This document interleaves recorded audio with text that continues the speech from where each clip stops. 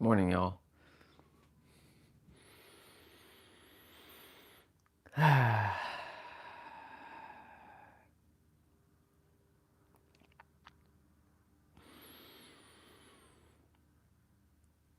Good morning, brother. Or actually, good evening, brother. I have to keep saying that because other side of the world. What's up, brother? I'm just doing my selfie pose because YouTube does this, like, it does an auto-generated pose, like, selfie thing. And if I don't do a proper, like, selfie, then the YouTube short when I post it, or sorry, the YouTube live when I post it, it doesn't have a proper selfie. It'll be like me kind of like looking somewhere in space, or like sometimes it has me with like a face, like it picks a random thing. So I'm basically just holding a pose for like a minute so that YouTube can capture this. We're going to be talking about entanglement. That's the word. How everything is entangled with each other. I'm going to get to my my warm up in a moment before we head out for a walk.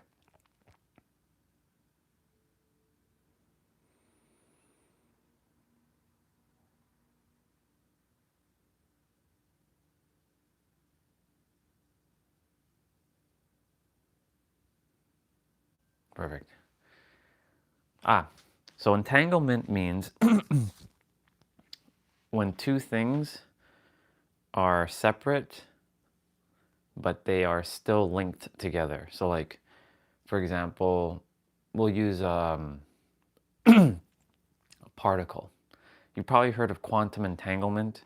So when something is done to one particle, it could be miles away. But whatever is done on one will be done to the other immediately and automatically. So for example, let's say someone says, I love you to this particle, to particle A, particle B, even though you didn't hear I love you from said thing, you will get it on particle B as well. So particle B is attached to particle A. So it's like two circles attached with a string, essentially. That's what entanglement means, and that relates to all of us and how we are all entangled, like our thoughts. I can think a thought about you and you can probably feel it. If you really take a moment to go in, you're like, brother probably just thought a thought of me or something, right? Most people are very unconscious in the world. There's a lot of people who are conscious who, when they feel something, they, you can tell. You can feel, like, for example, you can tell when someone is thinking about you, or you can feel something either great or not great when someone is speaking with you. Excuse me. I'm just going to put on some quick music so I can just get rolling.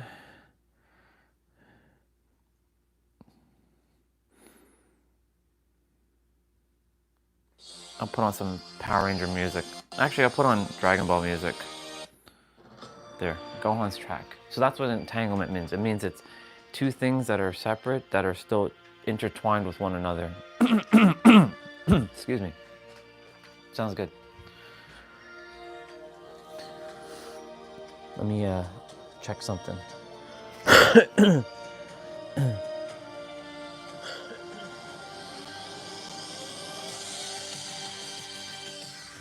All right.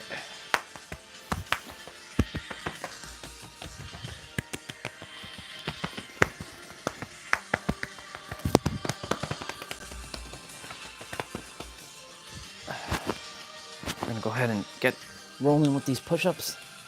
1, 2, 3, 4, 5, 6, 7, 8, 9, 10, 11, 12, 13, 14, 15, 16, 17, 18, 19, 20, 21, 22,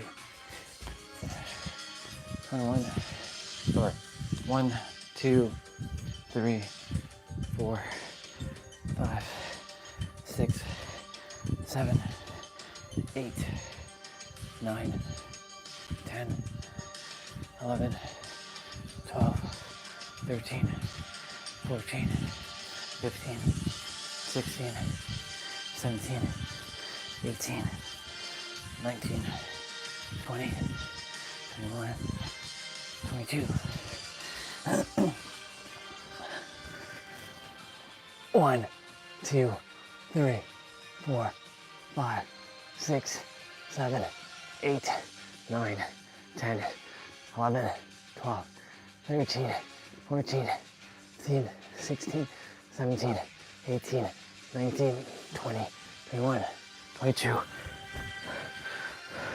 1, 2, 3, 4, 5, 6, 7, 8, 9, 10, 11, 12, 13, 14, 15, 16, 17, 18, 19, 20, 21, 22. 1, 2, 3, 4, 5, 6, 7, 8, 9, 10, 11, 12, 13, 14, 15, 16, 17, 18, 19, 20, 21, 22. 1, 2, 3, 4, 5, 6, 7, 8, 9, 10, 11, 12, 13, 14, 15, 16, 17, 18, 19, 20, 21, 22. 1, 2, 3, 4, 5, 6, 7,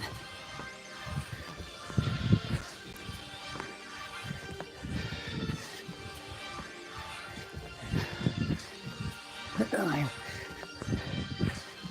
10, 11.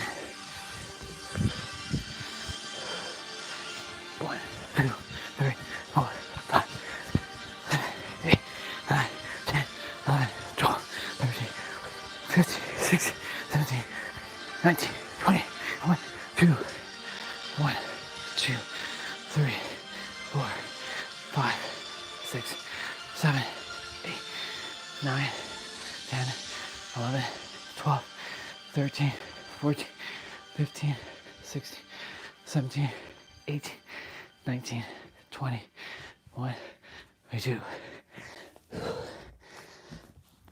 1, 2, 3, 4, 5, 6, 7, 8, 9, 10, 11, 12, 13, 14, 15, 16, 17, 18, 19, 20, 21, 22. Cat cow.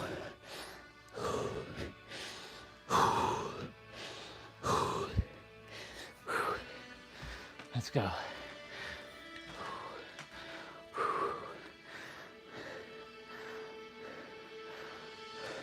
My Nike symbol's starting to peel off my headband a bit.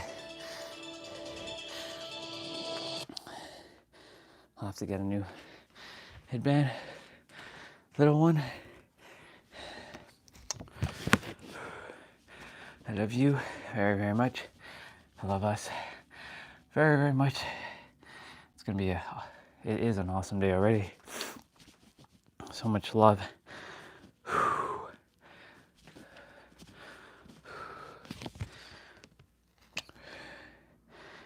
Perfect and complete. Safe and secure. Handsome and powerful. Innocent and intelligent. And very, very, very powerful. Okay, so no, all right, cool. We're gonna get rolling now. I got my warm-up done. Ooh, I feel good.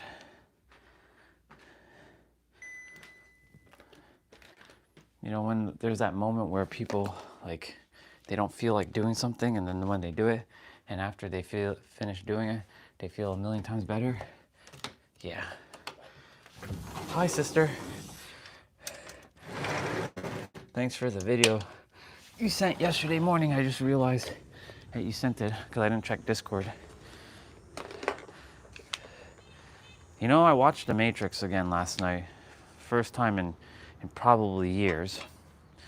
And I realized that's not a movie. I mean, I know people kept saying it's a document, but really, it explained more things about, right, recycling bins at the front.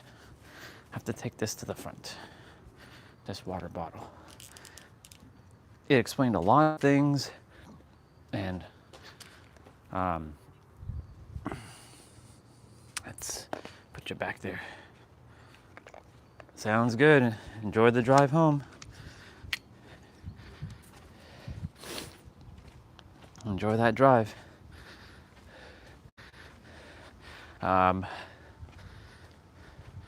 We got sun today, and it's gonna be warm, which is good. It's gonna be a summer day.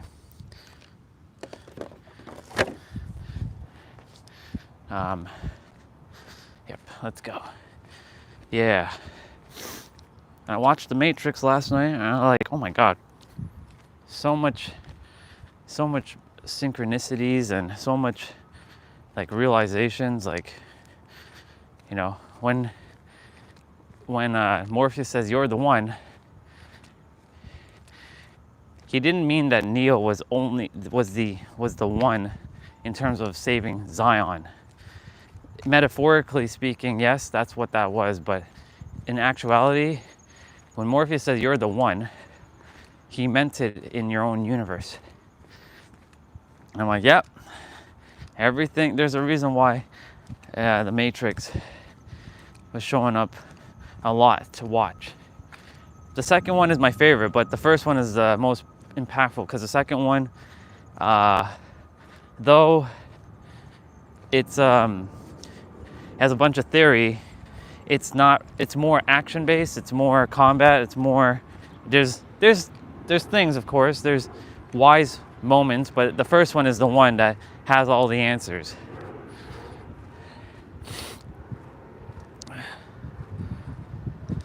Yeah, sounds good. Enjoy, like I said, enjoy your drive.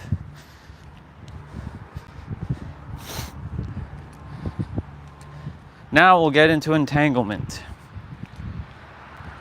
And it's fascinating that word has been showing up a lot lately.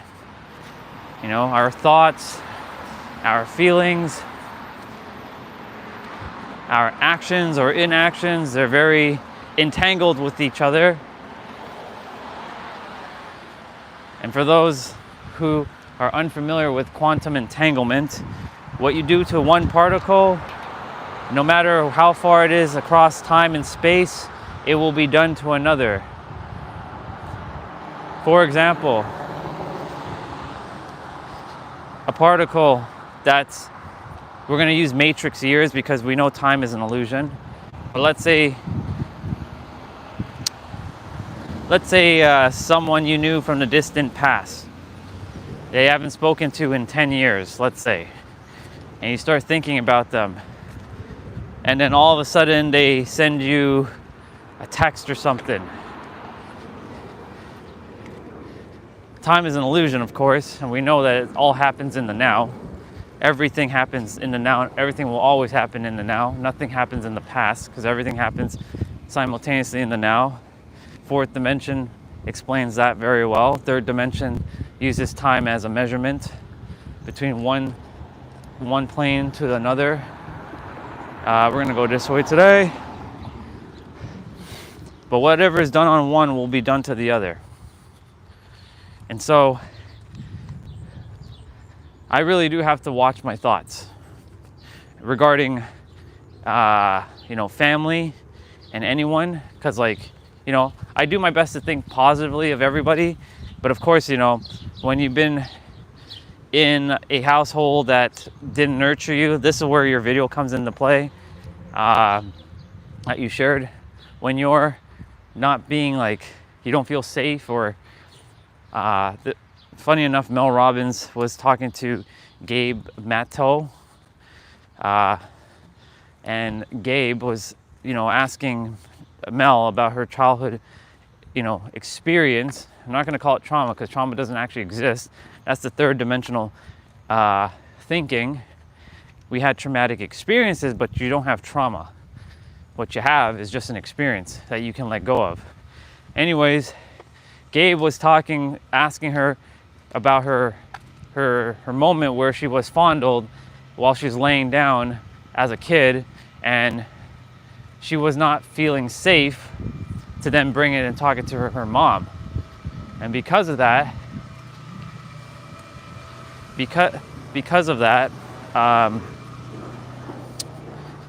that's where the trauma started, in fact. Not feeling safe to be able to speak, because he asked her, well, if one of your daughters had this experience, and if they weren't able to come talk to you, how would you feel? She'd be devastated. She would want her daughters to come talk to her. Right? So my laces are undone. My parents, I love them. I had to reparent myself and pretend that they don't exist in terms of parenting, because they weren't the greatest parents in terms of, nurturing and love. However, they did the best they did with the tools they had at the time. Morning. They did the best they did with the tools they had at the time. They didn't have all the technology in the world. They didn't have, the books. They grew up in a country that was considered less developed. And the system over there is, when you would go to school, you wouldn't be sent to a principal's office. You would get a stick and beating. Right? So their form of punishment wasn't like you're grounded or anything. Your version was getting your ass beat. And that happened in school. I don't know if that still exists over there in that side of the world, on that part of the world, if schools still beat kids. If they do, let's just smash that school system there specifically. Some will say, but it teaches discipline. No, actually, that doesn't teach discipline. That teaches fear. Fear to not feel safe. So let's fast forward now, 40 years later.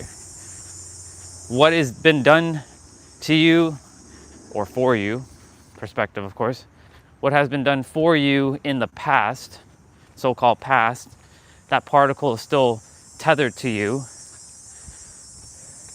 because you can think of all of your experiences as particles. That particle is still attached to you, and hence why so many people are walking around with so much pain and suffering in their heart. But you can rewrite your story now. In fact, you can rewrite it in every present moment when you know you're the creator. But it's going to take a lot of bravery and a lot of courage to walk and do the thing, do the play. Morning, sir. It's going to take a lot of courage and a lot of feeling your feelings, because for someone who hasn't done the deep interplay, to tell them, hey, you're the creator of your reality, that's not going to work. That unfortunately will not work for them, because they don't have the foundations built. And in order for them to let go and start fully tapping into healing, this is where Pete drops the ball, in my opinion. Pete tells people that we're the master creator. But because I've done so much deep interplay before hearing about I'm the creator, that's why I was able to take it on and be able to really tap into that experience. I had to go through layers and layers and layers of stuff to undo. So You know, when someone's like, you know, you can tell someone that they don't have trauma, that, you know, has been living in that paradigm that they have trauma. And they will be like, I do have trauma, and they'll identify with it. So you have to meet them where they're at. But eventually, you know, the particles of their experience will start to fade. I know they say time heals all wounds. Time doesn't exist. It's your frequency that heals everything, and your frequency of what your state of being is like. So like if your state of being says, I am healed, and I declare it and I demand it to be done, then it's done. And you can feel it. For me, you know, a lot of what has happened for me is been done here, and shifting my perspective, because like, you know, this has been my testing grounds, my training grounds in Toronto. It's funny how it starts with T. Testing, training. That's what Toronto is. And San Diego is serenity. Of course there's going to be some sort of like test or some sort of challenge that the universe will prepare while I'm there. Sure of it. I'm absolutely sure of that. But you know, the funny thing is, this is where this is going to come in beautifully. You could be 1,000,000 miles away from your parents, but they could still have an iron grip over you and how you feel. You could not feel safe and secure, and if you don't feel safe and secure, it will follow you for the rest of your life. And until you can feel safe and secure, that will follow you for good, until you find that way to feel safe and secure. And so, for example, someone who doesn't really love their parents, because there's a bunch of people who hate their parents. I used to be that person. I don't hate my parents, I love my parents, but I do my best to not entertain their negativity, because, you know, they are where they are based on their frequency. They're not to blame. They don't know. They're not aware. Let's just put it that way. They're only aware of the third dimension. They're only aware of, you gotta work hard, you gotta grind, you gotta hustle, you gotta slave away, trading your time for money. I don't want to see my mom trading away time for money. She should be able to do what she loves and loves what she does.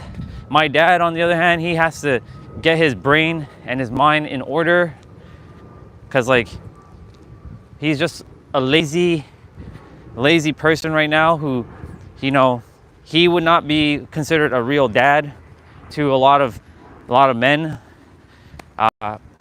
He is still a scared little traumatized boy. His parents, I don't know what they did for him, but they certainly did not raise him properly, because the others, his sisters and his other brothers, they were raised well. So he basically became like the black sheep, and either was neglected, or his personality was like, I'm not going to do this, or I'm not going to listen. I pick up a little bit of that from him, but actually I pick it up from myself, because I don't take traits from anybody, because it comes from me and me alone.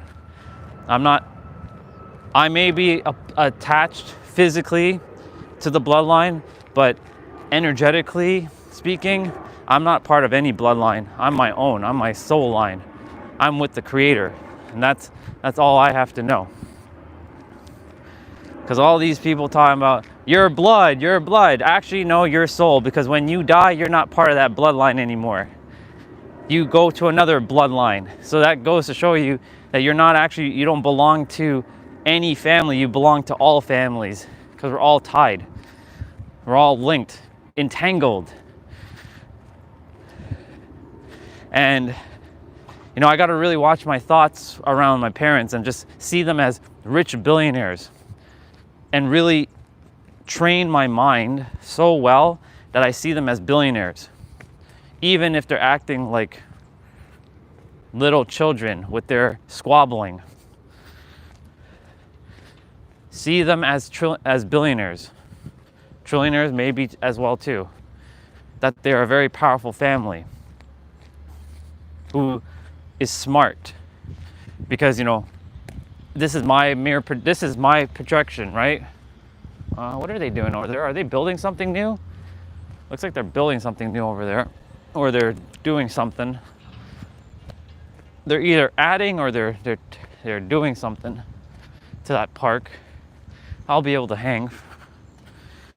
I didn't get to hang on this bar yesterday. It totally slipped my mind when I was talking with Sunil and we were in a flow when he asked me a question, and I was like so much in flow that it skipped my mind, because I love when I get into flow, like even my exercises take a back seat. Anyways, back to what I was saying. So like, if, you know, let's say I didn't fully heal from my parents, and some can say, but you're not healed, and people like to project their shit. Don't take on other people's projections. You hear me? You take on your own damn projection of yourself. If you tell yourself you're healed, then you're fucking healed. Don't ever let anybody tell you that you're not healed or you have to do more of this or more of that. Don't ever listen to anybody but yourself. If it feels aligned on what they're saying, fine. But if it doesn't, and they're keeping you in a box, you break out of that damn box. You're limitless, for the love of God. You're perfect. You've been perfect the entire time. You came here being perfect. I'm gonna hang on this bar for a moment. You came here being perfect. But if, let's say, for those who still feel like they're not healed, if you go somewhere else, or let's say your parents leave this world, because they will eventually leave this world, and you haven't so-called done your deep inner play, and you let go of the thing, guess what? They're still gonna have governance over you. Everybody came here to master themselves, not be controlled by their parents, and their parents aren't supposed to be controlled by their parents, and their parents aren't supposed to be controlled by their parents. Everybody came here to master themselves fully, mentally, spiritually, physically, and emotionally. Master your emotions, master yourself. Master your mind, master yourself. Master your physicality, master yourself.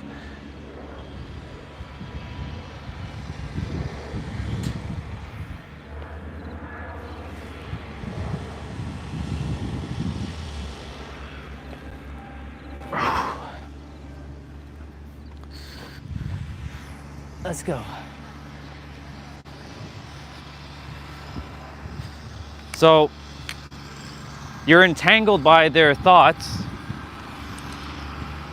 You're entangled by them if you haven't let go. Oh, they're just adding that stuff. That's it. You're entangled by them if you haven't, you know, gone through your deep inner play.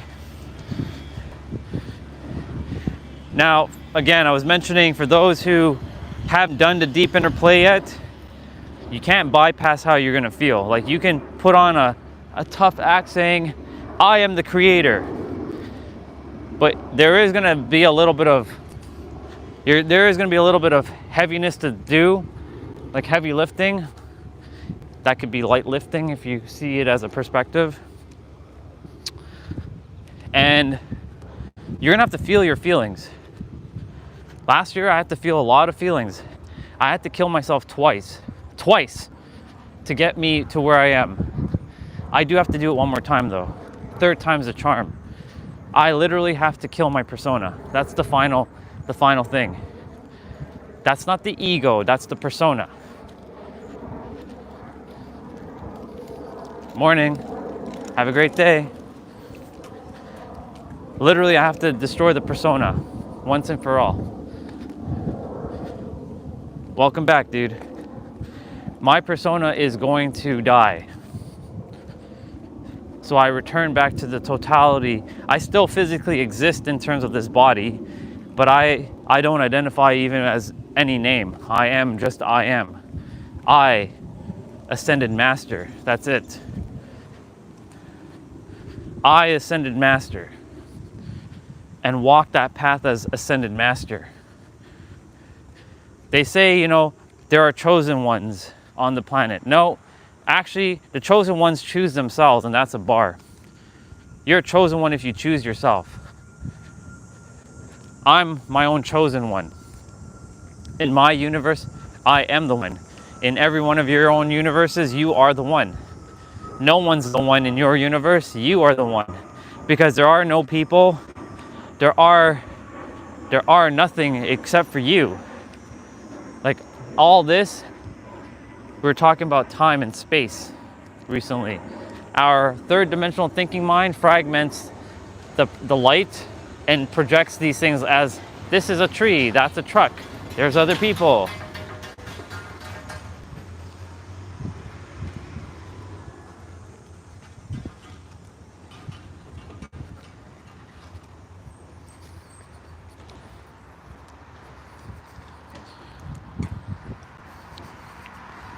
Making sure I cross over. So for me, it's time for me to undo my persona, my identity. And it's funny because, Olga started, she shared that in a text when I was going through my dark night of the soul. It's a version of me that no one has seen. It's basically embodiment of the creator fully. I and the creator are one and the same. No ego, only love. Let me rephrase that. No third dimensional thinking, only love, only care.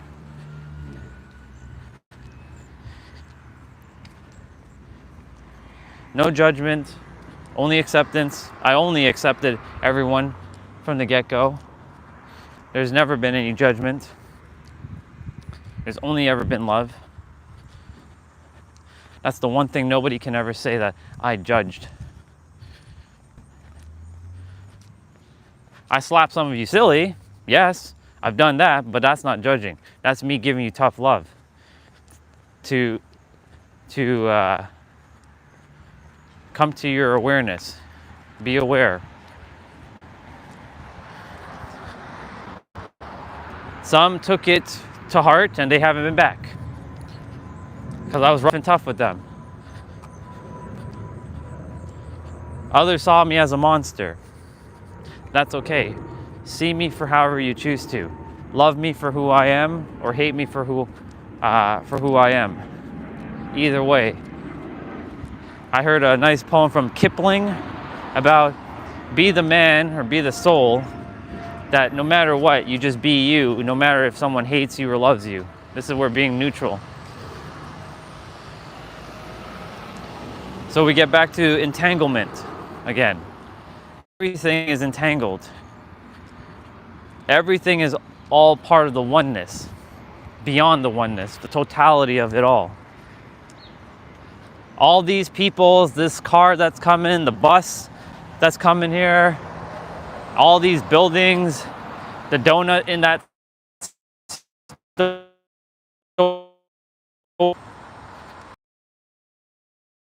it's just material and it's an illusion. All this is just protons, neutrons, electrons that were particle and waveforms at its most finest aspect, which is basically energy. All this is just energy.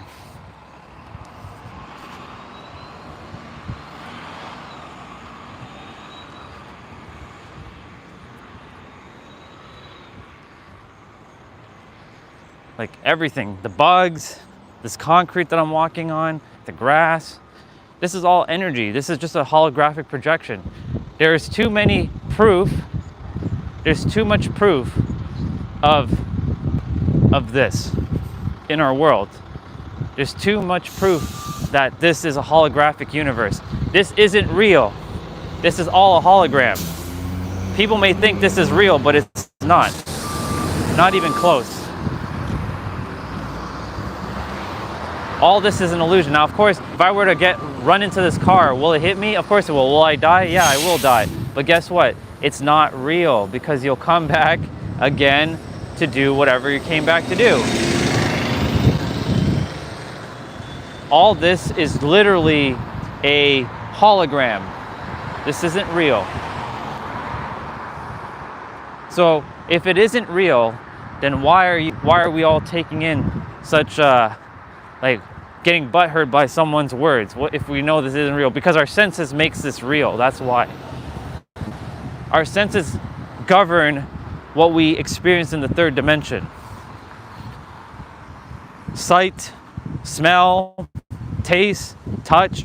I heard it yesterday in the Matrix. It was Chip. What's his name? Chip? No, not Chip. The other dude, the bald-headed dude. The dude that betrayed them. He's like, I know that when I'm about to eat this steak, that my brain is giving me electrical signals to tell me that I'm gonna taste steak, but I know that this isn't real. And when I heard that part, I'm like, yeah, all this shit isn't real. So when others are talking about you, so this is for Mr. Sunil. This is for you specifically. I know we were talking about this yesterday or the day before about someone like, being bothered by them, and they're not real. I know your mind is gonna think that they're real, but they're not real. I'm not real either, just so you know. You're basically projecting me to give you your own answers. But I'm not real. I'm not here. It's all you. It's only you. In my reality, it's only me. It's no one else but me. There is no Regina, there is no you, there is no T-Bray. It's just me. Having a holographic world. It's the Matrix, literally. And it's funny how what Morpheus says, as long as the Matrix exists, humans will always suffer. If they choose to suffer. Because again, this is a holographic universe. This isn't real. Everyone is projecting what they think is the third dimension. Like, there are some people in this world who have trillions and trillions of dollars, but they're not even known. They're not on some Forbes list. They're not popular. They're not known. There are the families who are pulling the strings behind the scenes, because they know how reality works. They know how how it operates.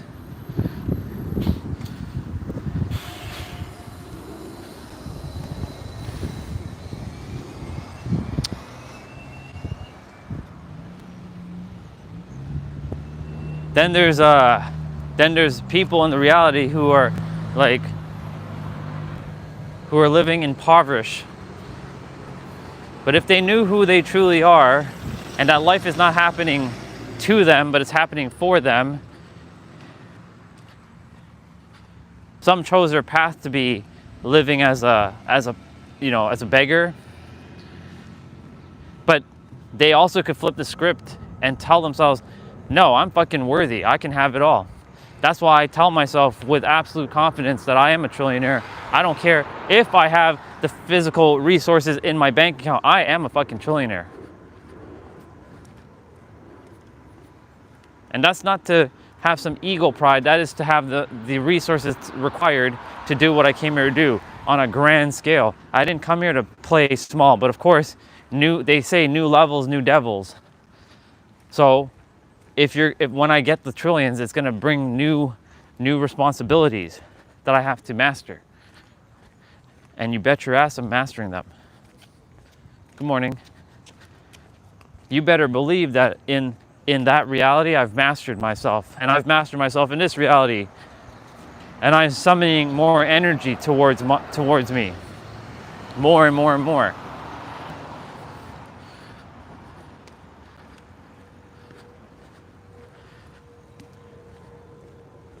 I won't doubt myself anymore. How can I? Doubt, fear, and worry are the three most crippling things that you can do to yourself. People will doubt you. Don't even entertain their doubts. Doubt your doubts. Where did you pick that shit up from? When you break through and transcend all the shit that has happened for you as a child, you literally won. And you love your child as if you are still that child. Nurture your child. Not it. It's not an it to that person who called it an it that day. I should slap him silly for doing that. I'd be like, yo bro, don't ever call your child an it. It's not an it. You may think you know, but you don't know, because your third dimensional thinking mind prevents you from knowing. It's not an it. It's a real version of you. It's still you. It ain't no it. You're not an it. In this third dimension reality, you are a living, breathing substance of unconditional love. You ain't some it.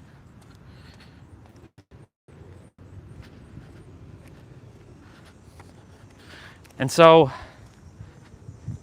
when you transcend, I can feel it. Because this is what happened last year when I killed myself twice. I broke through a barrier. That's why Pete and Nero showed up. Because if I did not break through that barrier, Pete and Nero would have not shown up. The universe desires for me to speak to the world. Now, the only reason why I'm only having like 1 or 2 people at a time on the stream, and it's not like thousands of people, there's a couple reasons. One, I had to still let go of a few things that I was holding on to. 2, it was to prepare me for the next phase. And only a few souls who are truly mastered themselves, like Regina, like T-Bray, were meant to still be here.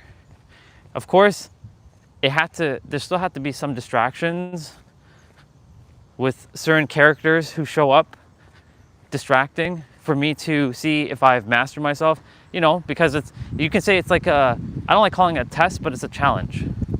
See if I've tapped into the next frequency by responding, not reacting, or not even responding, just being. Like yesterday, I'm just going to call him M-Ski. Whoever is on the other side of that account. Yesterday was very interesting with that person, Mr. Phoenix, saying, hey, I haven't spoken to you in like a couple weeks. As if he had like some amnesia. When clearly he was here 2 days ago and I had to slap the ugly off of him. Nah, I don't mean it that way. I mean, I have to bitch slap him for his incompetence. I'll do that. I won't hesitate. I'll bitch slap any one of you. But of course, that's only if you get out of line or you disrespect me. And the thing is, I'm always gonna love you no matter what, but the moment someone disrespects me, that's it. All hell is, there's that saying, I never go back on my word, that is and forever will be my ninja way. The only time I break my word is when you disrespect me. And when you disrespect me, that's it. But, the funny thing is, why are we entertaining? This is just fake, this is not real. Why are we even getting disrespected, right? It's a paradox. Just look at everyone's word and just laugh at them. Laugh at them like they don't exist. So you see, it's a lot of nuances to this thing. This is why you have to go deep within yourself and really, really figure shit out. No one was taught how to do this stuff. Unless you were born already aware and awake and you have all the answers right as you're born, and you don't lose it whatsoever.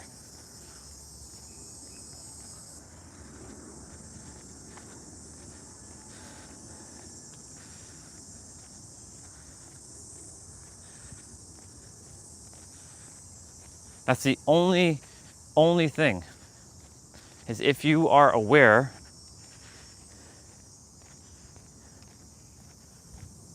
of it all. But no one is taught any of this stuff. It's not taught in schools, and we have to go through our own journey, our arduous journey on this planet. It can be a very difficult planet, or it can be a very easy planet, depending on your perspective, because it all starts with perspective. And then everything has a choice associated with it, a choice, decision, and a perspective. You can choose to be loving and make this easy for yourself, or you can choose to make this more difficult. Of course, you know, the universe is going to throw you a card.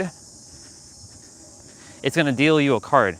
Now, how you deal with this card is up to you, but it's going to throw you a card. You may or may not like the card, but it's going to G-check you to see if you're staying in alignment.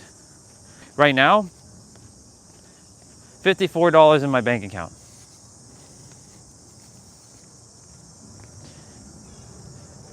$28,000 in experiences, because I used it to invest in myself. I didn't squander that away. I used it wisely. I went on 4 amazing San Diego trips. I used it for Vegas. I used it for New York. I used it to invest in all my healing certificates, from Theta to Reiki to everything in between. Even up until recently, I was still investing in myself, and I did. And that was the physical aspect, which has paid off dividends, because like I see the link now truly between mind, body, spirit. Having energy, you know, filter through your body. If your body's not feeling good, how can you even focus on energy if you're like worrying about pain in your joints? Everything is entwined and entangled with each other.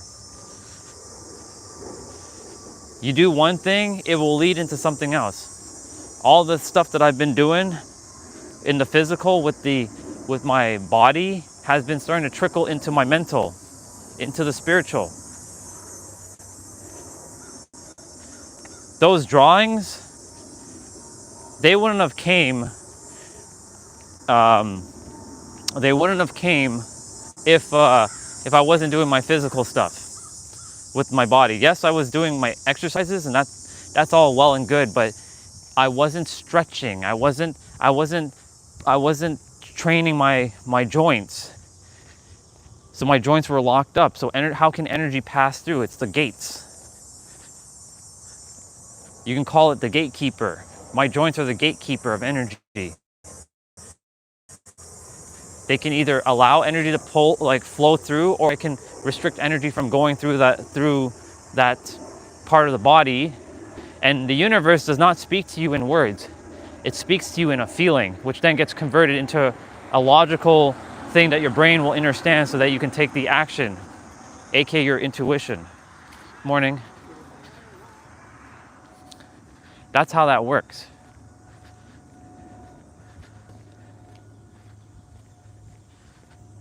My awareness level has shot through the roof. Basically, when I went through the dark night of soul, it basically slingshotted me back beyond where I was even before the dark night of soul. So I'm grateful for that experience with all the people who got caught in the crosshair of that. I appreciate I appreciate all of you. I bid you adieu. Love you. Go do what you came here to do. And I'm going to do what I'm continuing to doing. And I won't stop. Be the man that makes no excuses. And keeps going no matter what.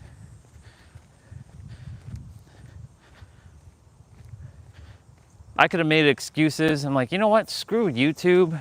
Screw this live stream, and like, I'm done. I could have done that. But I continued to show up. And there is not a damn soul on this planet that can't tell me that I don't take action, and that I just sit on my butt and I do nothing, and that I'm a quitter. There's no damn soul on this planet that works harder than I do. I don't care if they're a trillionaire, you ain't working harder than me. I don't think so. I don't care about your physical work or what you've brought to the world. You ain't better than me in my world, that's for damn sure. That's a little third dimensional thinking right there, by the way. I give some third dimensional thinking.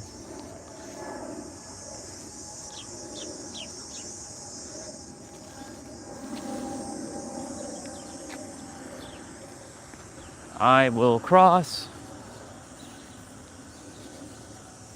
This car has to wait.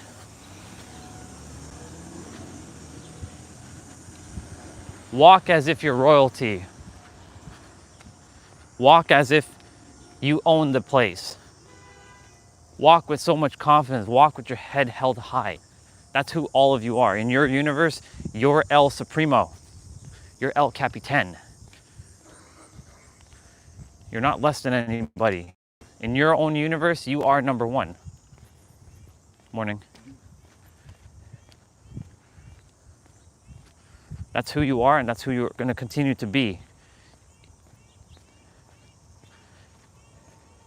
Never downplay yourself. Who cares if, like, The Rock makes billions of dollars? I don't know if he's a billionaire. I think he's just a millionaire still. Who cares if Taylor Swift is the most popular person in the world? I love her, by the way. She's awesome. Focus on you. You're the Taylor Swift of your universe, or you're the Rock of your universe. Morning.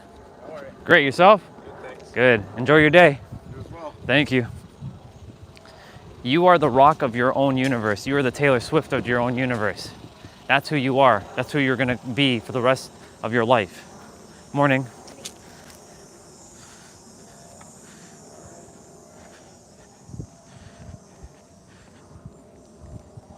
And I said this earlier.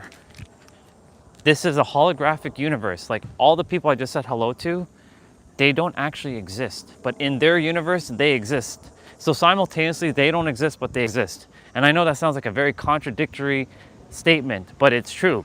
In their universe, only they exist. They are their own soul, but their soul is quantumly entangled with my soul. All of our souls are all entangled with each other. Some will be like, but how do we know that? Well, if you want to use science as science will tell you that particles will always be with one another no matter how far they are across time and space. Time and space only exist in the third dimension. Time and space does not exist in the fourth, because it's all simultaneously happening in the now. You are, in every present moment, powerful, undeniable, inevitable, unstoppable. That's who you are. You didn't come here to play small. You didn't come here to dim your light, and you sure as hell did not come here to be someone's second. You are your own first. And I damn well know that I came here to be my first. I'm a 15 and a half dimensional being. Fuck it, I'm an 18 dimensional being. 18 because of 9, because you know. I'm an 18th dimensional being. That's right, I transcended even beyond what else actually exists. Or I can even say I'm an infinite dimensional being. I'm one of one. Often imitated, can never be duplicated. And in my universe, I'm the most powerful soul ever. There is no one more powerful than me. That's third dimensional thinking right there again. I love doing that. I love catching it because I'm aware of it. But walk as if you own the place. Now, of course, I won't go and tell someone, hey, I'm more powerful than you. I'm not going to do that. We're all powerful. We're all equally powerful. But I'm telling it to myself that I'm the most powerful soul on this planet. And really feel that. That's why I love when Regina You know, she talks like she owns her shit because she knows she's royalty. She is the only one who touched the Holy Grail in her universe. Well, beyond the third dimension, of course, because there's life beyond this. She touched the Holy Grail. She's like a one in infinity. She said that. I'm proud of her for saying that, because that gave me ammunition to be like, all right, you touched the Holy Grail because it's part of you. Cool. That gave me, in my universe, there's something probably beyond the Holy Grail.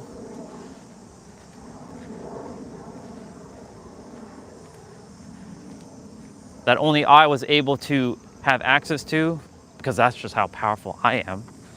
And no other soul is able to handle it. I'm not even one of one, actually. I'm beyond one of one. You can't even comprehend it with the words in English. But you see what I'm saying? You have to give yourself, you got to boost yourself up, because a lot of people will say, that's kind of arrogant of you. Well, you got to live in your own bubble. You got to be delusional. You didn't come here to be human. Well, yes, you are in a human meat suit, your ego suit, but you came here to explore this world in a third dimensional body, in a holographic world, doing holographic things that are third dimensional, to tap into your fourth dimensional, fifth dimensional, and beyond.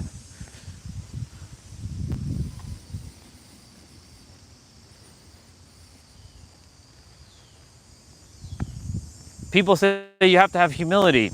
You have to be humble. There's a time and place for that, yes. It's all about balance, equilibrium. There is a balance to that, yes. But not at the expense or the cost of downplaying who you are. For example, you know, the night before, when I finished one of the diagrams, I ended up listening to Mr. Rupert for a moment. And he said something that caught my attention. He's like, you know, when we say to someone we are God, it sounds very arrogant that we shouldn't say it, but it's actually more arrogant to say we're human. Because if we say we're human, this was a great perspective. If we say we're human, that sounds like we created our own individualized expression, and that we're separate from God. So that's actually more arrogant to say that you're human. Of course, that's a perspective, because a lot of people can't see life as a paradox. They see it only as third dimensional, because they can't go beyond their third dimensional thinking. That's the issue.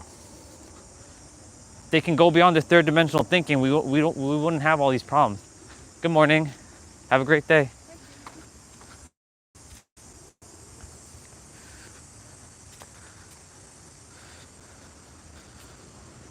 All of this is literally fucking an illusion. Literally. Someone once told me, it was a girl that I was starting to get to know last year during my dark night of soul, which is funny. I was on Facebook dating. Her name is Ophabia. Shout out to Ophabia. I only saw Ophabia as a sister, not as something romantic. She saw me as something romantic, but I didn't see her that way. I saw her as like a friend, like a sister, a soul sister. I kept calling her sister, but she's like, why do you call me sister? Well, because you are. I'm not making it across that. No, I won't be able to stretch again. Well, I will, but not the way I would desire. I can't make it to my rock. Well, I could technically, but my shoes are gonna get wet. And I have all this shit in my hand. Nah, not chancing it. I won't chance that. I'll just stay right here for a moment. Actually, screw it. 3, 2, 1. We did it. I made it over. Now, I gotta put you all on the rock right here right by the water, literally. And this rock here that I'm gonna put you all on is also getting wet. So I gotta put you closer to like here. Cool. I'll put my water bottle there too. Awesome. Now we get to do our back bend on this rock with some water. 3, hold on, we gotta do some back bend, elephant thing first.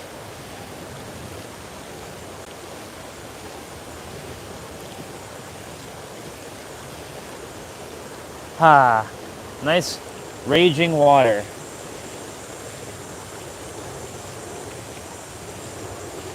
You know why I jumped over to this rock?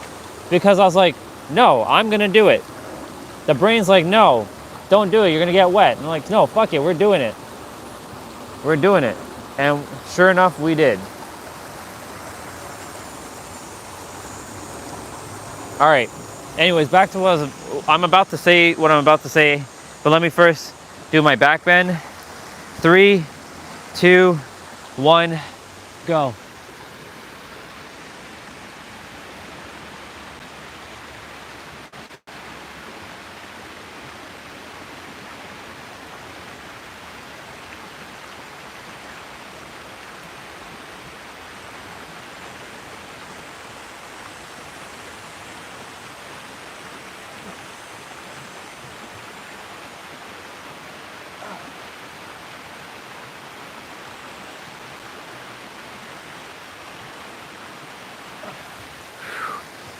I did it.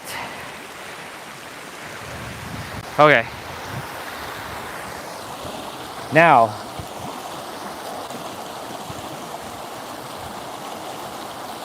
you know what it felt like just now? That I ducked my head into water. Because of the sound of the water right now, it felt like I ducked my head in water. Like my ears sounded like I went into water. Interesting.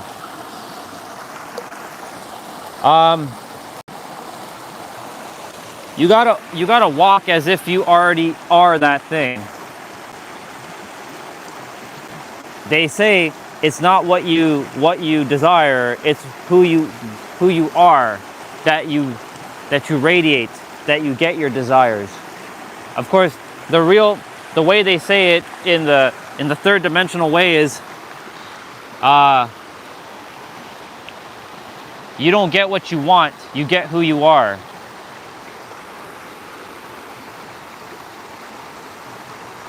Of course, that's third dimensional human aspects of the word want to need, and you all know I don't entertain words of want and need until I fully have transcended, which I know actually I fucking transcended beyond all my words. I'm done saying that I'm still not transcended beyond my words. I've already done transcend beyond my words. So going forward, if I ever say want to need, you already all know I meant to say desire and require, because that's what I mean when I say want to need.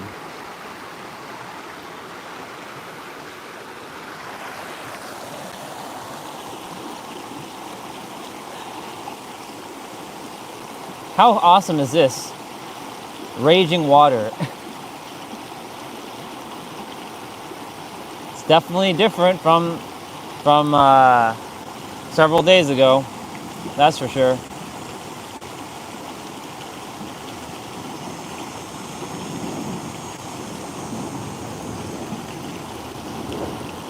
Giving my posing like Spider-Man right now.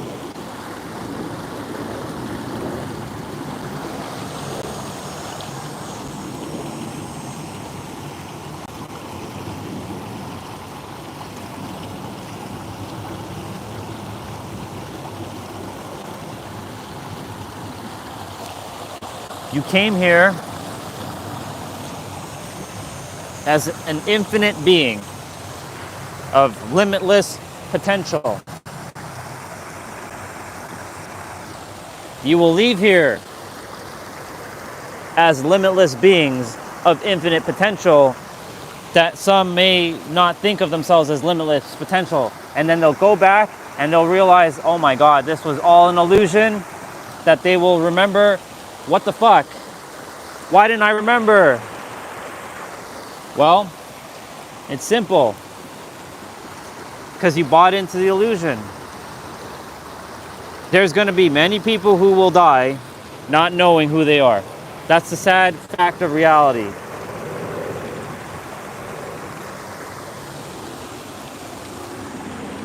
Because, you know, they chose their path. Some forget. I forgot. Now I remember. I was meant to remember. I was meant to be with souls like Regina, who are infinite and powerful, who know who the fuck they are. I wasn't meant to be with souls who keep acting like little humans. That's not being disrespectful. I'm just saying it for what it is.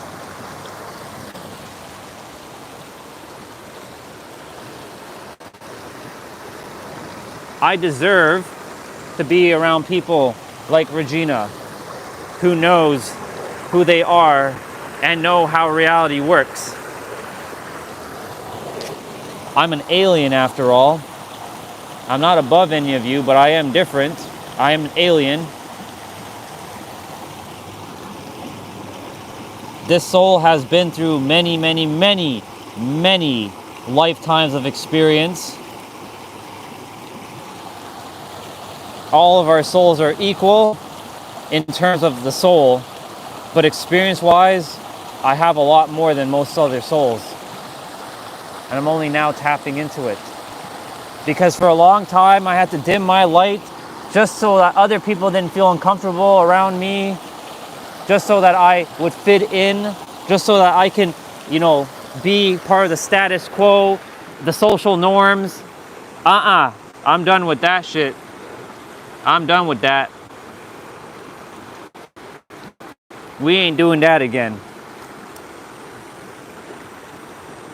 I'm grateful for Regina to remind me every day to, give myself oxytocin, a nice hug to myself, because I can give all that to myself. We do require other people to some degree, but I know I'm a very unique soul that can do it all. Like, I can do things on my own without the aid of others at times. So like giving myself oxytocin and dopamine, boosting myself up, telling myself that I am the most powerful soul that has ever been created. In my universe, that is. Again, we're all equal, but I'm still the most powerful soul, because I'm not going to put someone above me, not in my universe. No, thank you. You can be the King of England, which means nothing. Like, being the King or Queen of England means nothing now. Like, I don't even know why that still exists. You can be The Rock. You can be Taylor Swift. You can be Drake. You can be Kendrick Lamar. You can be Beyonce. You can be Jessica Alba. You can be Roman Reigns. You can be Stone Cold Steve Austin. You ain't better than me. That's for damn sure. Not in my universe. I'm El Capitan, El Supremo, El Commander, #1 in my universe. Will I be humble about that? No. Fuck that. I'm the best. In my universe, I'm the best. And if you don't tell yourself you're the best in your universe, then what the fuck's the point of being here? I'm not here to compete with anybody. I'm here to just be myself. But I'm the best in my universe. Most people are playing secondary characters in their story. You ain't no damn secondary character. How dare you disrespect yourself like that? How dare you disrespect the creator like that, creating you as an infinite being who keeps putting himself as some human that's like inferior to others. Fuck that noise. You know who you are? You're infinite. You know who you are? The main character. You're the character, you're the director, you're everything. You're not the secondary character, and you sure as hell ain't some support role. Like, you ain't supporting someone else's main story. Sorry, let me rephrase it. You're not supporting someone else who's the main character in your story. You're supporting others as their own main character in their own story, as you're the main character in your story. Know the difference.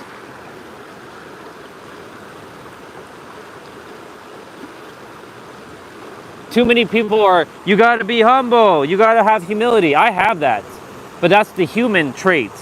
Yes, if I'm around a bunch of people, you know, choose your words wisely, of course. Know when to say things and know when not to say things. Know that that's where discernment comes in. Build discernment. Discernment and detachment are gonna be your two greatest friends. The two D's. And I don't mean D as the D that guys have, because most guys think down there. That's their fourth brain. Actually, that's not even their fourth brain. That's like their only brain, because most people think down there. I know because I've done it. I've been there and I've done that. And at times it would like to do that, and I'm like, nope, you down there, chill the fuck out. We got stuff to do. And that's through the heart.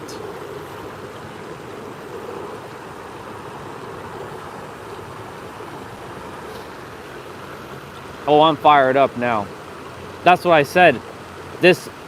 I'm back. And not only am I back, I'm even better than ever. I may sound a bit more arrogant than ever, but I can't help how you perceive me, because in my universe, I am El Capitan #1. Doesn't mean I'm better than anybody, but I am the best in my own universe, and you're the best in your own universe, and we're all the best in our own damn universe. That makes us all equal. But someone will be like, but that's contradictory. Yeah, because you think in third dimension. Stop thinking in third dimension and start being in fourth and beyond. You see this water? This isn't real, but this water is also real at the same time. If I were to touch it with my senses, my brain is sending an electrical current to my finger saying, ooh, that water is a little warm. It's not cold. And my brain is also sending a signal to my eyes that like the water is raging right now. But when you die, this isn't real. None of it is. There's too many people who have near-death experiences who have said that this is not real. Are they all lying?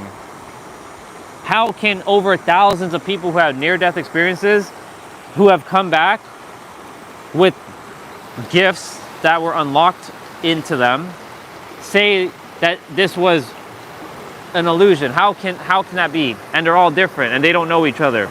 It's not a cult of people. It's not a group of people. It's not an organization. All walks of life from all parts of the world, all different cultures, all different languages, all of it. This is not real.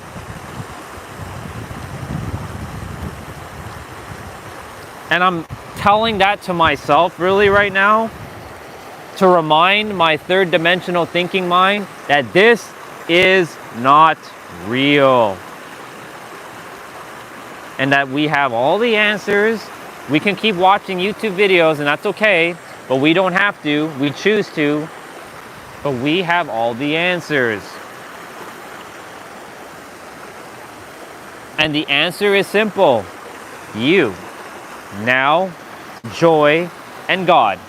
4 words, 3 letters, the letter O in the middle. 4 words, 3 letters. Uh-huh. As Jay Uso would say, it's 4 letters, 1 word. Uh-huh. Yeet.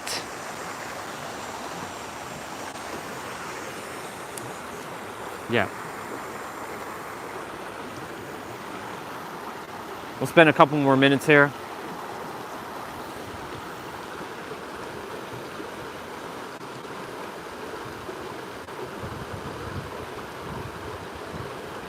Now, I don't know why Alexandra came into my head for a moment, but she did.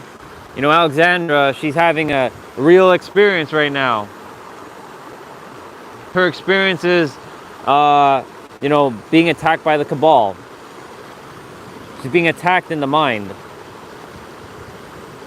It's a real thing for her, being attacked. I know what that feels like.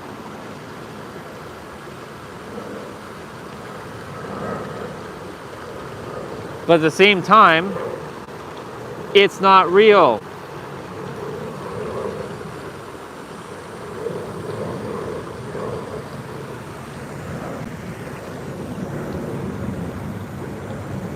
When you leave the other side, when you leave, on the other side, it's all unconditional love. There is no cabal. There is no nothing. Your third dimensional thinking mind is creating that experience. For me, I simply will not entertain reptiles and reptilians into my experience anymore, because if I do, then you'll just be a victim. It's exactly what Pete said yesterday. He said basically, for those who are experiencing psychic attacks and stuff, well, you'll only experience psychic attacks or spiritual attacks if you entertain them. If you don't, and you give no power and recognize that it's all one thing and that you are the creator, you're not bypassing, you're simply straight up knowing that you're the creator, and the creator doesn't entertain that garbage.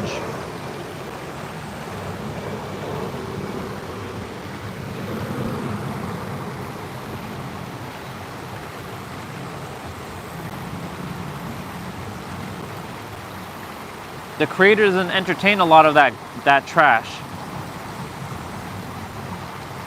because it's all an illusion. This is not real.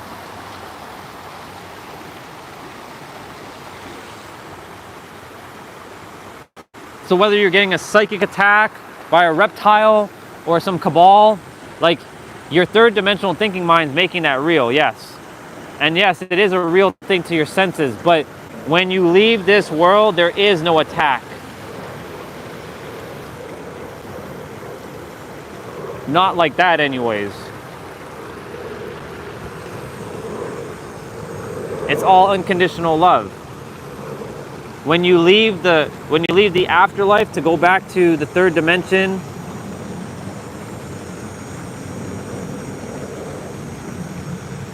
this is where I'd have to ask Regina something. I know in the fourth dimension, so from what I've been told, and I know you can't respond right now because you're driving and you're observing right now, but when you do get a chance later on, this is just a question just to leave in the ether. Does duality exist in the fourth dimension? Because from what I've been told, duality still exists in the fourth plane of existence, the fifth plane of existence, but oneness is in the seventh plane of existence. So I've been like figuring out what's the difference between the dimensions and the planes of existence. All right, it's time for us to roll on out. Thank you, Water, for this time. Thank you, Water, for empowering as always. And I will see you tomorrow, Water.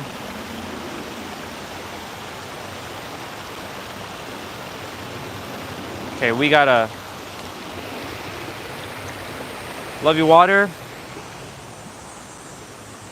3, 2, 1, go. Nice. We did it. Later, Water.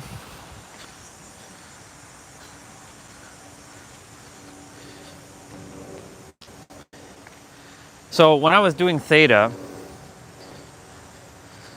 I remember my instructor, of course, you know, the instructor got it from Viana, who is the one who brought theta into reality, even though theta always existed. Theta mind work or theta mind healing, whatever you want to call it, which I'm masterfully certified in, which, you know, now I break the rules of that because, like, yeah, like speaking, creator of all that is, it's commanded and requested that you do this. Thank you, it is done, it is done, it is done. Why would I have to say, hey? Question, how far is Islington from here? So you're gonna be passing an underpass that is gonna be Islington, and then after that it'll be Abilene. So you'll see this underpass with a lot of graffiti, and that's gonna be the Islington Bridge. So I would say with that, you'll probably get there in about maybe 7-8 minutes. So you're not that far. Alright. Yeah. My thing is not showing me properly. It says no internet. Yeah. So like when you keep going, you're gonna pass a park, then you're going to do some zigzag, and then you'll see. Actually, hold on. You're gonna pass a park, and then you're gonna see like an open thing like this, like where you see trees kind of like on both sides, and then you're gonna see an underpass with the graffiti, and that's the Islington Bridge. Okay. There is a way to go up, but it's a little bit difficult because of all the bushes and shrubs. So yeah. wait, the bridge here is gonna be Albion to Islington? So the bridge that's going to be coming up will be the Islington Bridge. It'll basically be by that high school. I forget the name of the school. TCI? Yes. Okay. Yeah. So you'll be by TCI. Okay. Yeah. Appreciate it. Yeah. No problem. Have a great day. No problem.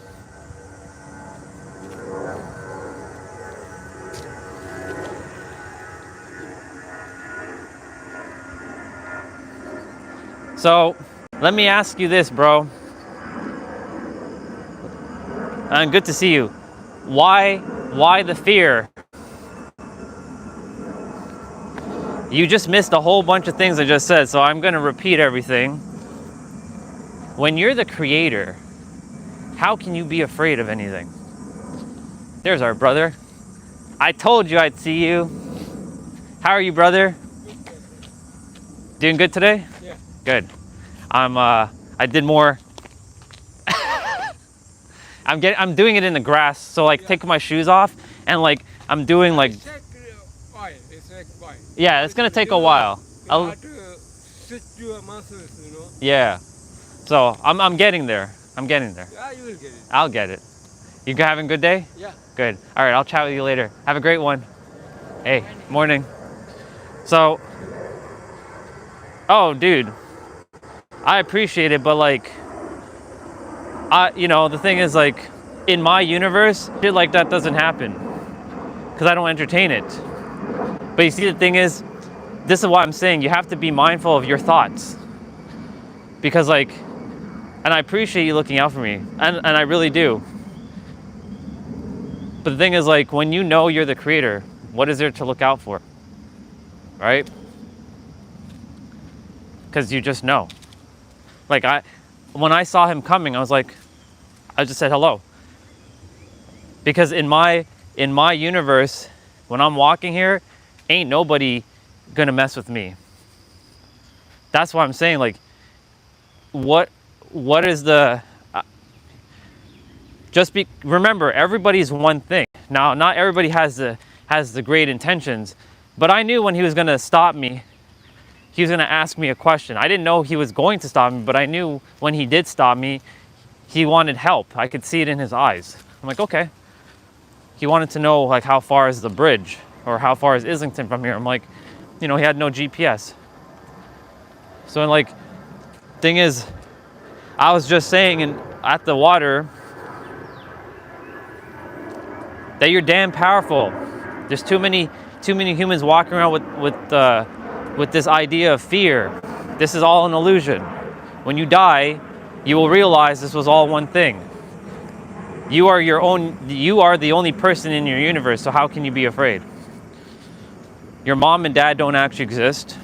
I know that sounds baffling, but you actually brought yourself into the world. You just use them as mediums. They don't actually exist. because they're holographic, but they also exist at the same time because they themselves are their own universe. And in their universe, like in their own universe, you don't actually exist. But we're all one soul, having 8 billion different perspectives. Life is very complicated and our brain doesn't like that. It hates it.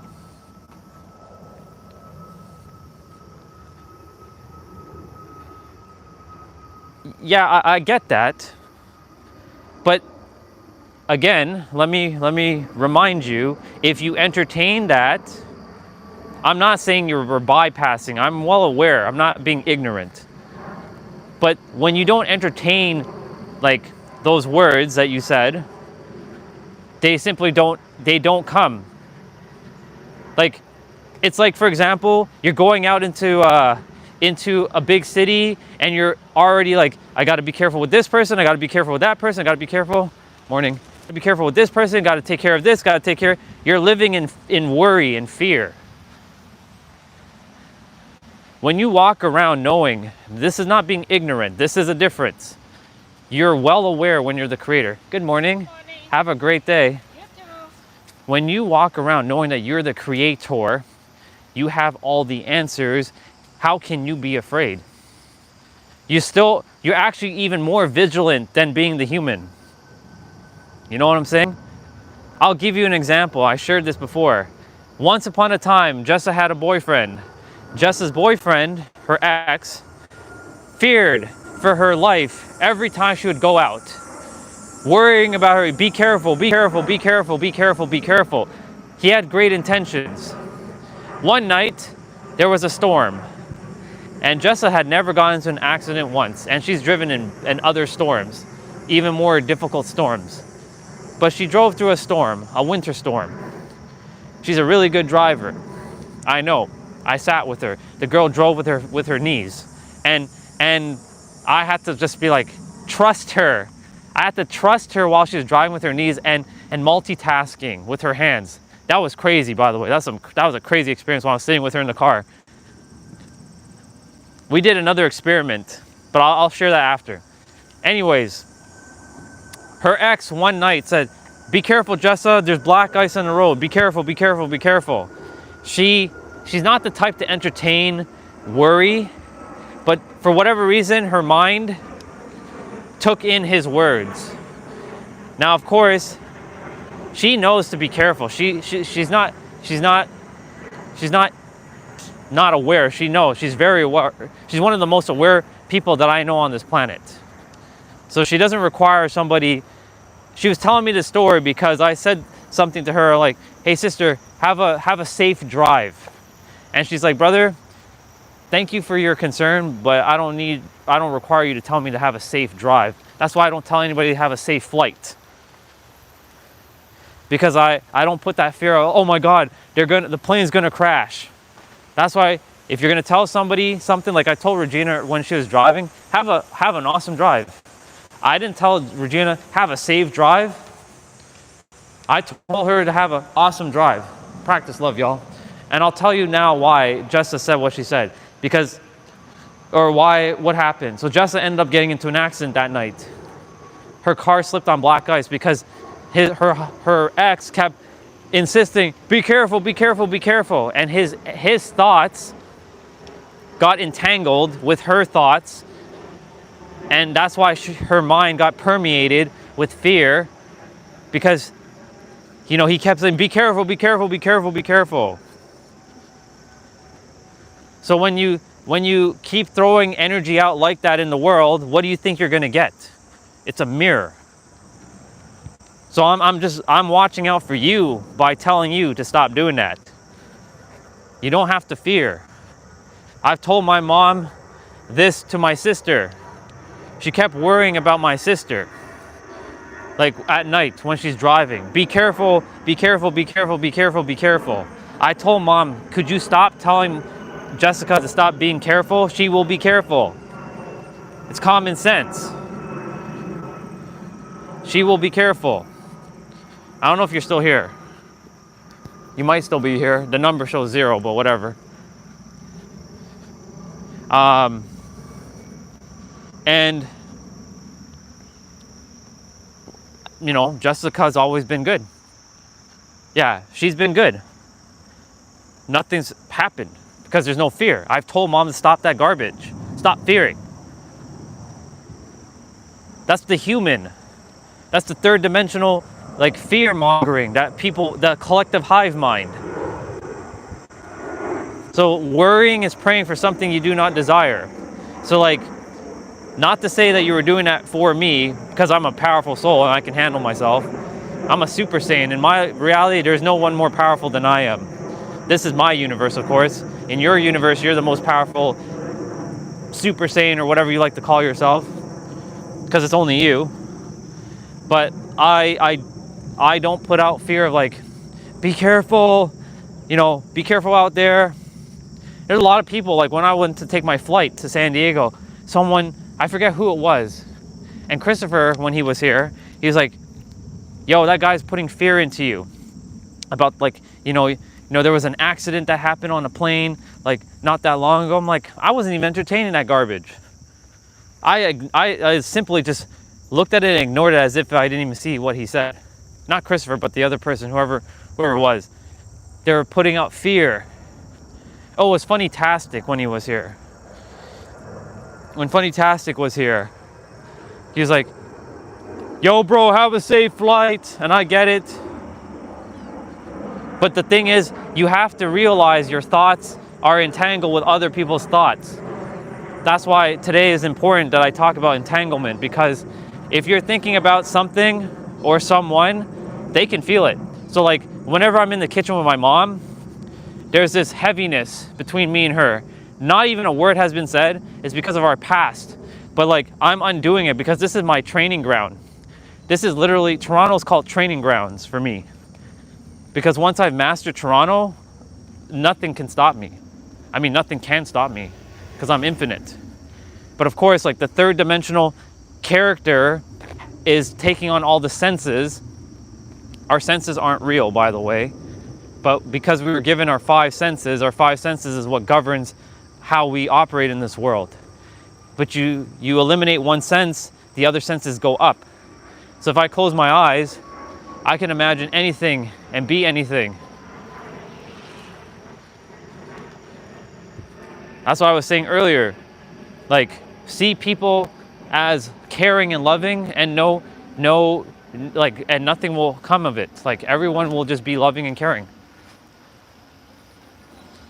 Some will just, like, you know, in my reality, no one comes up to me and, like, does fear mongering, because I don't fear when it comes to that, because everyone's one thing.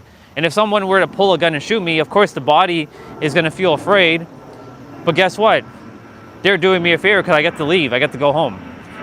I get to go home and get back my powers. And then I can strike them down from there. I can send them into oblivion. Not that I would do that, because, you know, when we're on the other side, we're all unconditional loving. But, you know, our senses are what governs our reality. And if you can undo your senses and tap into beyond your senses, hence the creator doesn't fear. The creator doesn't operate from worry or doubt. That's why, like, even though I have, $54 in my bank account, I'm not afraid. If I go into the red, that's okay. That's not who I am. I'm a fucking trillionaire. A trillionaire that's not on a Forbes list. I'm invisible to the world in terms of, like, you know, those lists, because I don't desire to be publicized like that. But I will be helping the world. Welcome home, sister. Welcome home. You're amazing too. Just remember that. But yeah, that lesson that Jessa shared with me stuck with me. That's why so now I'll explain what we did in the car together. So I'll give you what exercise we did. So when we were driving to to Florida, you know, she told me to put away my phone because I was missing, you know, the present moment. She's like, brother, are you really going to look at those photos again? You probably may look at them once or twice, but are you going to really look at all your photos again? realistically? I'm like, well, I don't know. Maybe, maybe not. Good. Put your phone away. We're gonna do something. We're gonna build a trust exercise right now. We were doing trust exercise in the car while we were driving to Florida from New York. She was driving, and I'm not someone who likes other people driving me personally. You know, this is a little bit of control, but I had to surrender that control over. This was a real big trust thing. Morning, sir. Have a great day. It was a big, big trust thing that I had to do. Morning. And she closed her eyes. So we were in traffic. So she's like, okay, so this is what we're gonna do. There's our brother and sister. I haven't seen you two in a couple days. You good? Because the water is Yeah. Have a great day, both of you. Bye. So while we're in traffic, she had us do this. Sounds good. Before you run, let me show quickly. Basically, she was closing her eyes and steering the wheel. She was closing her eyes and pressing the gas and the brake, and I was steering the wheel. That was our exercise. So we would have to communicate. Press gas, and I would turn the car. Or like I would turn, and I would hit the signals. Press brake. Slow down. So she closed her eyes with full trust, knowing that I'm gonna take care of the wheel, and I had to be her eyes for her to know that, to trust me and know that we're gonna be okay. It was such a trust exercise. Oh my God, it was so good. This is a great exercise for couples, I would say. Now, me and her are not a couple, but she was building that trust for a lot of different reasons. So yeah, that's basically the exercise that we did. Pretty powerful exercise. Can't really say anybody's done that. I haven't run into anybody else who has done something quite like that, where someone closes their eyes and they're pressing the gas. She literally has her hands like off the wheel. She literally has her hands like on her lap, and I'm the one that's steering with one hand, but she's the one that's pressing gas and brake, and I'm the one who's being navigator. Hey, press gas, speed up a little bit, press a little gas, and then it'd be like brake, gas, brake, brake, gas, gas, brake. I'd be letting her know, gas, gas, gas, go, go, go, go, go, brake, brake. We did this for a good hour, by the way. We didn't do this for like 5 minutes. We did this for a fucking hour. I'm like, I had to trust her with her feet, and she had to trust me with my eyes and hands. I mean, hands wise, like that's easy, but feet, like eye wise, like she had to trust my discernment of like a car coming, stop, stop, stop, stop, stop, brake, brake, brake, brake, brake. So I would say gas and brake. So that was our key words: gas, brake, gas, brake, gas, brake. So anytime I would say brake, she would stop. She was like, I would just say brake. So like man, I'm sitting. I feel like I'm sitting in the car with her right now doing this experiment.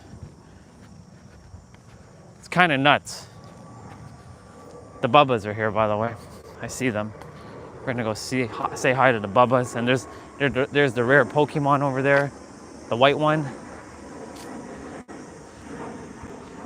He's the rare specimen. Yeah.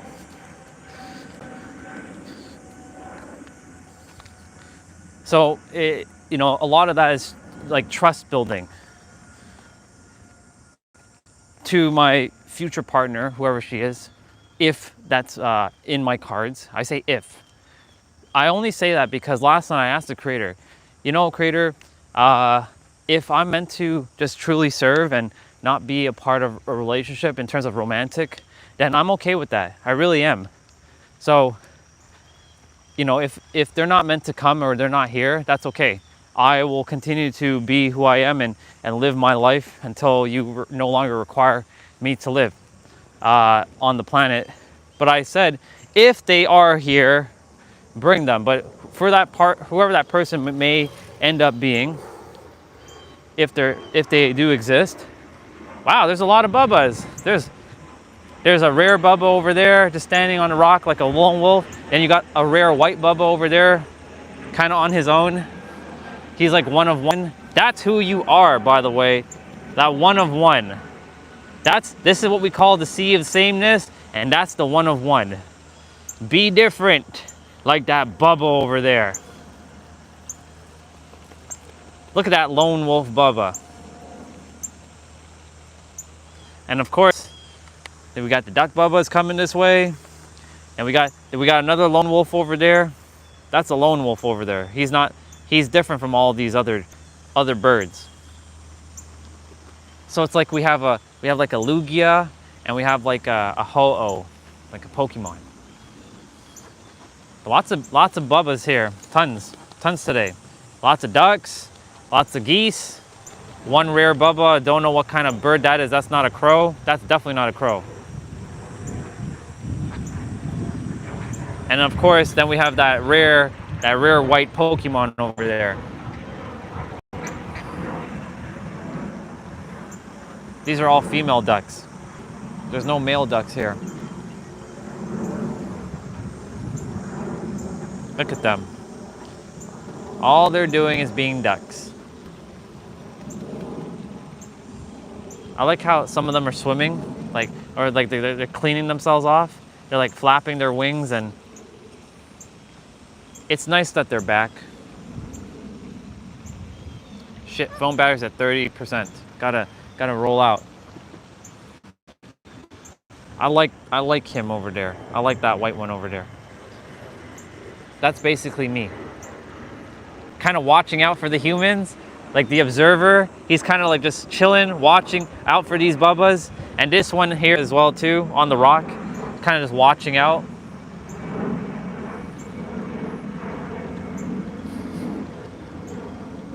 Be different. All right. Bye, bubbas. It's good to see you. I love you all, bubbas.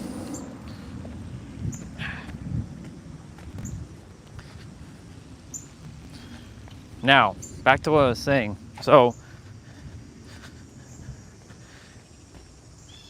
this is perfect that Anderson brought up what he said, because it goes hand in hand with entanglement. You know, people can feel your thoughts. Doesn't matter how far they may be. Like, I remember, who was it? Angel. There was a moment where I thought about Angel, and she immediately texted me. I'm like, I need Angel's help with something. And sure enough, she came through and she helped me with something at the time. In an instant. I'm like, how did you know? She's like, because we're connected. This is like the me before spirituality, really. This is the me before crystals and spirituality and manifesting and all that stuff. None of that stuff was in my reality yet.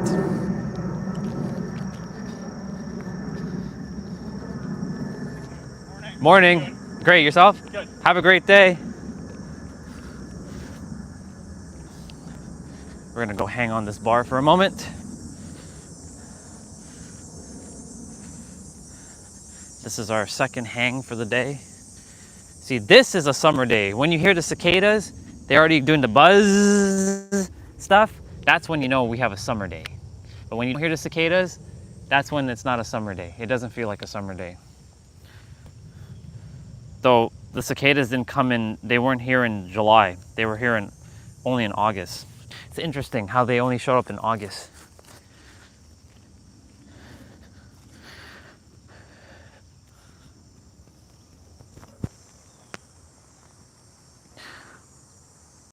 Yeah, so when you're, so I was like, but how did you know I was thinking about you, Angel? She's like, because I can feel you. I'm like, what the fuck does that mean? Like, that sound is so weird. I'm like, you can feel me? What the hell does that mean?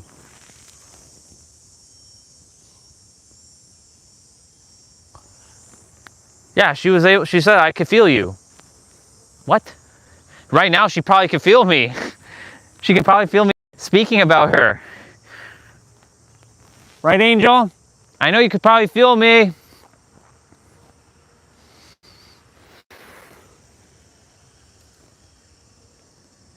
And you know who confirmed this? Our very own sister, who's in the chat right now, if she's still here, Miss Regina herself. Because she will also know if you're thinking about her. She'll know. She will know. Oh shit, golf cart.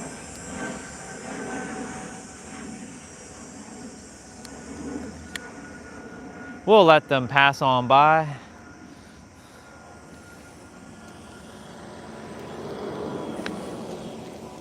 That's cool. Haven't seen one of those in like since San Diego.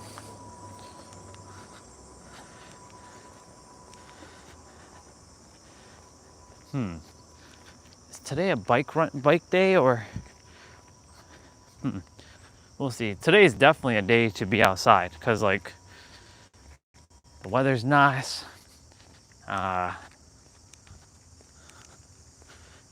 Anyways, we are all quantumly entangled with one another. All of us. And so, you know, when we have fear for someone or we worry about someone, we project that energy out to the universe, and it will then bring a circumstance, a situation, a person, or an event into their reality.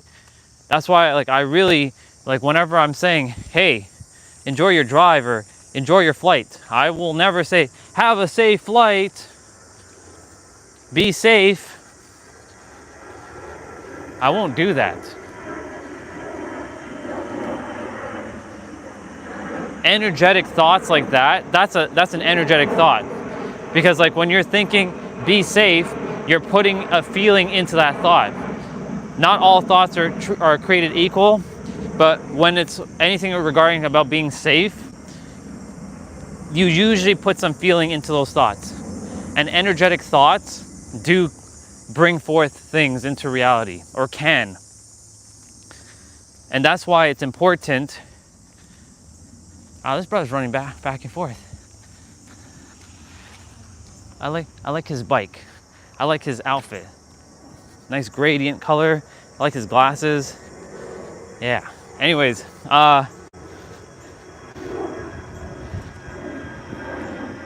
worry, fear. We understand that we desire people to be safe. We get that. Like we know this. Like again, to Regina, like I'm not gonna say, hey sister, be safe while you're driving. I know Regina knows how to drive, so she'll be safe.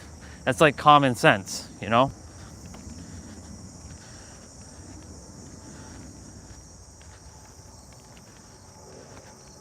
In fact, I'm sure Regina's been driving longer than I have. Though I'm a very professional driver, she's been driving longer than I have. So what would there be to be like telling her to be safe, right? Why put that energy out there? Be safe, Regina. Be safe out there. Why? Why do we do that? I know we care, but why do we put that energy out there? Why do humans do that? I said it earlier, my mom did it to my sister. Be safe out there, be safe out there, be safe out there because she's a girl, be safe. What does that have to do with anything? There are a lot of girls who can whoop ass. My sister she has a great head on her shoulder. She will be safe. I don't have to tell her, be safe.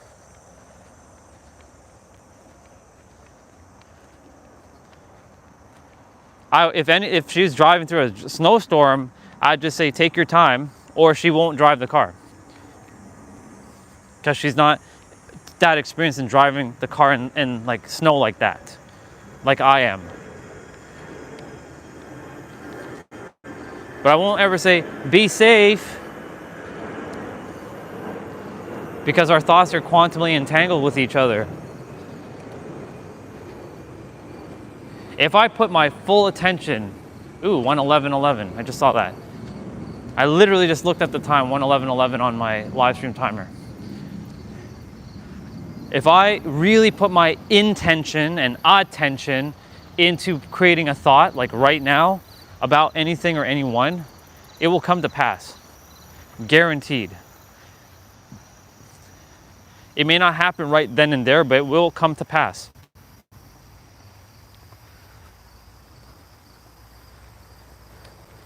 That's the reason why I will not put fear out there. Fear is an illusion. Doubt is fear's brother, and worry is doubt's and fear's sister. Doubt is brother and worry is sister. Even though they're actually not gender related, but you know, got to make it equal. That's a synergy of Trinity right there, by the way. Morning, brother. Have a great day.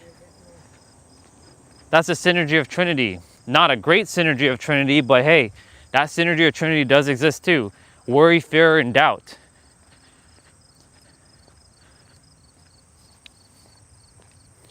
And in the middle, well, it can be wrapped up in as reality. It could be just you. It could be experience. But that's the synergy of Trinity as well. And most things are a Trinity.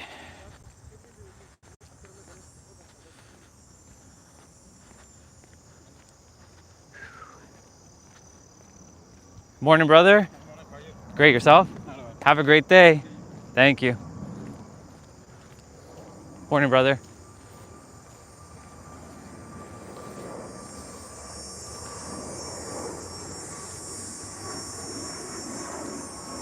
Oop, phone battery 20%.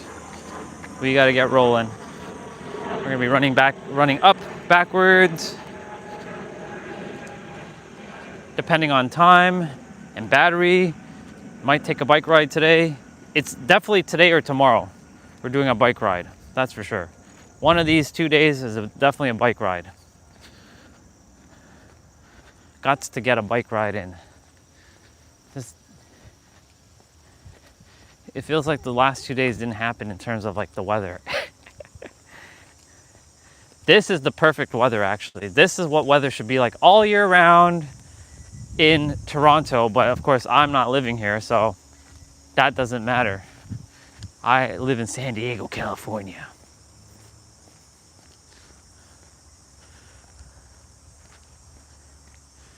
Okay.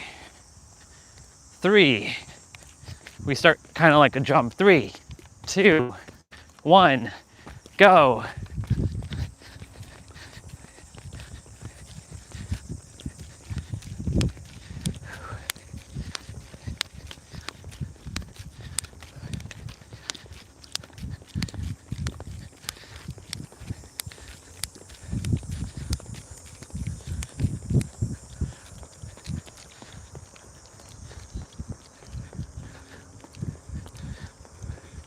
One of my mansions near in Carmel Valley in San Diego has a hill not similar to this, but definitely steep like this.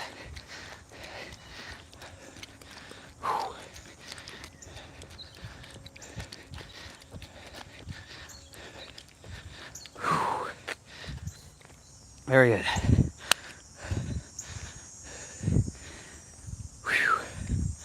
Let's go.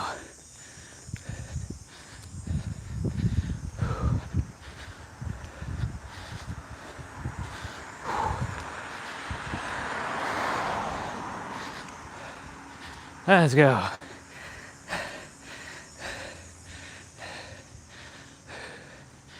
All right, gotta take a moment to catch my breath. Yeah.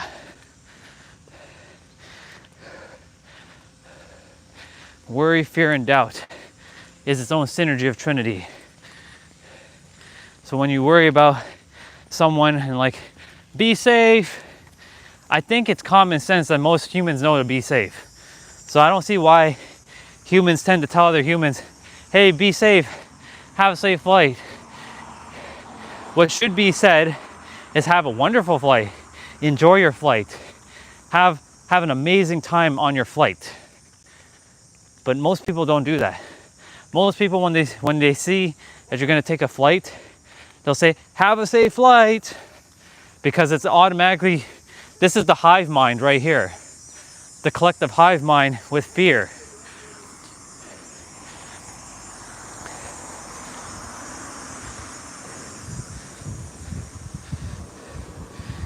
Worry and fear and doubt is just ignorance to who you are and what it all is, an illusion. That's really what it is. Normally I walk through there, but I'm gonna take the longer way. The battery should hold up, or I'll make it hold up. I'll make it hold up.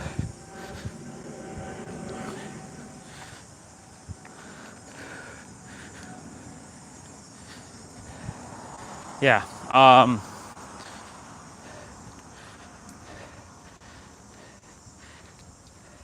You know, it's funny because that's why when David went back to India and when he goes back to Dubai and he says, hey bro, I'm heading back to Dubai, have an amazing flight, bro. But you know what was funny? When he said that, when he was heading to India, immediately the first thing that came out of my mouth, unconsciously, and I caught myself immediately, I had to like, nope, no, was have a safe flight. Why? Why? Because we've been programmed. There's the collective hive mind. There's the tribal thoughts, which I heard about yesterday, which was a fascinating concept.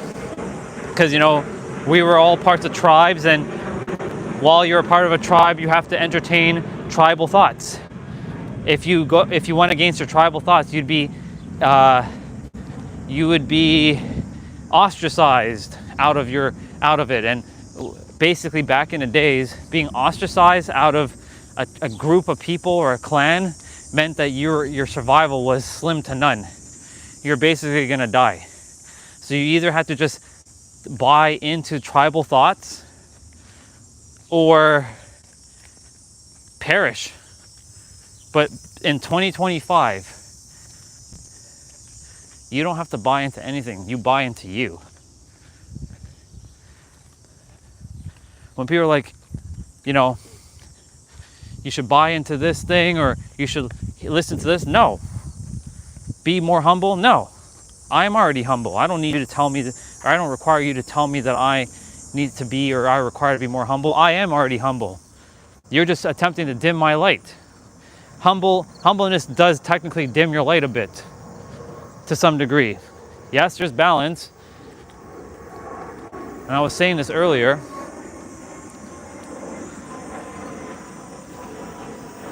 But most people, when you talk to them, they don't have this fierce energy coming out of them, as if they lost the fire in them. Because they bought into tribal ideas, which, you know, it's not their fault. They weren't unconscious about this. But a lot of people are still living with tribal thoughts of like, oh, I can't go against, you know, this thing, because if I do, I will not be accepted by anybody. Excuse me, since when do you have to be accepted by anybody else but yourself? That's a bar. I don't have to be accepted by anybody else but myself. If every single person that I currently know right now were to reject me, cool. I don't require you. I don't require you for my existence. I am my own damn existence. because I refuse to buy into tribal thoughts. That's why that thing, that quote, or that saying earlier, like a month ago now, I missed the way I looked at the world before I became aware of everything. So fucking true. I really do miss the way I used to look at the world. Being a drone, a robot, a human who thought that life was happening to him and that I was resided to my fate of being, working in some job, taking orders from some boss to be enslaved for the rest of my life. I'm not saying work is enslavement, but I'm saying that giving your time up for something that's not necessary is not part of your soul's journey. You came here for something more than just that.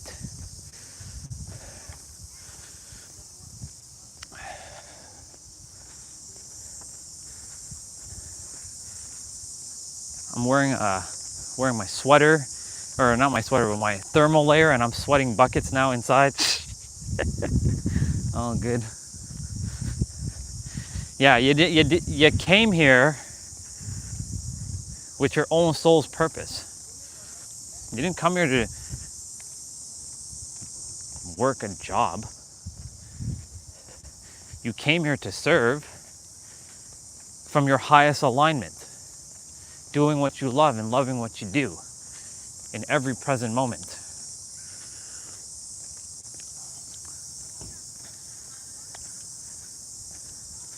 Trading your time for money to something that you don't desire to do. Let me be specific with this, because there are people who are trading time for dollars, doing what they love. That's actually not trading their time. That's actually doing what they love. There's a difference. There's doing something because you have to survive. And yesterday when I heard that lady, Caroline, like whatever her last name is, Hiss or Kiss or Miss, I think it was Caroline Miss, M-Y-S-S. The first time I ever ran into her, she's the one that kind of reflected back to me tribal thoughts. I'm like, okay, I like that. But she called your human suit the survival suit. No, I'm sorry, but we didn't come here to survive. You came here to thrive and excel. You did not come here to just survive. What kind of bullshit third dimensional garbage is that? This is why I'm mindful. Whenever I look at things and I listen to things, I pick it apart. I tear it down. I'm not tearing their words down. I'm just tearing it down for myself to be like, no, it's not third dimensional. It's not survival. You didn't come here to survive. You weren't just thrusted on this planet to survive. You came on this planet to thrive. It's a perspective, and it's a choice, and it's a decision. You can choose to suffer. You can choose to be negative. You can choose to be angry. You can choose to have a shitty experience, or you can choose with a choice and set the intention and set your attention on living a great life, being positive, not toxic positivity, but being positive in terms of like seeing life with the half glass full perspective, knowing that you're the creator and going beyond just staying humble. That's the human aspect. I said at the water that you came here as the main character of your story, but I see many people who are a side character in their own story. What the hell did you come here for? To be someone else's lackey? To be someone else's, be inferior to someone else? No, you came here to be equal to everyone and not to be a secondary character in your own story, like I was for many years of my life. Actually, I can't even call myself a secondary character in my own story. If anything, I was like the fourth character in my story. Screw that.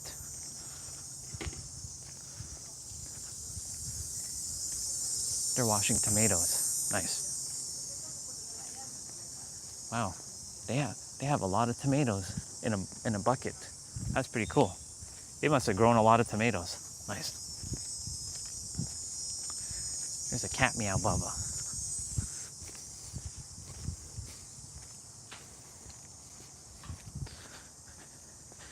You didn't come here being a secondary character in your story. You came here to be the main damn hero. And to those who keep saying that the superhero of love is a persona, you can piss off with that shit. You understand? You can literally piss off with that. The superhero love is not a persona. The superhero of love is who we all are. To go from what you think of yourself as a human to knowing that you are the hero of your own story, because everything in life is about the hero's journey. Some have an easier hero's journey than others. Others chose to have a more easier reality. Others like myself and Regina and a few others chose to have a more difficult path.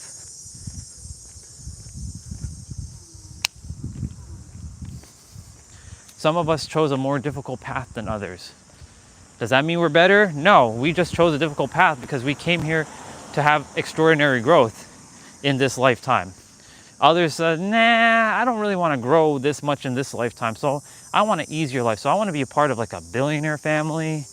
I desire to be, rich and have a comfy life and not have to go through anything traumatic. Have the easy, simple life. And there are plenty of people who chose that path, where they were spoon-fed from the moment they were out of their mother's womb. They had that silver spoon in their mouth, where they won't have exponential growth. Yeah, I'm fucking boiling right now with this thing on. I'm literally boiling with this thing on. I'm gonna go shirtless for the first time in 2 days. Yes. Which, by the way, y'all missed it. I was actually shaving. I was actually grooming on the stream. I actually was shaving my entire, my upper body. Y'all missed it. It was quite the thing. I brought a basin out. I brought my razor outside. It was like 6 p.m. and I was like grooming my arms and my chest and my abs. My shoulders. I did all that out on the camera. It's pretty awesome. It's pretty dope. Yeah, anyways, you came here as the main character in your story.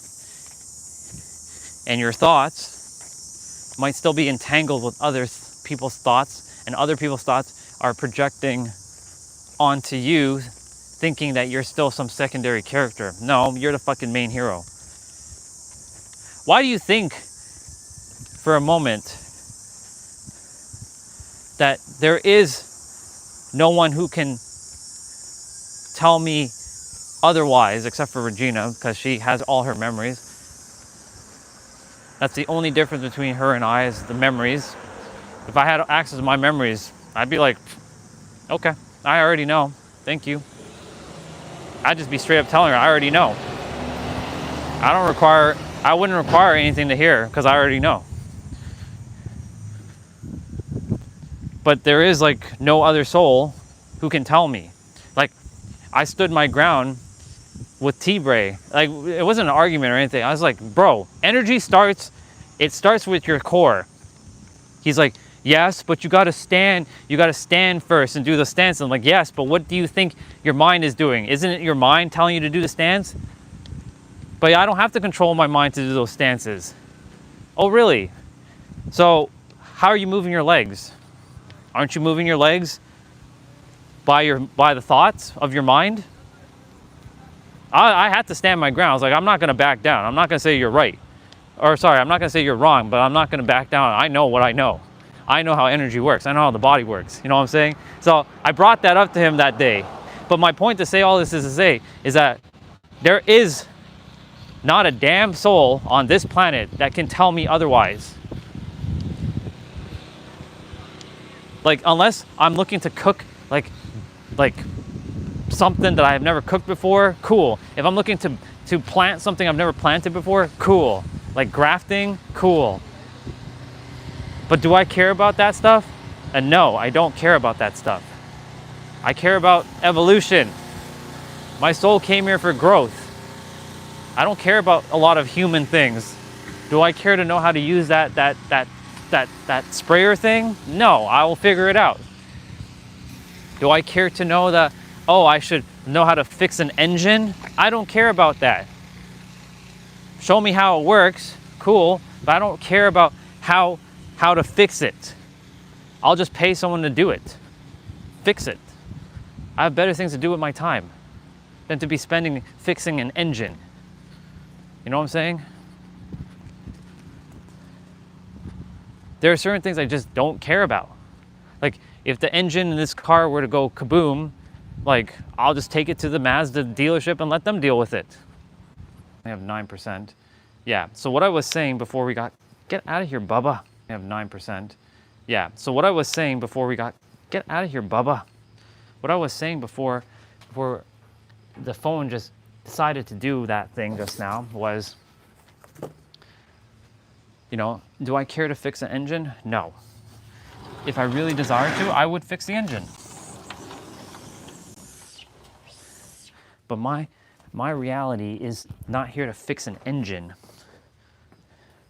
My reality is here to serve with my thoughts and my wisdom that the universe has so graciously provided for me to be aware of. That's what I came here to do. Sure, I can be knowing how to do all that stuff, but I don't care about all that stuff because it's irrelevant in my experience. There's certain things that I don't care to know because it's a colossal waste of my time. Time's an illusion, but it's a colossal waste of energy. Let's just put it that way.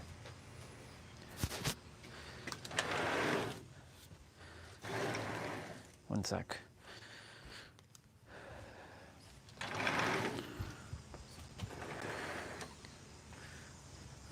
Man, it feels so good that I'm taking off my shirt right now. I'm boiling.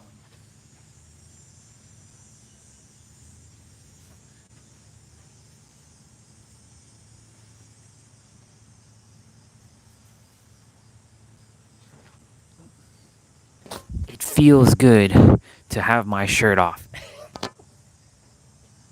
Oh man.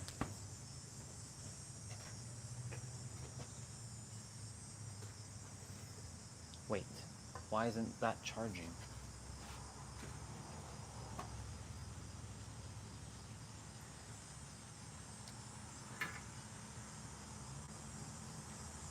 Oh, because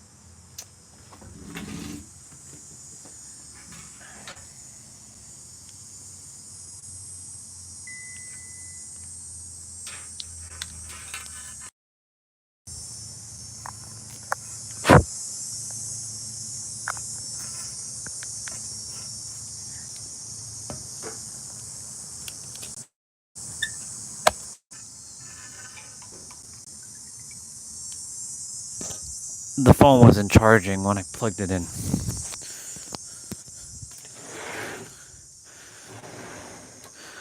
So I had to fix that.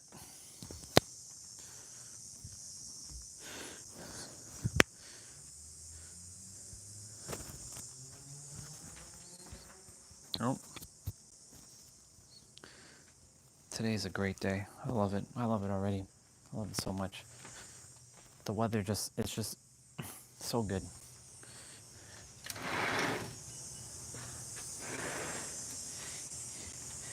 That's why I must live in summer all year round. I have to. I'm creating that experience into my reality.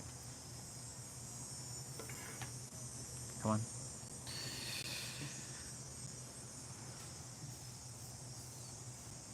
Cool. Let me just make sure y'all can hear me.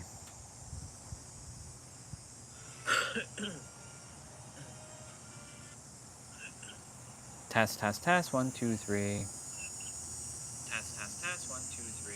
Okay, you're good. You can hear me. Test, test, test. 1, 2, 3. Okay, you're good. You can hear me.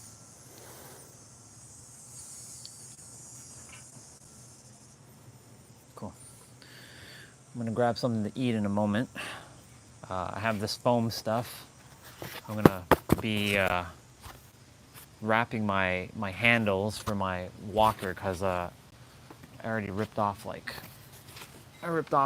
it yesterday, and I was gonna kind of wrap it around my handles and see if I can, create some like cushion because my palms are getting destroyed by when I hold the walker. It's annoying.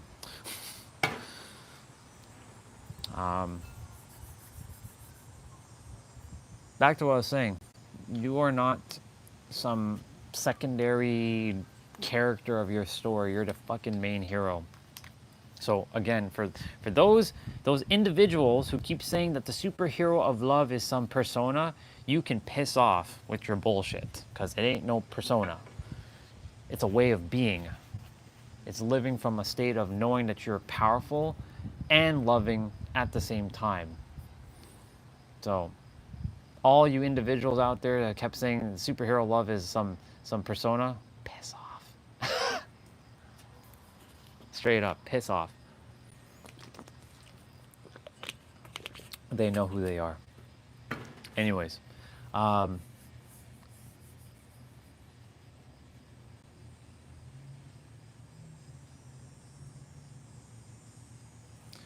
we came here for absolute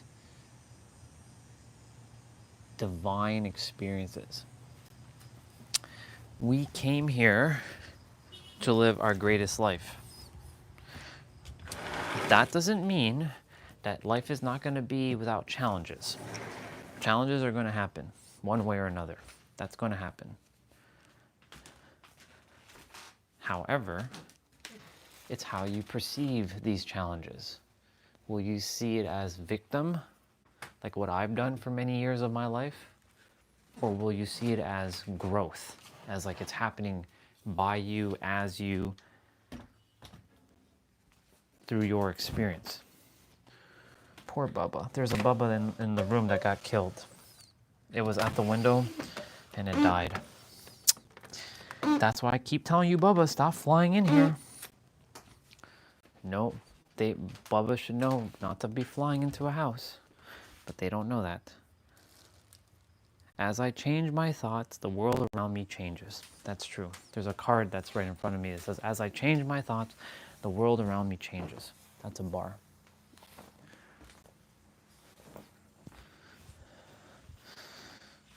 Just changing my pants, taking off my socks, being bare feet again.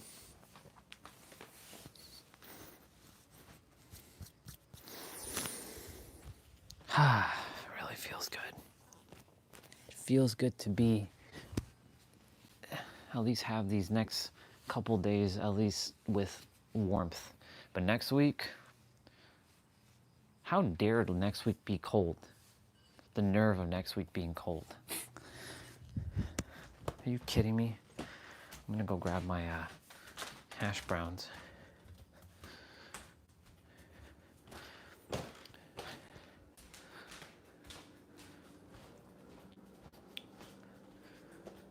I might grab my entire meal now. Eat that early.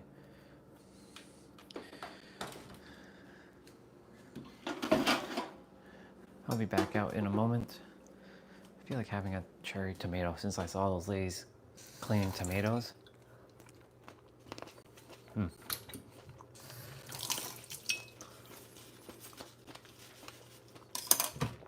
They had a lot of tomatoes in those wooden baskets. They're probably selling it. They're washing it and they're selling it, probably. Or they're distributing it to family. You know, that's one of the things that I desire at the healing resort.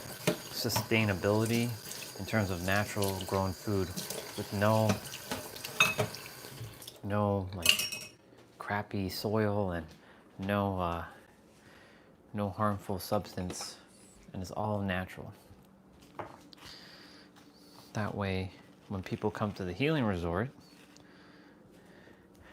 they have a world-class experience, not only with the mind, not only with the body, but with the food. Because it's important that they have a healthy experience.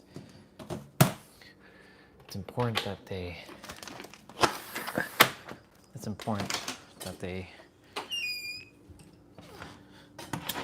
perfect. It's important that they have this, because build it up for 14 days, then it'll be up to them to keep the habit going. I know it takes 21 days for a habit to stick. So I was debating, should I do 21 days with them or should I do 14 days? Because if it's only 2 weeks, then the staff will have to work 3 weeks and then they get a week off. I want it to be balanced. So 2 weeks should be fine. They'll have the greatest experience, get their metabolisms right, get their bodies right, no matter where they are. No matter if they're like 200 pounds or 500 pounds, make sure that they love their body and that they know that that this is sustainable.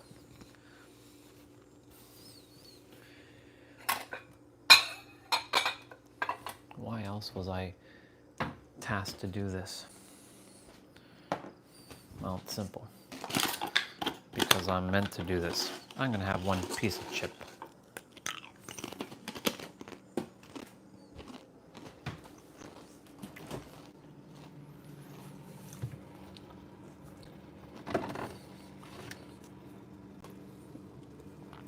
I'm gonna have fried rice. That's my sister's stuff.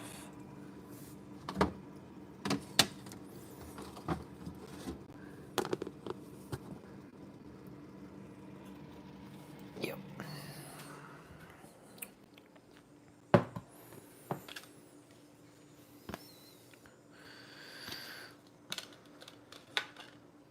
Cool.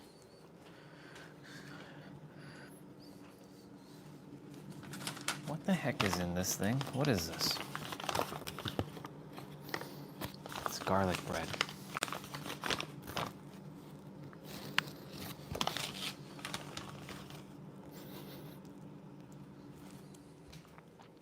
I'll take one of those. There's so many things that are in the fridge that nobody eats, and then it just gets thrown away. That's the one thing that you'll never see me do. Have waste. At the healing resort, I'll make sure of that. That if there is any food left over, we take it to a local like shelter and give it to the homeless. In fact, I'll make sure the chefs cook extra food for them daily. And I'll have one of the staff members drive it over and hand it to the shelter.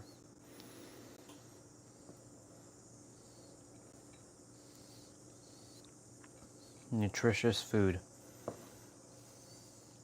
because I will not have anything left over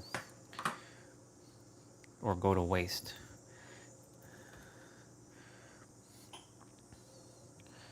I thought about all this stuff. And the thing is, if you can think it, then you know it already exists. Because if it was given to you to think, that means it was given to you to bring forth. And that's the other thing. You have to know. None of your dreams or goals are out of like the ordinary. It's extraordinary, because you're meant to have extraordinary things and do extraordinary things. But if you can think it, that means it was meant for you to bring it. That's a bar. When I had my 4.5 day water fast, and I was crystal freaking clear as to what I came here to do, I'm like, oh my God, I came here to do that? Yep. How? Don't worry about the how. The how will take care of itself. You just have to keep staying in alignment. Walk your path. Your path will be unveiled to you.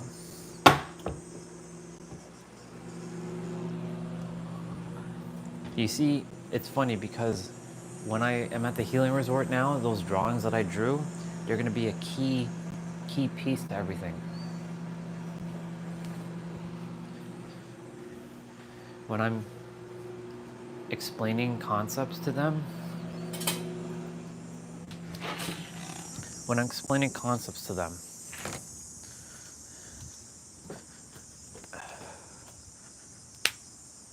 basically,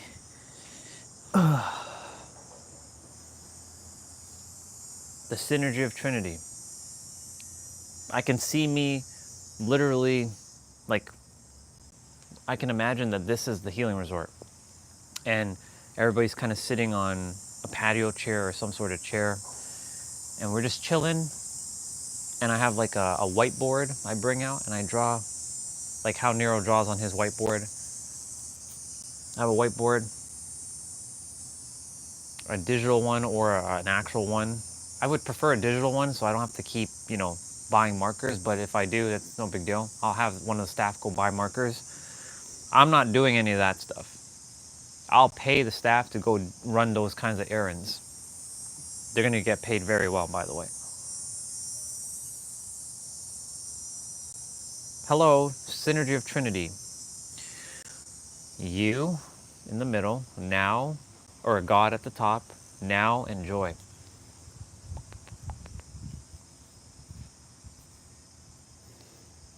It all starts with you and it ends with you. It doesn't start with someone else and it ends with someone else. It starts with you and ends with you. And it always has been and always will be, because you will realize that this is all one thing. And I will bring scientific approaches to it. I will bring metaphysics approaches, and I'll bring spiritual approaches. I'll bring all kinds of approaches, and I'll bring practical approaches to these experiences, because that's just how I roll. And I'm damn good at doing what I do. I'm the best. I literally am the best. I am the best. There is no other who holds a candle to me, because I'm the best.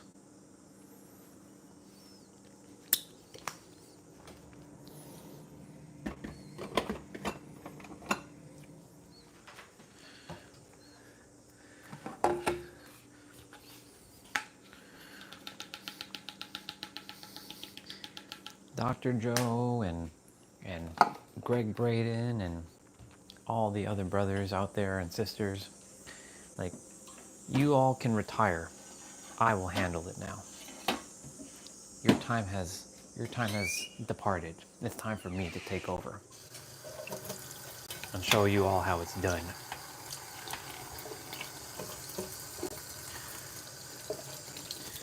Walk with so much confidence that you can't be stopped, because you are undeniable. You are inevitable.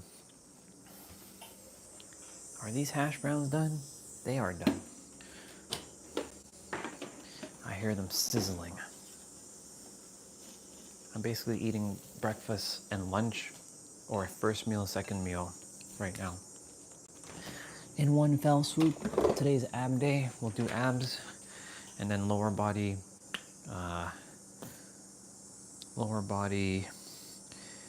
mobility training. I do have to use the bathroom quickly. I'm gonna go do that. I'll leave the mic here for a moment.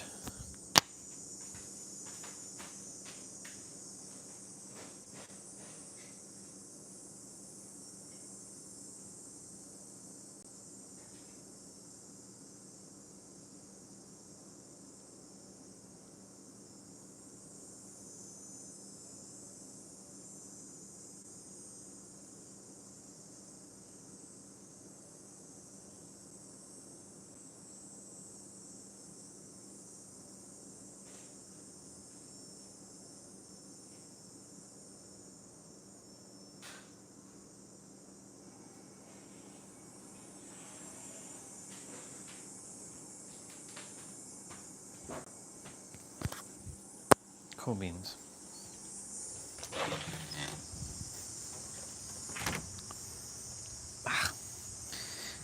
I gotta go get one more thing, and that is a wet paper towel.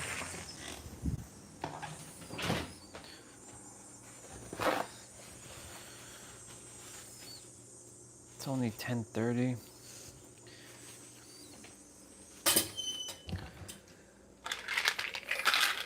And my vitamins. Not that I need vitamins, because I can just summon vitamins into me, because we have that kind of power.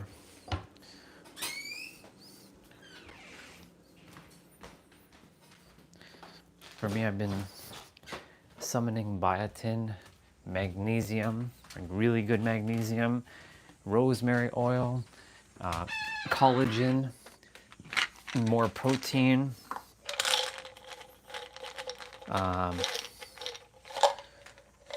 what else? Copper and selenium. Without actually taking a lot of those things. I mean, I'm going to take some multivitamin right now, but I've been summoning that stuff, and I know it's working. Because I tell myself it works. It's all placebo. My body is generating that energy within.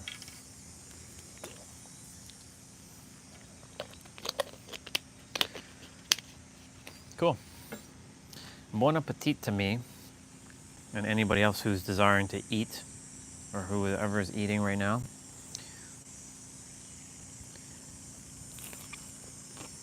My diet is going to be so vastly different in the next coming years.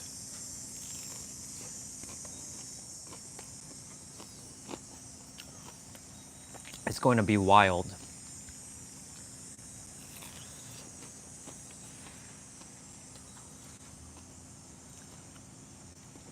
It's going to be absolutely wild.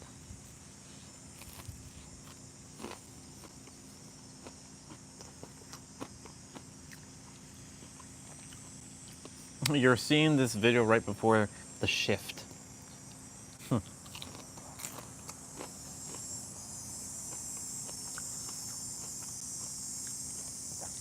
Greg Braden, Hidden Words, Emotions, and Hidden Power. The understandings in terms of Western science that this intelligent field exists in the late 1990s, early 2000s is when the experiments actually confirmed what Max Planck in 1944 stated. The father of quantum physics, Max Planck, actually said that the matter that we see in our world doesn't exist. It says the stuff we're made out of doesn't even exist, and the world that we see doesn't exist the way we believe it does. What he said was, what we see as matter is here because of the existence of what he called a conscious and intelligent mind. And these are his precise words. And he followed that statement by saying that underlying this mind is the matrix of all matter. And this is the coin he termed in 1944. Of course, the movie series was based on the studies that came afterward, but it's actually been around since the mid-20th century. So this field, the matrix, or the divine matrix as it now is being called, is recognized as the field of intelligent, non-conventional energy. It doesn't work the way electricity or broadcast energy works. And perhaps that's one of the reasons it's taken so long for science to catch up with the fact that this was there, because our equipment isn't built to detect this kind of energy. On the one hand, the other hand, these ancient indigenous cultures, they detected it through the equipment of their bodies. They understood how to sense and feel and work and move in this field. So for me, I was trained as a scientist. And in my training, there was never an allowance for the possibility this field could exist. As a matter of fact, in the last 100 years, science has missed the mark twice in terms of their explanation, the story that science gives of how our world works. And we're now paying the price for where science got it wrong, essentially. And it's coming full circle. It's being corrected. But the first place that this happened was with the belief that the space between things is empty.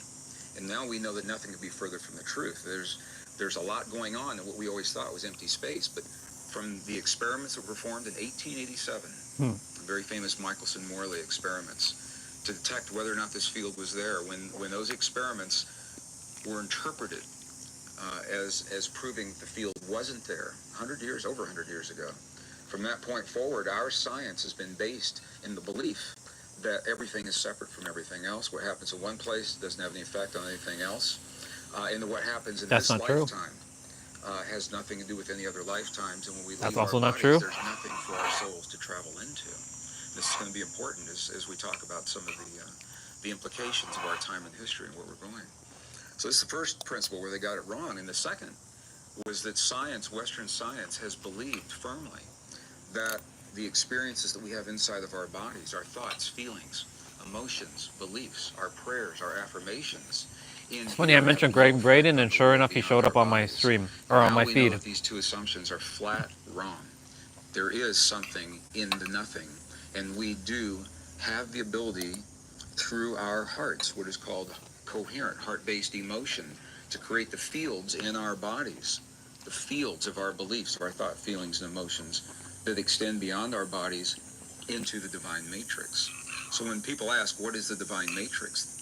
The way to answer that, it is the container for the entire universe. As far as scientists understand right now, everything that happens in this universe and in the higher dimensions of this universe are all within the context of this field, number one. Number two, that the divine matrix is a bridge between our inner and our outer worlds. It's the conduit that allows our prayers and our good wishes for one another to move from our hearts into this field and be disseminated and distributed in the field in ways that we're only beginning to understand, in ways that appear I'm to taking it defy in, the laws of physics but as I'm we gonna pick it understand them apart. today, and that's exciting. And number three, this field appears to be a mirror in that the quantum soup of all possibilities, if you will, that exists as this field will mirror back to us. It's like a large projection screen that's everywhere all the time. It will mirror back to us what we claim to be true in our heartfelt beliefs, not what we Bar. speak as our truth. Rather, what we truly feel is the reality of the way our lives Notice work, the difference? our relationships, the way our Not the words you spoke, but the heartfelt beliefs that you feel.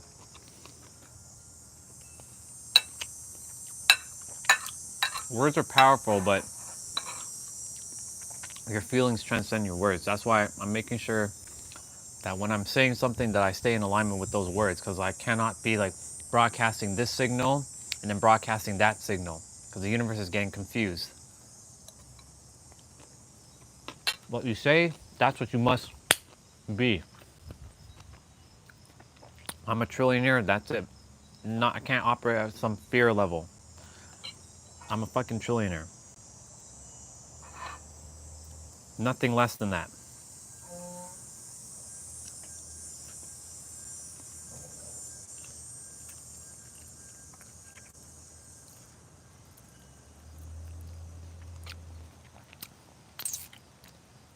Look at me being a carnivore right now. I send the love to the Bubba that gave its life or was taken from this world. I promise you that I will keep going no matter what.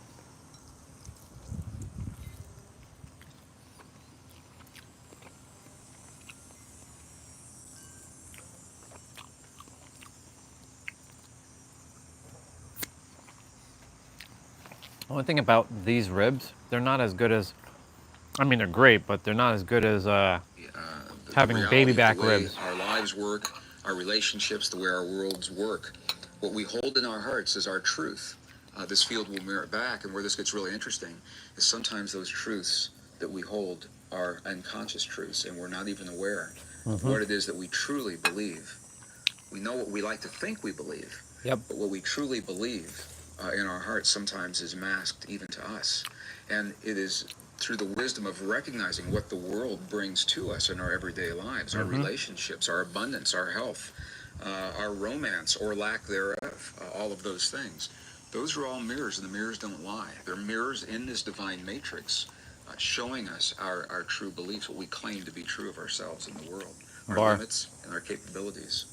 This field, the divine matrix, of the many ways that scientists now describe the field, and what makes it so significant in our lives, is the fact that number one, through this field, all matter appears to be connected. And the word that science is Intertwined. using for this connection now is called entanglement. Ha! What entanglement suggests Look at that. is that when something... I wasn't looking for Greg Braden on my feed. And yet today, ha ha ha ha, the word entanglement is what the live stream is named. How awesome is that? Pretty badass. Now, I won't say, oh yeah, that was a synchronicity, that's a sign. Nope, that was expected.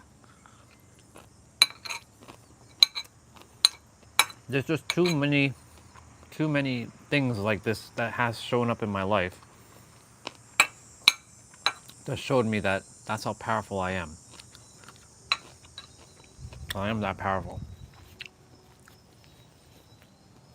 And I will not dim my light, or I will not take shade from anybody who will say anything to the sense that I'm so infinitely powerful.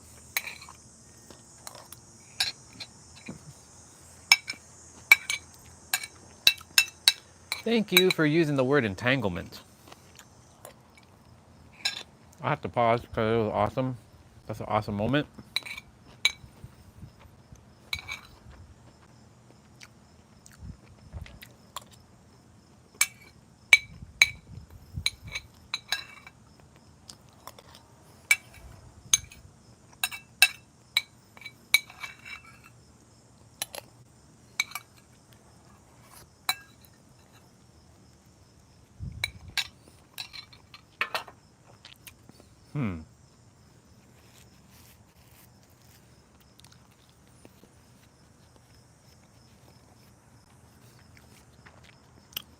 Tapping into that frequency.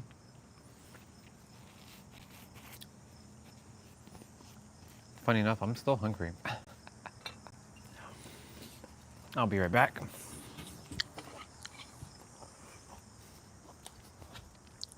So that's where you went. Well,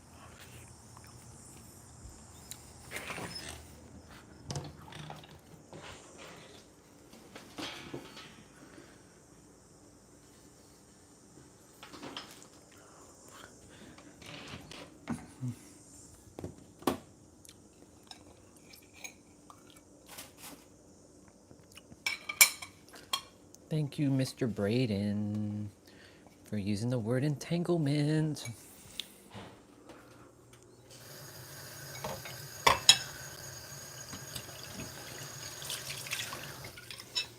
I truly am the jack of all trades and the master of it all, and the master who knows it all. Because when something so-called new appears in my reality, it's not really new, it's remembered.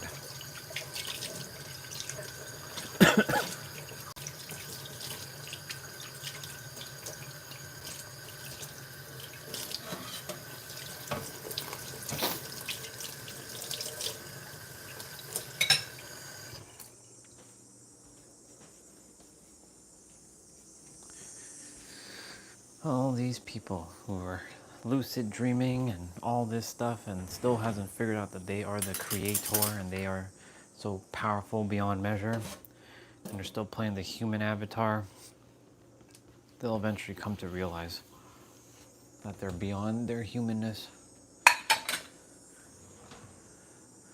I'm only interested in those who are ready to take it to the next level.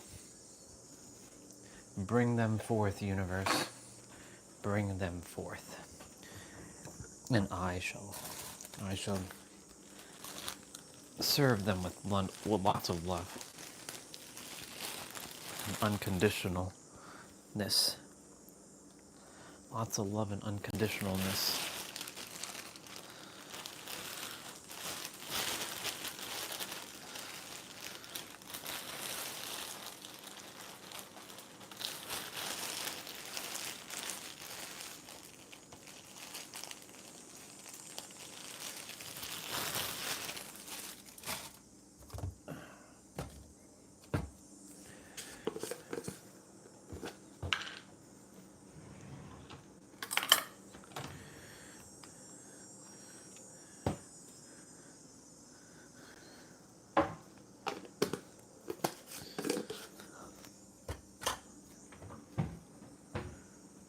eat an apple.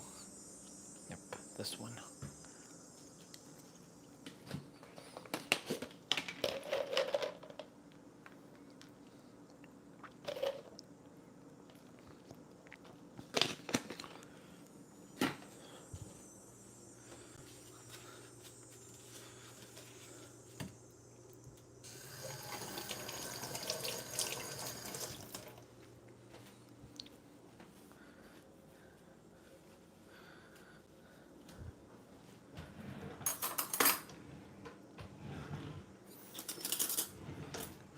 I'll be back out there in a moment.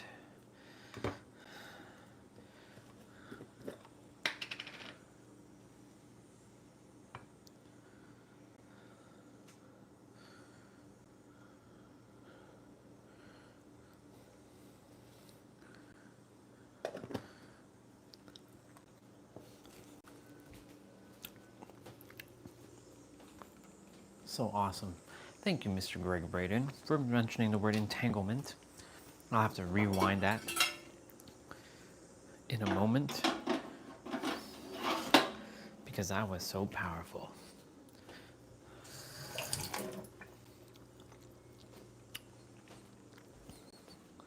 Reality is a mirror.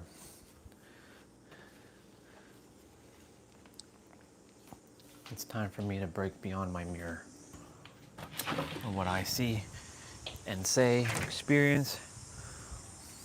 And I know that I'm meant to have one hell of an I don't know why I brought out the spoon. I was thinking I was having yogurt, but I'm not because there is no yogurt. I'm actually glad I started eating yogurt again.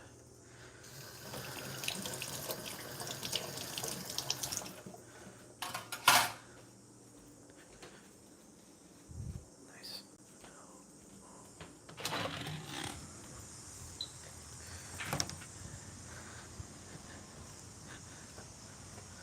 Okay, Mr. Greg. Mr. Greg.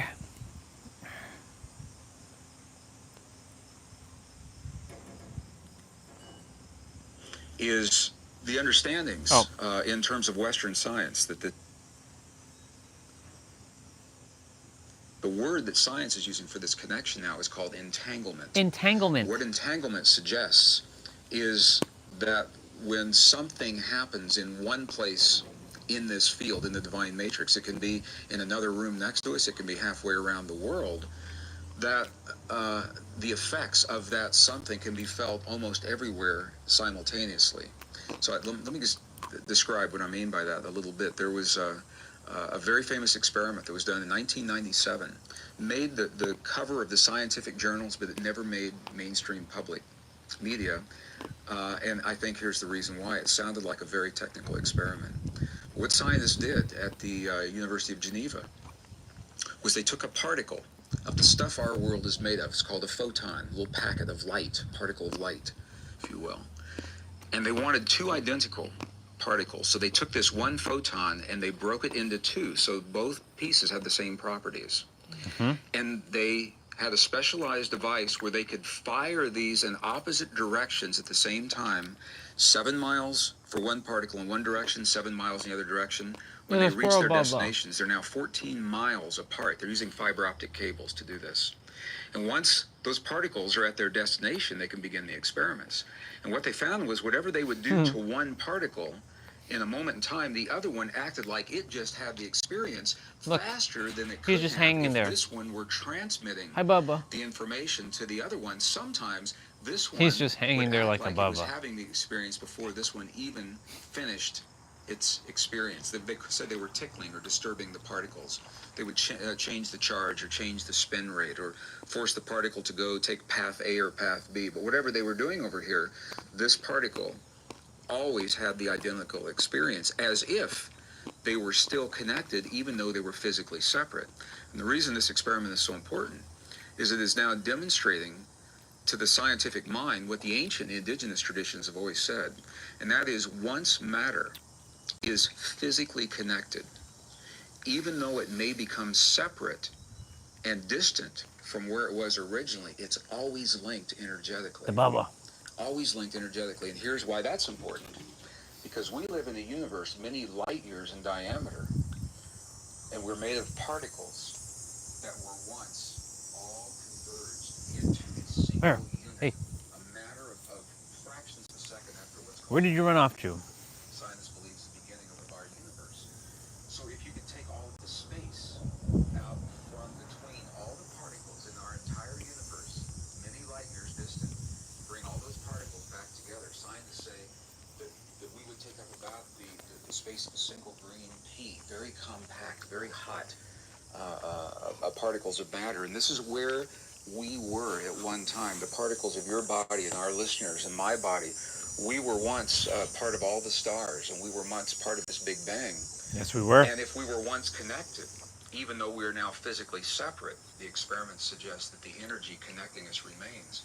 And when I began to understand that as a scientist, it helped me to understand the ancient and the indigenous people say, we're all connected, we're all one. It suddenly began to make sense. Yep. Because my mind needed something to hang that nice thought upon. I wanted it to be true.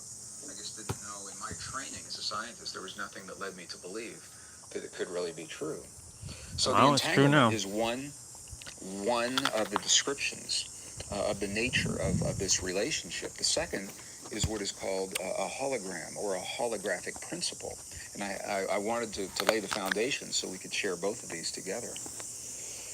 In a hologram, the definition of a hologram is that every piece of something mirrors the entire something, no matter how large or how small that is. So I'd like to give an example of what that means. I'm a very visual person to help illustrate this. Back in the 1980s, there was a series of bookmarks that came out in the New Thought community. Little shiny strips of foil that had images that were put there with a holographic process. And if you held them in the light just right, you would see that image actually come alive. It looked like it was hovering above your hand. And there was an image of the face of Jesus and Mother Mary, and there was one of a great pyramid and the dolphin and a rose unfolding. There are a number of them out there. Those little bookmarks, if you have one, you can do an experiment, but you can only do it once because it'll destroy your bookmark in the process. But if it's truly a holographic bookmark, you can take that bookmark and you can cut it into a bajillion little pieces with a pair of scissors. And you can take the smallest one of those pieces, a little fleck under a microscope with an X-Acto knife, and cut it in half, even again, and take that little fleck and look at it under magnification, and you'll still see the entire Eat the image apple. in that fleck, no matter how small, no matter what shape it is. And this is, by definition, this is the holographic principle. Every piece of the something contains the entire something on a different scale of magnitude. And this is important because it is now believed that we are holographic in nature, that we mirror all that there is in this universe, that the universe is holographic in nature.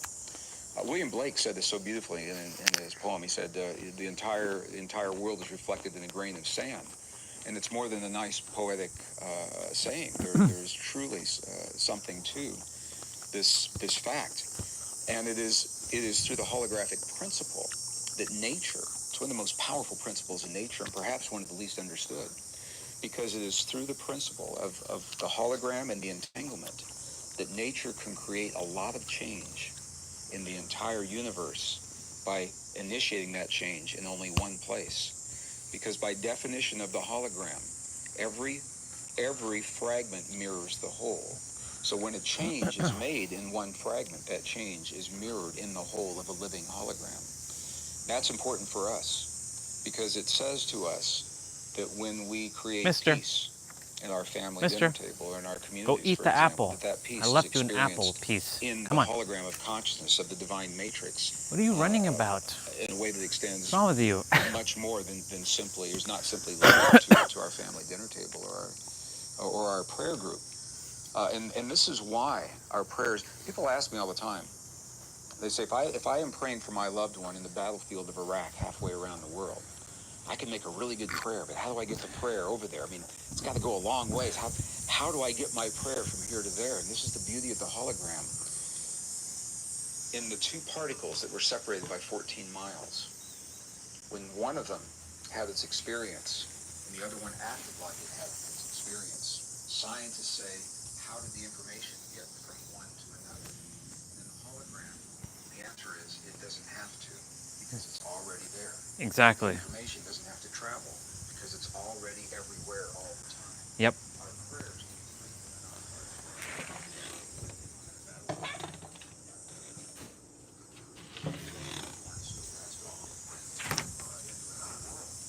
What we're actually doing is we are speaking to the essence, their energetic essence, that is now within the layers or the higher dimensions of this divine matrix. And we don't have to pump or send our prayers into the 8th dimension or the 9th dimension by virtue of being in our hearts, because we exist in those dimensions as well. It's already with them. Yep. The whole idea of dimensionality, 25 years ago, as a scientist, if I walked onto a stage and talked about anything in a live audience, talked about anything happening in higher dimensional state spaces, there's a good chance I'd be laughed right off the stage. And now, because scientists simply didn't acknowledge or mention much more than the 3 or 4 dimensions that we deal with now, third dimension is our physical world, and the 4th dimension being time and time-space. There are a number of new theories that scientists are developing to explain and unify the laws of physics as we know them today.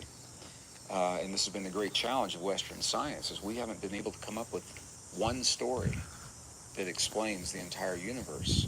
Exactly. Because our stories are fragmented, mathematical stories of Always been physics, fragmented. mathematical stories of Newtonian physics. They don't mesh. They cannot work together to give us a coherent understanding of the universe. And where this may be changing now, science has come up with new theories, a number of different theories that are actually able to merge quantum mechanics and the Newtonian theories together. The quantum theory saying that we live in a universe of energy, and the Newtonian theory saying we live in a universe of things. And it's the mathematics that describe the energy and the things they're trying to link together. Well, the new theories are called string theories. And although there are a number of different string theories, 11 at least, there is now a superstring theory that brings them all together. And the reason I'm saying this, what makes it so interesting, is for these theories to work and to unify the quantum mechanics and the Newtonian mechanics and the physical and the energetic world. To do that, the theories require that we live in a universe of at least 11 dimensions and very possibly 25 dimensions. They say they must be there for these theories to work. And what's so interesting is the higher you go 25 dimensions, in the dimensions, the simpler the mathematics become. It's true. And where everything looks separate in our 3-dimensional world, in our polarity world, everything is.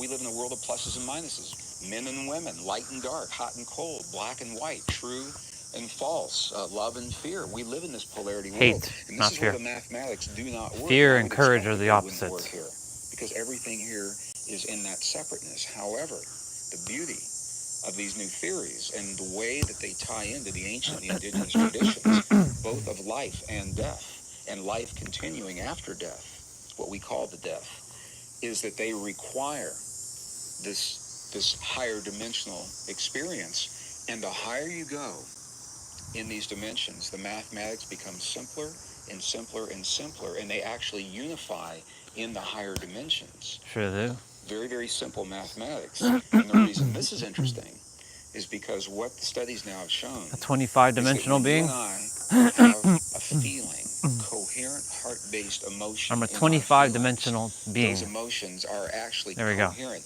They're linked, they're in resonance with these higher dimensions where everything is one. So when we're having an effect, and we have a feeling and we see a physical effect in our world, it's not that our feeling changed something in this Well, that's true. dimensional Doesn't world. matter. Rather, our feelings are speaking to the blueprint in the higher dimensions, and we're seeing the shadow of that change in our physical world. And this, to me, tremendous implications in terms of life and death, our soul, the seat of the soul, where do we come from, where do we go in between lives, where do we go after we die, do animals have souls? All of course these they do. questions, these understandings now are bridging the language of science and the language of spirituality. And the ancient and the indigenous traditions have been here for 8,000 years in a very exciting new way that gives us this very holistic picture of who we are and how we relate to one another and what life is really all about. To me, that's very exciting as well. A growing number of mainstream scientists are now putting forward an idea that is gaining Download tremendous all momentum languages into regarding me. consciousness, I want to show who people we are in how they consciousness, can do it to the themselves. nature of our physical reality, Download all and languages how into me things really work.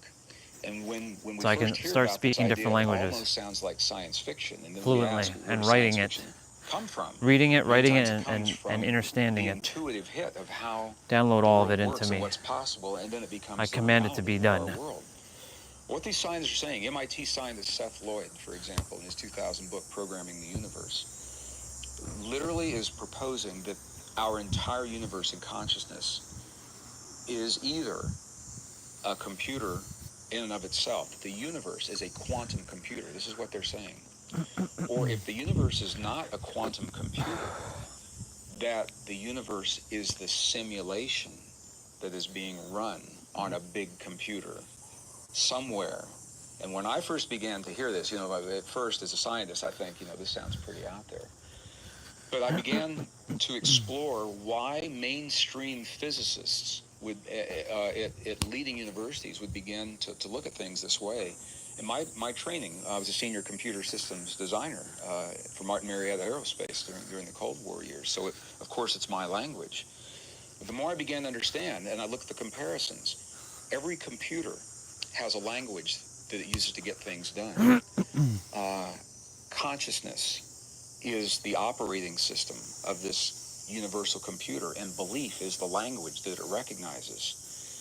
Every computer turns bits of information off and on to make things happen. And I said, well, in the universe, we don't have bits. And I began looking at the comparisons, and they're looking at literally the stuff our world is made of. The atoms are the bits. When the atoms are turned on and in physical existence, they are reality. When they are not turned on, they are unatoms or anti-atoms or antimatter that are not in existence. And they're taking this so seriously, this proposition that we may literally be living a simulation of some kind, that they've done mathematical modeling to determine the probability that we are or are not living a simulation. And the mathematics suggest strongly that we are living in a simulation. And the reason I'm mentioning this here, I know it's a very different way of thinking about things. It sounds like the movie The Matrix, but where did that come from? The reason that this is important is because when we begin talking about the soul, what the ancient indigenous traditions say to us is that while a part of our soul speaks and experiences through this body, we're not really here at all. That our higher self is a part of a greater existence, and we always go like this: it's somewhere else expressing through this body. We've just come back from a tour in Australia, and the Aboriginals in Australia, as well as many other traditions, say this isn't the real world. This is the illusionary world. Maya. And they spend more of their time in what they believe is the real world, and what we would call the dream state. So all of this ties together when we talk about life and death, existence, consciousness between lifetimes. Where do we go when we leave this body? From the perspective of these new ways of seeing things from physicists and quantum physicists who are looking at this as a simulation, it's when our part of the simulation is over. It doesn't mean that we are gone forever. It just means that we're no longer Squirrel, you're expressing back. here, and we're in those higher dimensions wherever this simulation is being run from. So it is a fascinating concept, and the more we begin to explore it, and when you look at the mathematics and they plug in all the variables, they say it's more likely than not that we are actually living in a universe that is the result of a massive simulation that's being run from somewhere else. Sounds like a Star Trek episode. Seth Lloyd is the man, the MIT physics professor, who's developed the first feasible, viable quantum computer. And he said even in the infancy of our computers, a quantum computer is so powerful, it wouldn't take much more to model an entire universe on a quantum computer. And the thinking is that who or whatever is responsible for the simulation is probably light years ahead of us in terms of technology. So, Oh, yeah. to believe that they may have quantum computers that could manipulate the bits of matter. And it sounds very technical in some respects, and it stretches us in some respects. And that's the purpose of films like this. We're looking for new ideas, new ways to think out of the box, whether it is a reality or even if it's only a metaphor. Even if we only use this as a metaphor, it's a powerful metaphor that allows us to hang our beliefs upon, because whether it is a physical reality or a metaphor that we live in a simulation, the bottom line is this, that if we understand the language that this reality recognizes, then we are no longer limited by the laws, the relative laws of physics as we know them. It means that we no longer have to suffer in our lives or age, or we don't have to have the poverty and the disease. We don't have to have the war. If we understand the language, then we literally can rewrite the reality code that runs our real or metaphoric simulation. And to me, we need some new ideas to look at the world. Because what we're seeing now is so many people believe there's a single physical reality. If you want to change it, you've got to go out there and hammer it into submission, militarily, economically, men bumping chests with men, guys with big armies and a lot of power. And we know where that's gotten us. So my feeling is that we need new ways to think about our universe. And this is one of the most powerful and innovative ways that I've seen in a long time. And it's not so new, just different language, because this is what the ancients have always said. They said, you're not from here, and that we don't live here, and that this world is a dream, and that this world is an illusion. And then it opens up all kinds of questions. If this is a simulation, who's the architect? When did it begin? When does it end? And all of these have implications in terms of life in this world, life after death, life. From this perspective, death just becomes a journey into the homeland of where everything begins, rather than the end of everything that we've ever known. So I can't help but imagine one day if this is either a dream, a simulation, real or metaphorically, we'll just wake up one day and we'll look at each other and we'll say, what were we thinking? Yep. What in the world were we thinking? What were we did thinking? all those horrible things to one another. Yep. But what we now know is, when I was in school and when many of our listeners were in school, we were taught that this is a physical reality made of atoms. And our atoms would look like little solar systems. They were modeled as little solar systems, things in the middle called a nucleus, with other things orbiting them like electrons. And those days are long gone. We now look at atoms rather than things orbiting around other things. We look at them as concentrations of energy in space and time, where there are no clear-cut things. And where this gets important is that scientists, and this is in the standard physics textbooks, this is no surprise what I'm about to say, is that if you change the field of energy that the atom lives in, you change the atom. You can change that field electrically, or you can change it magnetically. And there are terms for the effects. The Zeeman effect, the Stark effect are well-documented effects Zeeman and Stark. electrical and magnetic changes in the field that change the atom. Where, while it sounds technical and maybe not relevant, where it gets really relevant very fast, is our hearts are the strongest bioelectrical and magnetic field generators in our bodies. Our hearts generate stronger electrical fields than our brains. They generate stronger magnetic fields than our brains. Our hearts are 5,000 times as powerful magnetically than our brains. And we hear about EKGs of our hearts. They're up to 100 times stronger than the EEG, the electrical information in our brains. So when we create thoughts, feelings, emotions, beliefs, compassion, prayers of forgiveness in our hearts, that's the words that we call those experiences. But to the field, what we're doing is we're creating electrical and magnetic waves in here that are now known to change the stuff out here. And in that way, we are linked So when we talk about our universe, possibly as a simulation, it tells us that we are not separate, that we are empowered not to control or manipulate or impose our will, rather to participate, as Princeton physicist John Wheeler suggests, to participate in the way this reality unfolds, to participate in our personal growth and healing, in the healing of our loved ones, to participate in the peace that happens in our families and between nations. And the little catch is that for us to share the beauty of this participation, we must work together and share those heart fields. Yep. And that, I think, is where this learning curve is actually going. And we may not use that language. We don't have to understand all the technical aspects. I mean, people know that when you have a feeling, it may have an effect. But in our Western world, we need our mind, our left brain, our logic needs a framework to hang these very subtle spiritual understandings upon. But we'd like to believe them. We just need a reason to believe it. And the reasons are there. If we can take the understandings out of the very technical realm and share them in a language that's relevant to people that don't have that background. Science is only a language. It's a good language. It's only one language that describes our world. And there are many other languages. And I think, for me, this is the value of going into the monasteries of Tibet and Bolivia and Peru and Nepal. We've been in monasteries in Egypt, in their libraries, their records. For 1,500 years, people who have lived the traditions and perpetuated and taught them. Because we can look at them. I can look at another human, eye to eye, heart to heart, God to God, in that moment, directly or through a translator.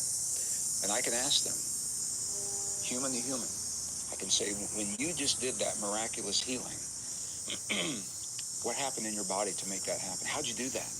And if I don't understand what they say, I can ask them again and again and again until they either kick me out of the monastery because they're tired of my questions, or they will answer my question. And in this way, we learn from this 5,000-year-old heritage of our past, and we marry that with the best science of our day today. In the book Small Miracles, there's an amazing story. It's a true story, and I share it with our audiences a lot, of what many people would call a miracle. And for me, it's a demonstration of just how real this field is that connects everything. It's a story of a young Jewish boy. His name was Joey, who at the age, I believe, of 19, suddenly woke up one morning and began to question 5,000 years of Jewish tradition. He began to question all of the things he'd been taught by his family. And his father took it as a personal offense. He said, how can you question this Tribal lineage thoughts. of wisdom and tradition? And Joey said, I've got to go out in the world and find out for myself if these things are true or not. And his father said, if you turn your back on your tradition and you go out in the world and search for yourself, he said, you're no longer my son. I have no son. And Joey said, I've got to do this. And he left. And he went into the world and he studied in the ancient and the Eastern traditions, Buddhist traditions, and the Jewish traditions. And he was in a small cafe, and I believe it was in Paris. And you never know who's going to walk into those cafes. And a friend of his walked in from the States that he hadn't seen since he left. And the first thing his friend said was, I was so sorry, Joey, to hear about the death of your father. And it was the first Joey knew that his father had died.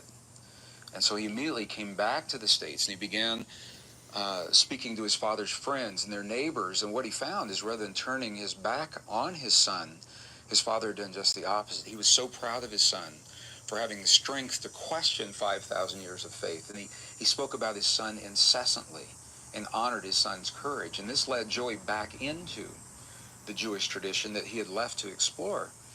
And it eventually led him in a traditional pilgrimage to the Holy Wall in Jerusalem. And if you've ever seen this wall, you know that it's made out of these massive stone bricks that have been there for so long that the mortar holding them together has fallen out. So where the mortar used to be, there are empty spaces, and the tradition is to inscribe a prayer on a paper or a cloth rolled up and place your prayer into that wall. And this is what Joey was doing. He'd written a prayer to his father, asking for his father's forgiveness for the pain that he'd caused and the suffering in the family. And he was pacing back and forth in front of the wall, looking for just the right place where he would leave his prayer. And there was a place that caught his eye, and as he was raising his hand to put his prayer into that place, The moment that he did that, another prayer that was already in there somehow magically fell out at his feet. And as he reached down to pick up the prayer that had fallen out, it was already partially unrolled, and he already recognized what was happening here.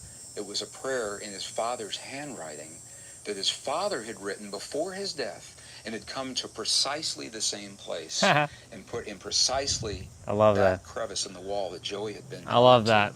And as Joey read the prayer, it was a prayer from his father to God, asking for forgiveness for turning his back on his son, and how much he really loved his son and how proud of his son he was. And the reason I share the story, for two reasons. First of all, when I hear the story, there's a feeling within us. I feel it every time I share it. Yeah. That feeling is a language. It's a non-verbal language. And if I just simply said to you or to an audience, have that feeling right now, you might be hard-pressed to do it because there's no reason to have the feeling. Right. But when we hear stories like that, that feeling came from a place of innocence, of emptiness, of non-judgment. You didn't know what was going to happen, but you feel a feeling when you hear that story. You sure do. Number one. Number two, for Joey to find precisely the crevice in the wall where his father had been months before his death. There obviously, and for him to be there that moment, Quantumly and for that prayer to entangled. fall out of the wall at his feet, and this is a true story, there obviously was a communication that was not bound by time or space, or in this case, even life and death. Yep. It was a message from beyond his father's life in this world. And for that to happen, there's got to be a conduit that carries that message. That's the divine matrix. That's the field that we're talking about. Mm-hmm. So we know that our soul, what we call our soul, is an energetic essence. A number of studies were done early in the 20th century, even trying to measure at the instant of death how much weight a body loses in their passing. And no matter if the person was a 300-pound man or a 70-pound woman, the amount of weight that they lost, I think it was 28 grams, I believe is what it was the average. It was about the same. A lot of controversy around the studies, and I'm not sure they've been duplicated well. But the key is there is apparently an essence within each of us that is not bound by this world. And we ask the question. It's not bound by anything. When that essence leaves our bodies, where does it go? Yep. Understanding that we live in a universe of at least 11 and probably 25 dimensions, and that this field of energy is made of a non-conventional field that doesn't work the way electricity or radio waves works. All of a sudden, it's not so far-fetched to believe that we're part of that essence, and that we can move and travel and navigate and maneuver through those fields when we're not inhabited or inhabiting our bodies as we know them today. It's true. It's interesting. It's giving a whole new meaning to life, death. When the ancients talked about heaven, and their hands always went like this, were those heavens, and there are multiple heavens, were those heavens the higher dimensions? Was heaven the language they used 5,000 years ago for what our male-dominated, schematically oriented, left-brain technological society calls higher dimensional state spaces? Are we talking about the same thing? So this is again, this is the value of going back into these ancient traditions and looking at the way they looked at the world through their eyes, and asking what did they know maybe that we've forgotten. I had the opportunity a few months ago. The last remaining Gnostic sect to survive into the 20th and now the 21st century is a sect called the Mandaeans. And interestingly enough, the location of their home has been the border between Iran and Iraq, right where Gulf War I and Gulf War II rolled right through them. And I was in another country where many of the Mandaeans had fled, and one of the high priests asked to meet with me. There was a girl. We were in this country. I remember her name was Shaista. And of course I said when yes. I was younger. And he brought with him a scroll. There was a girl when I was younger. Very cute. Very cute. Very troubled though. Her name was Shaista. She was from Iraq. She's cute. She was nice. I wonder where Shaista is. I wonder where she is and what she's doing. You know, I wonder about all of the people that I grew up with. I brought this up the last time I went to the school. Like Where I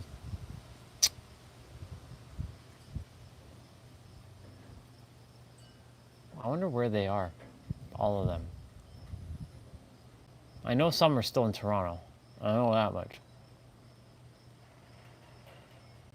But I wonder where everyone is. Childhood friends before the word friend became betrayal.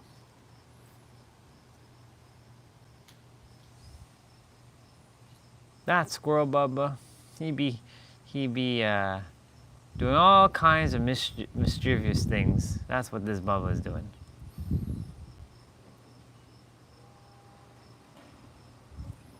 Yeah. Shaista, Yashoda, Nicholas, Cindy, Rajinder, Tajinder, Liban, Kenyari, Isam, Adil. I feel like I saw Adil recently, but I didn't know if it was him or not. I think it was him. It had to have been him. Tammy Lee, Ashley Skinner, Amanda Penny, Yashoda, Susan, like I said, Shaista, Ayan, Wazam, Shanaz. I wonder where all these people are when I was playing the human. I can go back right now and rewrite every past moment. That's what I did last year. But there might be still some moments I still have to rewrite. Mr. Squirrel Bubba, I see you. I see you.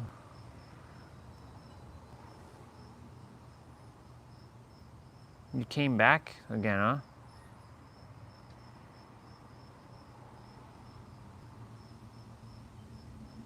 What you doing? Mr. Squirrel Bubba.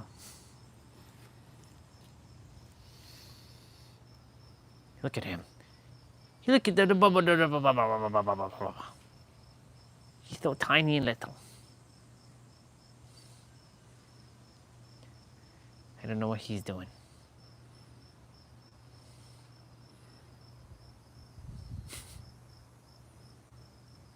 He's so tiny and little.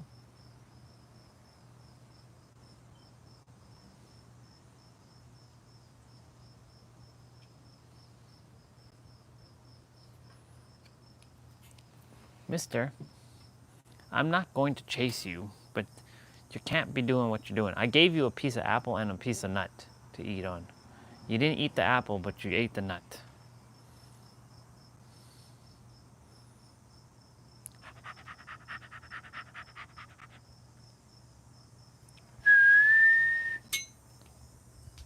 I like how they just like, they're alert.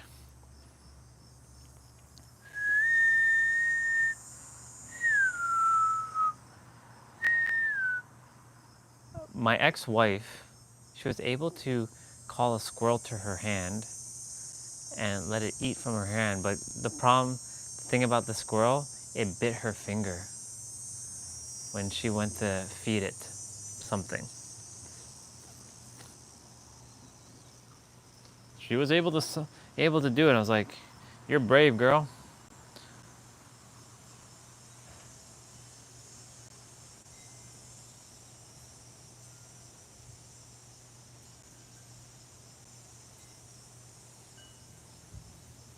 All right. Anyways, back to me.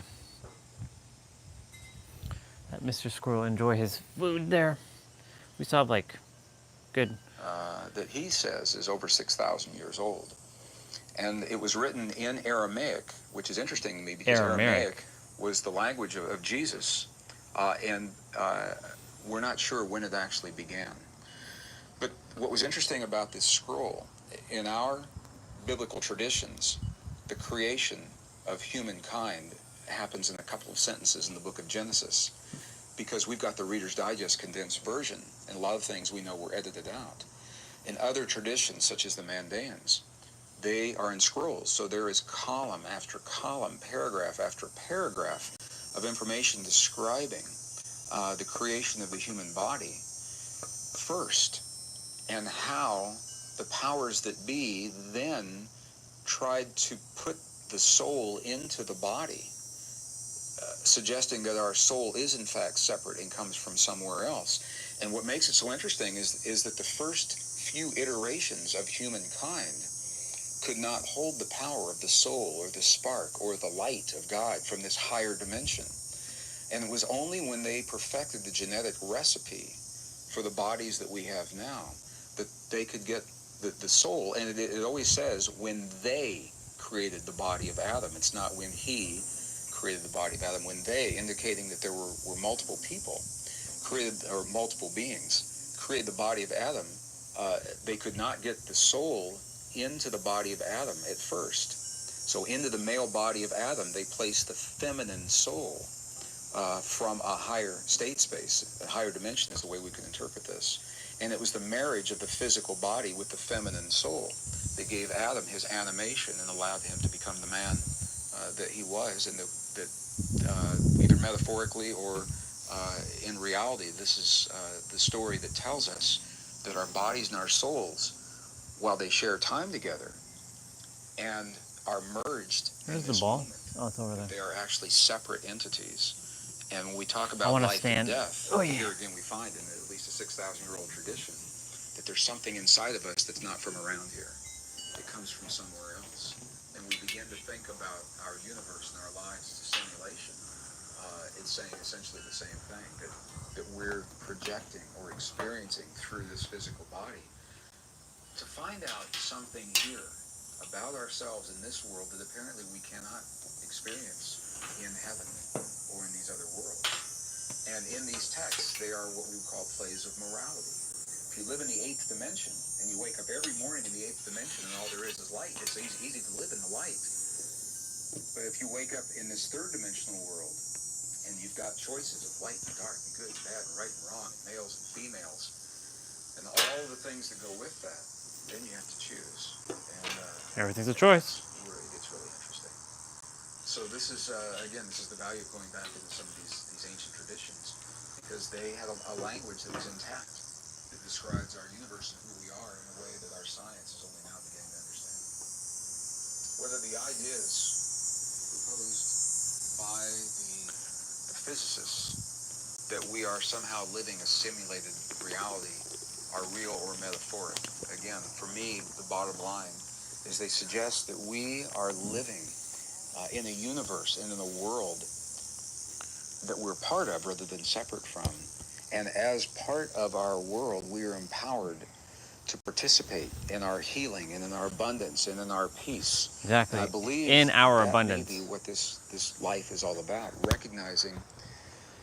recognizing that there's a power within us that allows us to transcend the great suffering and achieve the greatest joys that we could ever want to experience. What that means to me in terms of everyday life is looking at the world around me through new eyes and recognizing that this world is nothing more, nothing less than a mirror of what we claim to be true in our hearts.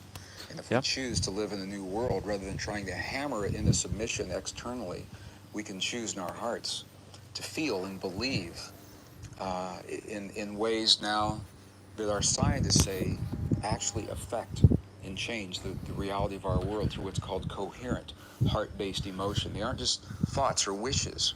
Feeling as if our bodies are already healed. Feeling as if peace has already happened in our lives. And giving thanks and Not appreciation thinking, but and gratitude feeling. for whatever time we have together in this world. Because real or simulated, we don't really know how long it lasts or how long we're here. Exactly. So from my perspective, every day, live it as I your do my last. very best, and I ask myself the question: what can I do today to leave every place that I visit a better place than it was than when I got there? Yep. And whether it means cleaning up the sink in an airport bathroom before I leave because it looks better when I left than it did when I came in, or when someone stops me in the hall in a very busy conference to talk, and I know I've got to be somewhere else. Am I too busy to talk to them, or can I give them 60 or 90 seconds fully present, fully focused, and honoring, and just say to them, I can only honor you for these moments, and look them in the eye. In that way, these are the little things that we can do in our day. Be fully present with everyone that comes into our lives and crosses our paths, and where we choose to travel and share our energy, leave that place a better place than it was when we left. So A true. new school of thought suggests that consciousness informs itself through its creations, through its art, music, books, and movies. With this idea in mind, when we look at the themes of some of the most popular movies of our time, what are those movies telling us about ourselves? If consciousness is informing us of something that we need to know about ourselves through the things that we create to remind ourselves of ourselves, what are those films telling us? Well, examples include hugely popular movies like The Matrix, Which for I just example, or watched Avatar, yesterday. or the movie Inception. What are films like these saying to us? Is that What Liam part of our Neeson? reality are they reminding us of? Well, if we look at the common themes, they'll give us a clue. As different as they are from one another, each of these movies is suggesting, number one, that there is a world that exists we simply cannot see from our limited perspective. But this world influences our everyday lives. Number two, we're told that we're limited in our lives only until we wake up to the parameters of this unseen world. Number three, they're telling us that everyone has the ability to do just that, to wake up and to transcend the limits of their lives that begin with the events in the world that we can't even see. The success of a recent movie, the 2017 movie Arrival, is another beautiful example of what I mean here. And it opens the door to precisely what I want to talk about in this episode. The theme of the arrival is so powerful, maybe one of the most powerful, underrated, and perhaps hopeful messages seen in modern times. Because Arrival, beyond huh? the theme of the ETs and of the conflict and UFOs and the special effects, what the movie is saying to us is that there is a message, and the message is very, very simple. The message says that the language that we use in our everyday lives determines the way our brain connects the neurons, and in turn, the way that we think and even what we think about. Yep. I invite you to think about what I just said. This movie is suggesting somehow that the words that we use to communicate day in and day out, they're more than simply words, that they actually are directly linked to the neurons in our brain. Yep. Now, if you've ever thought about the power of just being able to speak, I'm just sitting over I'd here, like to or I'm share squatting with over you here because the just sun how is out over on potent this that side. ability is unto itself, and that will lead us into the power of the language itself. When we speak, when we say the words to convey what it is that we're thinking and feeling in our lives, what we're really doing is a series of steps that begins with one of the most intimate acts that we could ever imagine. We invite into the deepest recesses of our bodies the breath of life from the world beyond our bodies. We breathe in what is called the sacred breath. We breathe it into our bodies and we draw it deep into our diaphragm. And once that breath is in the diaphragm, we begin to massage that breath with our diaphragm, with the muscles in our diaphragm in a very precise way. We flutter the diaphragm just the right way to now direct the air back from where it just came, back through the passages, over I'm gonna bounce on my the knee muscles for a in our moment. throat that vibrate and undulate in just the right way at just the right time to create the acoustic vibrations that allow what we were thinking to be emitted from our body, from our mouth, back into the air around us as messages that become precisely that, the messages that are interpreted through the eardrums of the people that we're speaking with. Wow, when you think about that, what masters we are. What masters we are at the communication. But what our ancestors are telling us is that the language that we are using to convey that sacred acoustic vibration That language is really where the action is. So the English language, as well as many others, is based upon principles of separation. And that separation is reflected in the ideas that it embraces. Separate and isolated thinking about things like you versus me, or them versus us. We think about winners and losers. This is the language of conflict and war. Language based in connection creates a very, very different kind of experience, different kind of thinking. A language based in connection is unity thinking. This is the language of evolution, of community, of cooperation. So the bottom line to what I'm saying to you here is that we change the language, we change the brain, or stated another way, change the language, change the way the brain accesses the matrix. Well, these ideas are central to the theme of the arrival. And here's what I mean. A growing body of scientific evidence now suggests that we do not hold memory in the neurons in our bodies. We now know we have neurons in the heart as well as the brain. But what these discoveries are showing us is that those neurons are not what contain the memory. Rather, the neurons we can think of as antenna, biological antenna, soft antenna, that tune to the place in the field, in the matrix, where our memories actually reside.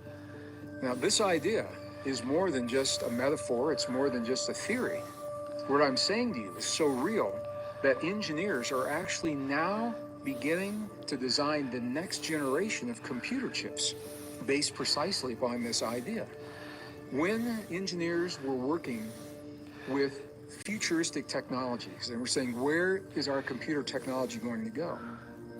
One of the things they discovered is that the silica that we've used in the past has limitations for the amount of information that can be stored on that silicon chip.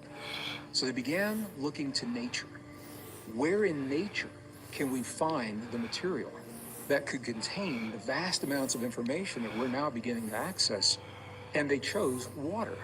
The new chips are actually based upon a single droplet of water. Now, this isn't tap water from the bathroom. It's highly refined, highly structured water compressed into a chip that interfaces with the machine, with the computer as we know it today. When the researchers began filling these chips with information, what happened was there was so much information that was being stored, they said this droplet of water cannot possibly store that amount of information. They were pumping tremendous amounts, libraries of information into this chip. And the mystery was, where's the information being stored? And they realized that the information was not confined to the droplet of water. The information was being held in a field that is linked to that droplet of water. The information was actually being held in a field that extended beyond the machine itself. I know this is a very different way of thinking, but this is how we learn. This is how science arrives at the new understandings that lead us to deeper understandings, perhaps the deepest truths of our existence. So the information doesn't live in our brains, it doesn't live in our hearts, it doesn't live in our cells. The information is stored in the world around us. And because of that, the way we access that information plays a very, very powerful role in our lives. So I'd like to share a story, and this is a true story, of precisely what the information I just shared with you means in our lives. I live in an artist community, a very creative community in northern New Mexico. A lot of artists, visual artists, sculptors, musicians, writers, all come together in the beauty of the high desert of northern New Mexico to create what they create. And it's always been that way. George O'Keeffe, for example, Ansel Adams made their home, D.H. Lawrence, they all made their homes in this part of the world because it supports this creative spirit. Well, one of the interesting things that I've seen in my community, and if you're an artist, you may have experienced this as well, is that a lot of times the artists have a hard time supporting themselves through their creations. So they end up with other jobs to make the income that allows them to create the things that they love. And the story I'm going to share with you is a story of precisely such an artist, but it relates to the way information is stored in the field and what it can mean to a creation. So I had a dear friend of mine, a musician, keyboard artist, who had just created one of the most awesomely beautiful, mystical, compelling, intriguing pieces of music that I'd ever heard. And I said, wow, I can't wait until that becomes available. Well, to my musician friend, it wasn't ready for the world. He said, you know, I like what I've done. He said, but it's not quite ready for the world yet. He says, I'm going to take it in the studio and do some more work. So he would go into the studio, he'd spend all of his money honing and refining this masterful piece of work. Oh, He'd there's a run out of lesson money. coming here. I can And feel then it. he would spend 6 months working in a restaurant or at a bar somewhere, saving enough money to go back into the studio so he could work and refine and hone But it this was again already and again and refined again. at the This went beginning. on for over a year. It was already refined from So the beginning. I had an event, speaking event, in the Los Angeles area. My friend picked me up at the Los Angeles airport at LAX, and we got into the car, and I turned on the radio. And when I turned on the radio, my friend's music was playing on the radio. Oh, okay, cool. Not the words to the song, but the music that he had been working on, that he'd been honing and refining for months. And he looked at me and he said, that's my song. And I said, well, I said, that was your song. I said, the universe tapped you on the shoulder. The universe directed you with inspiration. You were given the gift of this song to share with the world, and you felt that the world wasn't quite ready, or maybe the music wasn't ready to share with the world yet. But once you anchored your creation in the field, it wasn't held in the cells of your brain or your heart. It's in the field around us.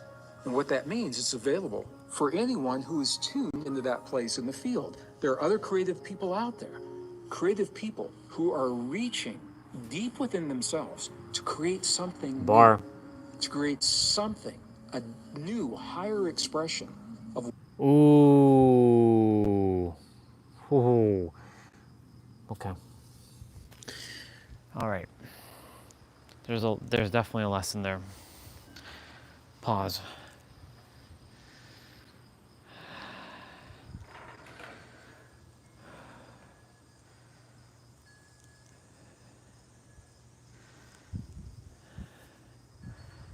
Okay.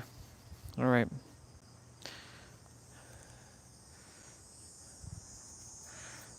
All that time when I felt like I wasn't ready, when I had. This is a very powerful lesson. Ooh. Ooh. So powerful. I don't know if anyone's here. Nope, no one's here, so I get to just keep this conversation with myself for now. I'll just sit closer. Wow. Themselves to create something new, to create something, a new, higher expression of whatever it is. And it is their desire to create, it is them reaching within themselves to create, that actually allows them access to the field where your music was living. So Yep. you didn't share your music with the universe, So but the the universe- universe made sure that it was out there. Yep. And this was a very, very powerful lesson for my friend. I've had the same experience when it comes to book titles, for example. I've anchored very, very good titles for the books, and I said, you know, I'm not ready to write that book yet. 2 months, 3 months later, Someone somebody else I writes- look on Amazon, and there is that book title, that exact book title, and even the same subtitle that I never shared with anyone. How did that happen? It's in the field. And the reason I'm sharing this with you right now, and I want to speak directly to you, is because each of you have a creative impulse. And when the universe gives you the gift of a creation and taps you on the shoulder and says, here is something to share with the world, that inspiration means the world is ready for your creation in that moment. And I'm going to invite you, please share your gifts with the world, because we need what you're creating. You never know how your creation is going to influence or impact someone in this world when you share it with them. But the fact that you have that inspiration tells me that the world is ready for whatever it is you've created. So please share your creations with the world. When we create, here's what's happening on a biological level, and this is going to be a direct segue into the power of language in our lives.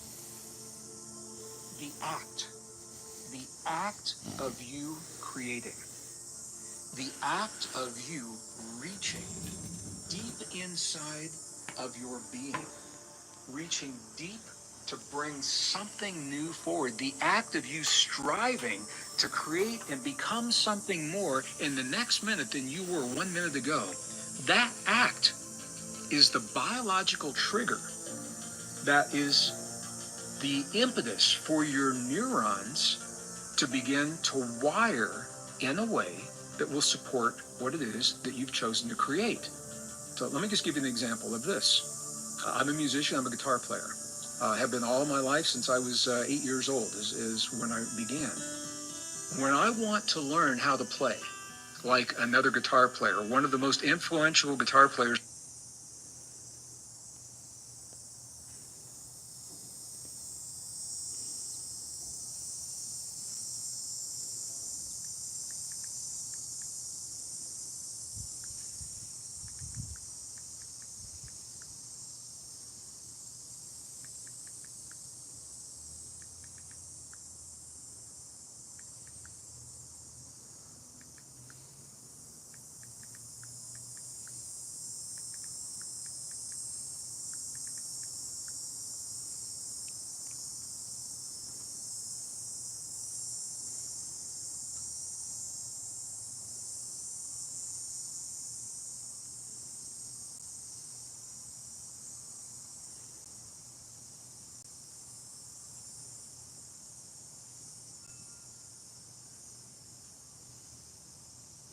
That's so interesting.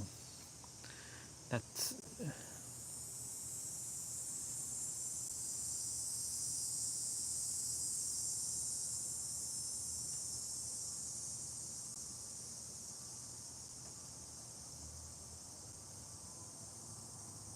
what the fuck?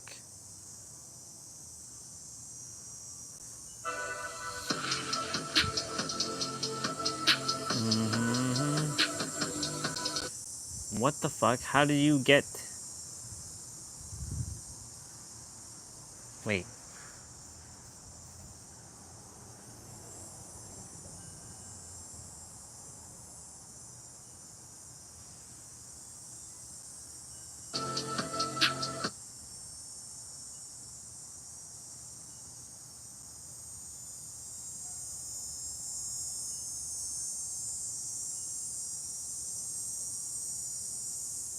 Oh.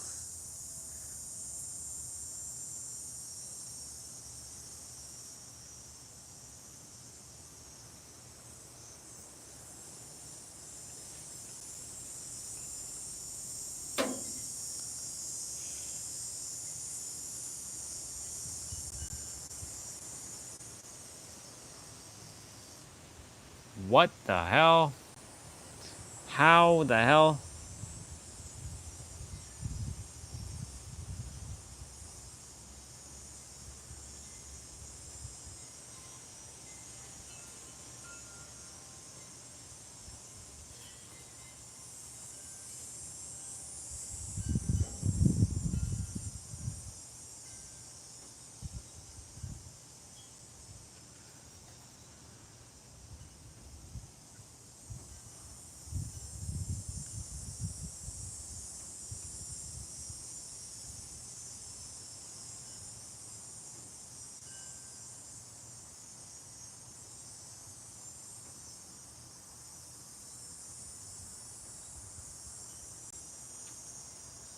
$97 is 3 away from 100. 94 is... Oh! So 3, then 97. This was a... Then 97 minus 6 is 91.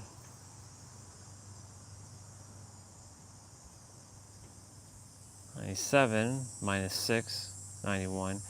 And if 94 was... It would also get 91. Cross subtract. 91 was the first part of... And then multiply 6 with...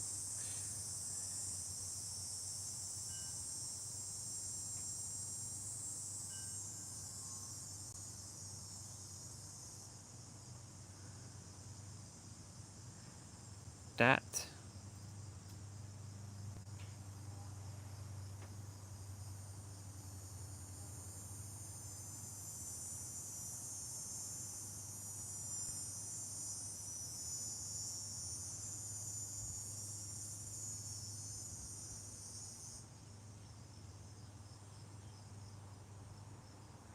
That's so interesting.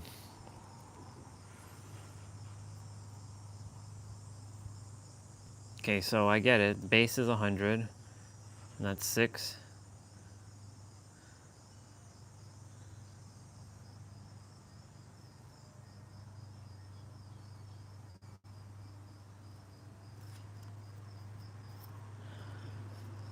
Three.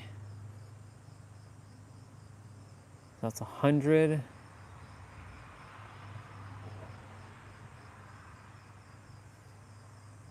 I want to know what the hell that little dash is for.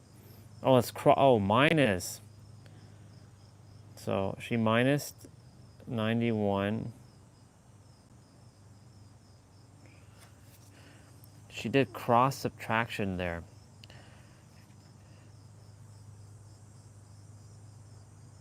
Three, 6, cross. Bro. Yo, what the fuck? Okay.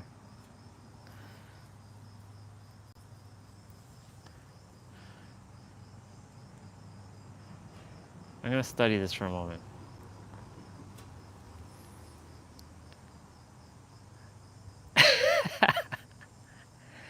So you basically take this 3, 6, you take the subtraction 91, and then you times that. Bro. Okay. So if we do this for a moment, hold on. So let's do 95 times 94. So 6, 5. So you do.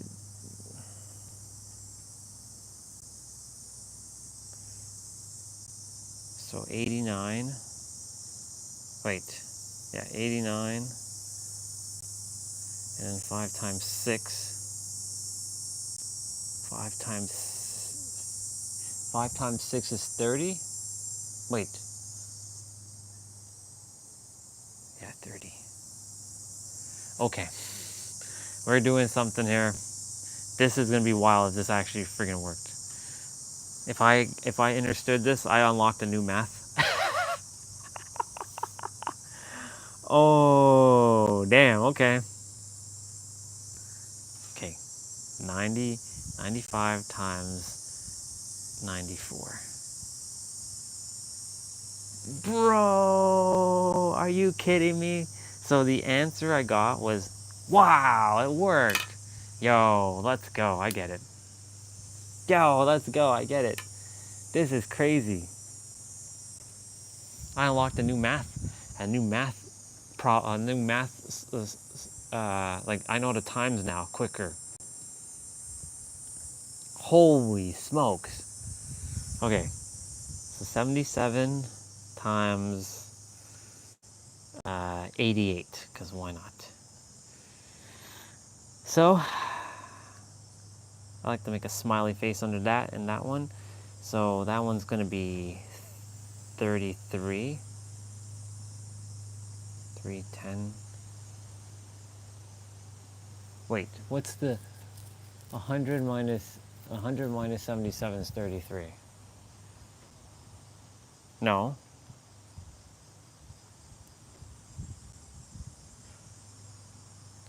Not 33.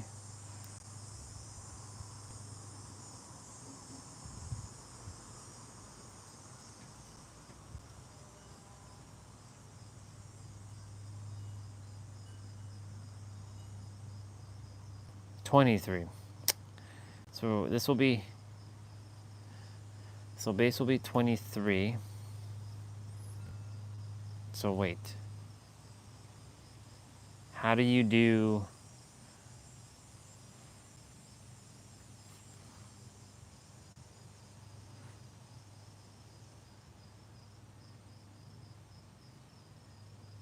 And then 11. So...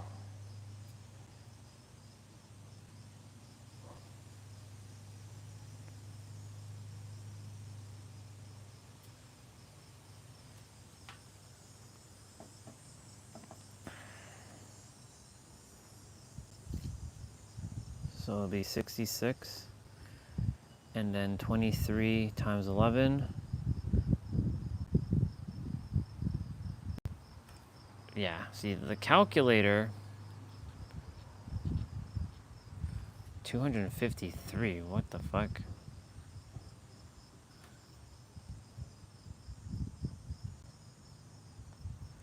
That's not right. How can that be smaller? Okay, I screwed up.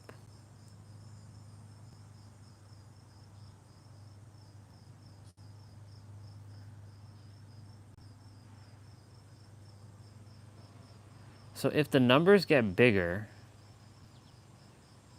so if it's how would I reduce that then? I have to go back to the Instagram reel.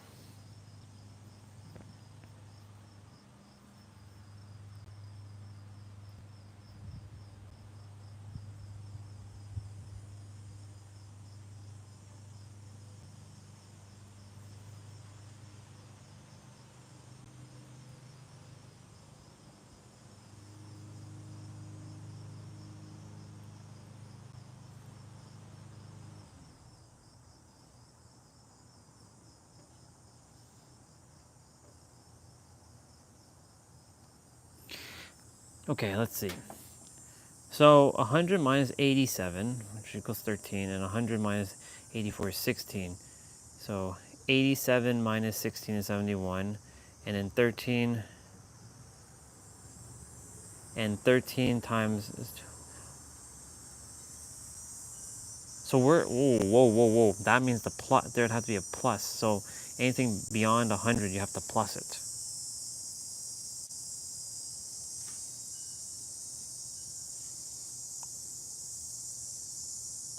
So that means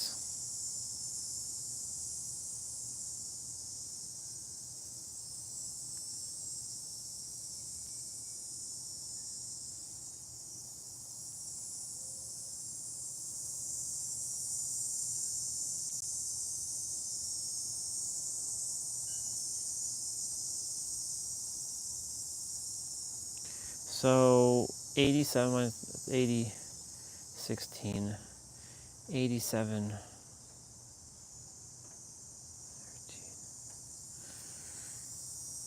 16, so 87 minus 16.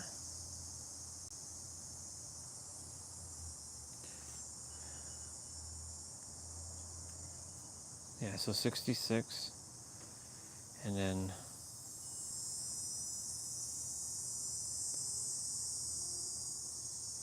66 plus 253.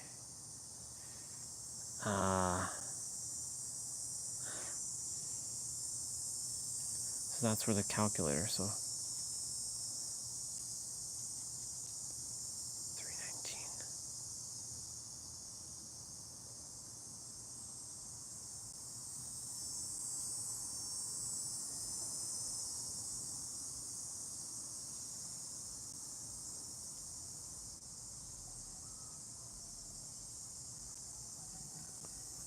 What? So 7, so 6.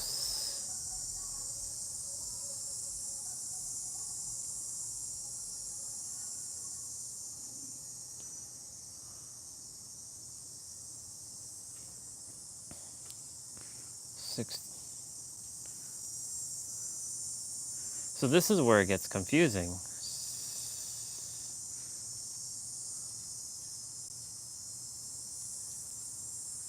68, 6853.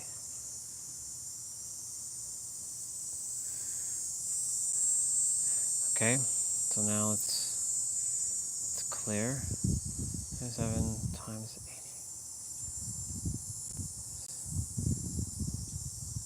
80. Well, I kind of get it. I'm a little off though. I did a little bit of off calculations.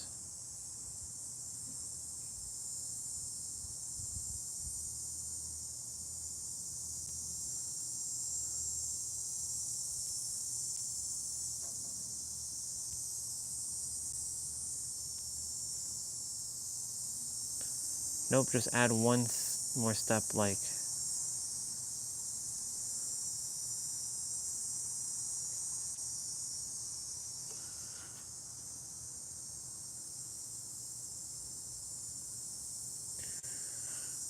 interesting.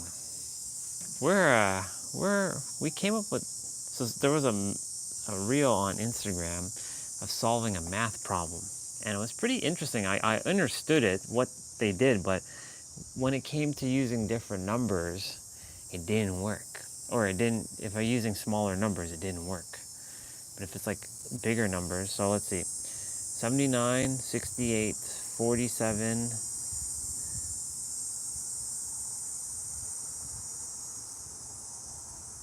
okay, I get where,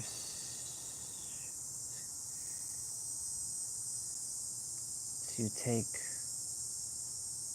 21 minus 47, 79 times 80. Take only the first two digits of 53. So it'd be 53 minus, add 72, and then you got 672. What the fuck? That's crazy. Okay, let's see if I can logically, I get this. That's nuts. So we got 100 minus 21 equals 79. I got 100 minus 32 equals 68. Then you take 21, the first number, and you minus 68, the second number. You get negative 47, right? Then you take 79 times 68. Where did you get? Oh, from the first number. Then you get 5,372. Then you take 53. So the original equation is 21 times 32. We're unlocking a math version of us. 47 equals 6. Then you take the 72. So you gotta take the,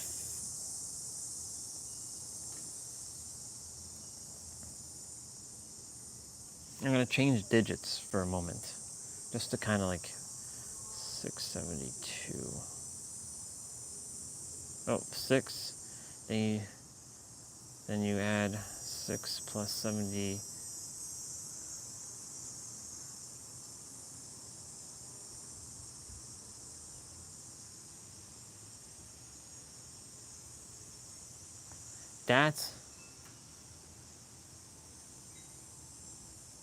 That seems slower. Bro, you're multiplying 79 by 68 to find out 31 times. Yeah, it's kind of weird.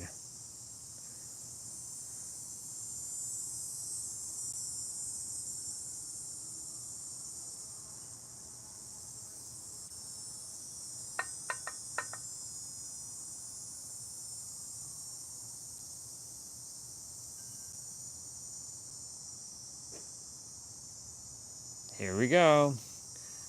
This is where the humans start to get crazy. Okay. So I get that. So I understand what's going on here.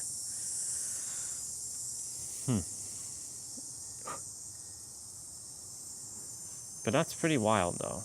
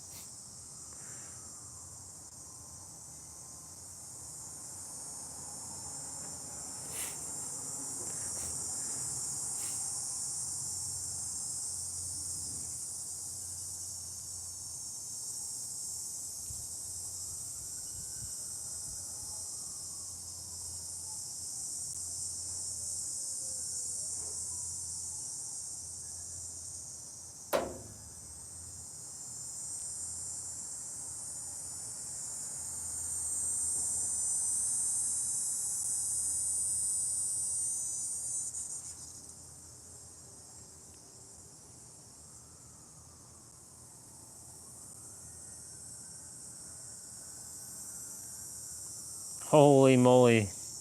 This is nuts. Okay. This is cool.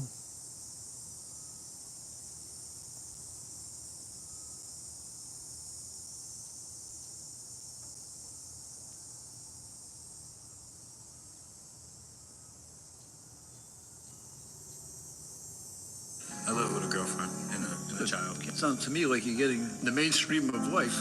I have subscribed to the theory that when someone has spent an awful lot of time incarcerated, that I want to give them a chance in life. I think you're worthy of having all of these dismissed. I'm going to dismiss all of them. Thank you. I'm betting on you. I'm betting that you're going to do good. Oh, yes, sir. Okay. And I'm rooting for you. Okay. Don't disappoint. Yes, sir. Yes.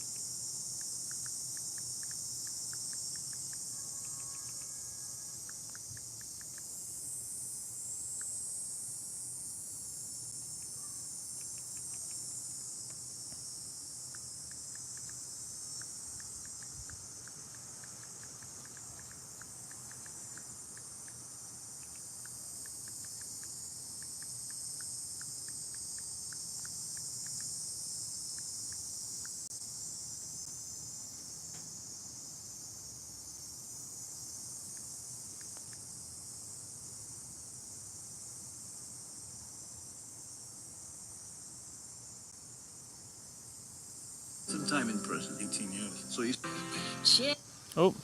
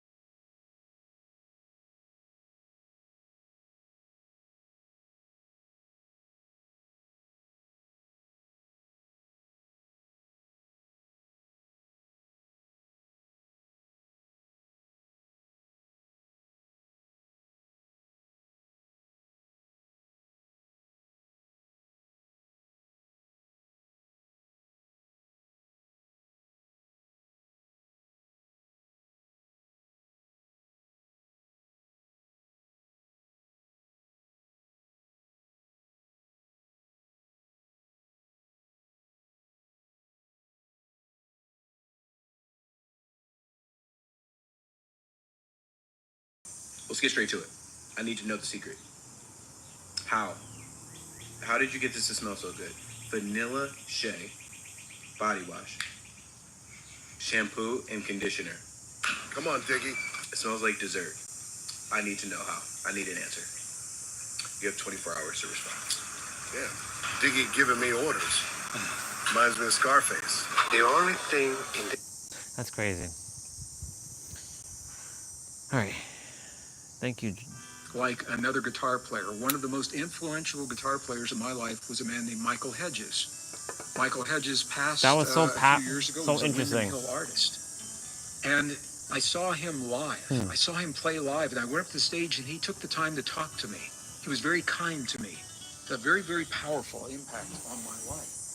Michael Hedges, when I saw him play, he blew all of the constructs, all of the rules, the way I've been taught classically to play guitar. He blew those rules right out of the water. He gave me the freedom of expression, and I respect him, and I loved him so much. I was so sorry when he left this world. So when I Don't want put to play yourself like in a Michael box, basically. Hedges, and I listen to his songs again and again, at first it's very mechanical. But there's a point, and maybe you've had this experience, if you're trying to learn a language, French or Spanish, or you're trying to solve a mathematic problem, you're going through the motions, and all of a sudden, one morning, you wake up, and you're speaking French, you're speaking Spanish, you're thinking the language of the mathematicians, you're thinking the language of Michael Hedges, and all of a sudden, you know where those chord progressions work. When that happens, here's what you've done.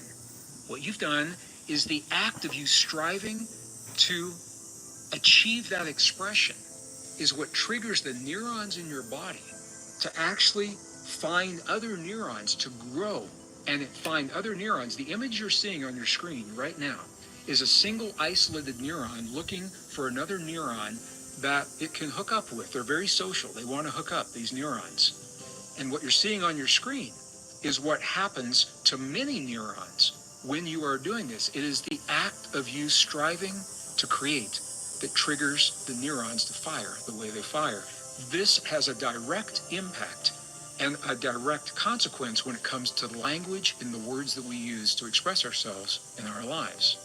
So one of the first scientific links to what I'm talking about here, the link between the language that we use and our biology, the way that our neurons fire, was made early in the 20th century by a linguist. His name was Benjamin Lee Whorf. And the ideas that Benjamin Whorf shared in the world of linguistics, in the world of science, they were radical for his time. What he said is this. Number one, he said that the way that we speak actually influences the way that we think. But perhaps even more importantly, number two, he said the way that we speak influences what we think. That our thoughts, what we are capable of thinking, are actually linked to the way our neurons are being wired. One of the reasons that Whorf came to this conclusion was because of the work that he was doing with an indigenous people in North America, northern Arizona, the Hopi. And what he found was that the language of the Hopi, when that language was translated into English, what he found is that the Hopi have a very, very different way of thinking about us, about nature, about our relationship to the world, and specifically about time. So here we are back at time. Time is the program that allows us to live our lives as we do within the operating system of the divine matrix.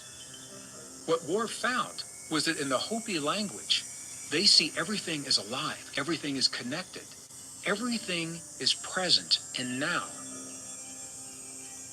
From the Hopi perspective, there are only two realms of possibility. One is the realm of things that are manifesting in the present, and one is the realm of things that are already manifest. The Hopi do not think about time the way that we think about time. From their perspective, the manifest is everything that has already happened. It's everything that we can sense, everything that we can experience. It's what's already occurred in the world. From this perspective, the manifesting is what is unfolding in this moment and is actually called in the language, we're going to start doing our abs shortly. Of the breath. It includes whatever is unfolding in the moment now as well as what's possible in the future. Now, these may seem like insignificant changes that I'm talking about between the way that the Hopi think and the way we think, but they have very powerful implications. Let me talk to you about the concept of time in the Hopi language. In Hopi, there is no time as we know it. Hopi. There's only now. And what Yep. Worf found when he was exploring Only the now. language is that there were no nouns in the Hopi language to specifically refer to the past or the future. Everything is present. Everything is happening right now. So, Yep. for example, the idea of a wave, when we look at the wave in an ocean, This we one say, video has look at shared a that lot of wave. things. For the Hopi, it's impossible to see one wave in a moment in time and call it a wave. Because it is happening now, the word is waving. When they are looking at the wave, we say, look at the wave, but we know there are other waves out there. The Hopi say that the ocean is waving. They actually have a word, they say wa la lata, meaning the plural waving is occurring. The plural waving. Interesting. So in a very real sense, The their Hopi, language huh? is more accurate than ours, describing what the waves are doing, although it feels awkward to us because of the way we're wired to think. Yep. So the Hopi are using The way we're wired to to think. describe what is or what has already happened. They're describing a quantum possibility that has already become manifest while leaving the future open for other manifestations and other possibilities. Well, when we look at the movie The Arrival from this perspective, I gotta it opens watch up that movie, a it seems. whole new realm of possibilities. The Arrival, because this huh? is the central theme to the movie. In the movie, humankind, through the language of separation, was on the brink of war, on the brink of destruction in the modern world because of the Fly weapons we Bubba, have or and the Bee kind Bubba. of war that was possible. And it's precisely at this moment in time when a new language is introduced to the world. Now, in the movie, it happened to come from another world, and that was the ET perspective. But there is a growing body of scientific evidence that suggests something very similar to what happened in The Arrival has already happened here on Earth. Oh yeah. It didn't necessarily come from another world in our time. It may have been left to us in the past. Right now, there are 23 examples of ancient texts, ancient languages that were given to the people of the earth that to this day cannot be translated. We don't know what they say. And the reason I'm sharing this is because just like the indigenous language of the Hopi is a language of connection, and when the Hopi speak in the language of connection, it wires their brain to see the world from a place of connectivity, of unity, of aliveness, of cooperation. It's very possible that at least one, if not many, of the languages that have been left in the past provide precisely the same idea with an alphabet that helps us to find this place of unity. And we go back and we think about this growing body of evidence that suggests that consciousness informs itself through its creations. The movie Arrival is perhaps mirroring to us what has already happened in our past, or the potential of what we can embrace in the future simply by recognizing the power of our language to change our biology. Such a different way of thinking. The power of the words we use again and again to trigger the neurons in our brain and in our heart, to find other neurons to wire together so that we become networks of peace, networks of cooperation, networks of unity, rather than the networks of separation, competition, and conflict that we've achieved in the past through the use of the language that was given to us a very long time ago. So maybe it's no accident that the movie Arrival has arrived in our world, precisely when it has arrived in our world. Step back and look at the big picture. We're living a time of extremes. We're living a time, unlike any time in 5,000 years of recorded human history, when huge natural cycles that include the cycles of climate, the cycles of economy, the cycles of human conflict, each of them are converging at the same time into an experience that we've never seen before, and at the same time that has happened, the people of the world are being pushed together across the boundaries that we've known in the past of oceans, of mountains, the borders between countries. People of the world are coming together And we're learning what it means to live amidst different cultures, different religions, different ways of thinking, different ways of treating men, different ways of treating women. All of this is happening within the context of the big picture of these converging cycles. At the very time cold. when Well, it's our not cold. differences have led to the brink of war in the world today, Ah! the very instant, Ah! maybe it's no accident, the movie arrived to remind us of the power of the language to change the way we think about ourselves and our relationship to one another. And we think about it from that perspective. In addition to being an awesome movie and one of my favorites, the question that it begs from me, and I'm going to invite you to think of the same question. If our words are a reflection of what's happening in the world, and our words are directing our biology and the way our neurons fire, what words are you feeding into the field? What words are you feeding into the matrix? What words are you using to direct your biology? And when you become conscious of the language that you're using from this perspective, it opens up a whole new realm of possibilities, and that is the power of the divine matrix and the power of understanding our language and the role of our language to direct the possibilities within that matrix. Bar.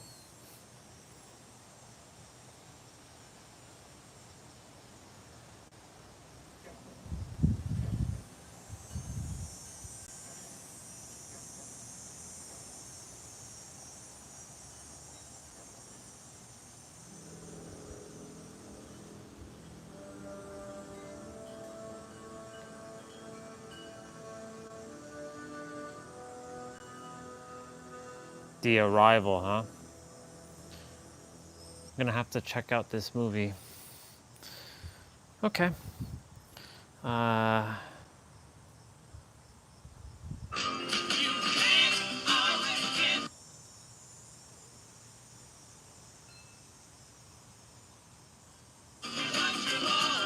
There's something.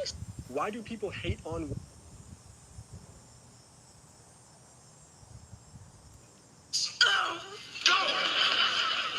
Wait a minute. Now you wait 1 minute, Uncle Phil.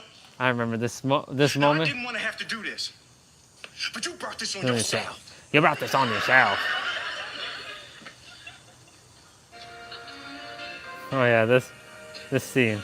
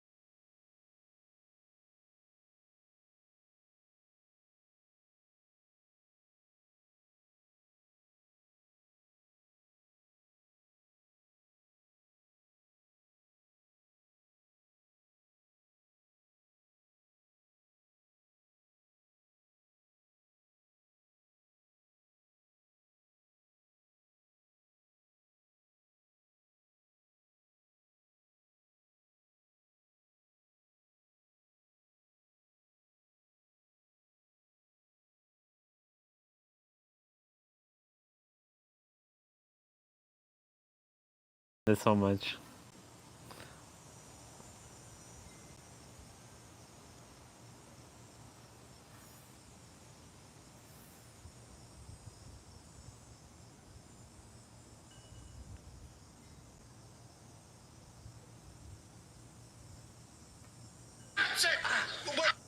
Okay.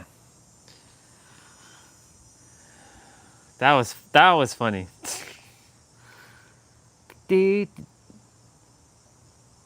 I say, and you, and you, and you, and you. Do you.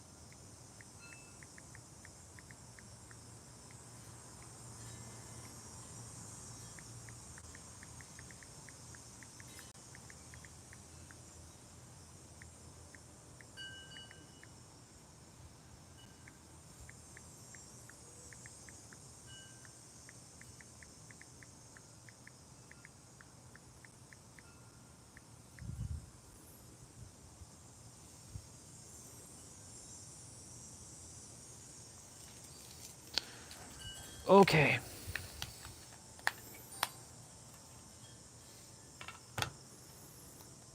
We've got stuff to do.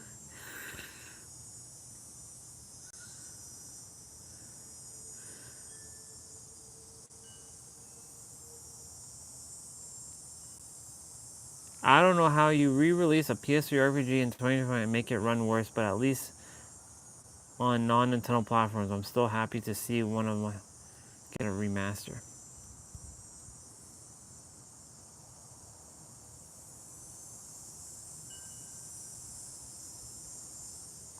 That's lame. They really should have run.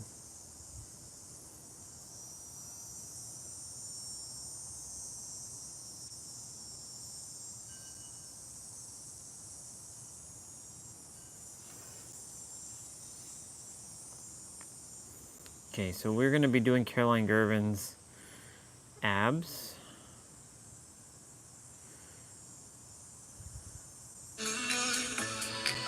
Okay. It's time for us to get these abs going. Yeah, look at them abs. Yeah. We're going to get abs going. I'm silly. I'm so silly. I love it. All right. I've been keeping with this angle. Good morning, Oh, everyone. no.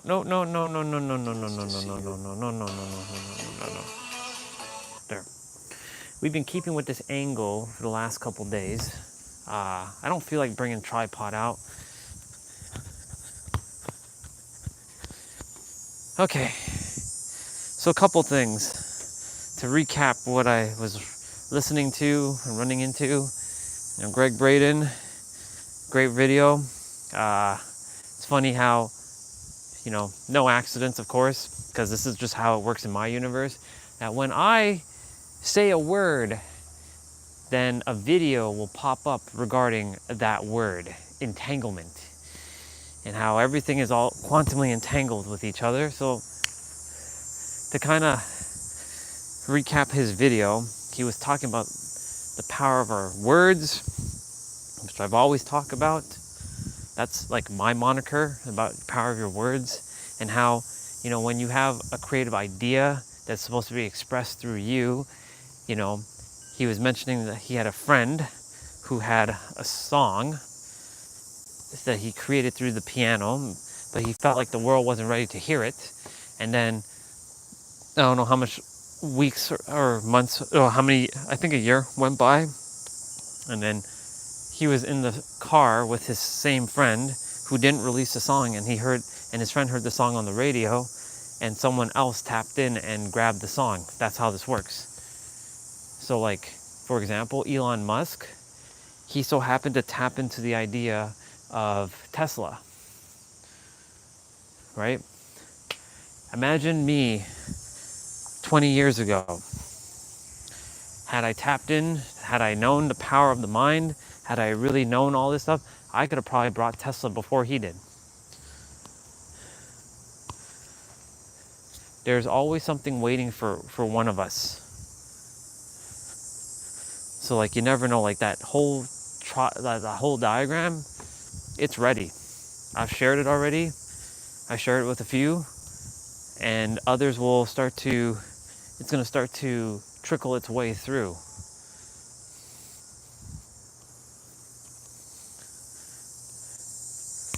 The synergy of Trinity.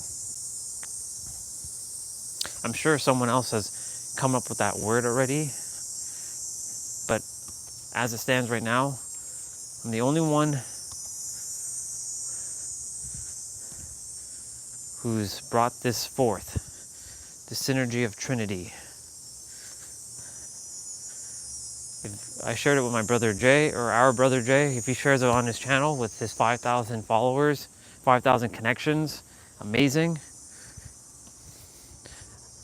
None of this I will ever take credit for, because it's all the creator. All I care about is sharing this with everyone else who is also the creator of their reality, so they too have the answers, because they already have the answers, and that I do what I came here to do and then leave. That's it. Okay. I'm gonna go use the bathroom.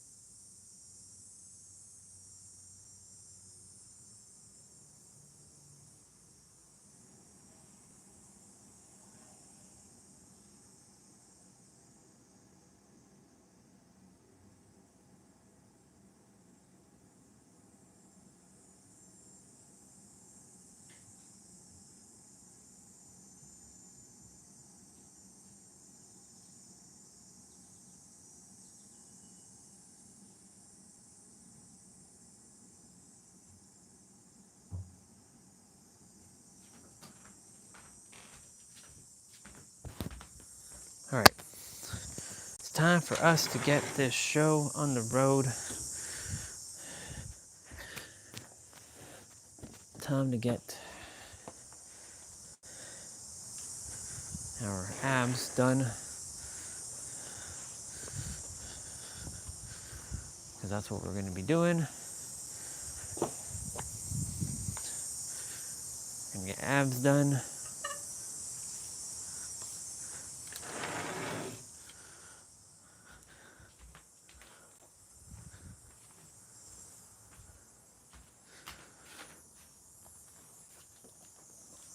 That.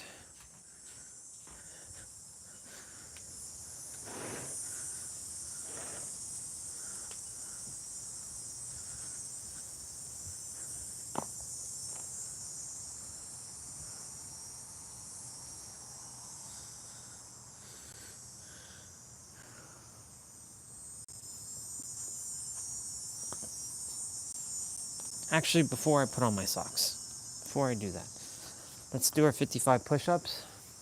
So I'm gonna get warmed up. I'm gonna actually take this to the front.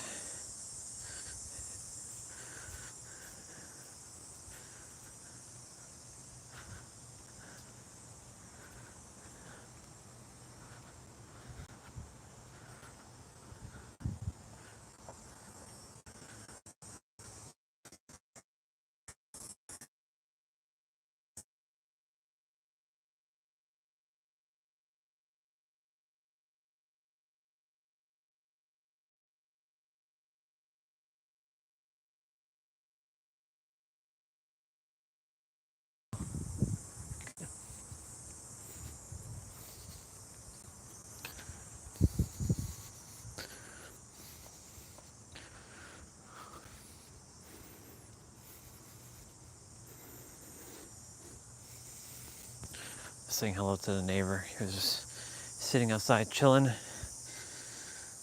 taking advantage of this beautiful weather. Okay, so we're starting with our warm-up. I'm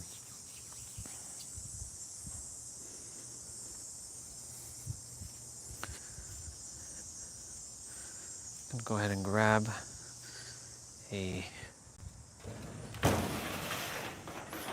I'm gonna grab the walker. Speaking of that, I should technically tackle the sponge thing.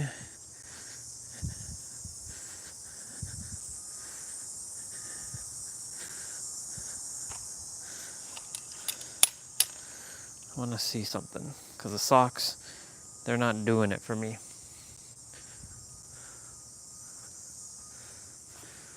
I'm like attempting to like see how I can make this more comfortable by holding.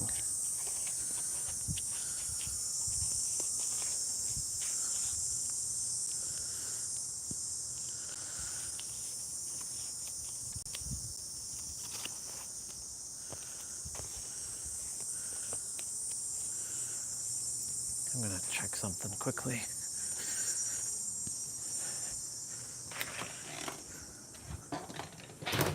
Without going too crazy.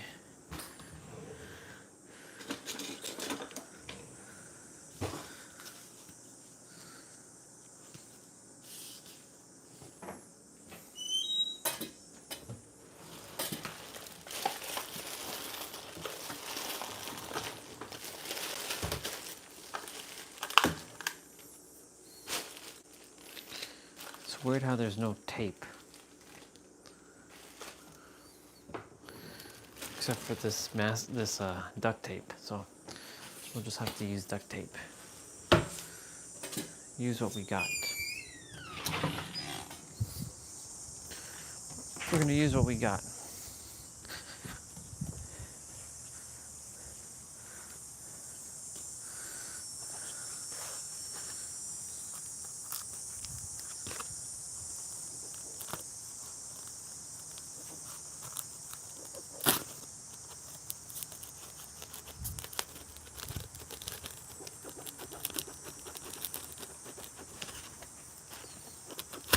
Would have been smart if I just had done this yesterday with the other one, but whatever. It's all good.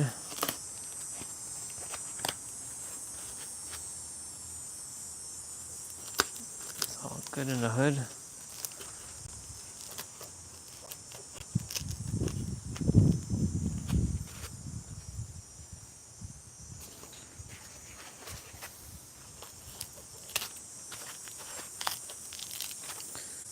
When T-Bray said to get like spongy things or something foamy, I was like, I might have something. Sure enough,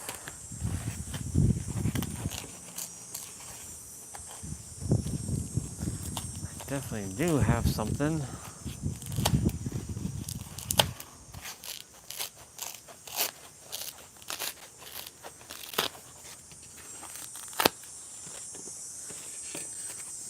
Ta-da!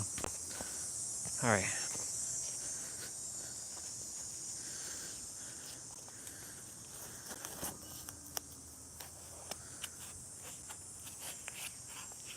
I mean, that will add a significant amount of grip.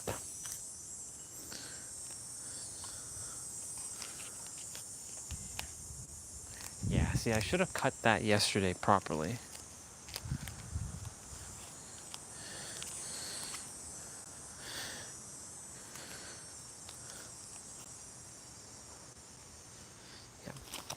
Yeah, that's good.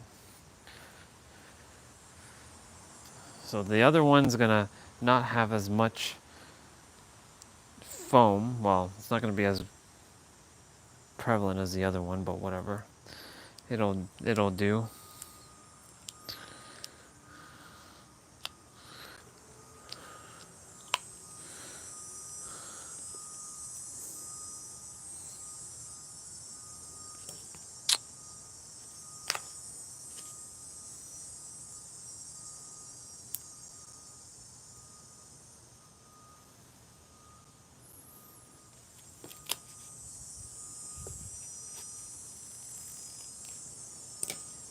Okay.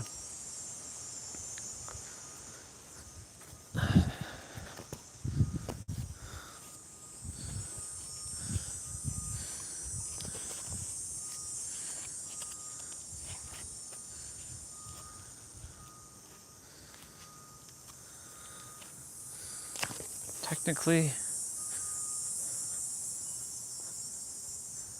I can cut this in half and do both sides. Should wrap around. Should wrap around, no problem. Oh yeah.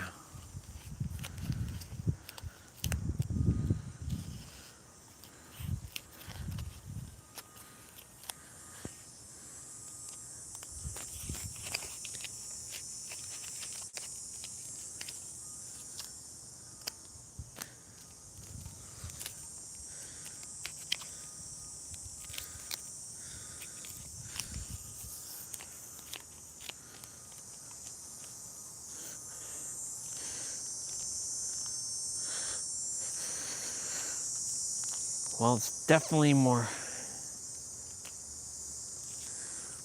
It's definitely better for sure.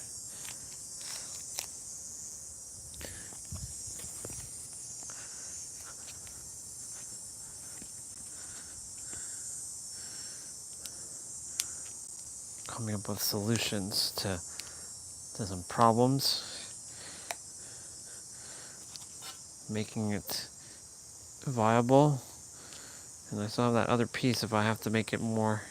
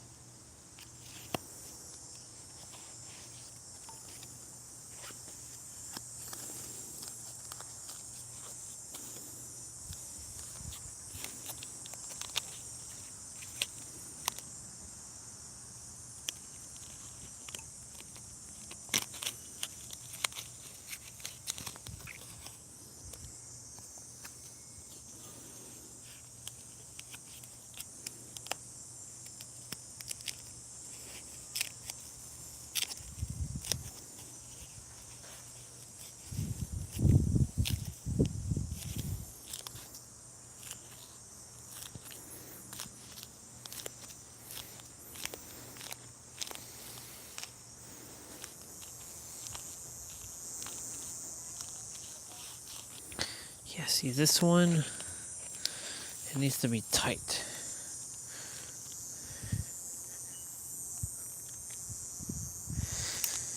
It's still, I mean, it's definitely better than it was before. It's definitely better. But it feels like it requires a little bit more padding.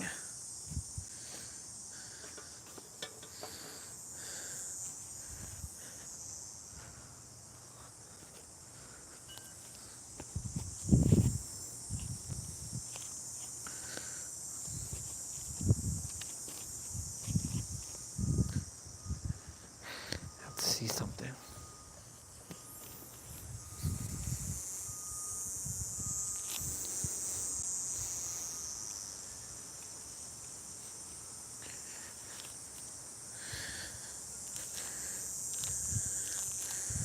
I feel like it still requires a little bit more foam, in my opinion.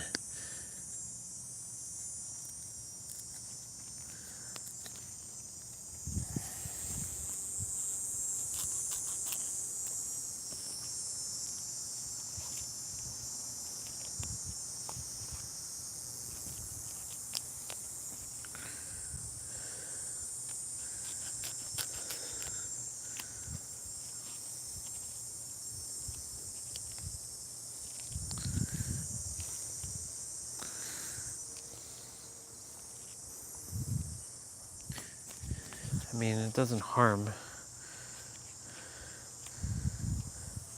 to put a little bit of foam.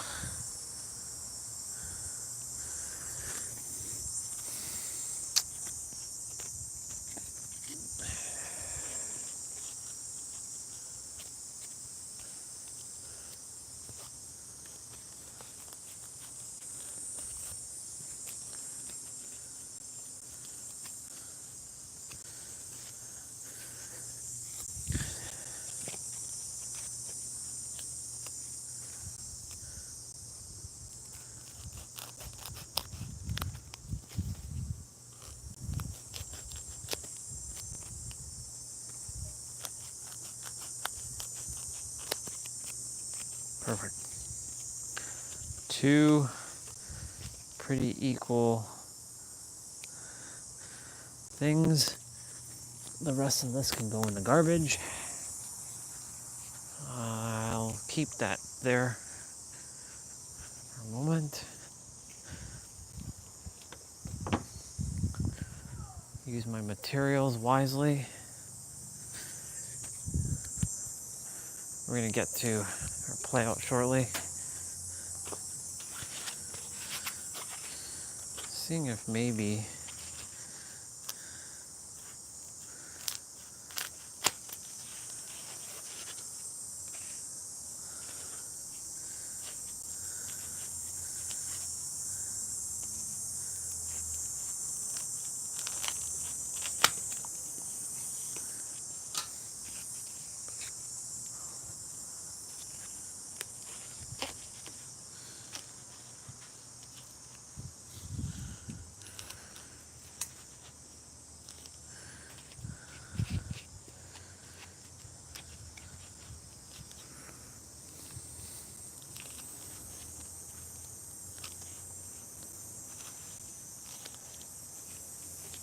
No.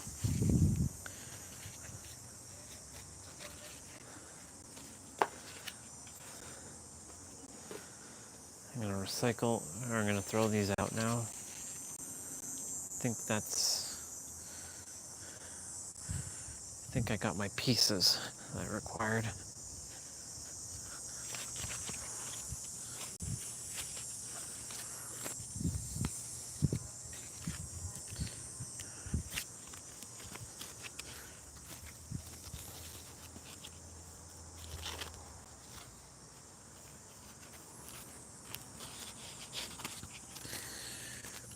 But maybe, just maybe, there might be something I can do. Maybe, just maybe.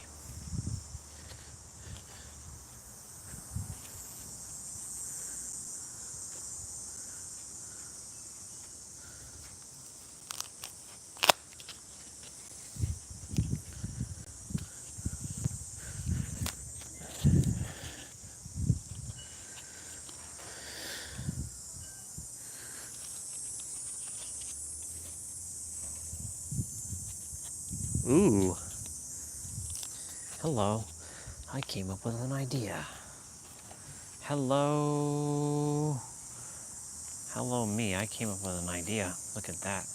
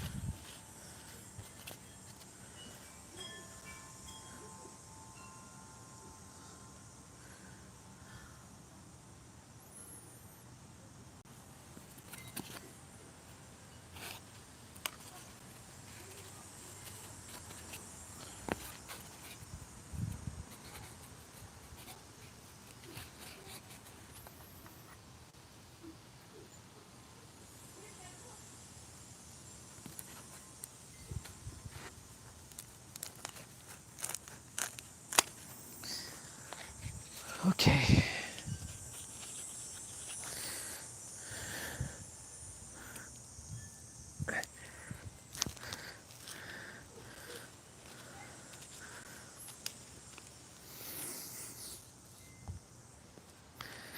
No, I think this is good enough. Now for down there.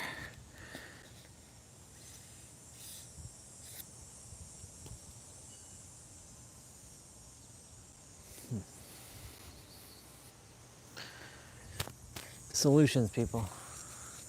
That's what we're focusing on, solutions. We are focusing on solutions.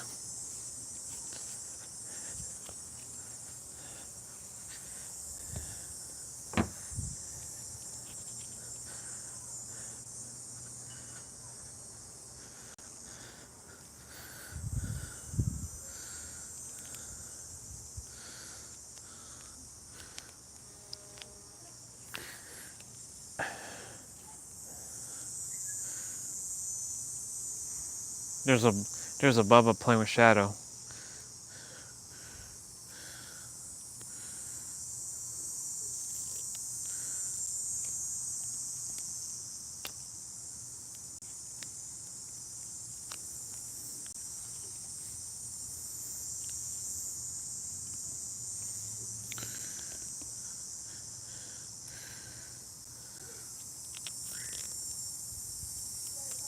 See? Shadow. Oh, shadow. See?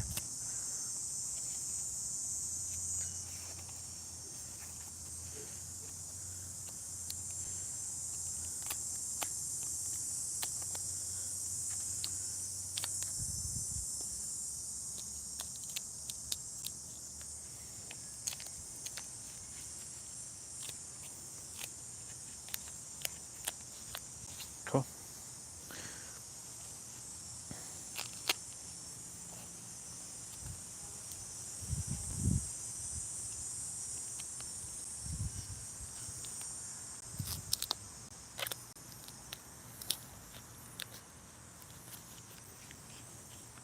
ain't that prime.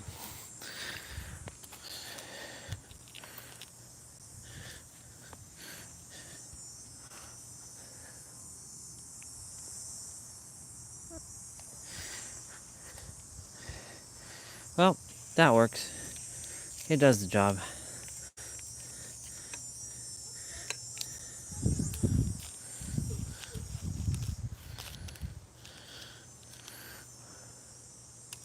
Cool. I can put these.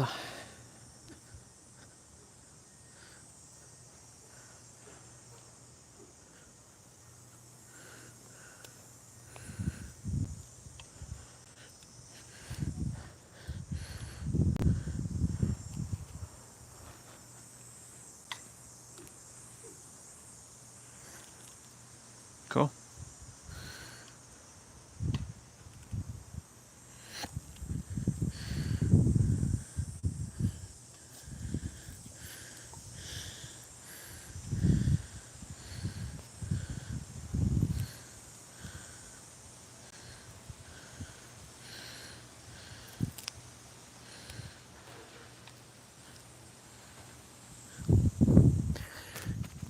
I'll wrap my socks around this.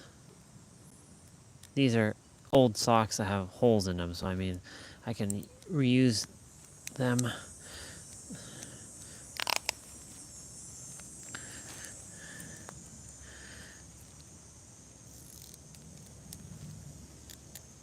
Cool.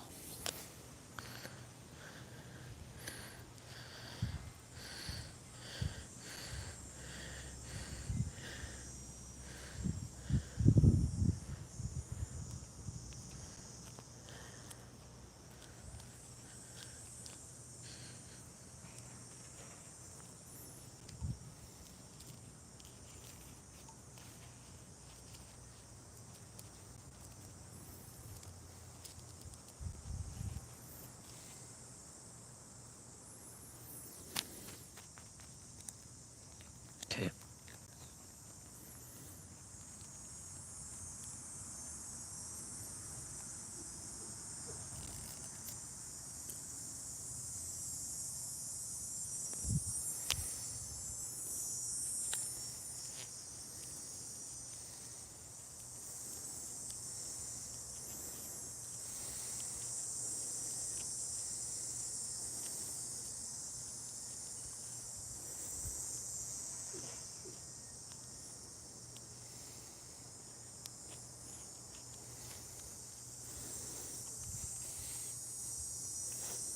Cool. Now we close it up, and it shouldn't have any impediment on each other. Yep, it's perfect. Those don't impede with each other.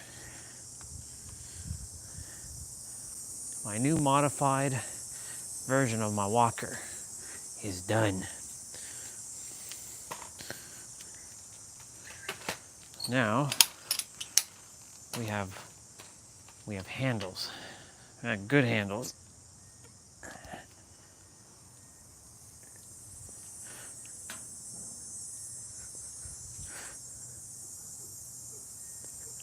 Nice.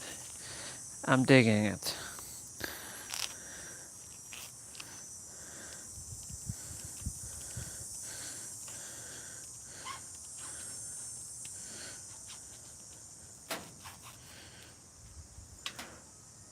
Cool.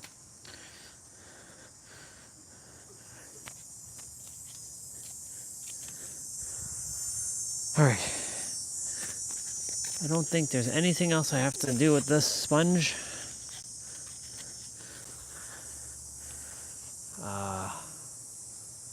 Yeah, there's nothing else. So, thank you, sponge.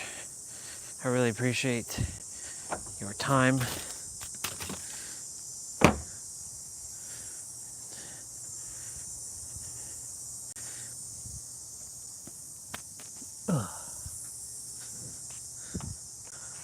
Cool.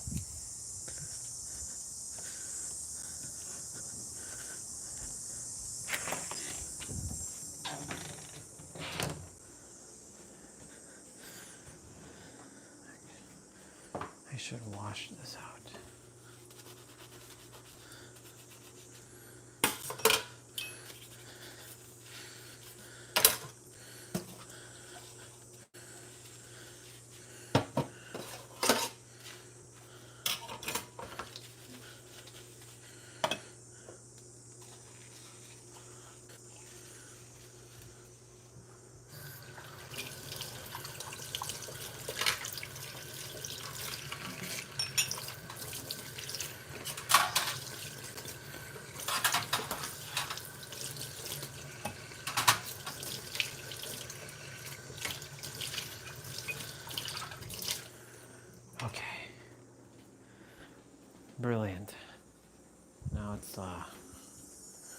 12:57. Now we're definitely starting our play out, which is perfect.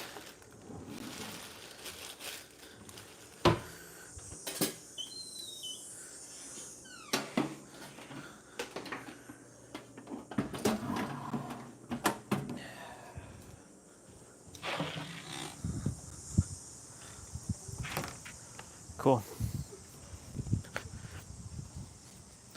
Ladies and gentlemen, it's time for us to get this show on the road.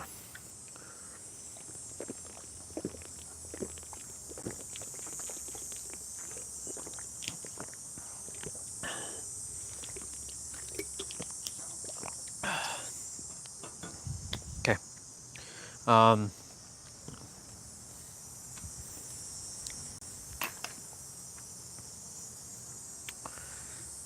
Use the bathroom one more time.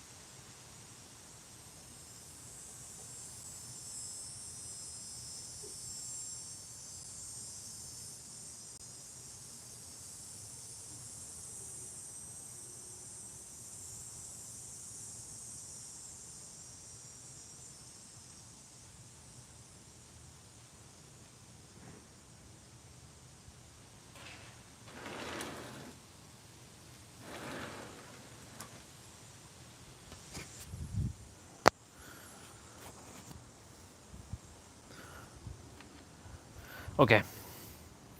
So, now that we're done that, I'm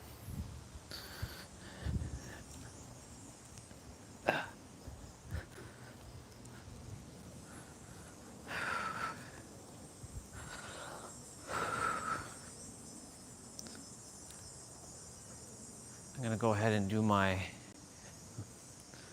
warm up. So we're gonna do 20 wide, 20 standard, 15 narrow. I'm gonna do my, I'm gonna do my squats, and then we're gonna get into abs, and after abs, then we're gonna do ab pull downs, and then 55 leg raises. That's the only thing we have today. So it's active rest day. And of course I have my mobility train, so I'll be doing ankles, hamstrings, knees, and hips. And then that's about it. Debating for doing the bike ride today or tomorrow. I feel like tomorrow might be a better day. I like Fridays. I like Friday bike rides. They just feel good. But I'd have to get everything done earlier, so. Cool. All right. 3, 2, 1, go. 1, 2, 3, 4, 5, 6, 7, 8, 9, 10, 11, 12, 13, 14, 15, 16, 17, 18, 19, 20. 1, 2, 3, 4, 5, 6, 7, 8, 9, 30. 1, 2, 3, 4, 5, 6, 7, 8, 9, 40. 1, 2, 3, 4, 5, 6, 7, 8, 9, 50. 1, 2, 3, 4, and 5. All right, 55 push-ups are done. Now we're gonna do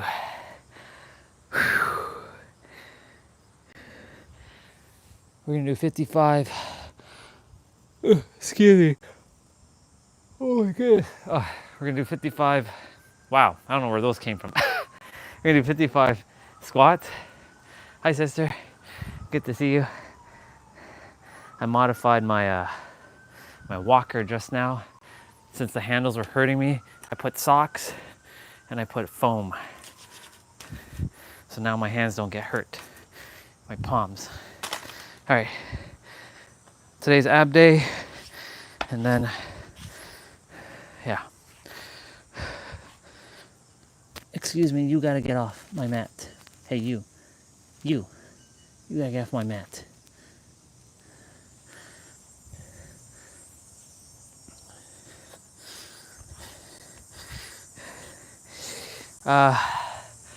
Okay, 3, 2, 1, go.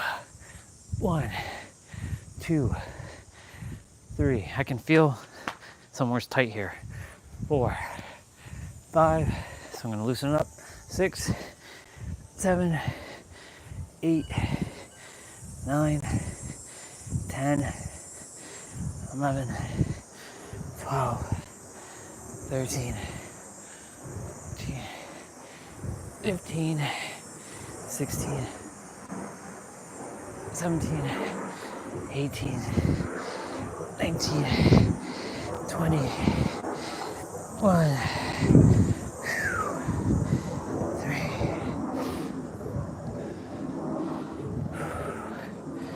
6, 7, 8, 9, 30, 1, 2, 3, 4, 5, 6, 7, 8, 9, 40, 1, 2, 3.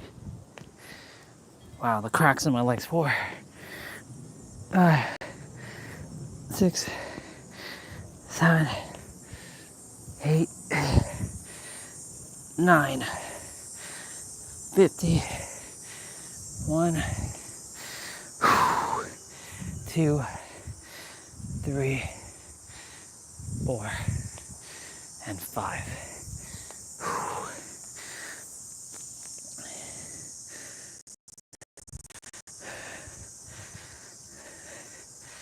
Part of my foam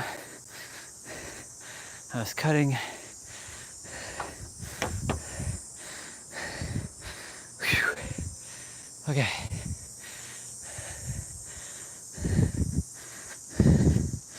All right, y'all. It's time for us to get the show on the road.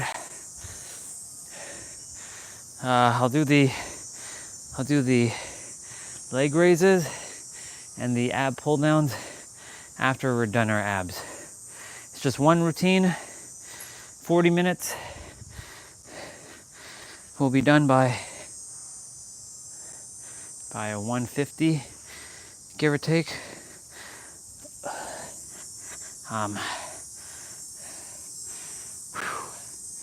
Yeah. I'm gonna put on my shoes for this one. I can go bare feet, but the only reason why I'm not doing bare feet is because there's certain parts of the exercise where kind of require my shoes on. Since I'm on concrete and I don't want to hurt my feet. That's the only reason. Or I should say graze it, because there's certain exercises that kind of graze my feet. I can do it on the grass, but yeah, I'll do it on, I'll put on my shoe. Normally I would do, I'm debating if I should do the leg raises now or after. I feel like after would be preferred. Step-wise, we are already at 14,325, unless it updates. 14,698, so close to 15,000 steps already. Not bad. I was walking around for about an hour-ish, here and there, listening to Greg Braden, having a listen to something that I already know. It was great to hear some of his stories, like his friend who had a beautiful piece of music, who didn't release it to the world right away, and then someone else beat him to the punch and released it. Same with Greg, where there's an idea that came through and he didn't act on it right away, and someone else beat him to the punch, like a book title. And then, of course, the other story with a father and a son. Father disowned his son because he left to go figure out life and, like, you know, go against, he's not going against tradition, but he wanted to seek answers for himself. And his father said, if you leave, I have no more son. So he left, and then, you know, many years later, a friend showed up, and forget, they were in some like Middle Eastern place, and his friend told him about his dad. He didn't even know that his dad passed away, and he went back to New York, or he went back to America, and asked his father's friends a bunch of stuff, and then he went to Jerusalem, where there was this like holy wall, and like his father had gone there probably weeks prior to him dying, and left a note for his son, and his son went to the exact spot where he was going to write a note to his dad for forgiveness, and then another note fell out, and it was his dad's handwriting. And like, you can't, like, stuff like that, you can't make that shit up. Like, you just can't. And I've had many instances like that as well too, where I couldn't make shit up like that. Like today, watching that video with Greg talking about, you know, the whole idea of, you know, what we named this one. It's funny, I almost forgot what I named this one. Quantum entanglement. I almost forgot what the name was for a moment. I was like, you know, he talked about entanglement, and I'm like, can't make that shit up. That's how it works in my universe. Everything's magical, everything connects. So when I say I'm a trillionaire, trillions are only on their way, and being in that state of being, in that alignment. Now, the gloves are not necessary, but, you know, there's gonna be times I'm gonna be holding the concrete, so I would rather have my gloves take the beating than my hands. So, ugh, bless me. Hi everyone and welcome. So today it is day 3 of our epic program. This is going to be abs and core, some balance movements as well. So we'll be doing single leg. So we're gonna be starting with planks. Work, some hovers and holds. Lots of fun to be had. The timer is Lots of fun to be had indeed. 50 seconds of work, 10-second rest. For the whole duration, this is approximately 40 minutes interval. Please ensure you spend at least 5 minutes. Already did that. Modifications, of course, place the hands under the hips for the leg lowers. Alternatively, bend at the knees, perform the single leg alternate lowers, just as long as your lower back is maintained contact with the mat at all times. With crunches, of course, I'm gonna put the mic on my head. behind the head for a little bit extra support for your neck. And I think that's it. I think we're ready to go. Let's go. All right, y'all should be able to hear me. Okay. So we're starting with single leg downward dog. Oh. Okay.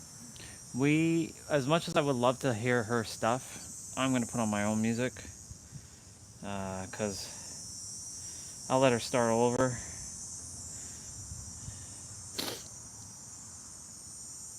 You all should be able to hear me, no problem.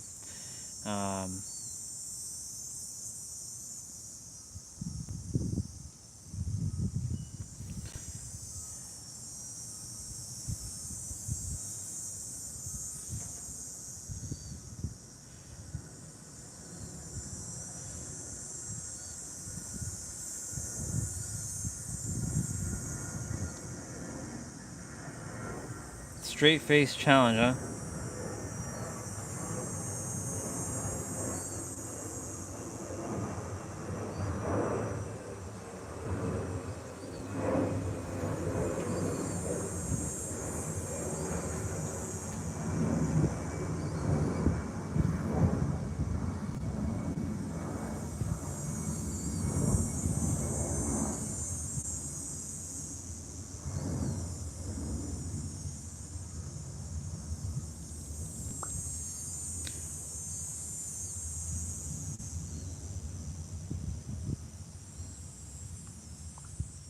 Okay. Putting on that music.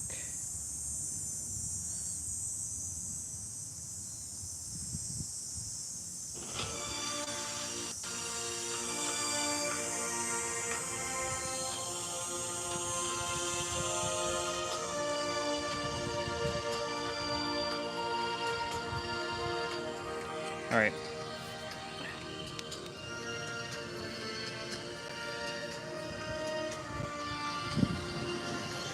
So we're going to be doing single leg downward dog. So single leg dog to knee tuck. So you're going to be in a downward dog and then tucking your knee. So it's going to be like this and then tuck. So the first set of exercises, you'll be in a sort of like a plank. So remember, ab exercises don't give you abs. You already have them hiding under a layer of fat. When you're doing ab exercises, make sure you're sucking in your gut, pulling in your navel, contracting your core, bringing your belly button into your spine. Also, it comes down to your nutrition, your cardio, or your resistant training, your rest, your sleep, like your stress management, and just overall like well-being on getting your abs. I could tell you firsthand, I spent a good 6 years and I still hadn't fully achieved my abs. So there's all kinds of things, and some can say it's genetics, and that does potentially play a factor, but I also don't buy into that because that's a limitation.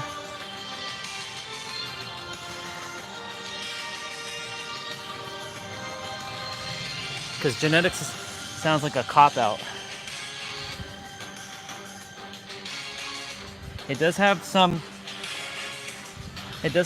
merit to it for sure, but like when you know you're the creator, you can start doing a whole bunch of things and transcend beyond what the paradigm tells you.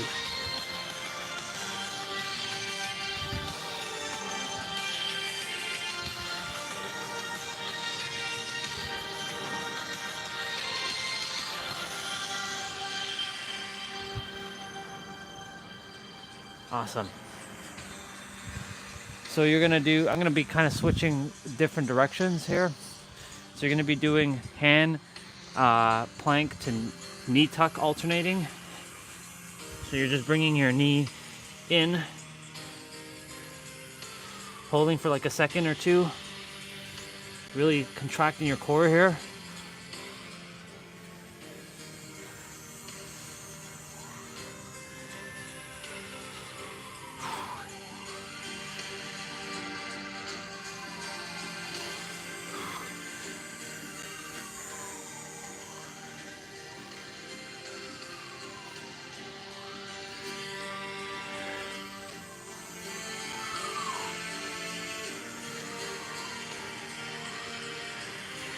Really suck in that gut. So the next exercise, you're gonna be hovering with your right arm only. And then you're gonna do the opposite leg raise. So you're gonna be hovering with your right hand, and then you're gonna bring your left arm up, then you're gonna come back down, tuck it in, and lift your right leg up. There's a lot going on this movement here. So it'll look like this. So that's my left hand. And then you're lifting your right leg up. So you're gonna bring your left arm up and hover it. So up, hover, and key tip, you're gonna be doing this move where you're balancing on your arm at the very end of this routine.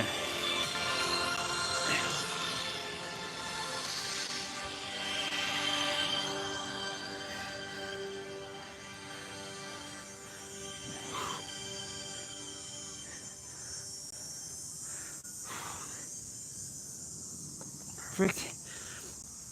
So now we're gonna do the other side. So you're gonna do the left arm, you're gonna bring your right arm up, then hover, you're gonna tuck it in, and you're gonna lift your left leg up. So it's gonna look like this.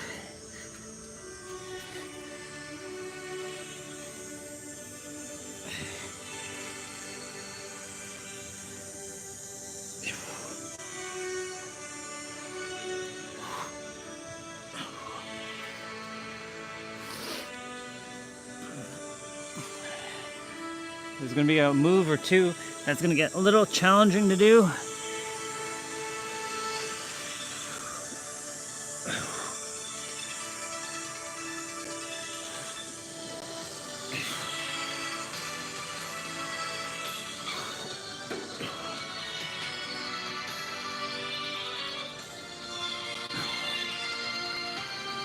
Very good. So now we're gonna do plank rolls. So you're gonna be bringing your elbows up like this, and then switching to the other elbow.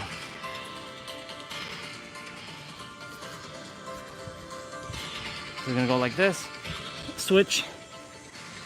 So really contract your obliques, which is the side ab muscle here.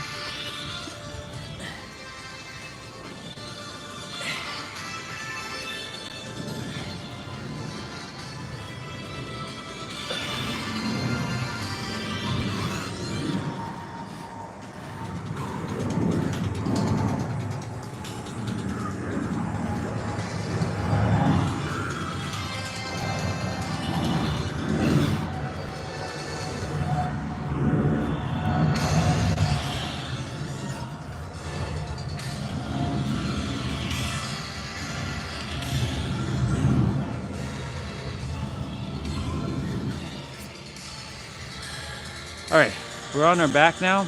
We're gonna be doing tuck crunch. So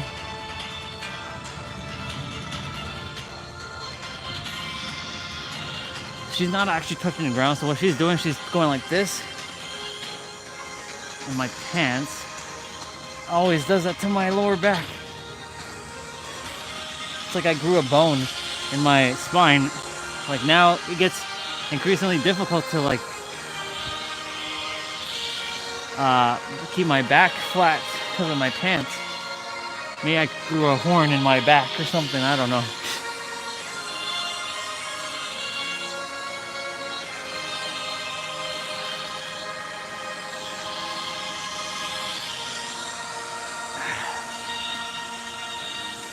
Let's see. Leg extensions are next.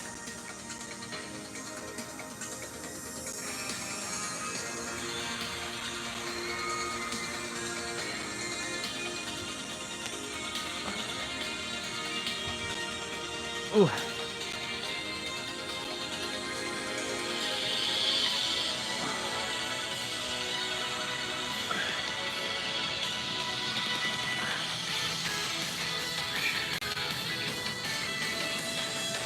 So it's kind of like reverse crunch, but not quite.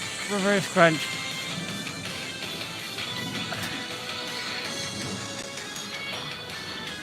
If you're having a hard time, put your hands underneath your butt to give your lower back support.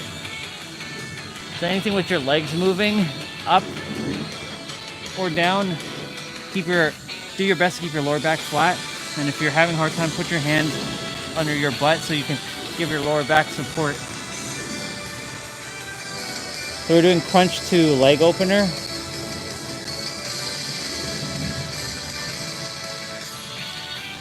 So you're opening leg, crunching, leg open, crunch, leg open. So you're touching your heels with your hands here.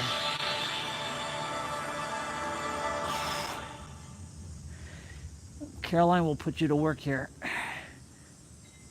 She don't mess around. She don't mess around. Even she feels it though. Like that's why I like Caroline so much, because she very real.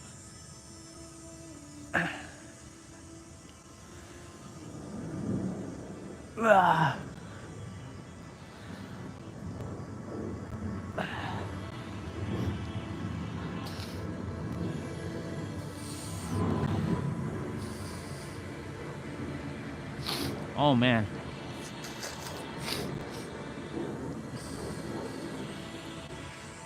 So we're gonna do advanced bird dog. So advanced bird dog is as followed. So keep your legs wide. Left arm, right leg, right. And I saw my live stream get stuck there for a moment. Well, I'd rather it get stuck than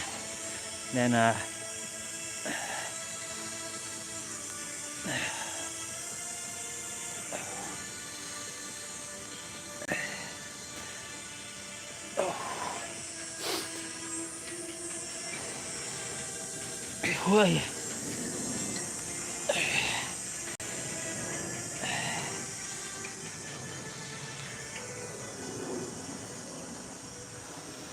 Okay. Give me a sec. I'm gonna restart the stream quickly. Perfect. So we didn't miss much. So now we're doing advanced, we already did advanced bird dog. So now we're doing bird dog with a crunch. So left, so you're extending, tuck, extend, switch. Tuck, extend, switch. Left hand, right knee, extend out. Left arm, right knee, extend, go.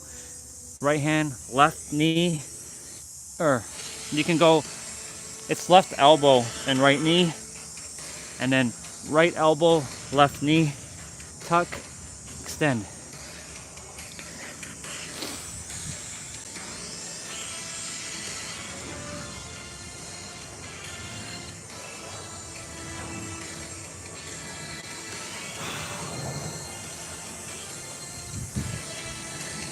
Perfect. So now we're gonna do hover shoulder taps. So your knees are gonna be hovering. Keep your body stable here.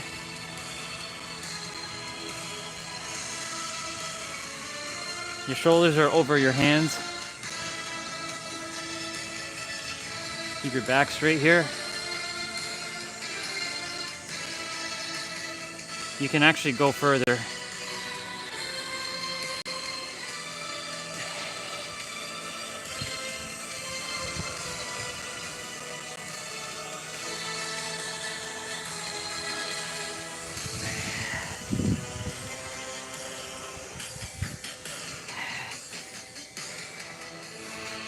That's why I was wearing my gloves.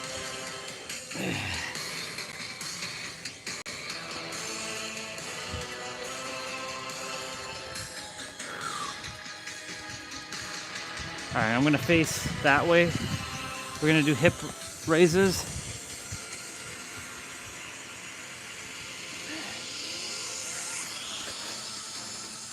You're gonna keep your legs up. You can keep your hands to the side or underneath your butt. Totally up to you.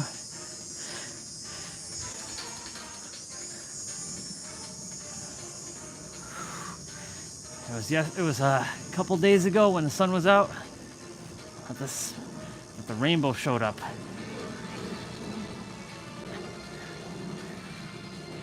And I got to see a rainbow. It was pretty awesome. I think I'm the only one that may have gone to see it in this area. Maybe someone else got to see it. It was faint, but I got to see a rainbow.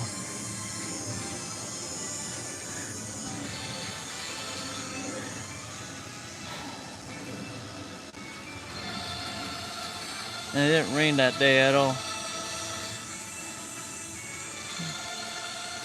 Reverse crunch.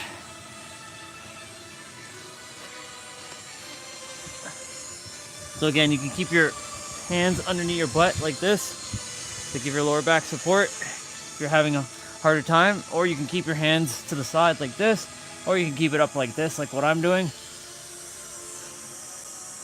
Really contract your core here.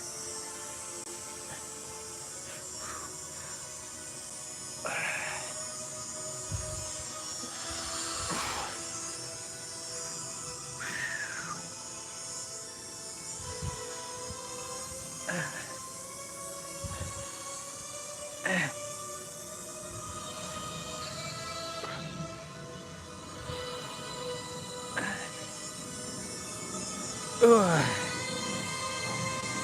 So hip raise to leg lower is next. So some of these will look like they're repeating, but they're going to be combinations. So hip raise, leg lower. Now if your feet touch the ground or if your heels touch the ground, that's okay.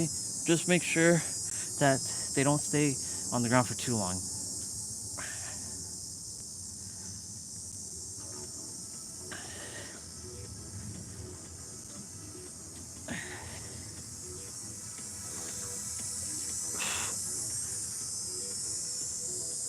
Oh man.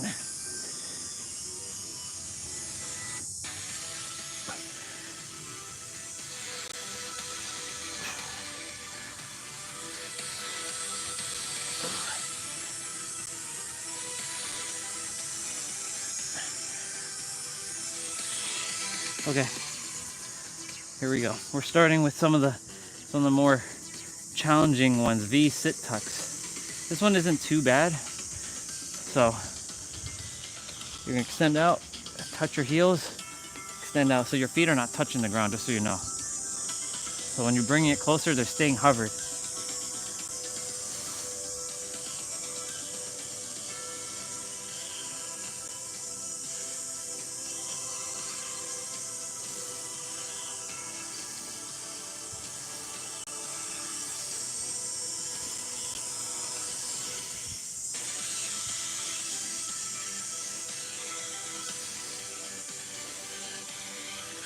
Remember to breathe through that nose, not through that mouth.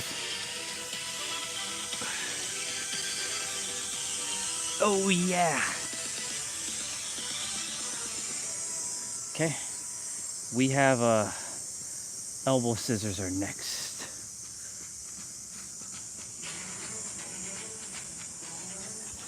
Okay.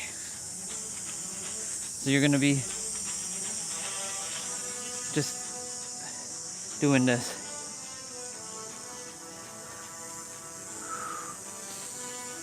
I smell barbecue somewhere. The human senses. It's sending an electrical current to my brain saying, hey, that's barbecue.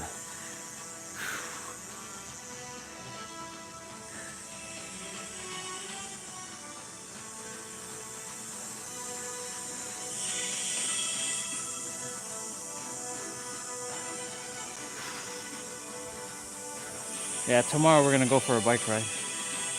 I'm gonna definitely get everything done early. You know, it was last week Friday that we did the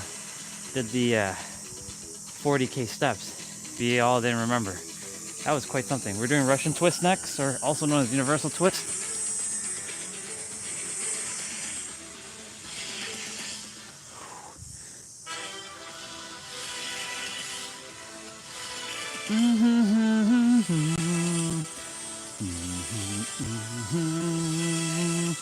I like this part of the track.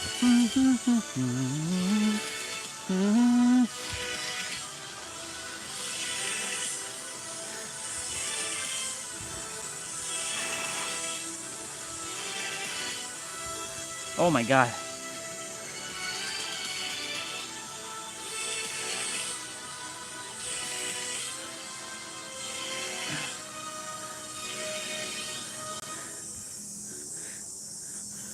Yeah. Ugh.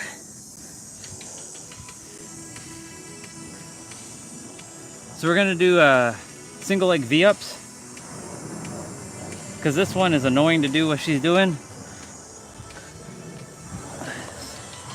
So make sure your lower back touches the ground first.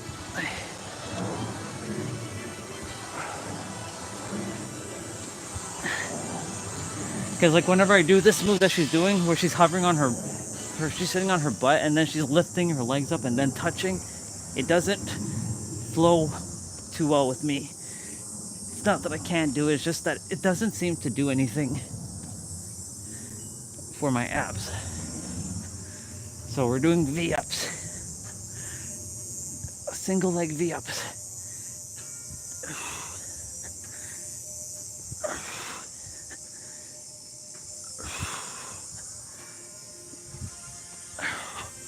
Perfect. Okay, so now we'll be back on our butt and then touching our heels. So hover to tuck.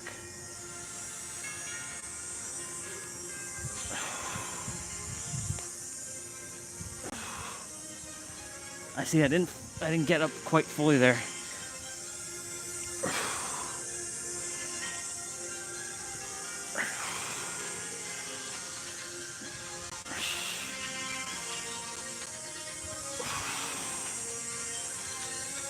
Do your best to keep your legs together if at all possible, especially when you're coming back up. Like, keep them somewhat glued together. Yeah.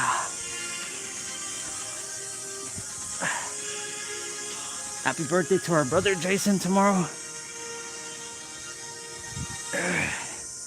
Okay. Sprinter ups are next. Sprinter ups.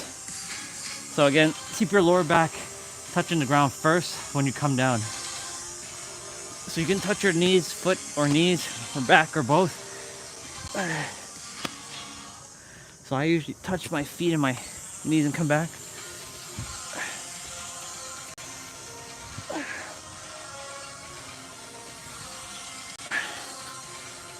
Very good.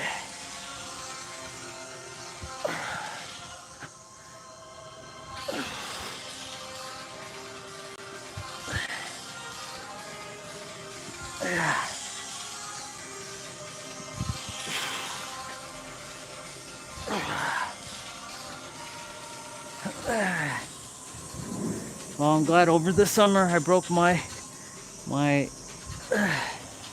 body shame.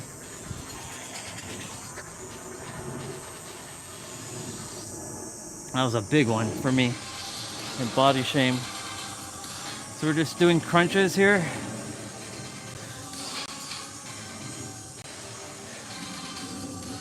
After this will be 3-point crunch.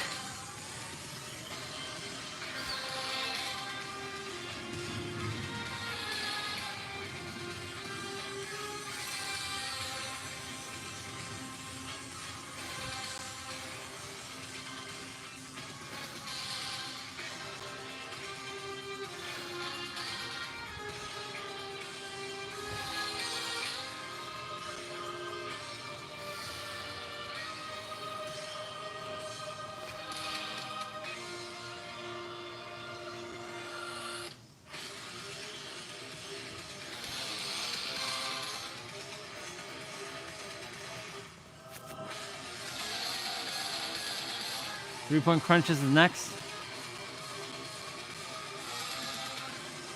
So you're gonna touch your knees, ankles, knees, back.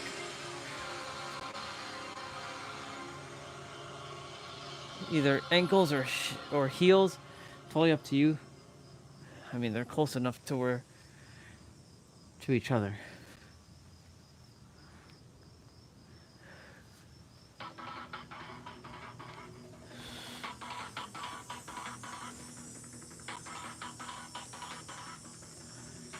So 1, 2, 3, back.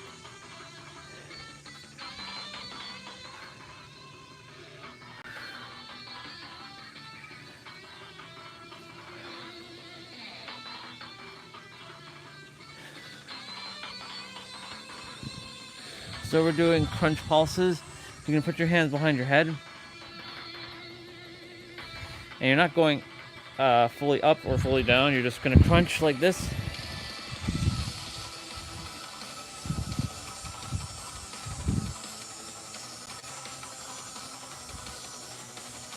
I still have my pouch.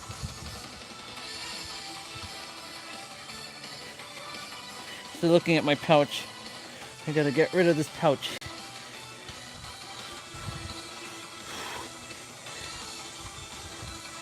Get rid of the pouch by not losing weight, but gaining more muscle. Hey, universe, take this pouch and convert it into muscle, please.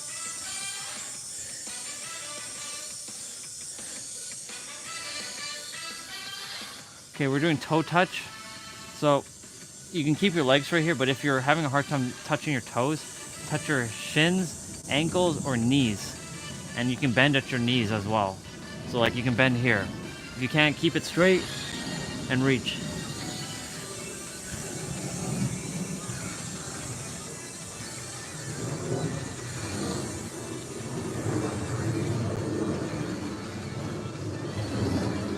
All that flexibility training has come in handy.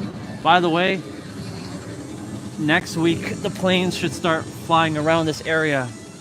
Maybe like mid next week, you'll start to see weird planes.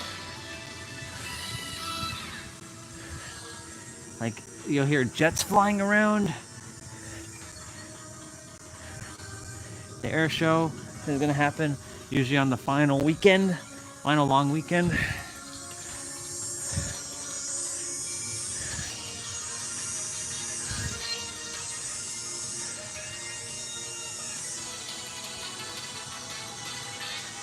Okay, so we're doing toe reach to hollow.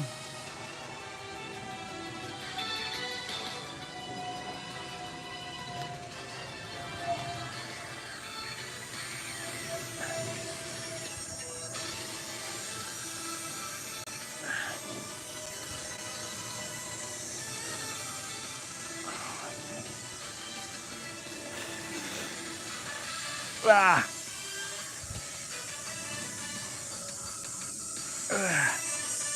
Feeling it, y'all.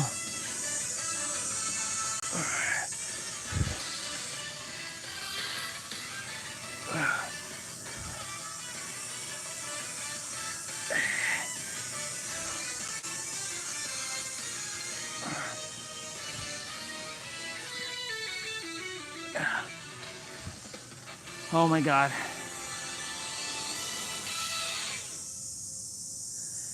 Legs are like, stomach is burning. Alternating hover, or I'm gonna sometimes hover and sometimes keep it on the ground. It's the same thing. You can hover it.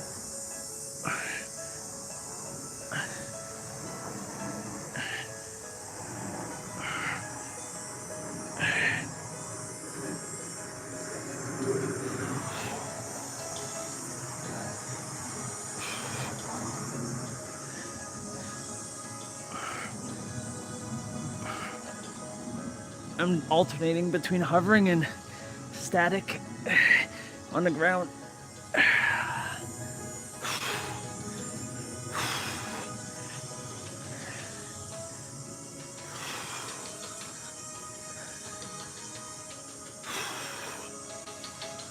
Okay, so you're doing straight arm crunch here, also known as eagle arms. And then the next one is gonna be straight arm sit up, where you're gonna sit up on your butt, keep your arms straight, and you're bringing your arms up into the air.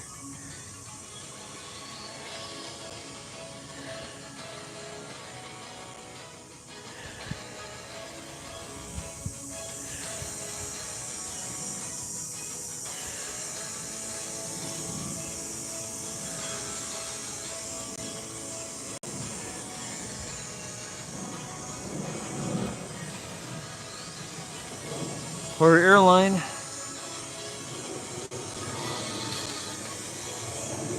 I'll never forget that time when I got to sit in the pilot cockpit. And had I not been live streaming, who knows? Would I have been able to sit in the pilot cockpit?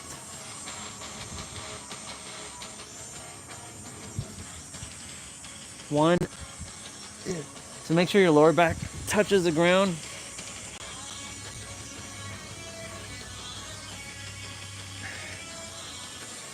Before your shoulder blades do.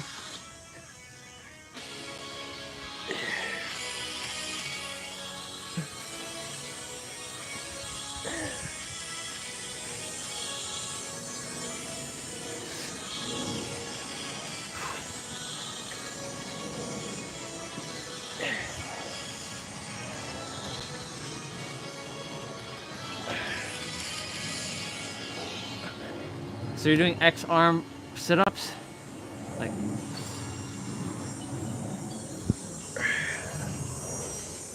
keep your legs a little bit further out so you can bring yourself up.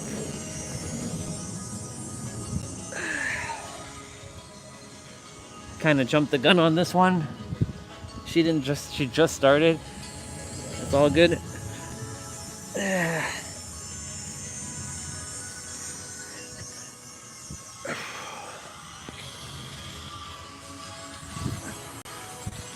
Tomorrow's full body Friday. I want to make sure I finish early enough.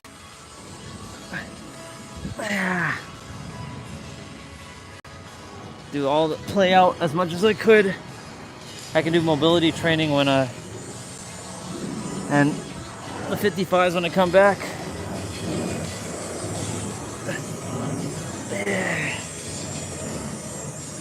Okay.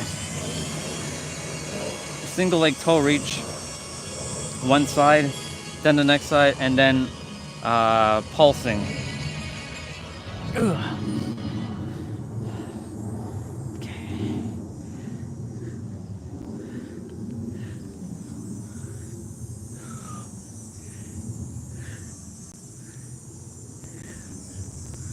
You're all doing great. Keep it up. We're almost there. We have a little bit more to go. Just a smidge more. You're gonna get back into planks just now though. So you'll be doing a full plank, then hovering on one arm for 50 seconds, then another arm. And those ones you're gonna be keeping your legs wider than normal so that you have more stability and more ability to hold on. Your body's gonna probably vibrate, which is all good. It's okay if you start shaking and pulsating, like you start like, it's all good, don't worry about it.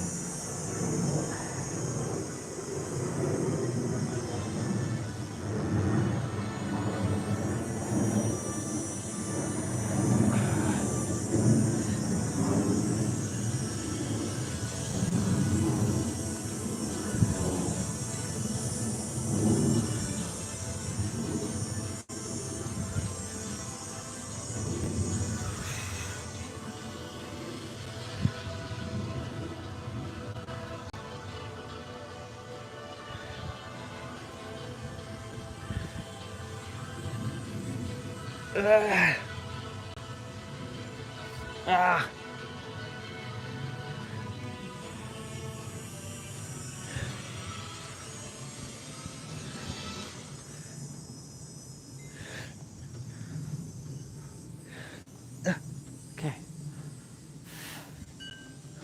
So now you're gonna do pulses.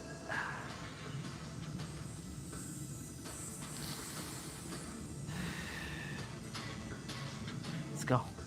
So you're not reaching for your toes.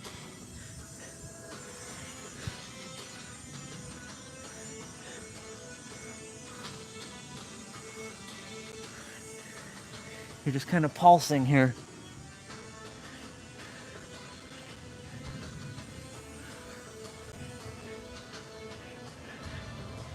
Oh my gosh.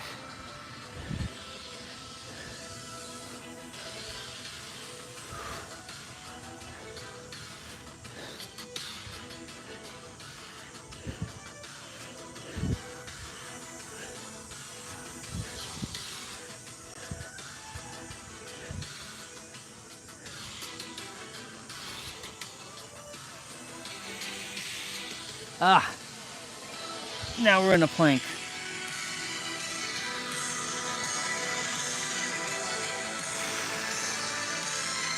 Okay, so you're in a standard plank.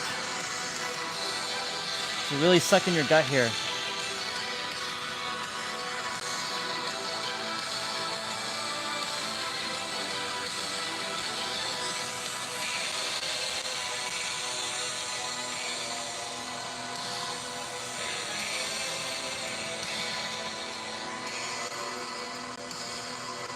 I see my little pouch.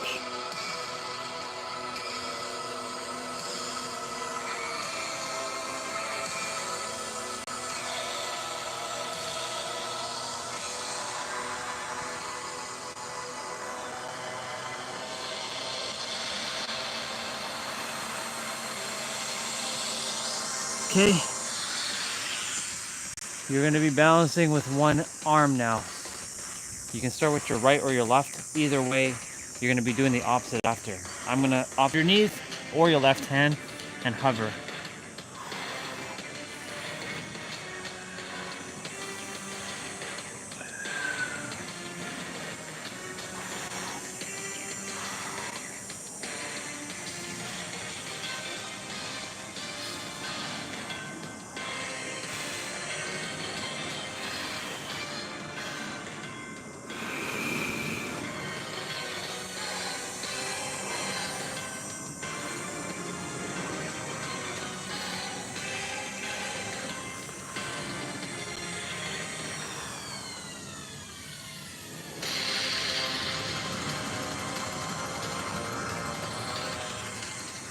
Okay, other side now.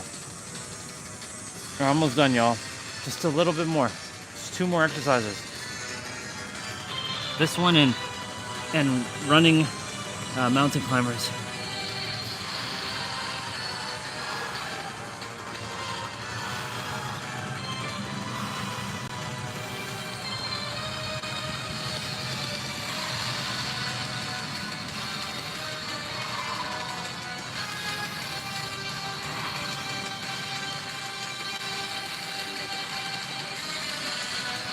Breathe through your nose.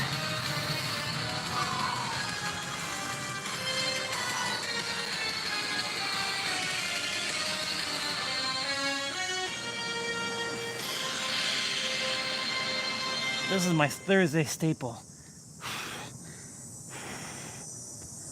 And it doesn't matter how many times I've done it, it's still very challenging. So we're kind of leaning back.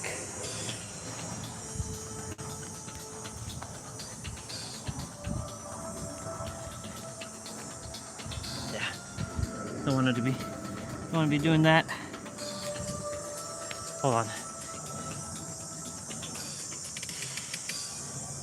That's what we're supposed to be doing.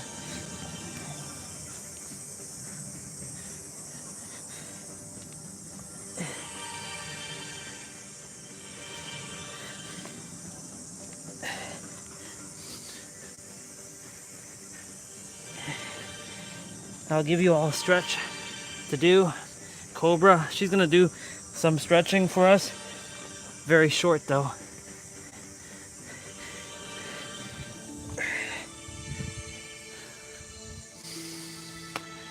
We did it, y'all.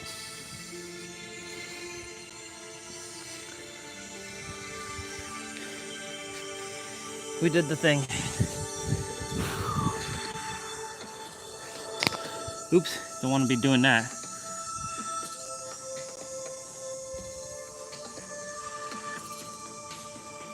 Go ahead and do Cobra.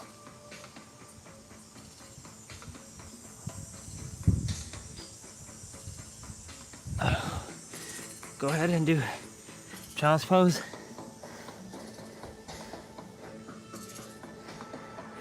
Bring your right arm to your left side.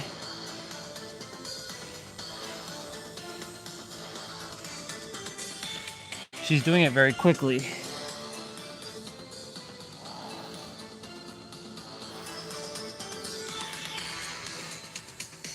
And then cat-cow.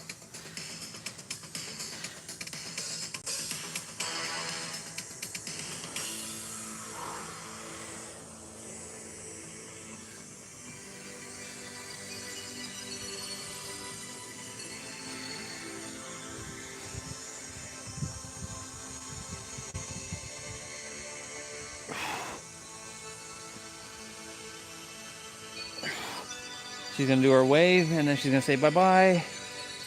And then we're gonna do our wave. I love you, Caroline.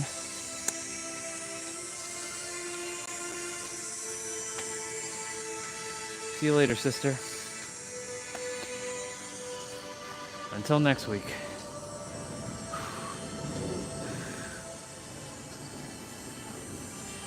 All right. Well, we're done.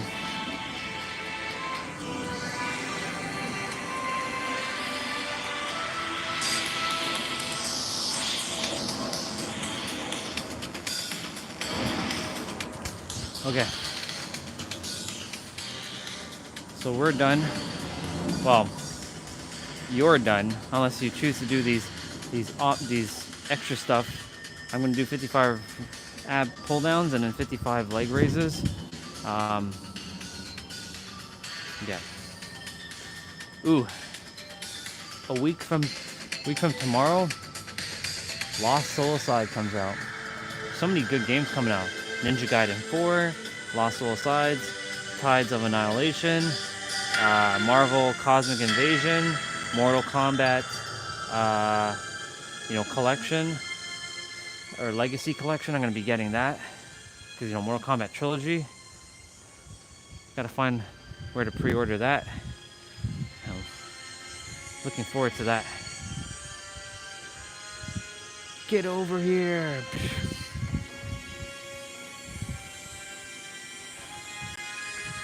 If there's no if there's no digital bonus thing, I'll wait and get that at some other point.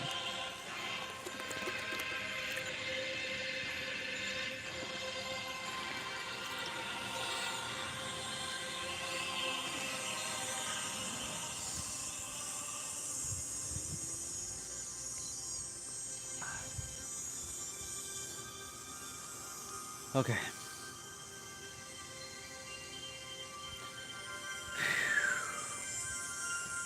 Once I'm done my leg raises and my ab pull downs, I will commence mobility training. Hey Bubba, you gotta get out of here. You gotta get out of the house, Bubba.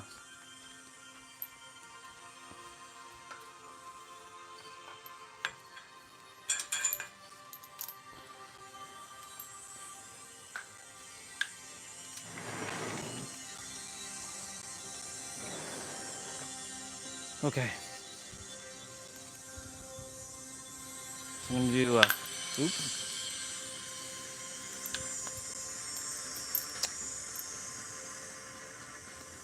So I'm gonna go ahead and do, look at these things, they got like super dirty. Look at that. Look at that. Poor pink resistant band getting all dirtied. It's all good though.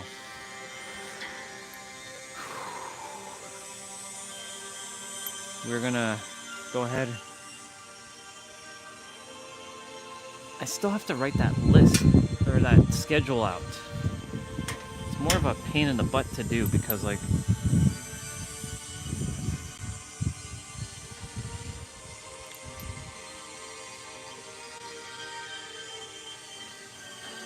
alright, I'm gonna at least start it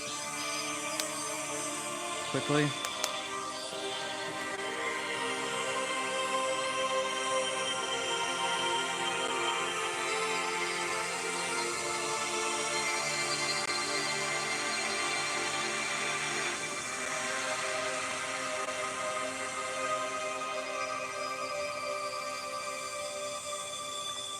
Okay. Sunday is lower.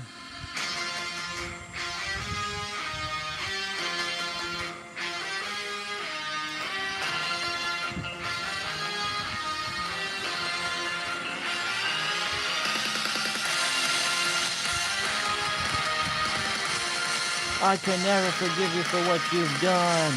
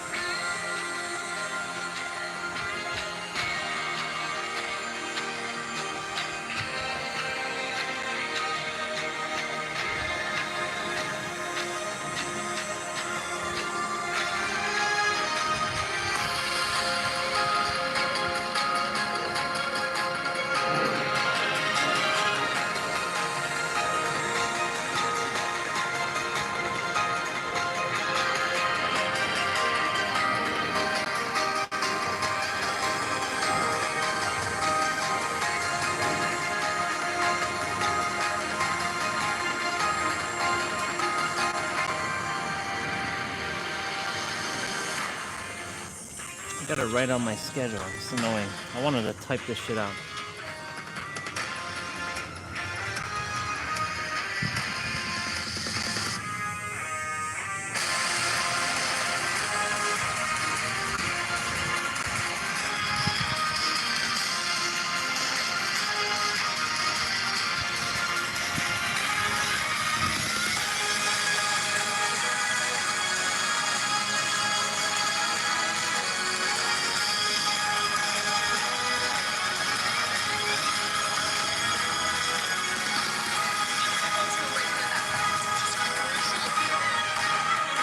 Okay, the single leg good morning. This is the king of hamstring exercises. You're gonna have to have good balance for this. So if you don't,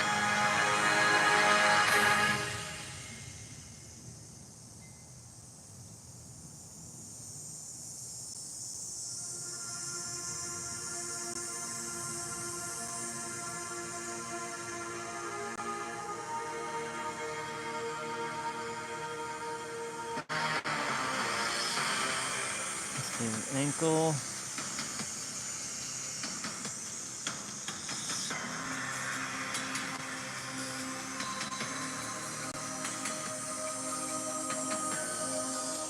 All right.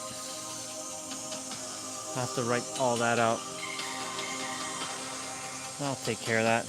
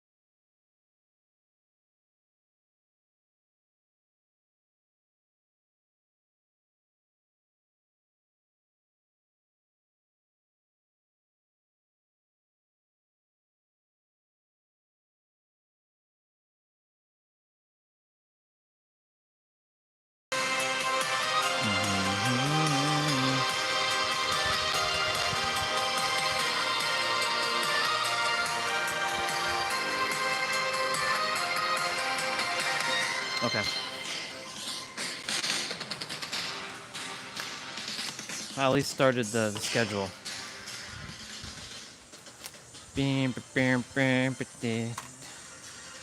We'll do that in a moment. I'm gonna go ahead and do 55 of these.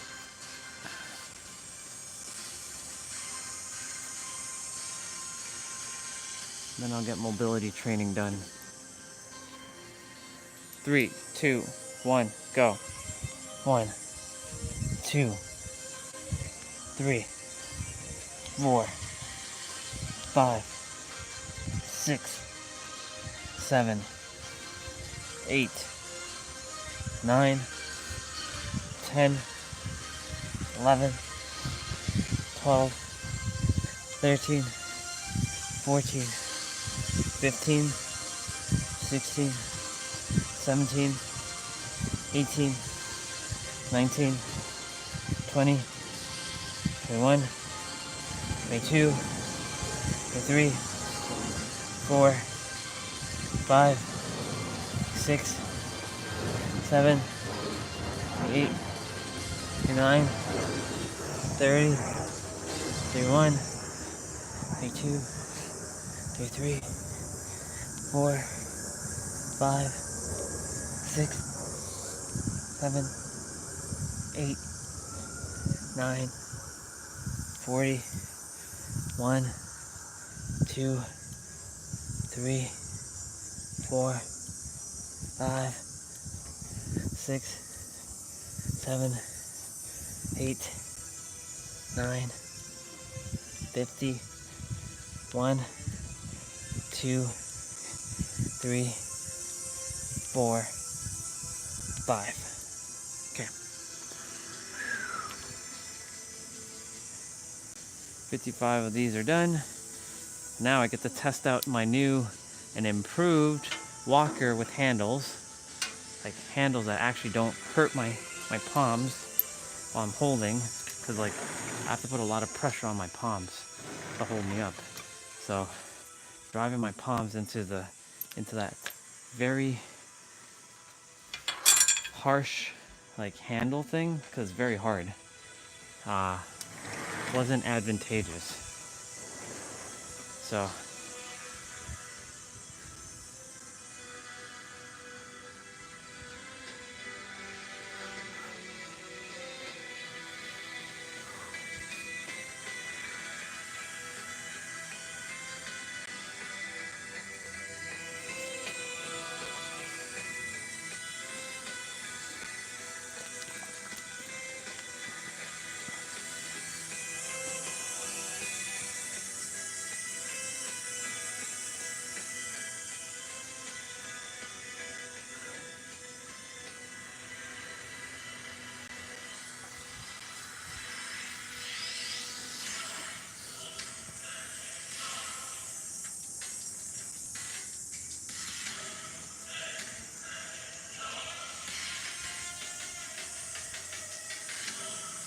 okay. 55 of these bad boys. Let's go. 3, 2, 1. Okay, let's see how this is gonna be. 1, 2, 3, 4, 5, 6, 7, 8, 9, 10, 11, 12, 13, 14, 15, 16, 17, 18, 19, 20, 1, 2, 3, 4, 5, 6, 7, 8, 9, 30, 1, 2, 3, 4, 5, 6, 7, 8, 9, 40, 1, 2, 3, 4, 5, 6, 7, 8, 9, 50, 1, 2, 3, 4, 5. Nice. Well, I mean, it still kind of hurts, but I mean, it's better than it was. So, not bad.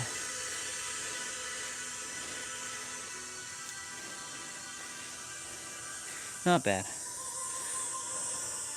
Not too shabby.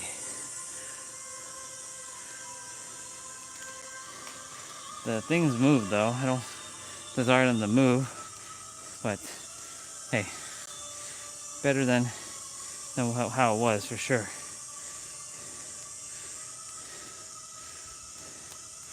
Cool. And of course, I have these little ones down here I'm holding down.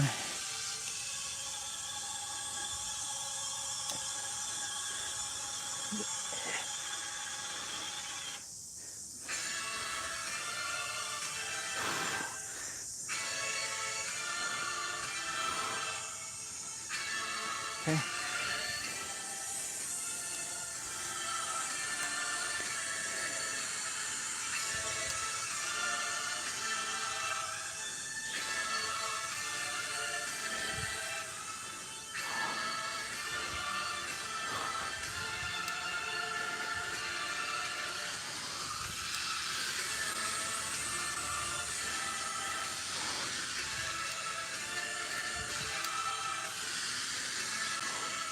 Okay, not bad.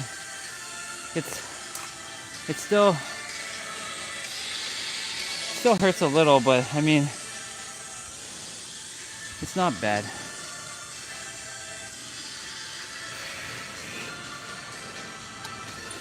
Cool. Cool beans. Well, we came up with a solution for now. We'll see how it goes over the long period.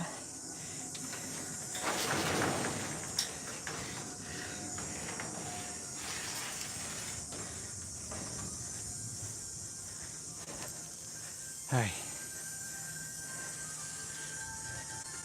Mobility training is next.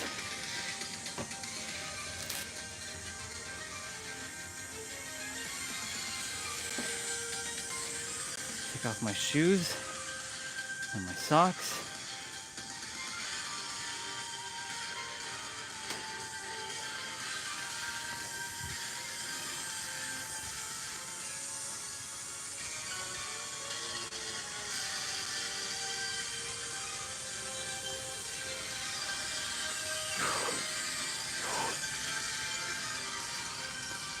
I'll leave that out.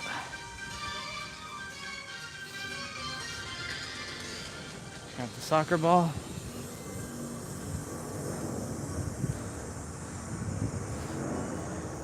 Love being bare feet. Oh, it's the planet.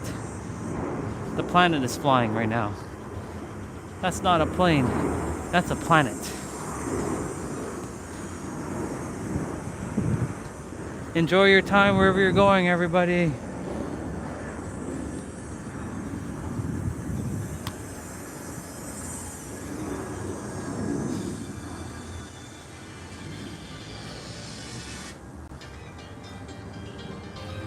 The only thing I really require technology-wise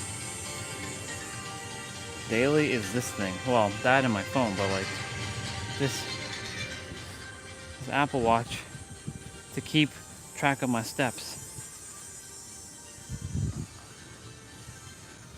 I walked a lot.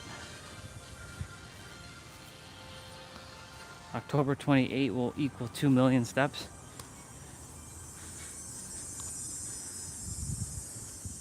I'll have walked 2 million steps by then.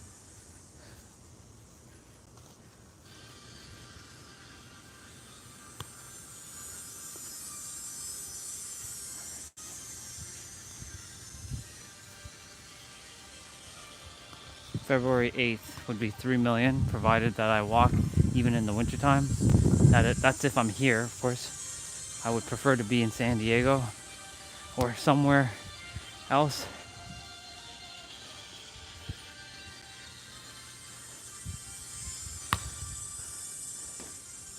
Maybe find an Aussie chick.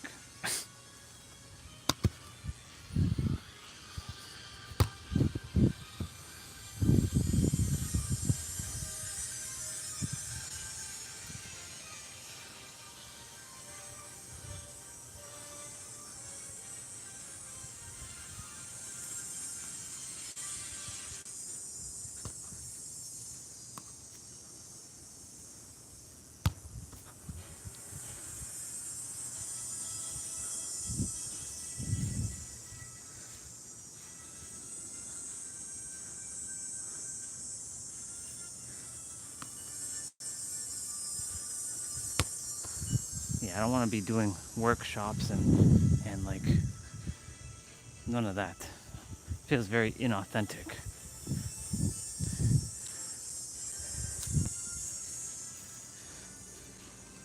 If I ever do like a workshop, I'd be like, all right, I'm not gonna waste your time. I'd be starting off like that. I'm not gonna be wasting precious life force energy. So let's get straight to it.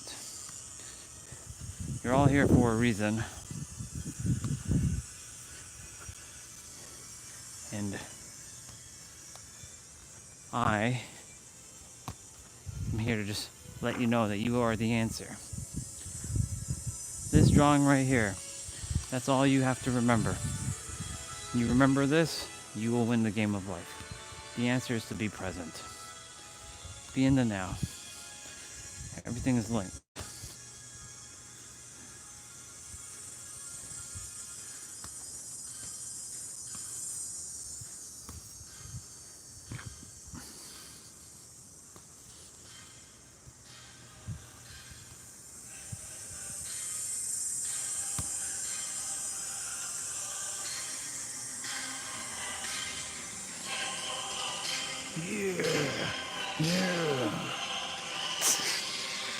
Yeah. Okay. Enough messing around. Let's get straight to it.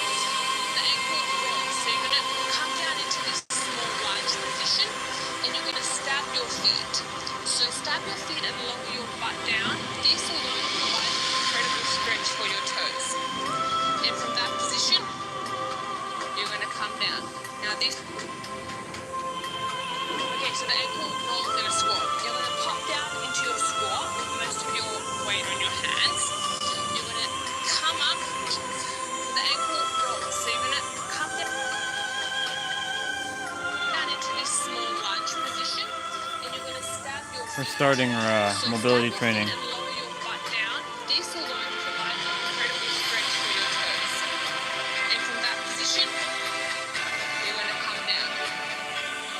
Okay, so that's ankles. So ankle.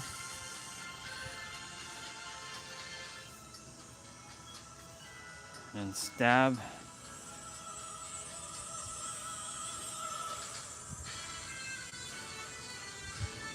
Two. 3.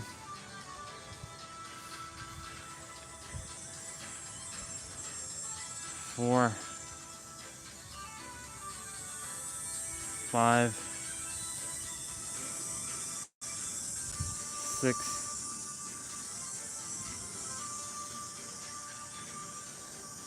7.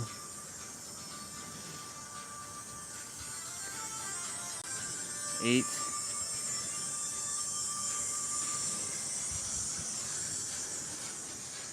9. 10. 11. 12. 13.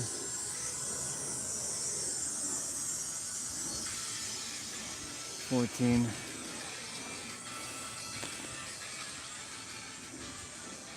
15.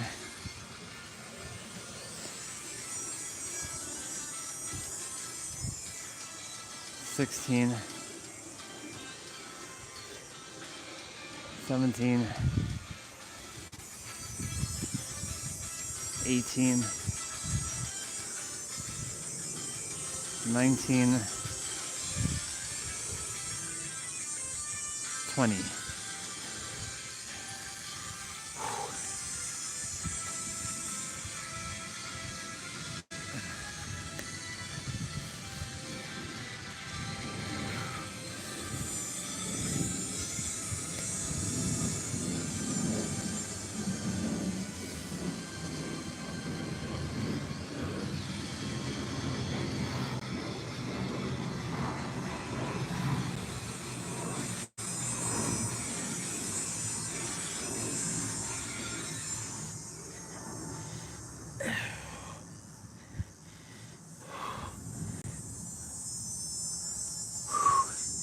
Wow.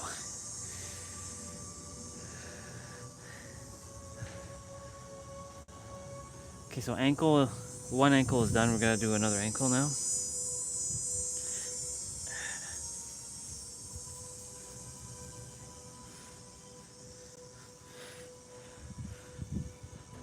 One, 2, 3, 4, 5, 6, 7, 8, 9, 10, 11, 12, 13, 14, 15, 16, 17, 18, shit man, 19. They may look easy, but when you do a lot at once, 20. Yeah.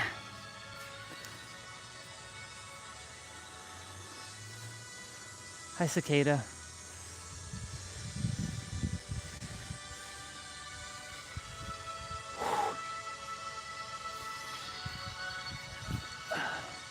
That was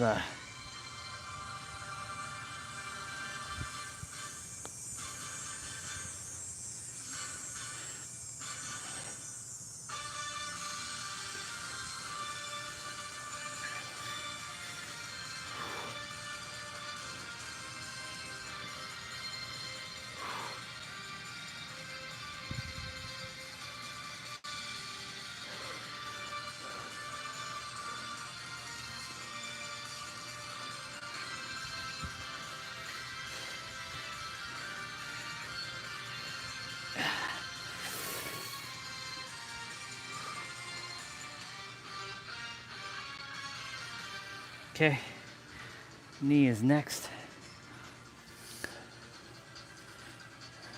Actually, hamstring, then knee, then hips. What do we got for hamstrings?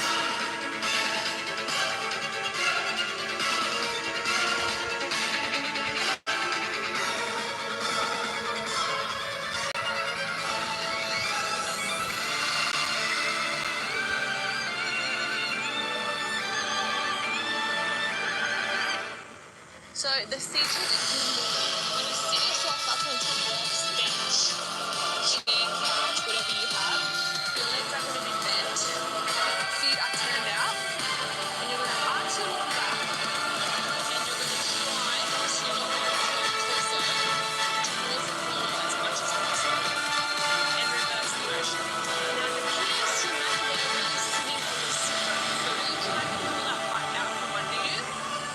Try to pull the pelvis and try to lower yourself as low as you can. You're going to feel this one in the hamstrings, in the adductors a little bit as well. Well, we got to use a chair anyway, so.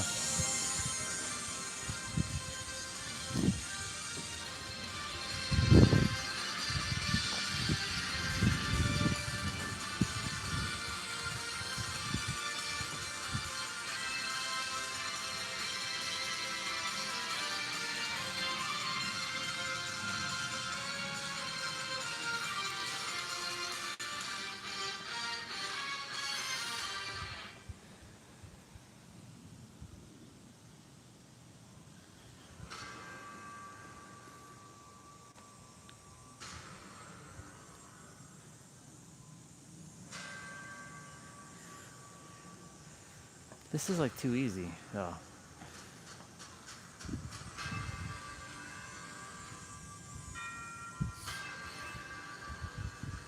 But I'll do it anyways.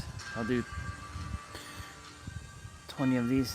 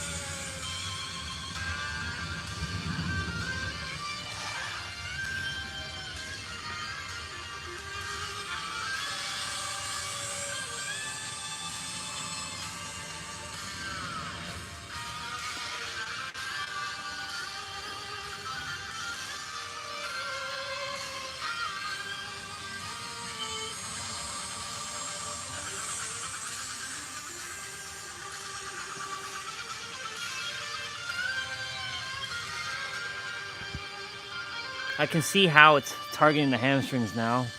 I feel it more in my lower back and my hips as well too.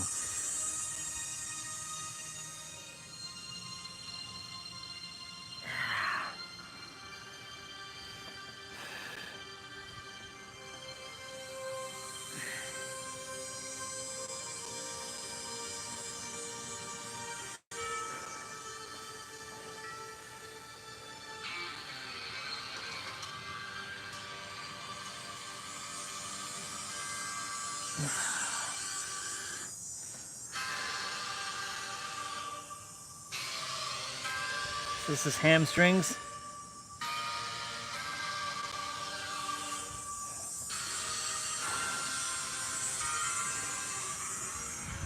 I'm doing 20 of these.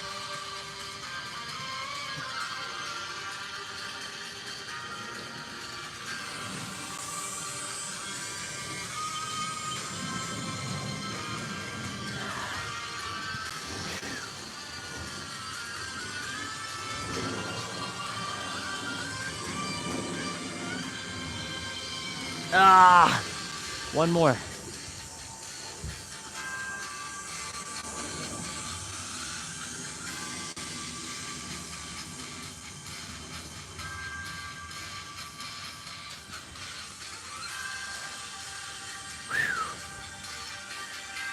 Oh my God. Whoa.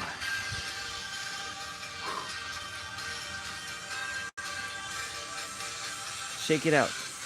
Shake, shake, shake, shake. Shake it out. Oh, shake it out. Shake it out. Shake it out. Ah. Ah. Ah. Okay. I'm gonna do some hamstrings and spine here. So I already did hamstrings. But I'm gonna do spine as well. So I'm gonna slide down.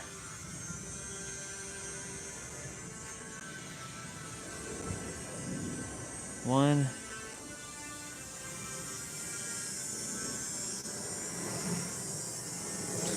Two.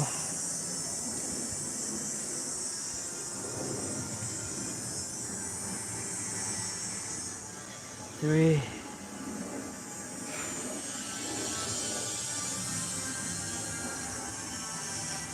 Four. If I do this every day, this will be good.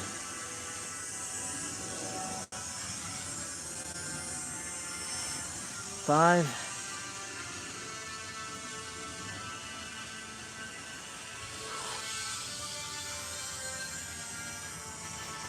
Six. And do 11 of these.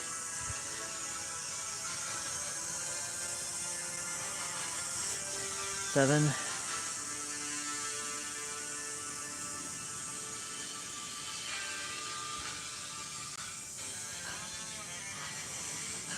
8.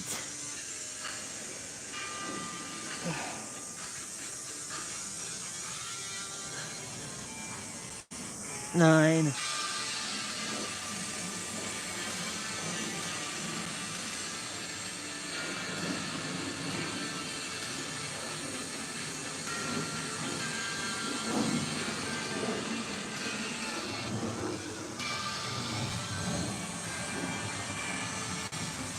10.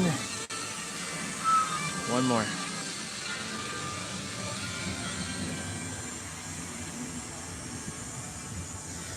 11.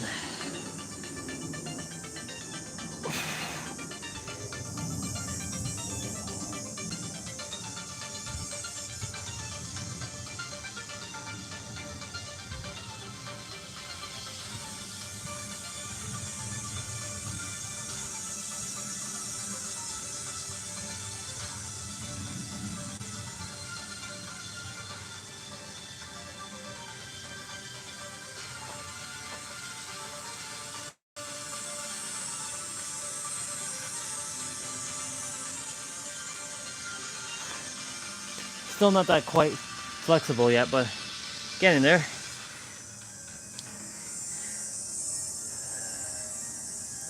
Okay.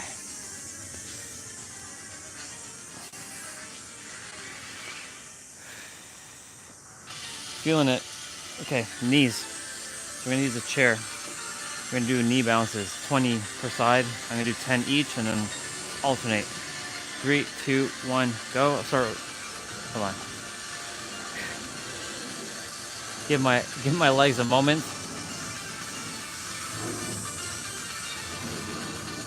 Knees, you're okay. You got this. You're very strong.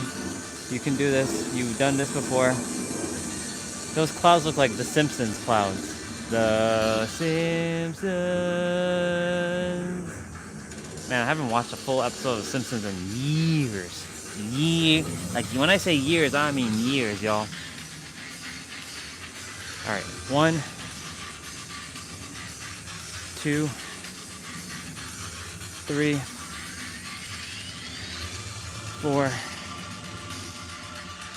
5, 6, 7, 8, 9, 10. What the heck's going on here? Huh? What the hell's going on here?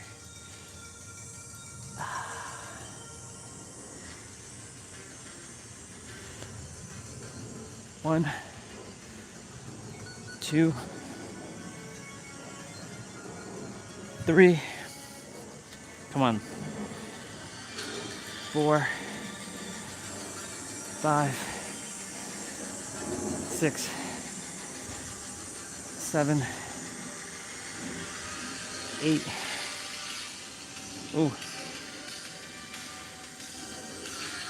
9, 10.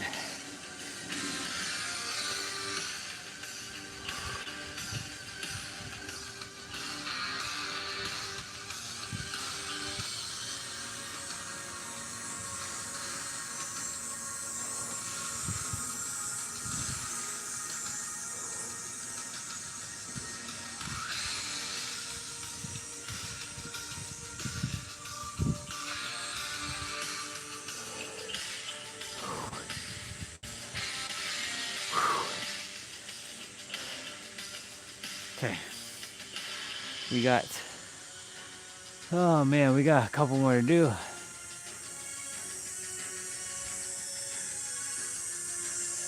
3, 2, 1, go. 1. Oops. No. 1, 2, 3, 4, 5, 6, 7, 8, 9, 20. And that's for that leg.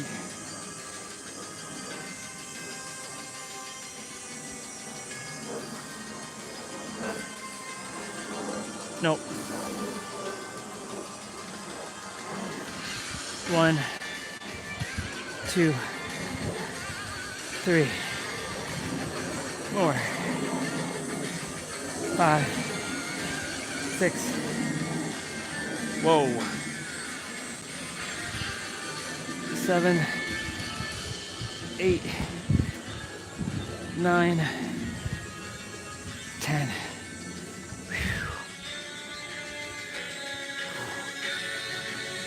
Doing it.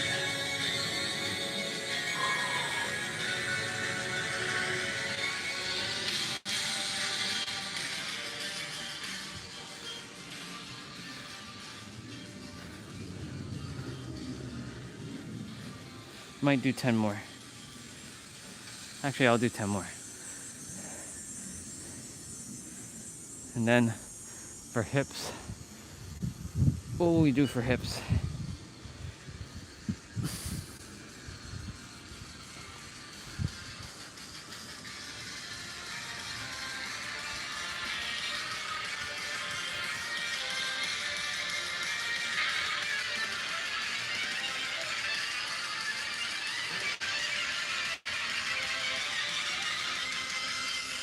Okay, 10 more. 1, 2, 3, 4, 5, 6, 7, 8, 9, 10. 1, 2, 3, 4, 5, 6, 7, 8, 9. We have 30 for legs. Perfect. Knees are done. All right, let's check hips.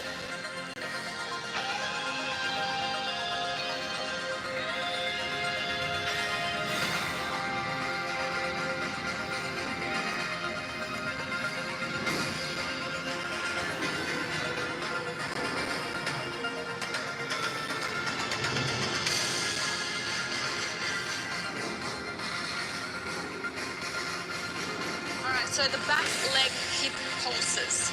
This one is amazing. You are going to feel like you're walking on clouds after you've done 10 reps of this. So assume a long lunge position as long as you can. You're going to drop down and then move forward. So Yeah, I did that yesterday. In a Or lunge, the day before. but now I want to go forward over the top of my ankle. So now this leg is getting stretched out. Active pigeon. This is my favorite exercise for that external rotation. Also stretches out the knee ligaments. So you're going to drop down into a long lunge. Your weight comes forward. Okay, so over the top of your front leg. Hands on either side of the foot. Okay, so not here, not here. One hand on either side of the foot. The weight, you can see, it's not really in my hands. It's in my fingertips. Most of the weight is in my front foot. From there, I'm going to externally rotate and I'm going to lower my knee. And Okay. Active pigeon. Let's go.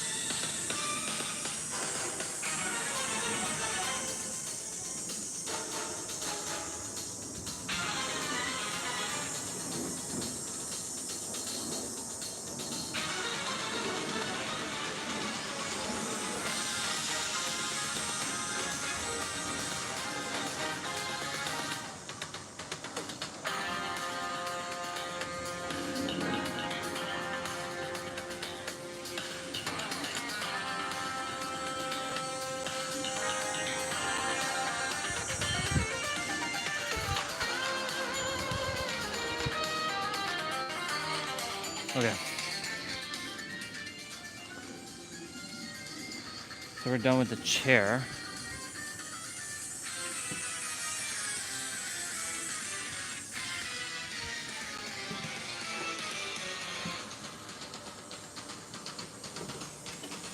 Okay. Hips, I'm going to do active pigeon.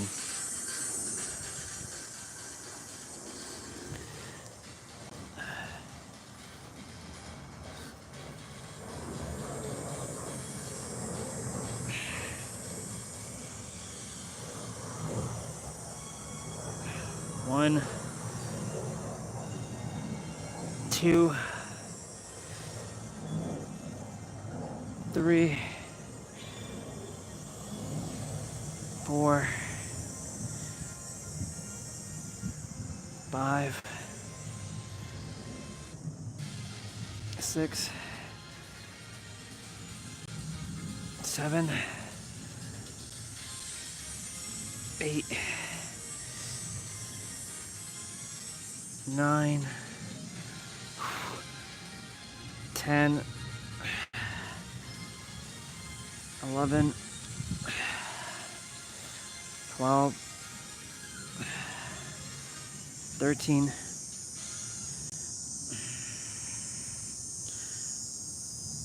14, 15, 16, 17, 18, 19, and 20.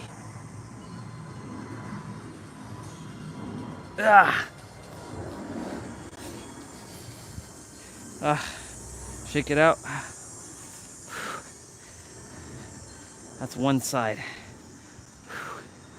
Oh my God. That was rough.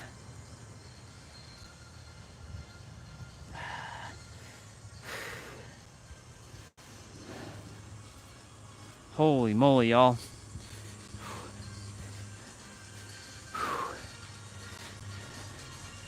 Active pigeon's no joke. Of course, my fingers are getting stretched out too. Let me just give myself a moment. After that, I'm gonna throw some side kicks and we're done.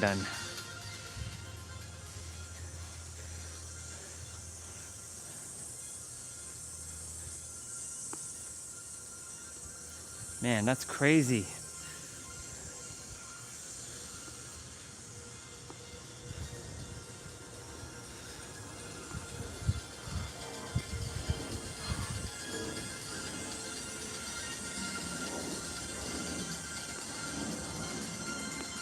Wow, you can hear like the leg, like it's making this like weird, like hollowy sound.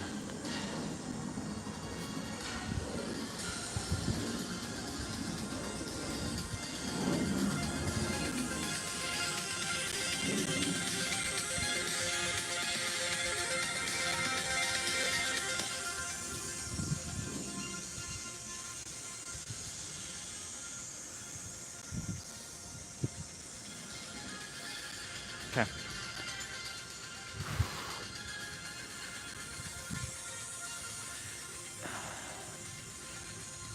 All right, fingers, left leg, go.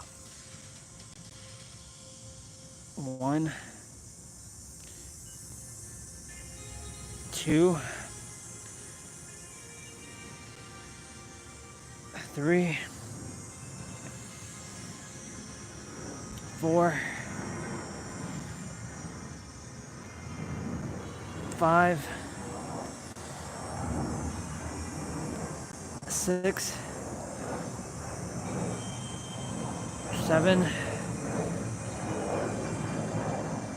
8, 9,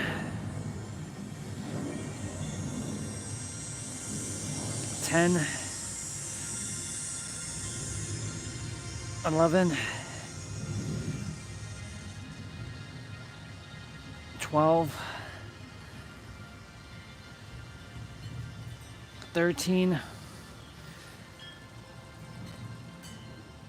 14, oh my gosh.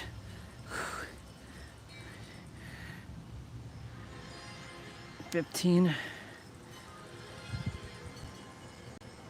16, 17, 18,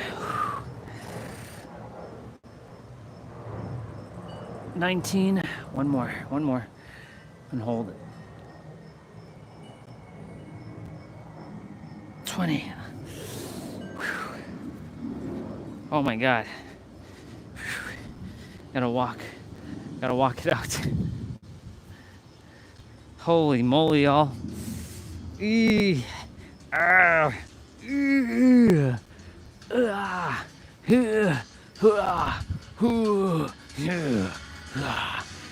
Those are like sounds of like making like a video game character when they're making their grunts.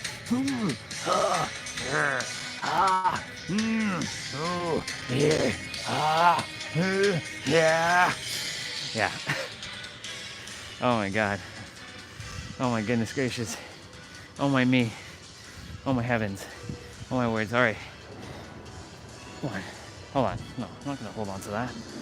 1, 2, 3, 4, 5, 6, 7, 8, 9, 10, 11, 12, 13, 14, 15, 16, 17, 18, 19, 20, 21, 22, 3, 4, 5, 6, 7, 8, 9, 30.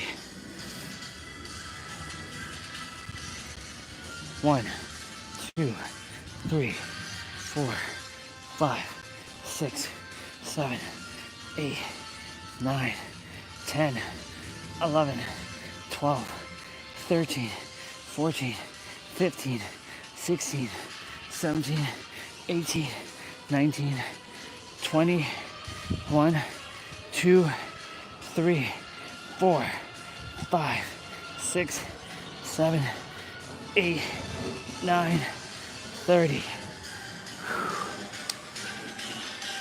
We're done.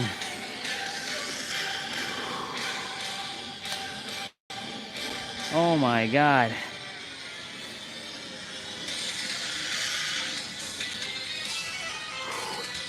Holy heck, y'all.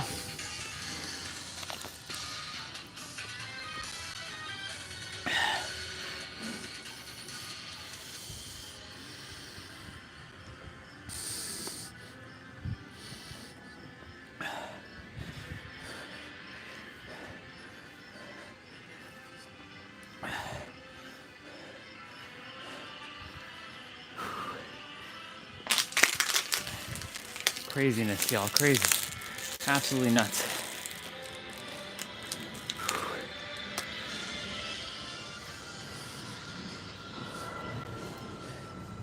Okay. I'll be right back.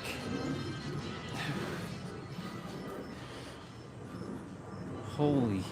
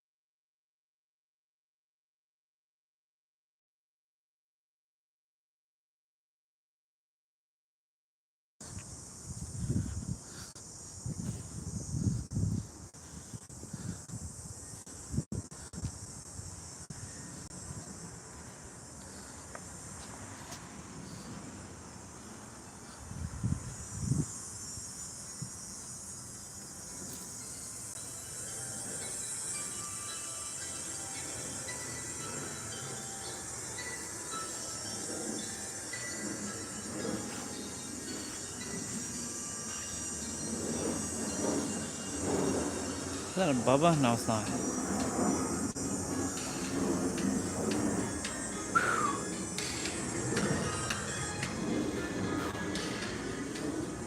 I'm gonna quickly go upstairs.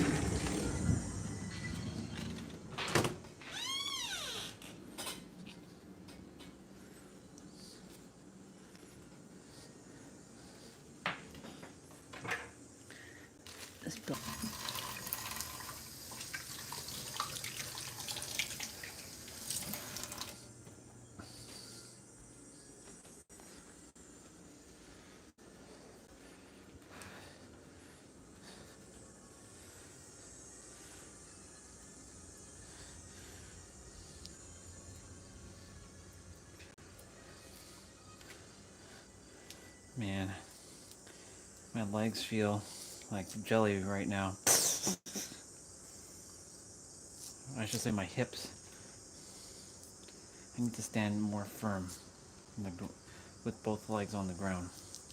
I always notice I'm standing with one leg on the ground more.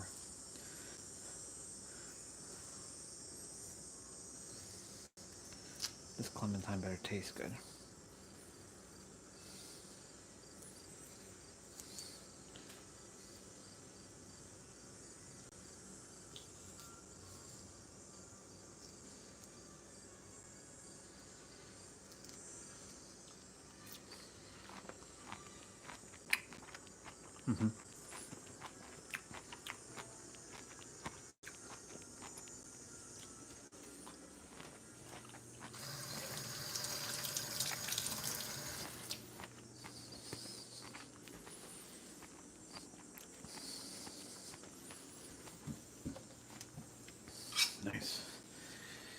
Just pack up some dishes quickly.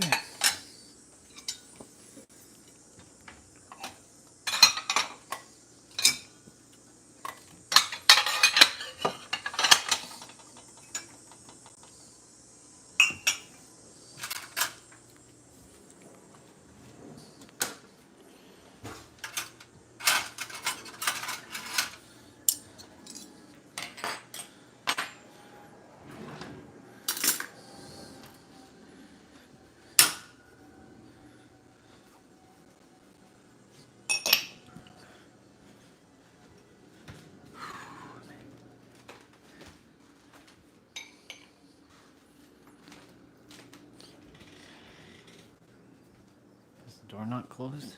Nope.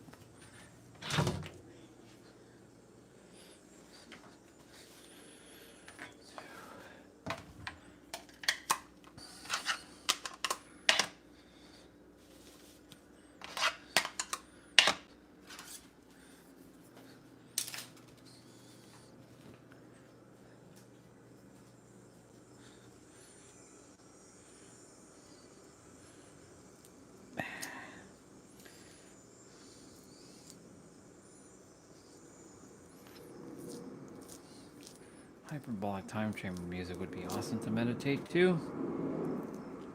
I should check if the music yesterday I was using was copyright. I don't think it was, but you know. That's the problem with the live stream. Everything you use is copyright. You can't do this, you can't do that.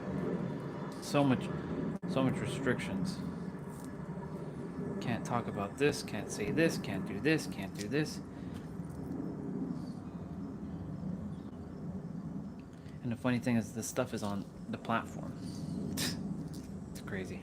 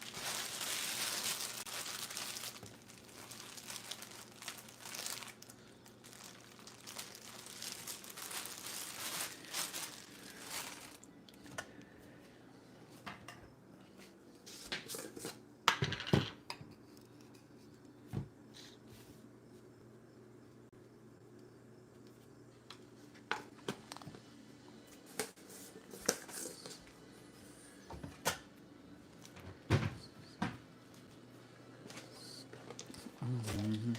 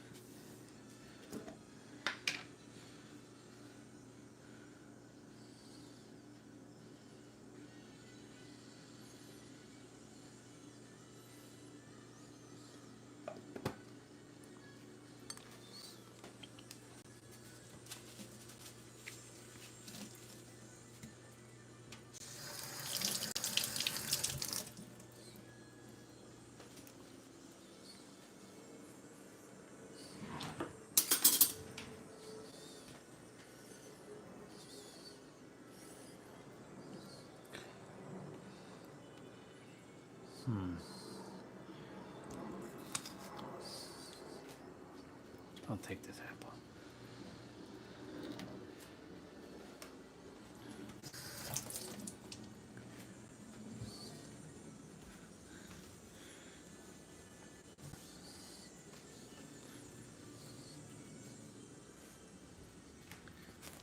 I'll be right back. I'm gonna take off my mic.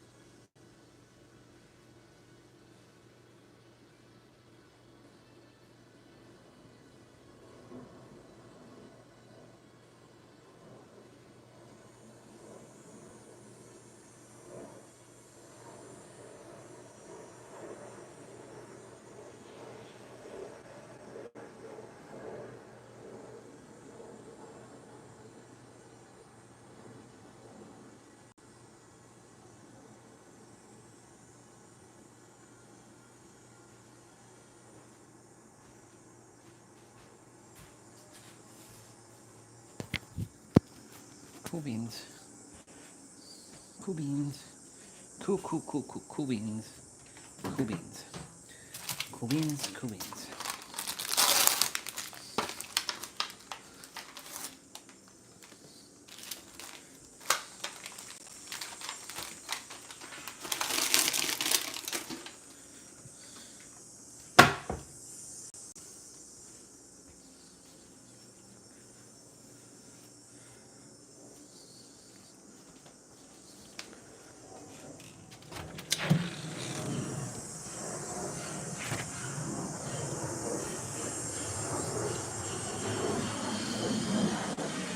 Cool. Another peanut butter slice. Cheers.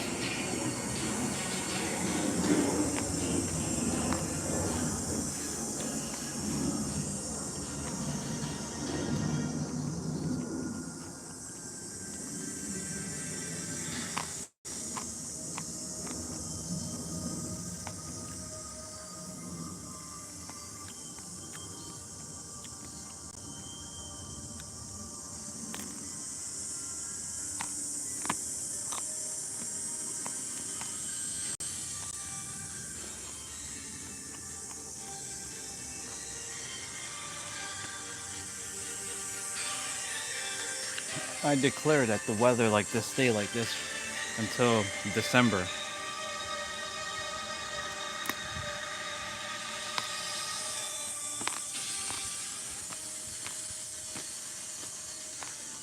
And that it only rains at night. Daytime is sunny and hot. And that December is hot. Like how it was in 2015. 2015, Christmas time. Oh, like summer, y'all. Never experienced that.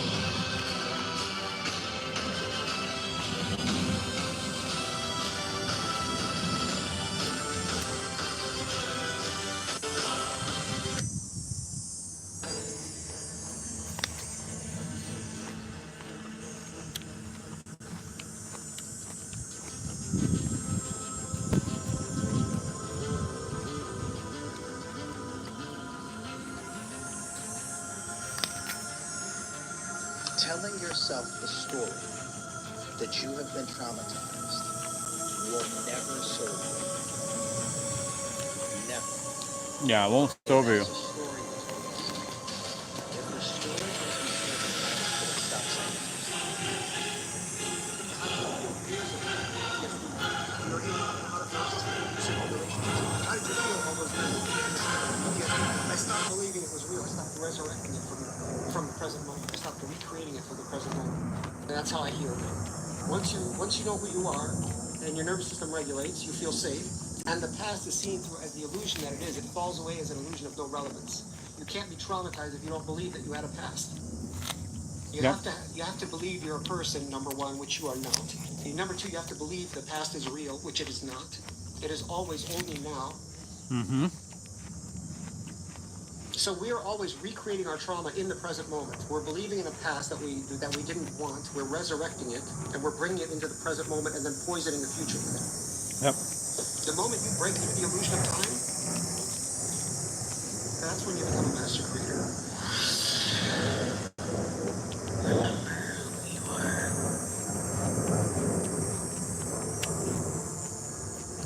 Yep. Telling yourself the story that you have been traumatized will never serve you. Never. Okay, that is a story you're telling yourself. If the story doesn't serve your highest good, stop saying it to yourself. How do you feel years of PTSD? You're in and out of narcissistic abusive relationships. How did you heal all those years of PTSD? I stopped believing it was real. I stopped resurrecting it from the present moment. I stopped recreating it from the present moment. That's how I healed it. Once you know who you are. Ideas doesn't run out, we just burn out. We're just burning out. Well, you're burning out if you choose to burn out. Remember what, listen to what he just said. So that right there, what he just said there, you have to believe that you're a person to entertain ideas of the past. You're not burning out. You can never burn out if you're in your passion. When I'm in my passion, I never burn out. When I'm acting as the human, the fragmented third dimensional thinking mind human, as I call it, not the traumatized, because trauma doesn't exist. When you're acting like the third dimensional human character, yeah, you'll run into burning out. But when you operate from the creator and knowing you're coming from passion, you have infinite energy. So ideas never run out, but we also don't burn out unless you choose to burn out. Of course, we do have to get rest. Our physical vessel does require rest, for sure, right? However, there comes a point where once you transcend your body completely, you may never require rest, but you know, that's a biological thing. A mental thing, on the other hand, if you entertain the idea, by the way, good to see you. If you entertain the idea for a moment that you can literally have infinite energy because you are infinite energy and you can never burn out, you simply don't entertain it.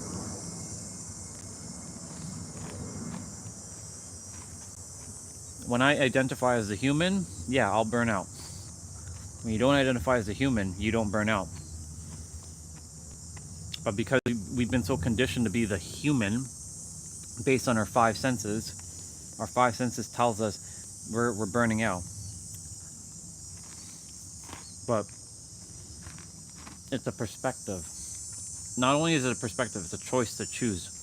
Because you could choose to entertain that idea of burning out, or you can choose to entertain a new idea and know that you have infinite energy. Mental energy, I mean. Your biology, your physical, requires rest. This requires rest.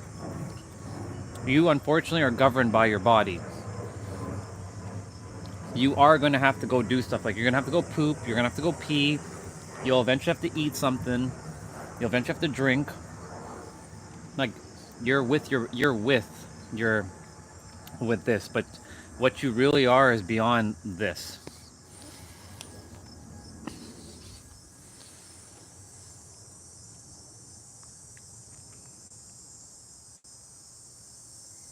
Yeah, could be. You could be. You're everything. You projected all of this into your universe. I don't actually exist. In fact, you projected me as another version of you, and I projected you as another version of me. And we co-created this thing called a tree behind us. But that right there isn't real either. None of this is real. The only reason why it's real is because our mind makes it real. Because our eye sees a tree, our eye sees a grass, our senses are the ones that plays all these games. When you can tap beyond your five senses and go beyond, you can experience a lot of cool things. I know, because it happens to me all the time. Now that I'm back in my my state of being.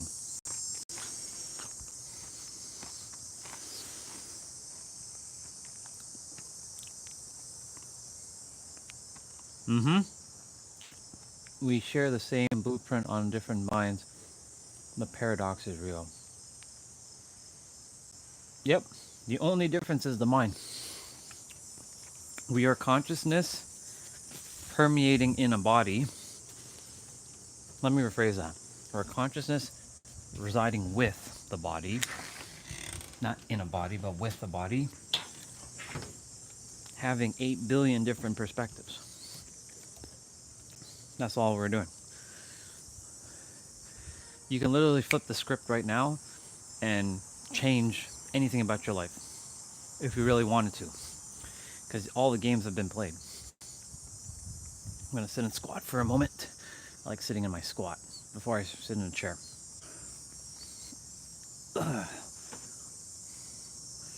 I'll read everything in a moment. Yeah, the paradox is real.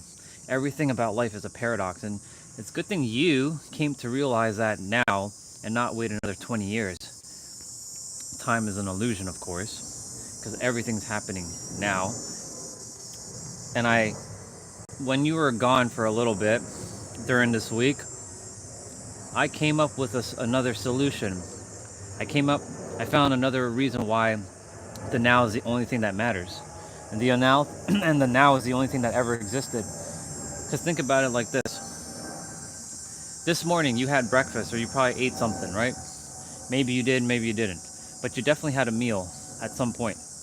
When you had your last meal, are you able to go back and have that meal?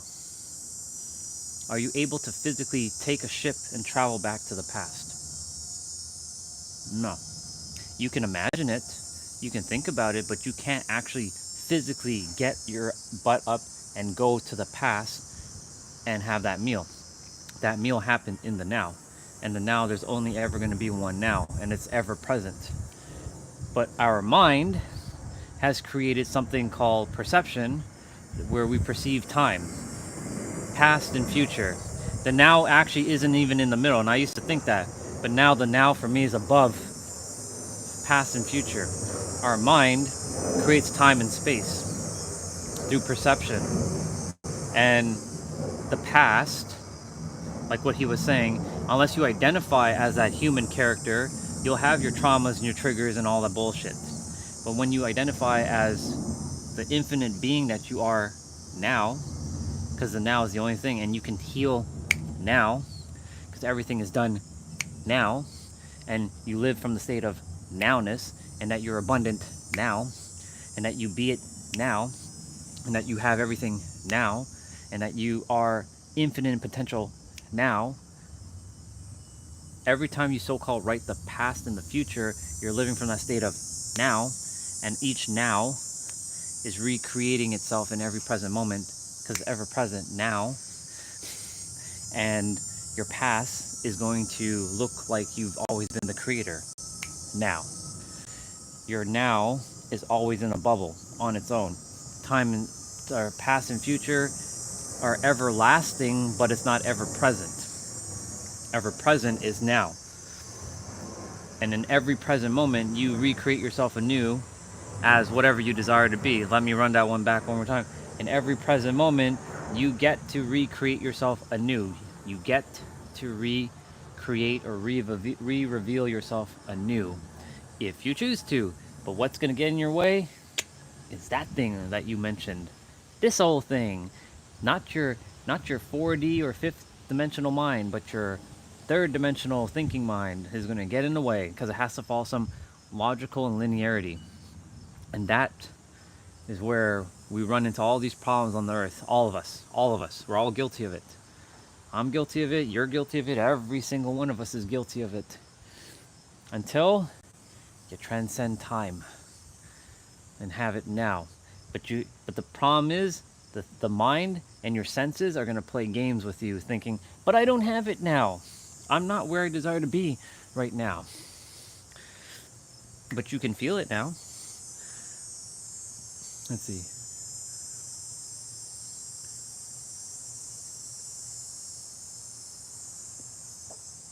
Yeah.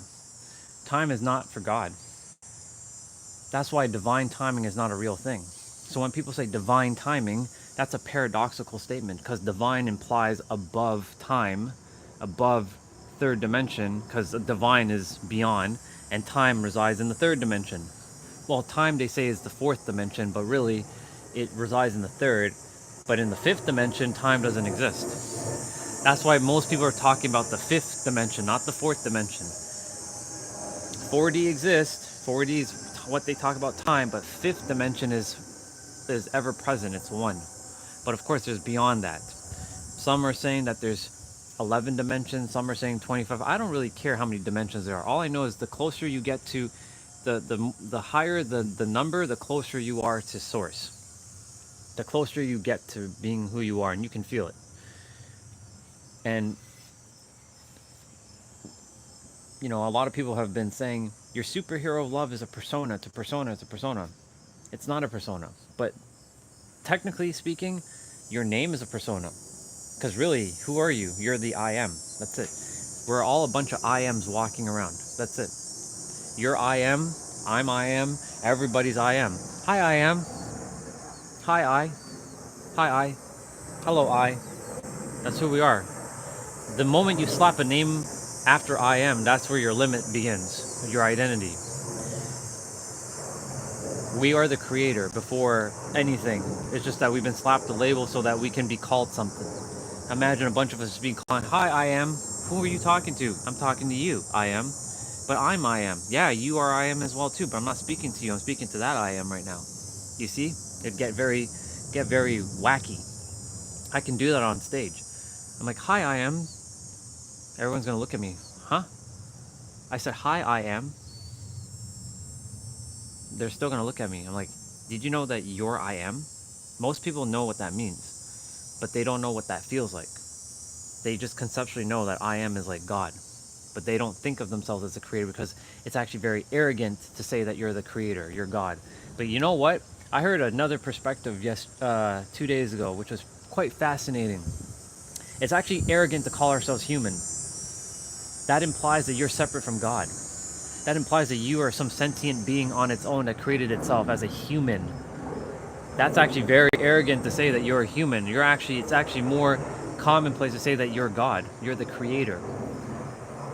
But the reason why someone will think that, I think it's arrogant, is because it thinks like, you think you're God, but I'm your slave. No, that's the problem. Humans think of it as God complex. It's actually God consciousness. It's one thing. We're all the creator. There's no one above or below. But humans keep putting hierarchy. I'm here to break all hierarchies as much as I can before I leave.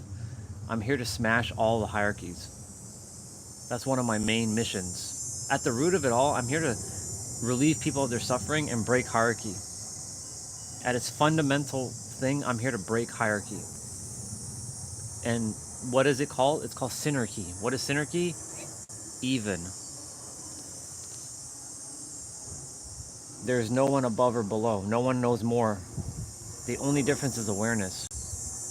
And when someone is sharing something with someone else, they're not learning, they're just remembering more of who they are, because that's who we are. We're all the I am. The answer is in the now, though. The answer is to stay in the now as much as you can and not worry about the past, so-called past or future, because past and future don't exist. I'll be right back.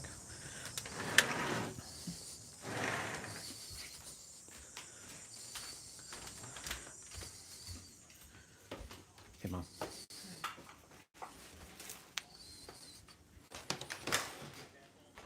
Okay, Dad.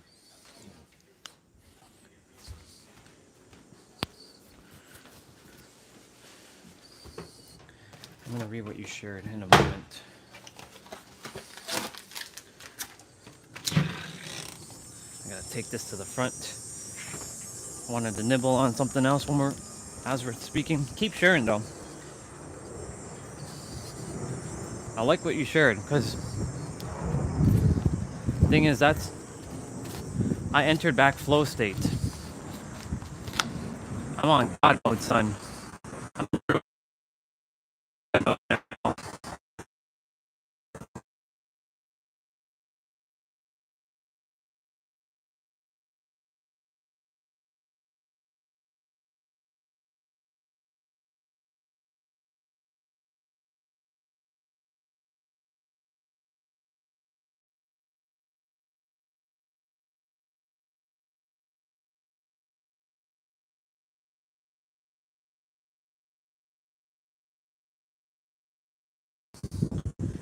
It's nice and hot today. I like it. Tomorrow's our bike ride. I'm going to take a bike ride for sure tomorrow. Yep. All right, let me read. Let's read what we got. I didn't read the memory one, so I know that you left that one before the time. All right. You know, sometimes past felt like now felt like past, or even future could be like now. The memory is removed, but that doesn't seem fair if we fell into earth from heaven. Maybe we forgot, but there's clues God's given us.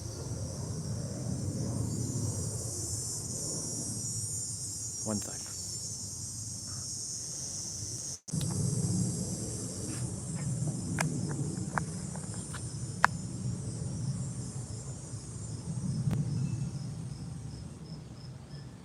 Mike should be okay now. And I'm doing great, bro. That's some like French you got there going on, that hello. Oui, bonjour, ça va? That hello has a E, a French E in it. Can you hear me? You should be able to hear me. And it's only because I went to the front. That's probably why.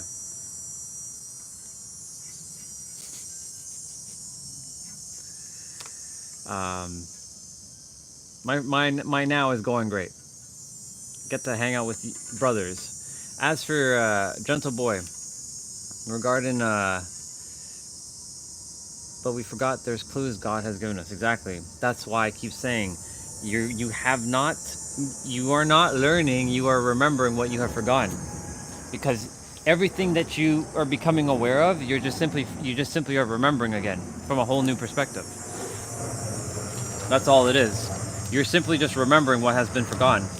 When you really listen to those words, when you take that in, I don't mean logically hear it. I mean feel those words that I just said. Actually, what you just said. When you remember what you have forgotten, take that in. You will feel a different energy. But the problem is a lot of people don't take the time to feel their words. What they do is talk, and not listen and not feel their words. That's why a lot of people are so confused in this world. I know, because I've been there. But when you really take the moment to just hear and feel, I am remembering what I have forgotten. Or another way of saying that, I've forgotten everything and I'm in the process of remembering everything. You literally transcend everything that's on the earth. Like that. Because you are just remembering more of who you are, more of the Creator. That's why God gives you clues as to who you are, because it's actually you giving yourself clues. God is an energy, but it's also permeating with inside of you at the same time. Our brain doesn't like that it's two things at once. It hates that. It hates it. It doesn't like this idea of the same two things at the same time.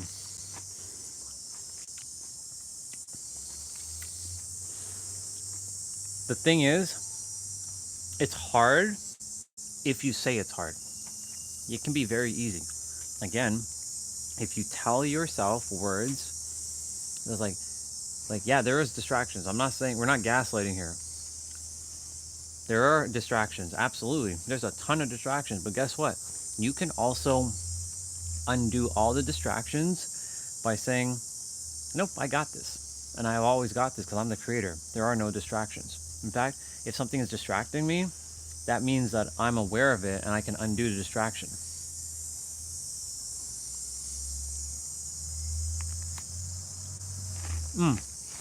This might be the first time you two met. Gentle Boy, meet JP, JP, meet Gentle Boy. I think this is the first time you two are in the chat at the same time.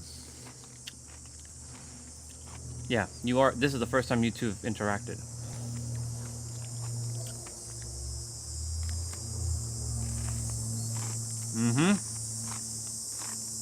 Let me see. JP said the mind always feels separate from us. Yeah, always. Peace of mind is an oxymoron. Exactly.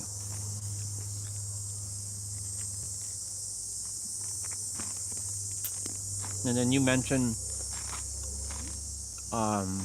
funny that the education system by those terms actually gives us distractions rather than yeah, because they want you to stay in the program. Because the education system is designed to keep you enslaved. Yesterday I watched The Matrix, the first one, and let me tell you something. I've watched the movie countless of times, but this time was different. Like I felt something different.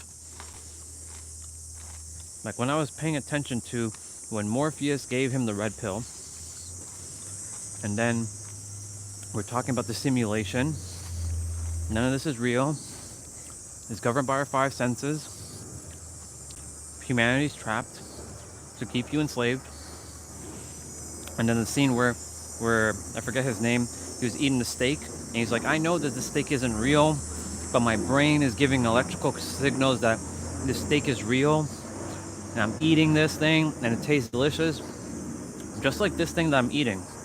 This thing isn't real, but yet my senses is making it look like it's real, but it isn't real.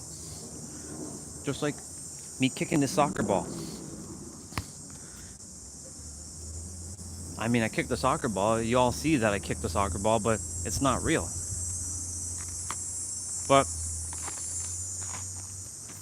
our senses, I'm hoping you all can hear my microphone from here. Our senses are making this seem like it's real. Let me read what you said.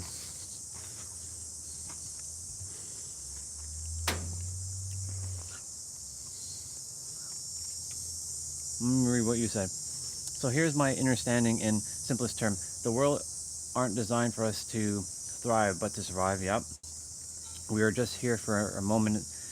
The matter in afterlife. So,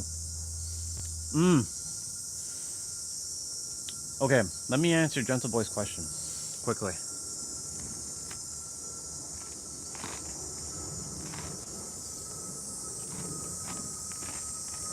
The world wants you to survive, yes. But you came here to transcend what JP just said. You're here to transcend it for one reason. Evolution. So what's the purpose of evolution when you know you're going back to the afterlife? Well, you get to have a choice to come back here. Some people don't get a choice. Most people, they feel like they didn't complete what they... It's not that they don't have a choice, but their soul is going to feel like, hey, you didn't live your life properly last time. We got to do this again. So what most people will do is reincarnate in a different body and attempt to fulfill their soul's desire.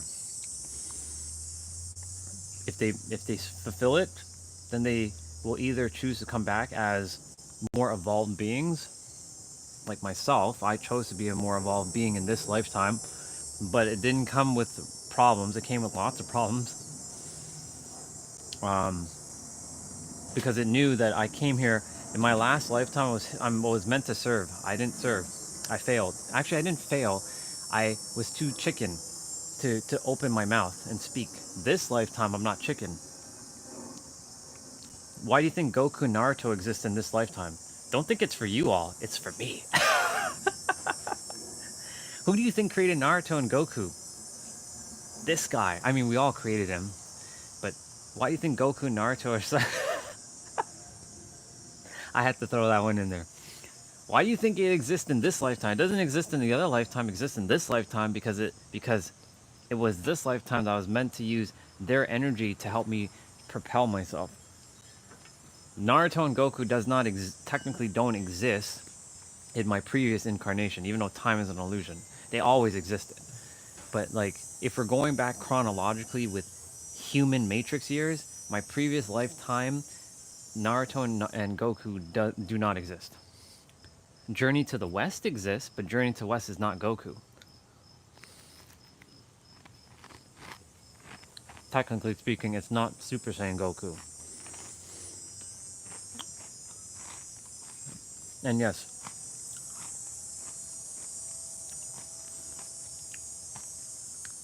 distraction on the Earth is meant to keep you playing stuck.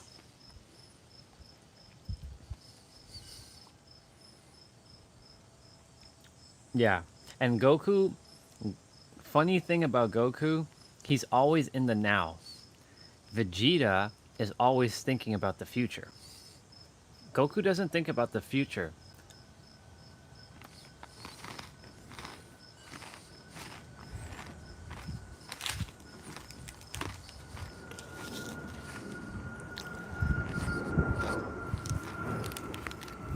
I just came to that realization.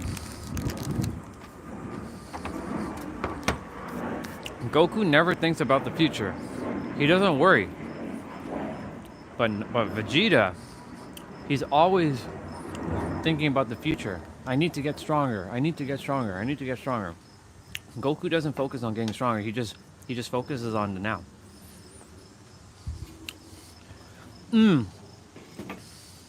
I got some drawings for you.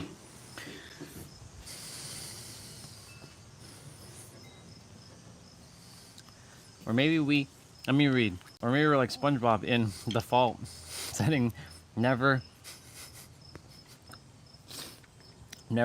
ending child mind with pure souls. The world wants us to be like Squidward in manners. Right. So here's the thing. The world, that's society. The world wants you to do that. But guess what? You are beyond the world. You are the universe. Is the universe the world, or is the world the universe? What's in what? That's a paradoxical statement, by the way, that I just gave. Is the world in the universe, or the universe in the world? Knowing that you are the universe, technically the world's inside of you. You're not inside the world. Let that one sit in for a moment. You're in the your Earth. Your version of Earth is inside of you. It's not outside of you. Your senses is making it seem like it's outside of you, but it's not. It's actually inside of you. This is a holographic world projected by you. Your higher mind is projecting all this, but your lower third dimensional thinking mind is getting in the way with whatever you're seeing. All of us are guilty to it. All of it. All of us. All of us. Unless you literally have... Close your eyes. Like right now, I'm gonna tell you right now.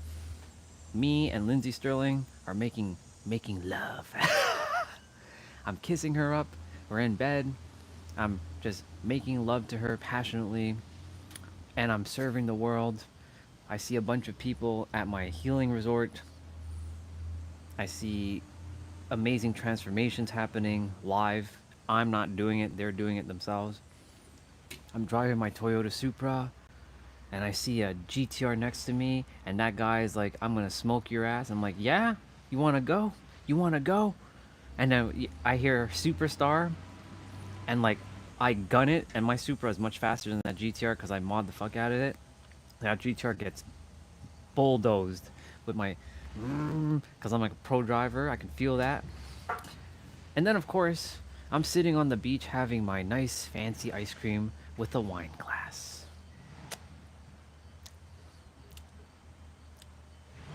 And I can taste the ice cream. So tell me, am I in the world right now? Or am I transcended the world in my own universe? Oh, and not to mention, there are 15 decimal points in my bank account. Actually, it's not even in my bank account because I don't put money in a bank. I have it in investments, and I don't sell my stuff, and I just borrow against it. That's a little trick, by the way. You keep borrowing loans against your own stocks, and you don't remove your stocks when they go up. Little hack.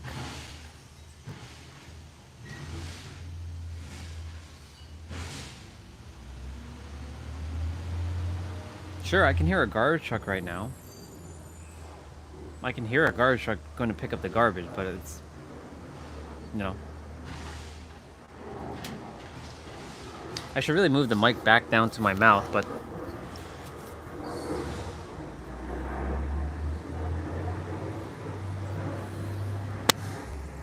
don't you just love that? Magnetic.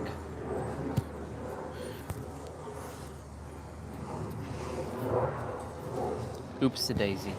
Oops-a-daisy. I'll read everything in a moment. I'll just keep my eyes closed for a sec. And the other thing too is like, I let go of the importance of like when and how it's supposed to look. Whether it is Lindsey Sterling or it's someone else or it's nobody, makes no difference. I can experience all of that now. So technically, the world is inside of you, even though there's no actual inside of you, and there's no outside of you because it's all one thing. But the mind doesn't like that idea. It hates that idea. In fact, it fucking hates that idea. So that's why we give it the inner world and the outer world, just so our brain can just kind of like calm down. Let me see. First of all, I'm gonna read what JP said about Kakarot. I didn't care anymore. I didn't care being better than Kakarot. I didn't care if I lived, then it happened. Exactly. That was in the now. He literally like, yeah. The Matrix movie is far more interesting if you learn about the history in Arabic religions. You will also understand why Mission Impossible now talks about entities. It is all connected. There's another movie that was presented to me today by Greg Braden to watch, something called The Arrival. It came out in like 2006 or some shit like that, or 1996. It's called The Arrival. I'm gonna look into that movie. I haven't watched it. It's actually free on YouTube. The Arrival. It's like bringing ancient language to the world and like some other things, and humanity's like, I forget what's happening with humanity in that movie, but you know, it's never usually good, right? Because if it was good, would we watch it? That's why humans like crave drama, because it keeps things exciting. Because if everything was all lovey-dovey, do you think people would enjoy this life? No, it'd be boring as shit. Imagine every human remembered who they are right now. Like I snapped my finger and every human remembered who they are. What would be the one-eyed king is, one-eyed man is king. Yeah, exactly, JP. I get to. Let me see. Gentle Boy, you said, now you imagining recently I watched cheesy AF Chinese drama about a guy who's reincarnated being into a poor guy on ancient times. At the end, he had 3 beautiful wives and a kingdom. Yeah. The thing is, yeah, you get to be here and now. And the thing is, just imagine this, everybody remembered everything. What would be the point of this? Imagine you came and you had all the answers. You do have your soul has all the answers, just so you know, but your mind was given to you so you forgot everything. That's what we call the veil. The mind was given to you as a veil so that you forget everything. Some, like Regina, remembers everything. She's the only soul currently that I know of that remembers all of her past experience. That's why when you listen to her talk, she doesn't hold back. She's not humble. She is humble, but the way she presents herself, she doesn't say that she's some just human. She's royalty. She's the only one that held the Holy Grail. Whether, our human mind doesn't know what that is, but for her, because she has all her experiences and her memories, she's like a one in infinity. Now, of course, I'm beyond infinity. I can't be outdone in my own universe, but that's the third dimensional thinking mind liking to compete, because that's what our third dimensional mind likes to do, compete with each other when we're all one thing, and we're just here to help each other remember more of who we are. Like Jeff Bezos and Elon Musk, they don't know more than us. They're very good at knowing how to summon energy. That's what money is, energy. They're capable of handling tremendous amount of energy. However, maybe they don't know how it actually works. They don't know how to explain how reality works. They just know how to do the thing. And of course, people pay for value, perceived value. Everything technically has value. Even if someone is running around naked in a backyard, screaming, and he's running around streaking, I'm sure there's value in that, because there's some fool out there that's gonna enjoy that. Because humans like to create drama and things that are borderline crazy, because if it was all lovey-dovey, it'd be kind of boring, and yeah. I was a peasant before, desired to be a king. Now I'm on pace to be a king. Pace to be a king? Are you already the king? You're already the king. You don't need to be on pace or anything. You already are the king. In your universe, you're the king.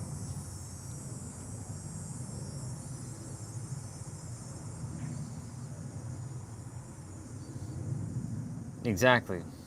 Let me see.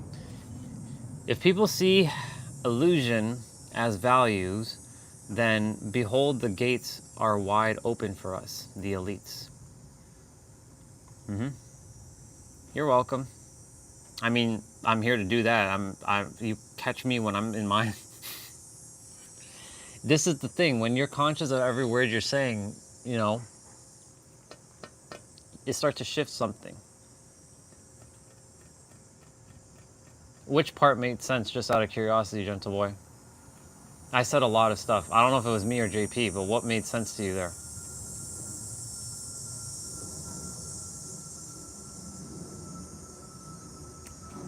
I'll talk about the elites in a moment. I want me an ice cream bar. I'm gonna get me an ice cream bar because I said screw it.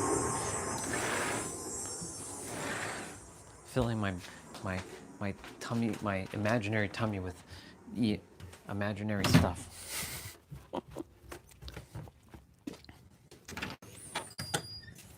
It's all imaginary. It's not real. None of this is real.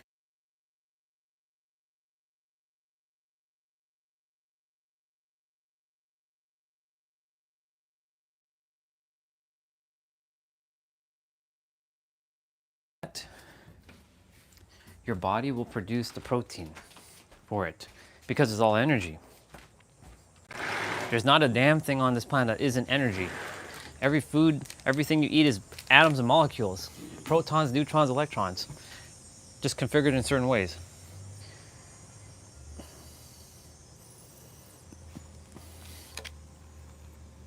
Let me see. So we got about them energy suckers. I have a paradox for both of you regarding them.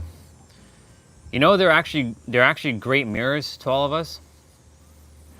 We may not see it, but they are very powerful mirrors. I'll tell you why. Because they may not know what they're actually here to do, but their role is to help us to basically wake up and yeah, I've seen that before. Adam and Eve, atoms and electron. Well, it's proton, neutron, electron. So Adam should have been proton, and Eve would have been electron, and then in the middle is neutron. Anyways, we're not getting to that right now.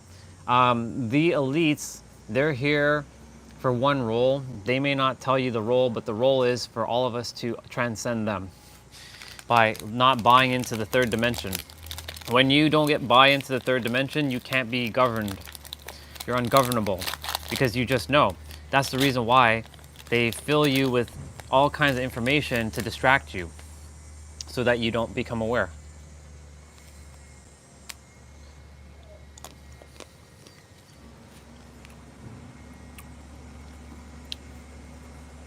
My parents get sucked up in watching the news. I see it every day. And I could tell them, but they have to find out for themselves. Because in their eyes, watching the news keeps them informed. That's their thoughts. But what is it really doing to their mind? It's just programming them with nonsense.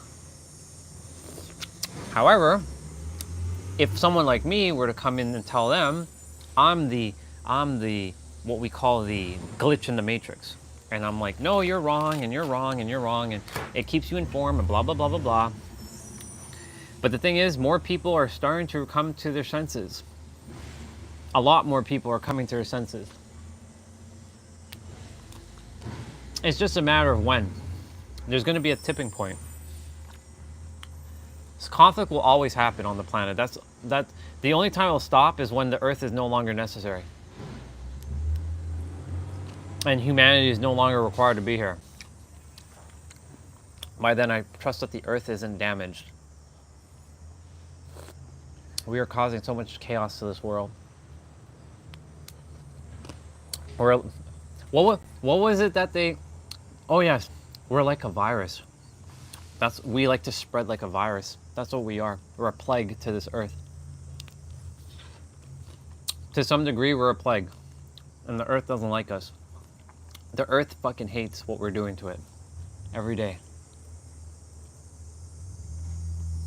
So I do my part to make sure I minimize the damage that I do. But the Earth is its own sentient being. That's why do you think there's so much more hurricanes and so much more calamity? Because the Earth knows. Nature will always win. It always will win, no matter what.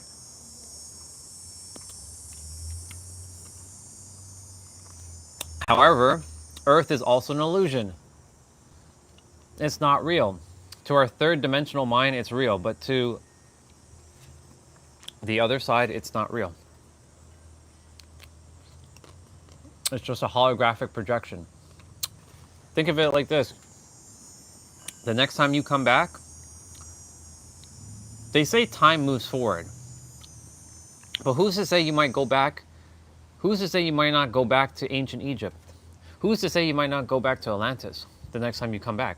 Who's to say you won't go that way instead of this way?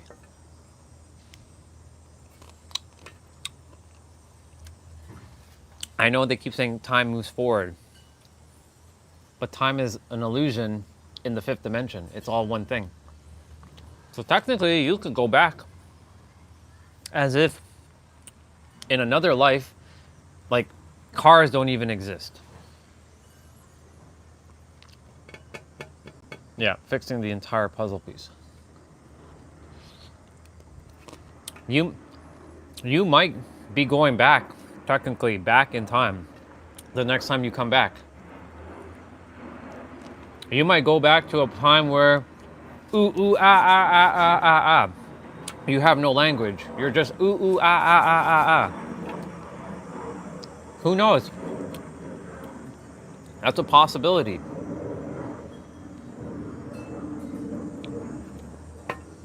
The other possibility is you might not come back as a human next time. You might choose to be a companion soul. You know what a companion soul is? A dog or a cat, or a fish or a bird. That's usually a pet. You'll come back as a companion soul. I can tell you that 2 of my lifetimes, at least I know, 2 of my lifetimes was a dog and a cat. That's why whenever I was with Jess's dogs, what do you think I was doing? I wasn't just admiring them as like cute little things. I was playing dog with them. I was like, why do you think every time I'm near a dog, I do the thing?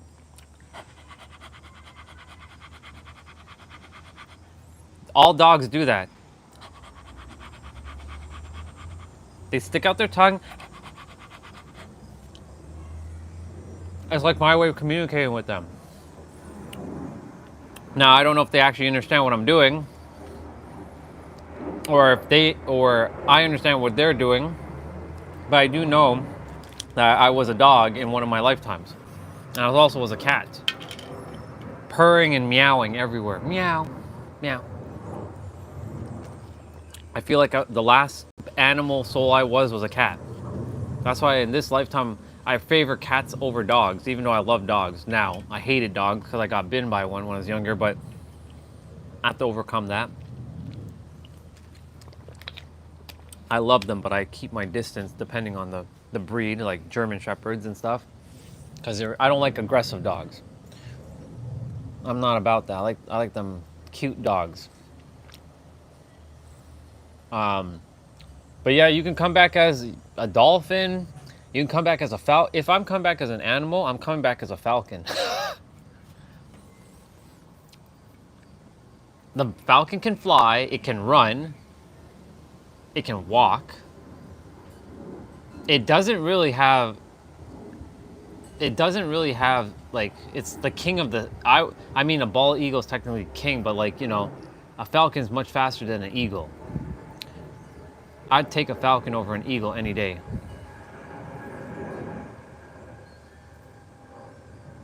Probably. That's probably, you know, that's why I would say, you know, I used to say like absolute dog shit. You know, I've said that many times on the stream, dog shit. I've said that. I've never said cat shit. I said dog shit. Nobody says cat shit. I might make up that one. I'm like, that's absolutely cat shit. Cat shit? What the fuck is that? It's like dog shit, but it's cat.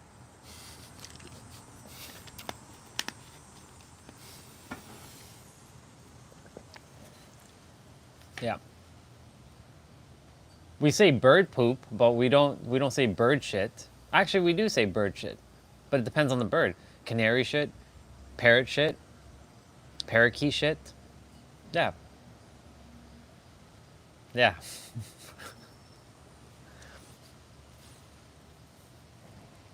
In any event, you never know what you're going to come back as.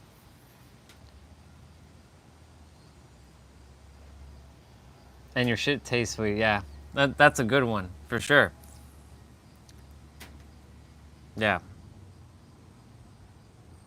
In any event, like I said, you don't know what you're coming back as. I don't know how we got on this transient, but whatever, we're all good.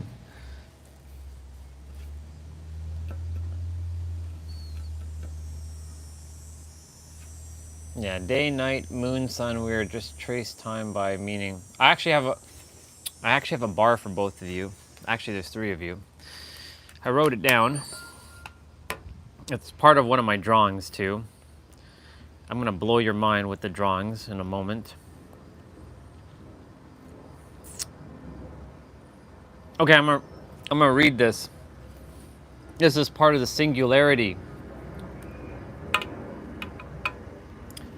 Perception fragments the unity of consciousness and makes it appear as 1 billion things.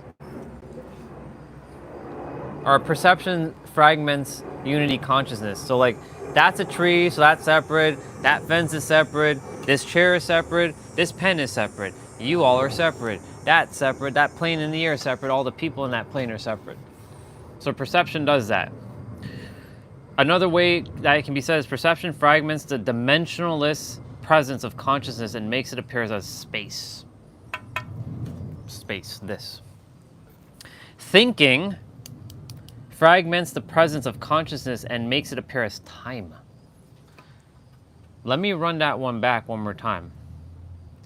Perception makes, this is what you perceive with your eyes and your senses. Perception fragments the dimensionless presence of consciousness and makes it appear as space.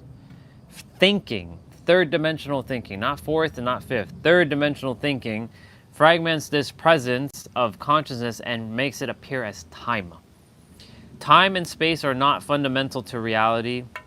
Space is how it appears when it is filtered through perception, and time is how reality appears when it is filtered through thinking.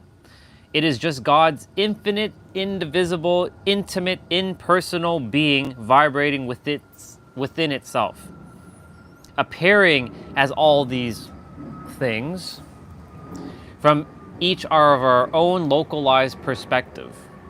But none of these things ever actually come into existence. So this chair doesn't actually exist.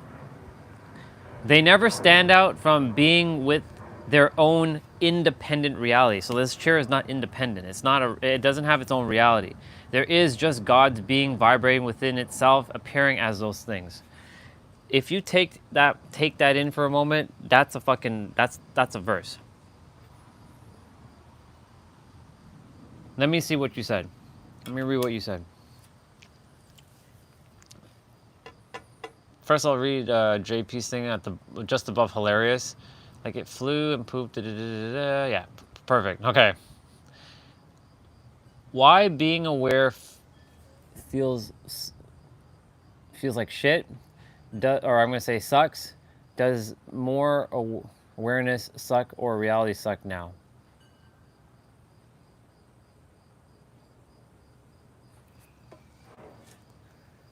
There was a quote recently that I saw on a Facebook post.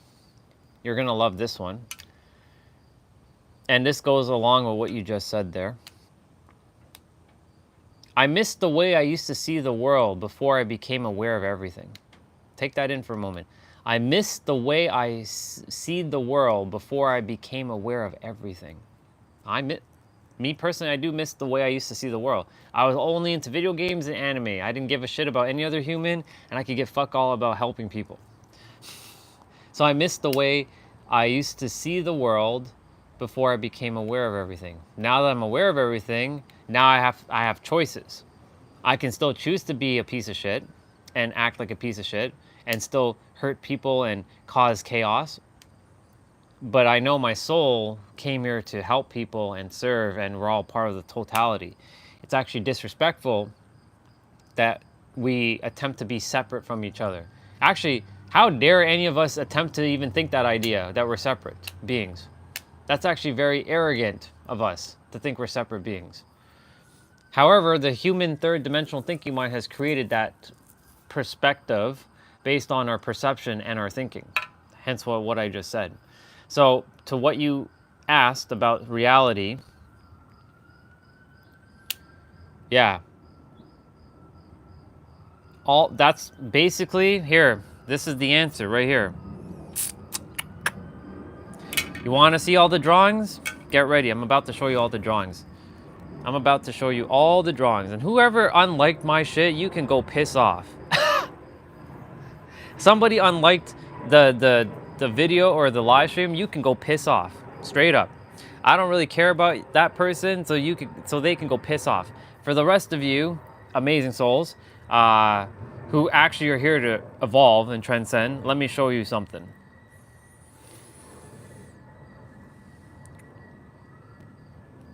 So what JP just said about the now, oops.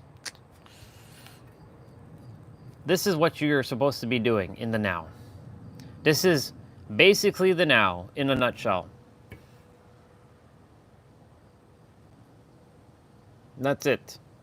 That's all you're supposed to be doing. Stay in flow, be presence. It's everlasting, transcending. You're revealing in every present moment. You're relaxing. you're creating reality, you're calm, you're stillness, and you're in harmony. That's the now. And you get gifts in the now too, by the way. I'd actually take out one word. I'd put gifts, but I was keeping it coherent with my other drawings. So now that I write out that, look at the next drawing. I have the one that says you. Look at what you has. Infinite, abundant, oneness, intelligence, innocent, intuitive, prosperous, intellectual, joy, and unconditional love. Now you'll see the link between the you and the now. It's joy, because you're supposed to be in joy. You're also in the now. You also are excited, calm again, harmony, relaxation, fun, serenity, peace, and happiness. And guess what? That all links you to God. You, now, omnipresent, oneness, all, totality, beyond, unconditional love, absolute, everything. This is you.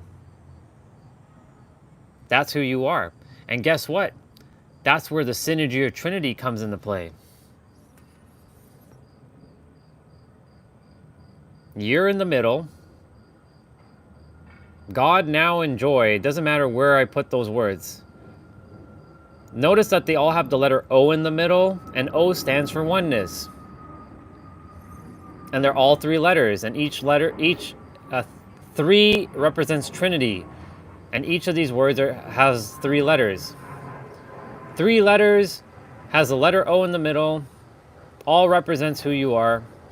This is who you are. And what JP said, his last message to you, this is all you have to worry about. Let me rephrase what I just said. This is all you have to focus on. The now. Now, joy, you, and God. And again, what is joy? All of that. Focus on harmony, excitement, being calm, being relaxed, having fun, serenity, peace, happiness, and being in the now. Of course, it's linked to joy. That's all you got to do. That's it.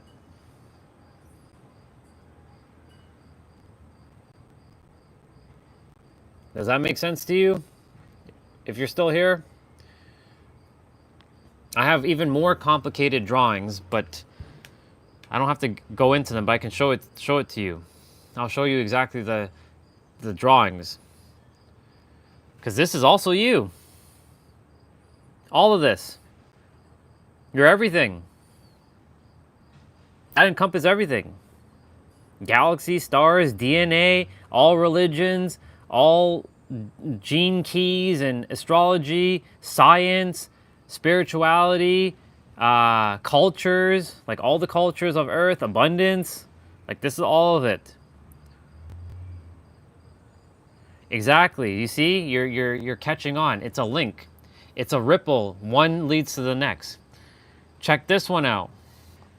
Look at this one. This is called the synergy of infinity. I have the synergy of Trinity, the synergy of divinity, the synergy of infinity, and the synergy of the singularity. Exactly.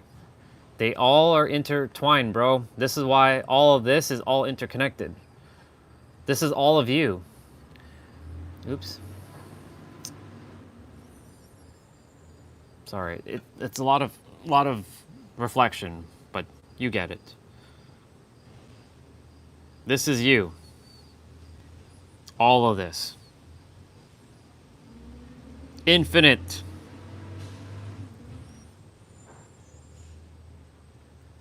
So back to your question. And look at this one. This looks like some alien drawing. Look at this thing. You're probably wondering, what the fuck is this? Look. J circle Y. That means joy. W-O-N, one. I-O-U, infinite oneness unity. N-O-W, now. U circle, Y circle U. So circles are the letter O, by the way. And the closer you get, you go to beyond oneness. All this came through in a week, bro. This is probably the most complicated drawing, but it's actually the most simplified one because it includes all those synergies that I just did. Synergy of divinity, synergy of infinity, synergy of trinity, and synergy of singularity. They're all in here. But this is actually the simplified version of this drawing with the letters G, circle D, Y, circle U, N, circle W, U, circle Y, or sorry, J, circle Y, W, circle N, and then I forgot the letter I here. Oh, it's up here. I, circle U. I forgot the I's up here. My bad. So, to break it down to the most simplified term, all you have to do is be in the now. That's all the answers. You don't ever have to read another damn book. You don't have to listen to another damn podcast. You don't have to go and study another damn thing. I gotta change my microphone. I see it's dying. You don't have to do anything else because the answer is in the now. That's it. And the now, everything happens in the now. Even your breakfast that you had this morning is technically still in the now. Your dinner that hasn't happened yet is in the now because you're thinking that thought. You're thinking the thought in the now. You're not thinking it tomorrow, and even tomorrow that thought is still happening in the now because every thought is happening in the now. So the answer is the now. To the most simplest thing, the now is the answer to everything. That's why the synergy of Trinity exists. And the more I share it with the world, the simpler it'll be because I'm not here to complicate things. That's what the world wants you to believe, to complicate things. You're not here to complicate things. There's a word called obfuscation. I told you about this word. Humans like to obfuscate things because the brain does not like simplicity. It hates it. This brain does not, let me rephrase it, it's not the brain, the mind. The mind does not like simplicity. It likes to complicate things. It loves to overcomplicate things because it sees that if it's overly complicated, that it had to go through some arduous journey and overcome some insurmountable odds, that it overcame this and I found the answer, and really what the answer is right in front of us. The now. The fucking now. That's all you have to worry about. That's why JP said, just be here now. No thinking, receive thoughts, just now. That's it. When you stay in the now, your life will just... When I'm in the now, all this came through.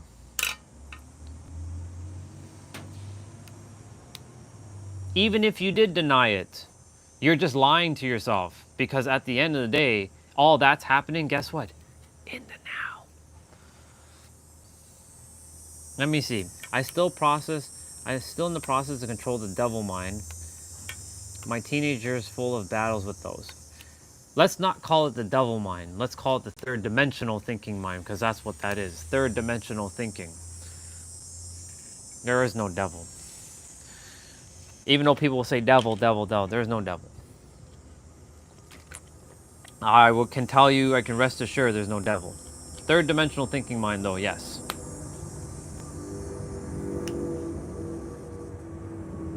While being aware of Creator, I'm healed from my gastro reflux. Good. Don't worry about them because they don't exist now. They're in the so-called past, but past is still happening now. So you forgive them and you're healed. That's it. You're the creator now. And you move forward now. Because remember, I said this earlier, you are recreating yourself anew in every present moment, or you can recreate the experiences that you've so-called had. All your experiences you've had, I'm not saying they're illusion, you had them. but you can keep recreating each of those experiences that's happening in the now. So you're robbing yourself of the now in every present moment. That's why you can recreate yourself anew in every present moment. It's the most powerful thing. If you really take in those words, I recreate or I reveal myself anew in every present moment, you change your life immediately. But do you know what's going to get in the way again? Not the brain. The third dimensional thinking mind's going to do that. It's going to attempt to derail you because you're changing and evolving. But guess what? While you're changing and evolving, see that as a paradox, because that paradox means that it knows its time is coming up. And that's actually a great sign. So whenever you're doubting yourself, doubt your doubts, because you're actually in you're transcending.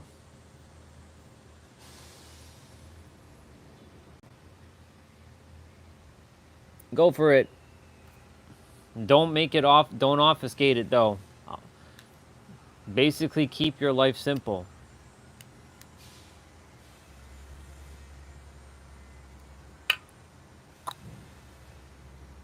But I'm going to see what question you have. I'm going to switch positions because the sun is burning my back. So I'm just going to flip over on this side because this side, the shade is there. Shade is there, and yeah, my back is, as much as I like the sun every day, but I also don't feel like my back getting burned. So I like the heat without getting, scorched.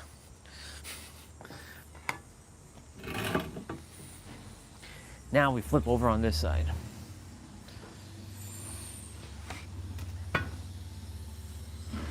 I journal too. Sometimes the image or text felt alive. Sometimes it's just text. I couldn't see them while they're dead. Have you experienced the same?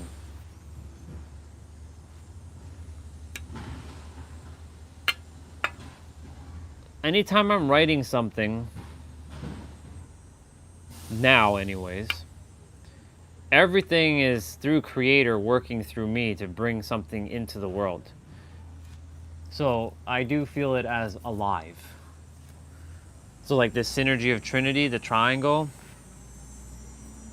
like this one, I know it's backwards right now because of inverted camera, but mirroring camera. I do see it as alive. As for text, well,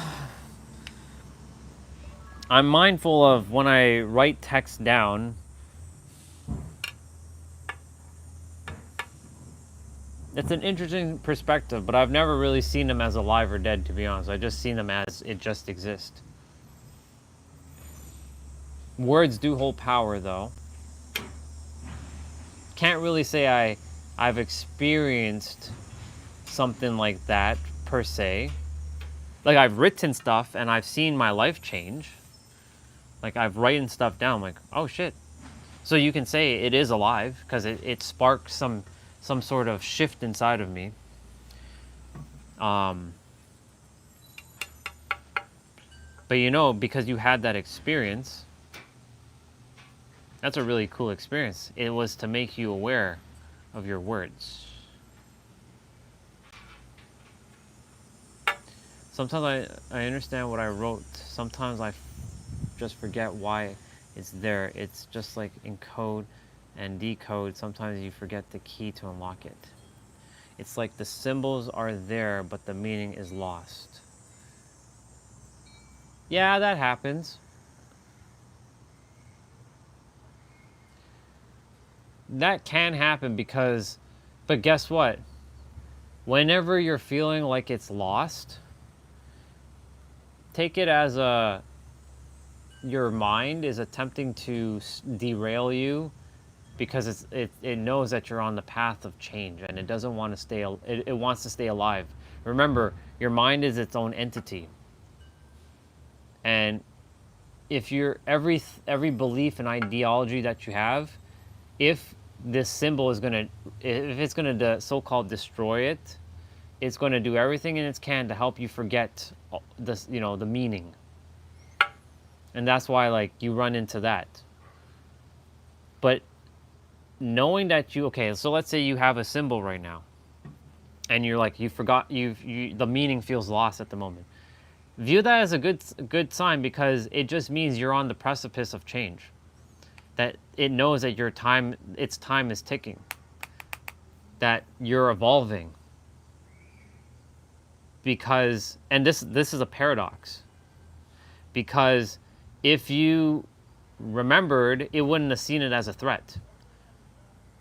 But because every time you're remembering something, it sees it as a threat and it wants to derail you. And it wants to derail you because it wants to keep itself safe. Because every entity, whether you want to call it entity or egregores or whatever, thought form, they desire to stay alive. They want to take up mental real estate in your head because they're actually alive, right? It's that voice. But in actuality, that's why people self-sabotage. I've done it. I've done it plenty of times in my life.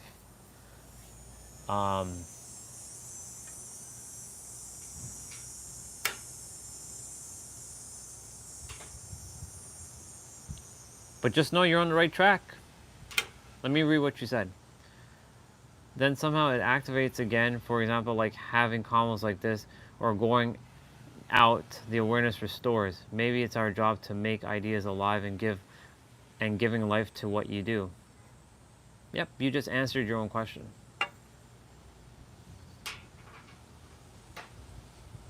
It's your, if it was brought into your awareness, it was meant for you to take care of.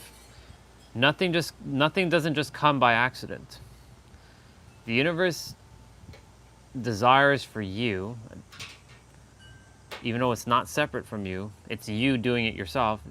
Your higher self desires for your human self, your third dimensional character, to be aware of these things so that you can live out your, what we call the Dharma, your purpose, and it is your role to bring it out. I'll share something with you. It was earlier in this video that I was watching earlier.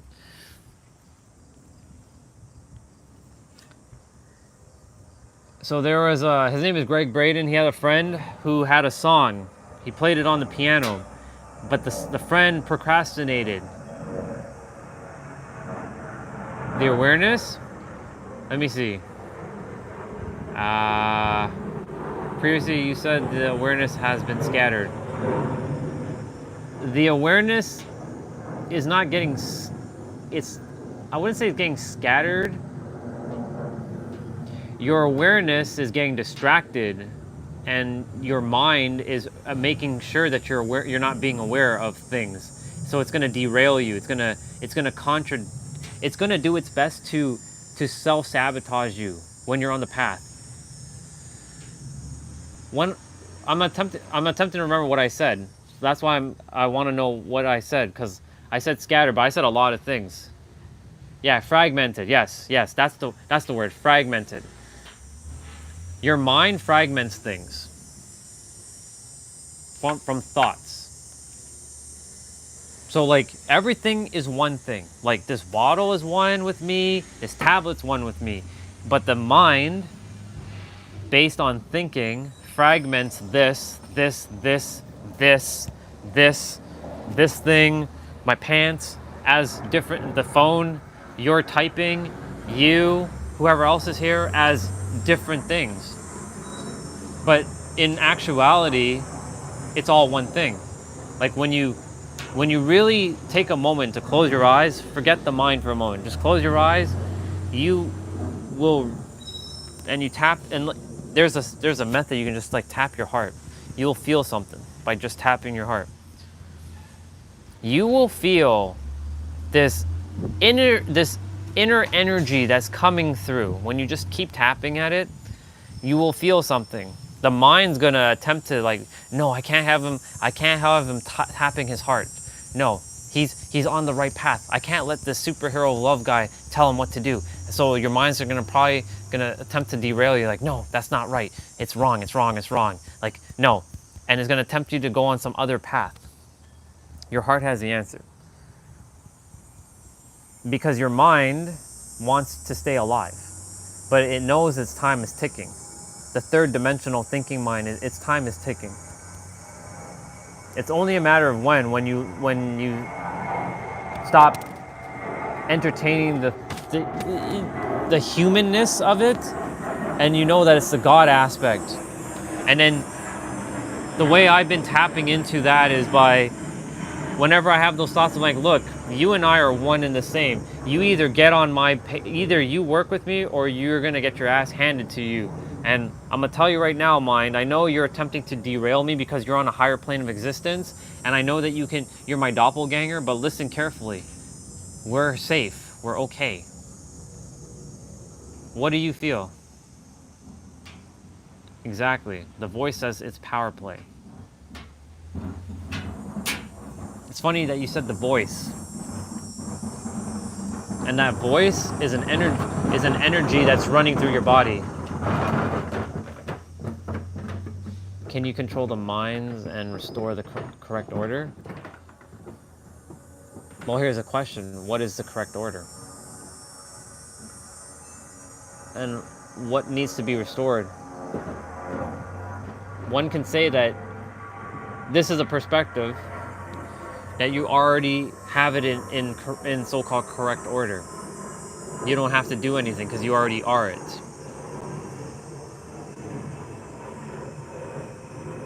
Think about that no, actually don't think about that. Actually feel that, what I just said. Don't think, feel that one. Who's to say that you already have it in correct order? Whatever correct order is for you. Because it is already correct. How can it not be? I know one will say, but there's right and wrong. That's a human thing. That's a duality thing.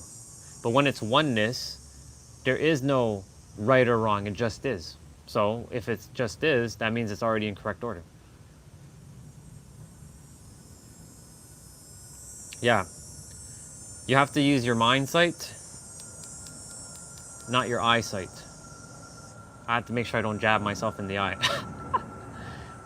No eyesight, mind sight. Mind sight over eyesight. Always, always, always. Your mind, and when I say mind sight, I don't mean third dimensional thinking mind. I mean close your eyes and tap into the inner world and your heart. I would call it heart sight more than mind sight. Heart sight over mind sight. Because heart sight, that's tapping into thinking with your heart and feeling with your mind. And I know that sounds like a paradox in itself, and it is. Most people think with their brain and they feel with their heart, but you're supposed to think with your heart and feel with your mind. Let me see. Those externals could disrupt internal visions. Yes, and it's going to do that. This realm is littered with challenges and for opportunity for you to master yourself.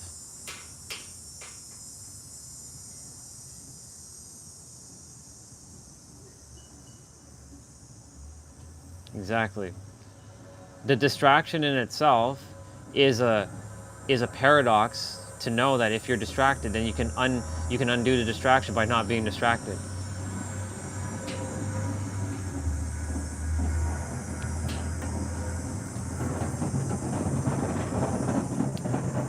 The distraction of the human world is designed as a paradox. Yeah, like I said, if you can see everything as a paradox, then always think the opposite.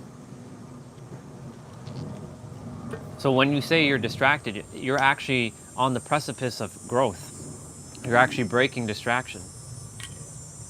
When you feel like you're feeling like shit, you're actually on the precipice of great change. Like for me, when I was going through my dark night of soul, when I was crying my eyes out and getting mad and frustrated, I had to keep reminding myself, this is a fucking paradox. Yes, Regina and T-Bray were great mirrors to help me, and they helped me a lot. They kept me grounded. They kept me they kept me accountable. I still did my exercises. I was always going to do that, but they kept me accountable by staying here and making sure that I continued to keep going at what I was doing, and like be my mirror and reflect back to me, hey dude, you're acting like a little bitch right now. Like, and it kind of helped me to snap out of my shit that I was in. I showed you the hive mind, yes. And the hive mind is designed to, the hive mind, there's a collective hive mind, and then there's tribal thoughts. This is a new one, by the way, tribal thoughts. Tribal thoughts are what fed the hive mind, just so you know. So what are tribal thoughts? You want to know what tribal thoughts are? You already know what tribal thoughts are, but I'll tell you straight up what tribal thoughts are. Once upon a time, all of us as humans were once part of a tribe. We all had our own tribes. Not in this incarnation, but in previous incarnations, we had tribes.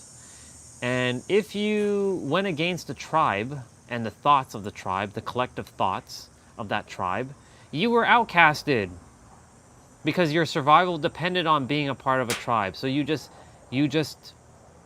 took orders like a little slave in the tribe.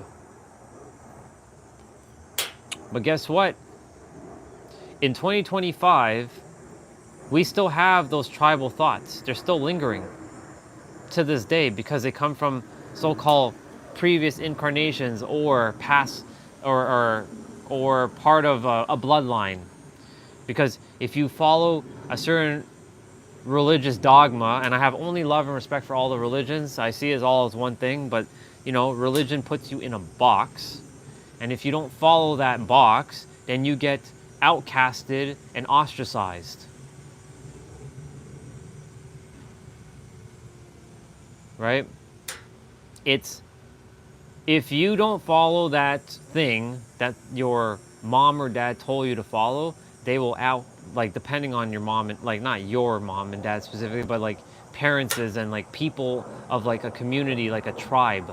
If you don't follow a certain collective hive mind or a tribal thought that feeds the collective hive mind, then you're considered a threat to the system because you're a glitch.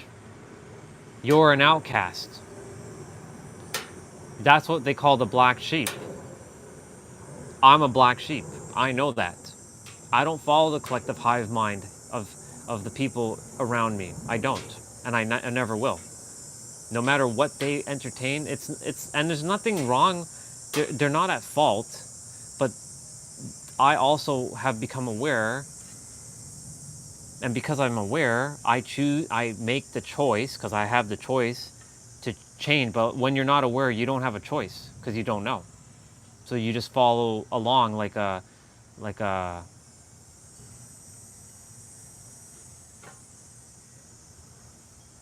what was the word I was going to use? You follow along like a cute little lap dog because you just don't know. But when you know, then you have the choice. But just because you know something, that doesn't make you better. Because I know a lot of people that know what they're supposed to know, but they still choose to do the opposite because they're afraid to speak up because they don't want to be ostracized. It's better to just follow suit and play the part of being ignorant than to shine your light and share it with the world and have some balls.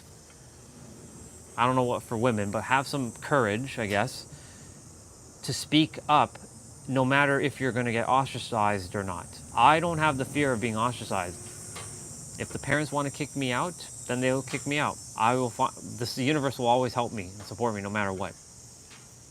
I'm not going to go against them, but at the same time, I'm not going to entertain what they have because they're part of their own, collective tribal thoughts.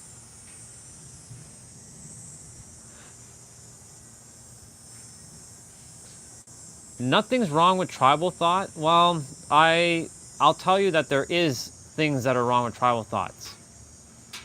if it puts you in a box and you have to follow someone else's order and it doesn't align with you, that's actually, you're actually doing more harm than good. So tribal thoughts are actually harmful to our soul because our soul is not meant to be entertaining tribal thoughts. We're meant to entertain unconditional love. That's the be all and end all, and being in the now. That's all you have to worry about, to focus on. All you have to focus on is the now and unconditional love. You do that, you win. That's it. That's all you got to do. That's how simple it is. But the moment anything else besides those two things that I just said, you are fucked. Literally. Exactly. But the thing is, even if, so here's the thing for me, I still will always choose to not take on the tribal thoughts of anybody but myself. Like, yes, I hear people and I listen to what they say, but I don't desire to, you know, like, yes, I love community and I love people, but I still like to be alone, personally. That's just who I am. At the core, I came here as I'm not independent from anybody. I know we're all one thing, but I still prefer to be alone. So like, I personally, for me, as much as, you know, I would still not be a part of the tribal thing for me. Well, it's not that they, how do I say it? I told you that, I've mentioned to you that we're not learning, we're remembering. But yes, the human paradigm is learning. The God paradigm is remembering. And so, yes, a lot of humans refuse to learn because they're either scared. They're either scared because it's going to ostracize them and it's going against their identity. Because they spent so many years forming their identity of who they think they are when they're not who they think they are. They're actually beyond what they think they are. They're the creator. But they created this identity of like, I am Mary and I am a entrepreneur who is like cutthroat and this and that, or I am Jake and I am this boxer guy who makes millions of dollars, and that's their identity. And the reason why, and you know, the reason why they won't go and learn or remember is because it might take away from what they already have.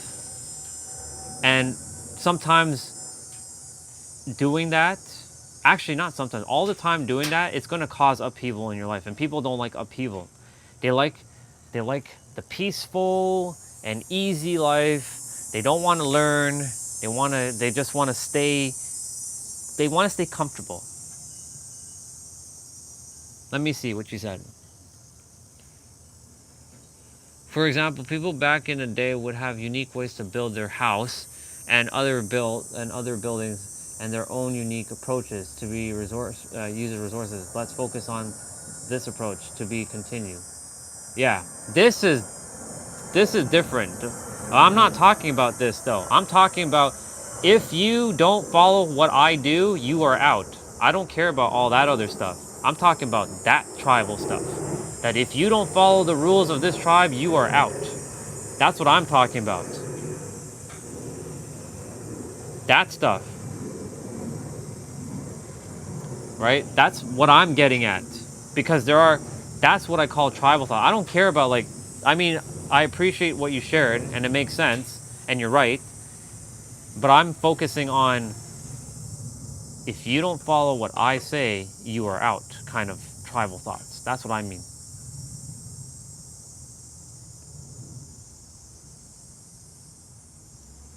Let me see. Anyway, in any part of the world, people back then are environmentally friendly. Now people build houses and buildings with concrete, which are destroying the world. Yeah. Why are we using concrete now in any part of the world?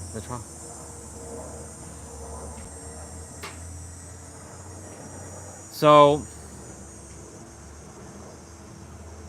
this is a perspective. Listen carefully to this.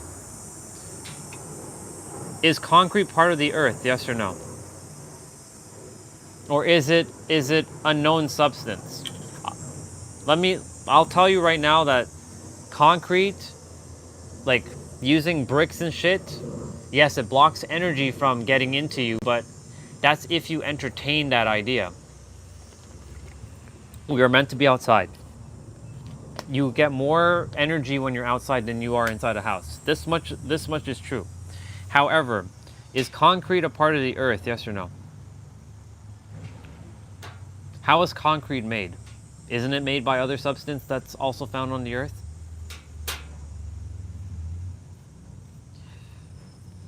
Technically, everything's from the earth. Unless it's coming from outer space, everything's on the earth. So theoretically, we're not destroying, but I know where you're going with this. Even those small tweaks, isn't it still from the earth? It's not coming from outer space. All those small tweaks are coming from the earth, isn't it not? Like anything they use is still from the earth. It's not coming from the sun. It's not coming from the moon. We're not traveling to the moon and bringing something that's foreign. Everything's from the earth, right? So theoretically, it can't be destroying. But what is destroying the earth is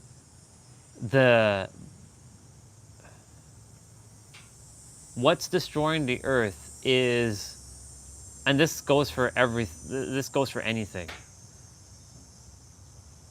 is the misuse of things with energy.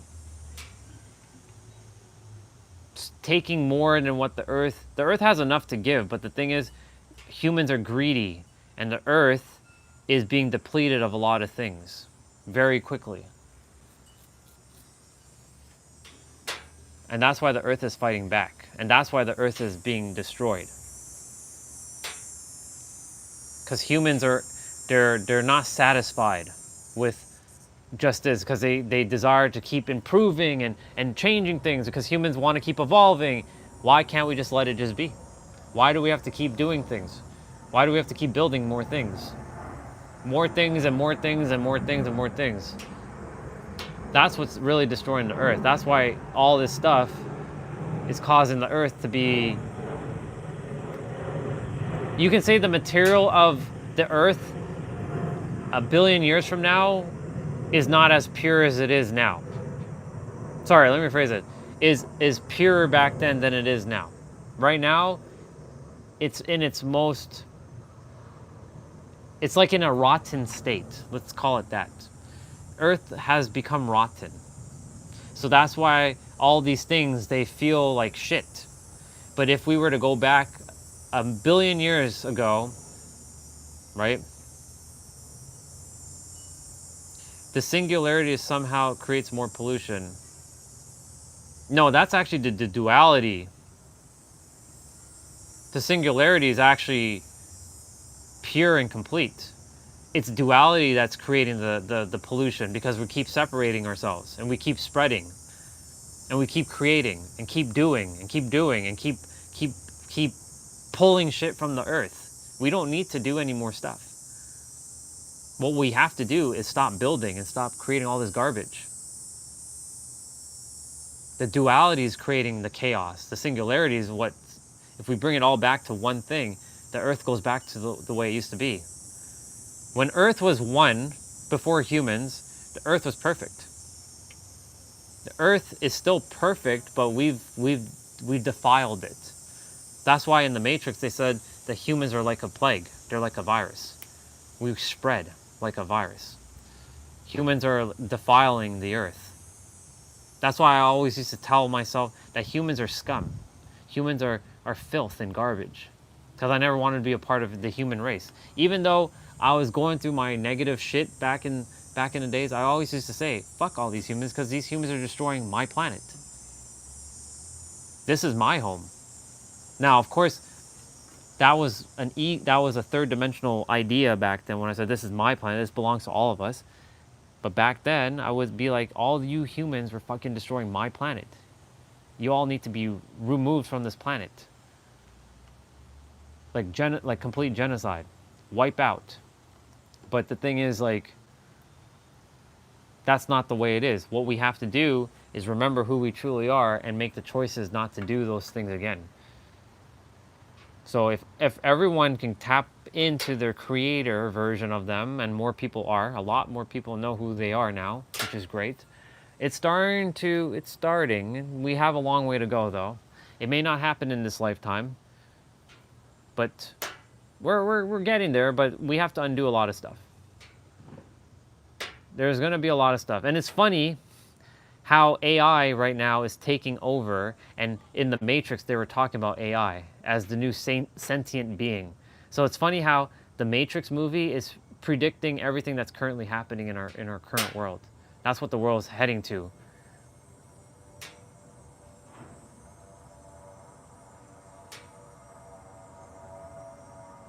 While people in poor countries busy milking their cows in the mud house, how can you be more environmental friendly than that? Exactly. A lot of people like to protest because they like to feel like it's important, and I get it, but the thing is, like,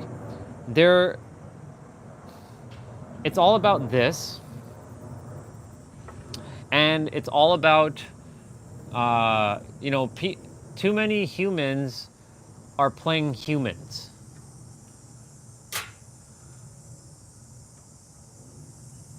Let me run that one back one more time. Too many humans are playing humans. When you're the creator, you don't protest. You don't give a fuck about that shit. You know who you are. You ain't got time for such garbage. That's like third dimensional nonsense. This is not disrespect to anybody, but that's third dimensional shit. You're a multi-dimensional being that's infinite. What do you have to go do to protest? If more people tap into who they truly are, this is why I'm here to disrupt the system. I'm here to be a glitch, to remind people that you're a multi-dimensional being of infinity. Or you can just be a third dimensional character doing third dimensional nonsense. The choice is yours at the end, right? It's your prerogative what you end up doing, but at least you know that you're a multi-dimensional being that has infinite potential to do anything. And you share that with other people, and then it ripples out to other people. My work is complete. Other people's work is complete, because we're here as one thing to remember who we truly are.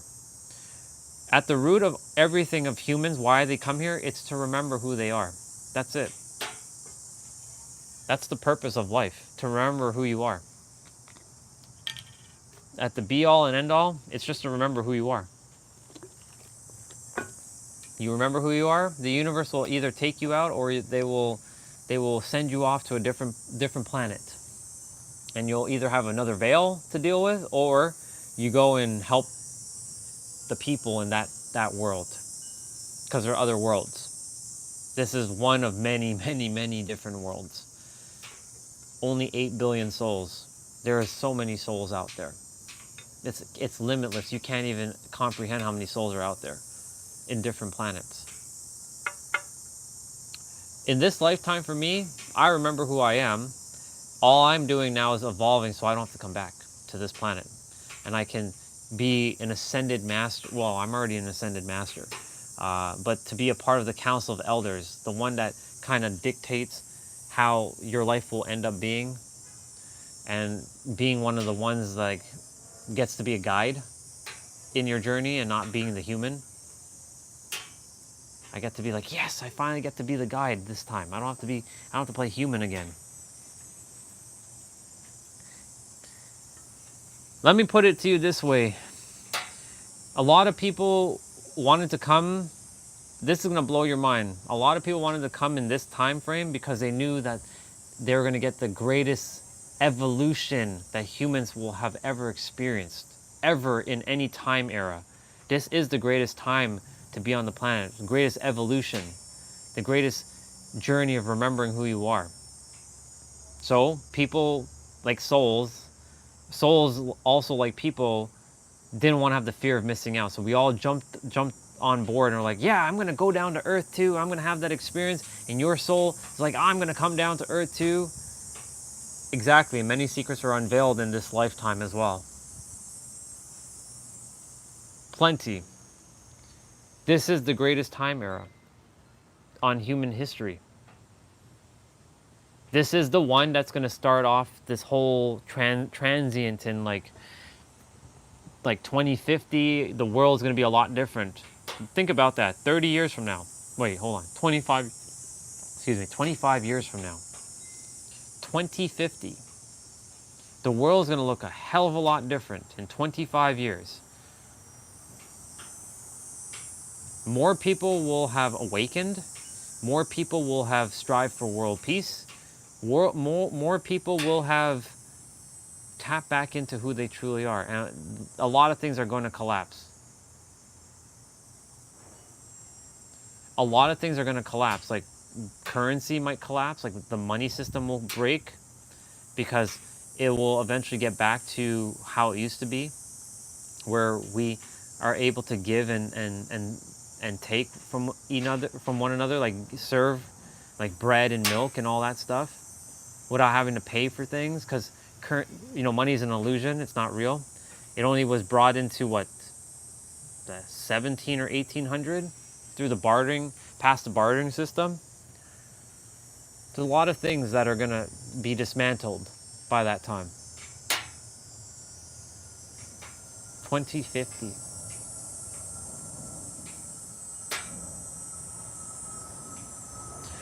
That stuff won't even really be worth a dime, won't be worth anything, because again, humans will have known that a lot of stuff are just an illusion. Most people will know that this world's an illusion, and that we know that each other is one thing.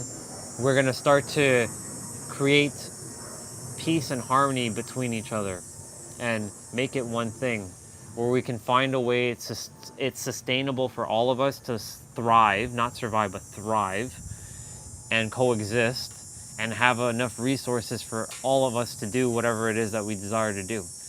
By that time, a lot of things will be different. But of course, it could also be the opposite. It could be the worst, like you said. The money system still exists. It just gets worse and worse and worse and worse. And people just keep consuming more, and they want more, because that's what humans like to do. They want more and more and more and more and more. I'm just kicking the soccer ball. I'll face you that way. I wanted to get some sun now. Still share, I'm going to read. Just kicking the ball. Facing you this way. Sorry, you're going in like a big ass circle. There. Yeah.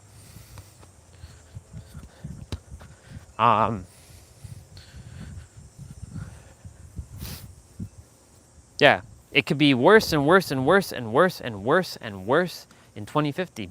It all depends on the next several years, really.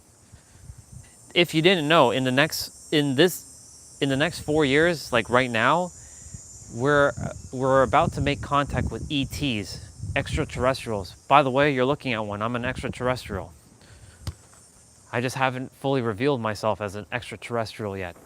I'm a 15th dimensional being, but I haven't remembered all of my past memories yet. My previous memories, I should say. But I do know I'm an extraterrestrial, and eventually I'll just return back to my true, I'll have my light language back, I'll have my true powers back. But ETs are coming. They're already here. Physically, they're on the planet. They're just hiding in human skin, but they're here. I'm one of them. I'll tell you that, I'm one of them. I'm not afraid to tell that to the world. I'm an ET. You'll dissect me, but you'll find the human, but I'm actually beyond human. We're all technically ET, technically speaking. But we're gonna make contact with ETs that look not like humans. They'll have like blue skin. They'll be like tall. They'll be with like they look like they have like water bodies. But that's going to happen, and eventually when that happens, the world's going to change, because people are going to start to believe in that. But a lot of people are going to fear things, because what is fear? Basically, fear is just plain old ignorance. Because when the human doesn't know something, they fear. And because they fear, they're going to project their bullshit, and they're gonna like, we gotta kill that alien. Let me see what you said. What I see is probably like Walking Dead. The rare ones separate from the dead. Yep, build a community. It's like the Avengers movie. The atmosphere opens and the ET is going into the Earth. Exactly. They're technically, by the way, if you didn't know, they're observing you right now. So privacy, by the way, doesn't exist. That's an illusion. So when people think that, like, oh, they have privacy, nope, the ETs can see you. You can't see them, but they can see you. The reason why is because they're operating at a different vibration that your eyes can't see. That's why I said that they're operating from the 5th, 6th, 7th, 8th, 9th dimension. There's a lot of 6th dimensional beings who are permeating the Earth atmosphere, but we can't see them because they're vibrating at a pace that we can't see because our eyes can only see 0.0035% of reality, and then there's 99.9965. They're operating in the 99.9965, just so you know. And the only way to see them is if you operate on that spectrum. But because our 5 senses are tied to the 3rd dimension, you will only be able to experience the 3rd dimension until you close your eyes and truly tap into the other dimensions, which you can. You can go so deep. But will you see them? Well, it comes down to your spiritual maturity. Will you be able to handle them when they do show up? They will make themselves aware when you're ready to be made aware of. But if you're afraid of them, or if you have any fear, then unfortunately they will not show themselves to you. That's why fear is one of those things you have to let go of. You have to be absolutely fearless. Now our body has primal fears, like, you know, the fear of like someone taking a gun and shooting you. But like, if you can get your nervous system so safe and secure, and if an ET just showed up right now, for example, if it just like came, I'd be like, what's up? If it knows how to speak English, I wouldn't be afraid of it. I'd be like, hey, what's up? Are you ready to take me home? Let's go home. Are you ready to give me back my powers? Did you come here to give me my powers back? Okay, cool, thank you. I'll take my powers now.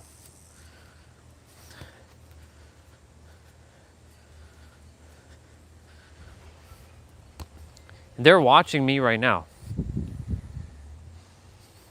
You know why? One night, it was actually Sunday. This tree that you're seeing in the background here, there's 2 little lights that just came out of the tree, and they went 2 different directions, and they weren't planes, and they weren't fireflies. Fireflies don't look like that. And they were 2 little lights, and I was sitting on that table over there. There's a white table right there. And I was just listening to music, and I'll tell you right now, I have never sat outside on that table at nighttime looking at the stars. I always look through the window. But for whatever reason, I was listening to music and it had me sit outside, and 2 little lights, they were going like this. They saw me looking at them and they went like this. And they weren't speeding away. They were slowly traveling away as if to make sure that I was aware that they were there. I know what I saw, and that was no Wi-Fi thing, that was no plane, and that sure as hell wasn't a bug. I know what those fireflies look like, and that's not fireflies, and they don't show up high in the sky like that. They're more on the surface. So, yeah, I can tell you right now that they're watching. So, let me see. So does people with schizophrenia isn't really crazy. They just didn't know they're actually in a different spectrum, but modern psychologists hold them back their senses. It depends. Some can be borderline insane, but the thing is, when it can be very interesting with that. But most people are misdiagnosed, yes. So like someone called me, I'm psychotic. Like, oh, you keep repeating yourself. It sounds like you've taken the COVID vaccine and like this German drug thing and blah, blah, blah, blah, blah. And that was her humanistic perspective on me and her perception of her third dimensional thinking mind about me, because I repeat myself a lot.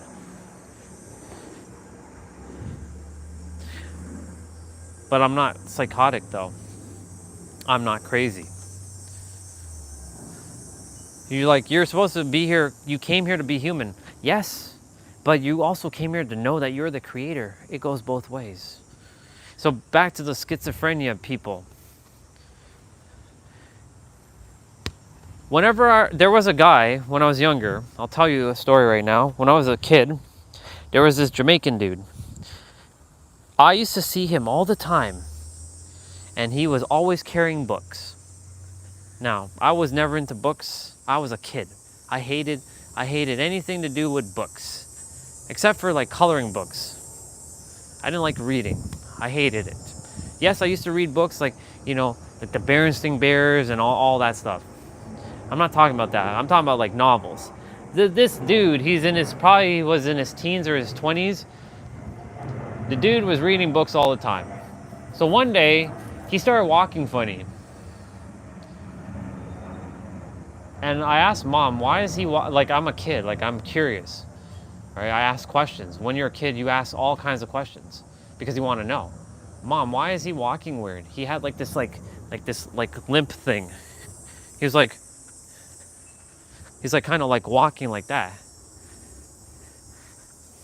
You know what she told me? Oh, he went crazy. What do you make of that? I'm a 7-year-old kid, and I'm told by my mom that he went crazy.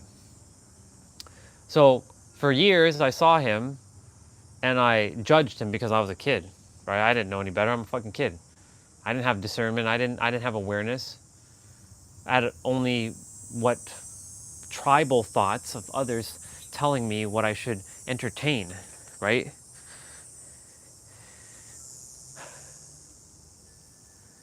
Recently I thought about him. I'm wondering if he's still alive. I don't know. I haven't seen him in years. I'm trusting that he is. But I would say that he had tapped into a whole other dimension before I even knew what the fuck dimensions and spirituality and all that other stuff was. So whenever I see anybody who's on that like transient, their senses have been heightened, indeed. Now, of course, there are people who have gone crazy, because I went to a mental hospital and I heard a woman, as I was in a mental hospital because I was about to kill myself. I was about to throw myself off a building, and my boss's boss prevented me from doing that, and he came to the mental hospital with me to get checked out. He stayed with me. He's a really cool dude. I really respect him that much, because he could have just said, you know what, screw this Andre guy, whatever. But there was a woman who was there. She was screaming, rape my hole, rape my hole, rape my hole. And she's being dragged in by 5 police officers by her hands and her feet, and they're dragging her up like this, like they're holding her up. Rape my hole, rape my hole, rape my hole. Now, that person, they've gone crazy. But when I hear other people talking about like they're seeing things and stuff, I pay attention, because they are tapped into another frequency that our third dimensional thinking mind can't tap into. And I don't write them off at all.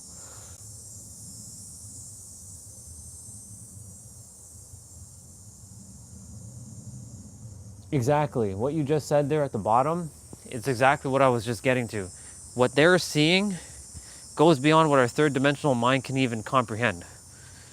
But because our third dimensional mind likes to make things logical and linear, it doesn't follow a logical process, we'll deem it as, oh, that's crazy. But is it actually crazy? Think about it. I just said there's 99.9965 of untapped magical reality that our eyes and our senses can't perceive. Only 0.0035% of the electromagnetic spectrum our eyes can perceive. So when someone says, I'm realistic, and they wear that as a badge of honor, you stay as far away from that person as you possibly can, because they are filled with limitations. Unless they say, I'm a limitless being, but a limitless being will not say, I'm limitless, and then say, I'm realistic. You will never, ever, ever hear somebody say, I am realistic and I'm limitless at the same time. You stay the fuck away from someone who's being realistic. Because realistically speaking, using their words, is going to be your limitation. Because they're going to impose their self-imposed limitations onto you. Superimpose self-limitation onto you. That's why, like, and I'll tell you another story right now.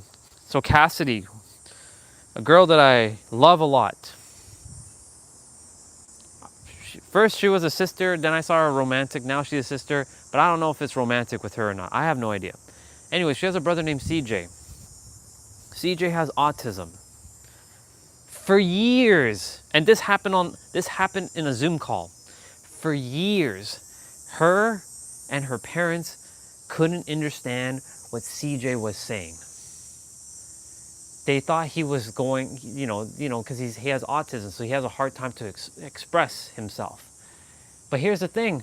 One day, he was able to express himself in such a way that Cassidy had to break down and cry.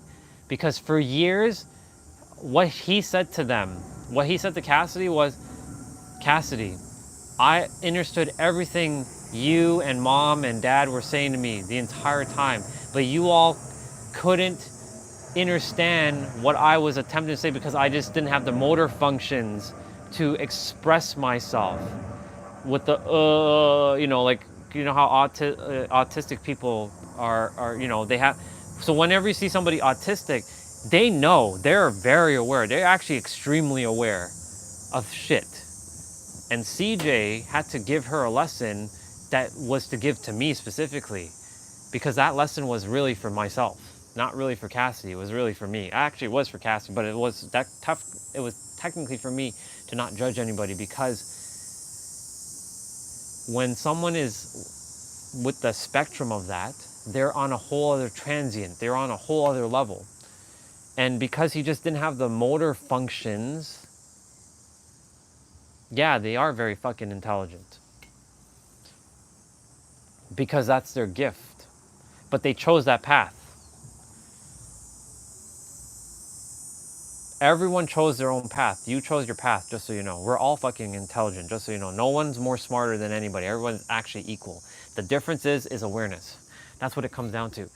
However, and that's why I said awareness of, like, are you aware that there are more than just the third dimension? Are you aware that it's actually 99.9965% of untapped magical reality? Would you like to live in 99.9965%, bro? Or would you like to live in 0.0035? I'm asking you this question. This is a serious question. Would you like to live in 99.9965% of untapped magical potential? Or would you like to live in 99.996 or 0.0035% of realistic reality? I know the answer. I know exactly what you're going to say before you say it. But go ahead and answer that if you choose to. I'll tell you right now, I'm going to live in the 99.9965%. That's what we call the delusional. But a lot of people don't know, because their eyes and their sight and their senses tell them a different story, because they're governed by it. They're enslaved by their senses. That's what that is. Most humans are enslaved by their senses. We're all enslaved to some degree by our senses. But when you let go of your senses, or you can see beyond your senses. Let me use better words. If you can go beyond your senses, you tap into something even more deep that most people couldn't even comprehend with their mind, because it's not in their thought process to even comprehend that stuff.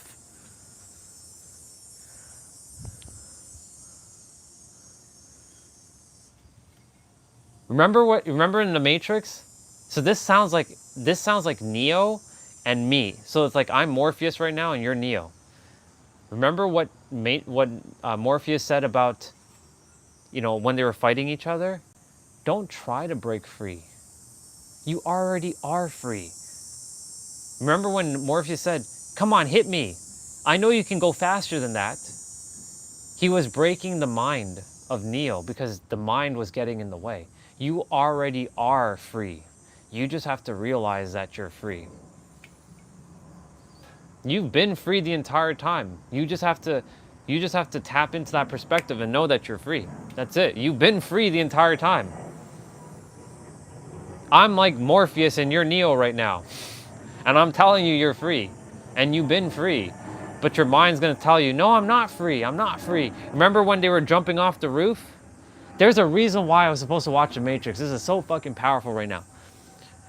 Remember when they went to jump off the roof and Neo, like they're like expecting Neo to make it on the first jump, but he didn't. He fell and he fell on the ground and it turned into like a bouncy thing. Well, it's because his mind got in the way. Because his mind was saying, I can do it. I'm gonna jump past. I'm gonna jump over. I'm gonna jump over. Because the mind has been so conditioned to limitations because we can't see beyond. And we use words, and this is why I said words are so powerful. JP said it a little bit earlier. He was saying, what you say is what you are, I'm going to say it in my own words, what you say is what you're going to expect. So if you tell yourself I'm trying, there is no try in my universe. You either do or attempt. So trying implies that like, it's hard, I can't do it. So when you say, I'm trying to break free, what that sounds like to me is that you're enslaved. But you're not enslaved, you're free. In my eyes, you're free. You've been free. You've been free the entire time. But the thing is, your mind's gonna say, no, I'm not free, I'm not free, I'm not free. That's what your mind's gonna tell you, and it's gonna attempt to derail you. But guess what? I said to you, everything's a paradox. And because it's a paradox, listen carefully. Because you said that, you're actually broken free. But the mind's attempting to gatekeep you and hold you back. But if you tell yourself, you know what? I am free. What do I have to worry about? I'm present. I'm in the now. And what do you have to worry about? You're free. You are free. You've been free. In my universe, everybody's free. There's nobody enslaved in my universe. But the thing is, when I'm talking with others, I see everybody, I hear the enslavement from everybody to some degree. Let me rephrase that. For those who are still it's a perspective. You are free, and you've been free the entire time.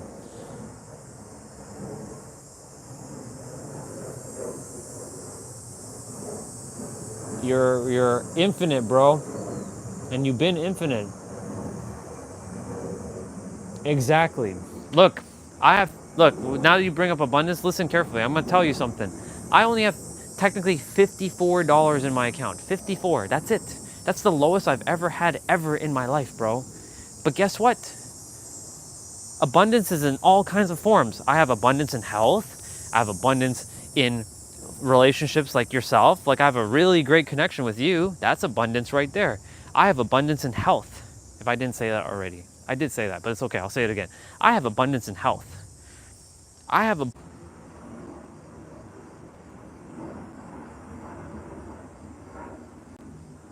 Phone overheated.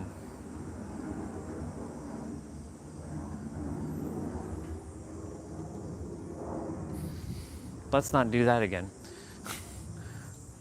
Phone overheated. I don't know if you're still there, but phone overheated. I'm here,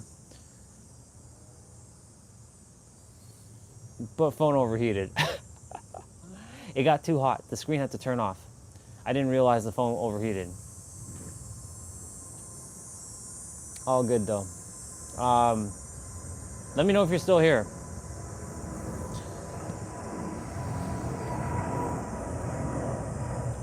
The sun was just blazing at the screen. I'm like, oh fuck, I forgot to put on the cooler. That's why. And I was like, shit. Of course, that's why it turned off, because it overheated. I haven't had to use the cooler in 2 days. But now, I definitely have to use the cooler. You know what I'm saying?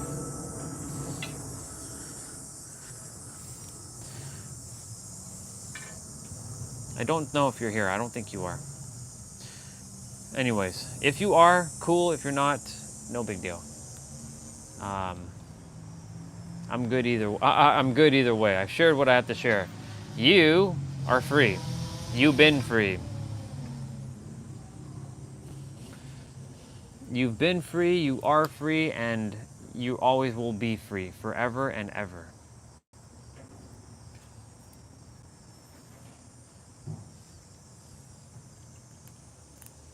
Oops.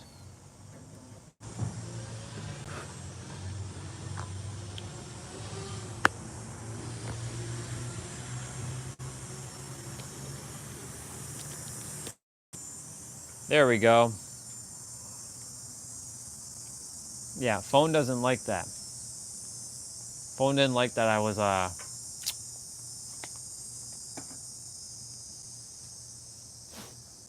phone didn't like that.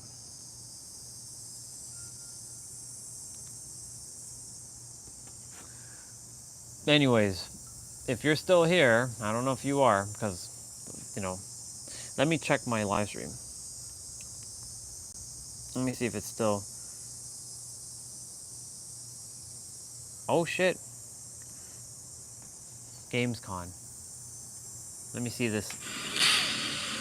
Yeah, guys in their 20s. What kind of video game are they gonna make? We knew that there was something special going on. Fight. Ooh.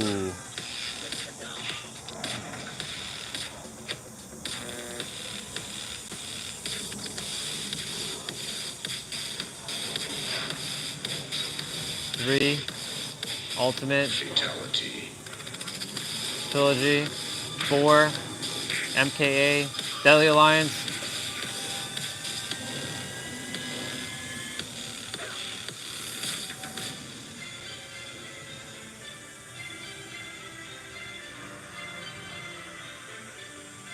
Cool. The freedom that we were given to create that game, in hindsight, was incredible.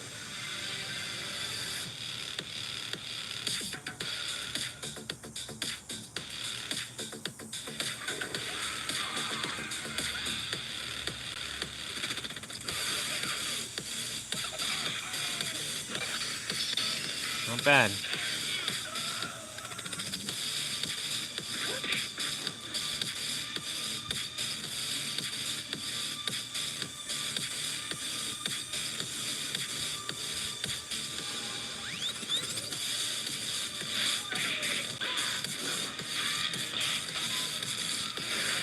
Get over here! Flawless. Victory.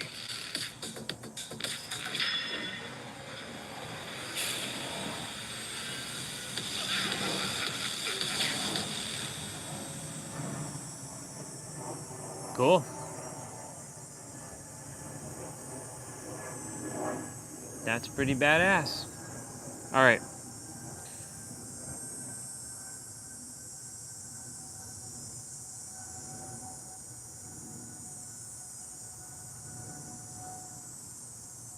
Yeah, the fact that my live stream doesn't show up on my thing. Live stream doesn't show up on my thing. There. There it is. Entangled. Yep. It works.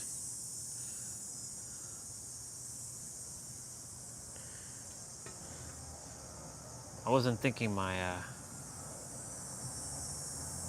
are you more focused on understanding yourself or being yourself?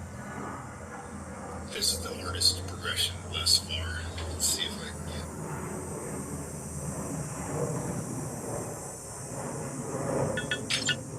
get. The biggest roadblock is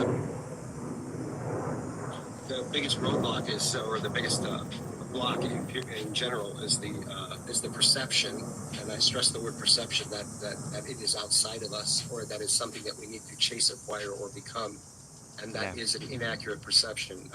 The flow of abundance is actually what we are. It's not only within us, it is us, and there is absolutely no separation. So what really needs to happen for people to experience that flow of abundance is to stop perceiving it as outside of themselves. And in large part, that is really all that needs to happen, is they need to see through the illusion of subject-object paradigm that Ooh, 555. there's separation between them and the abundance they desire to experience. It's actually, not only is it within them, it is them. If I'm going to distill this down, I would say it's the illusion of separation. It's the illusion that you are separate from anything or anyone. Everything is one thing. And until we understand that everything is one thing, we're going to keep creating the illusion of separation.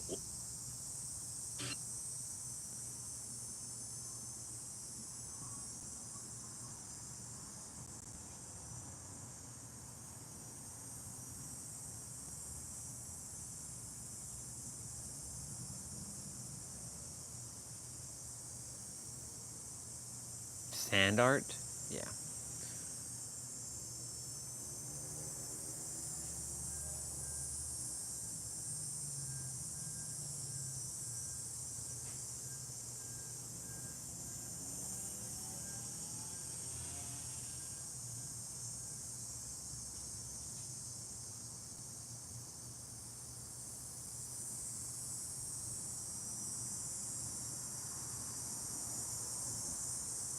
I like that.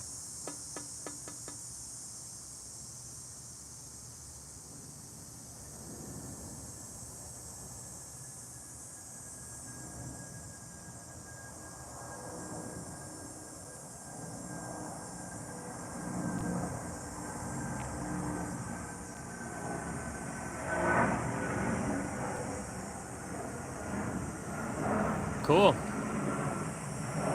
I dig it.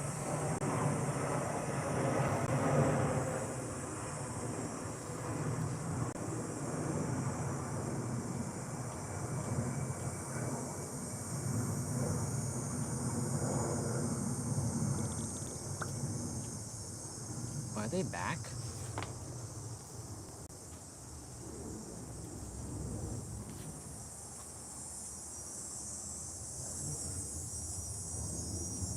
I don't think they're back.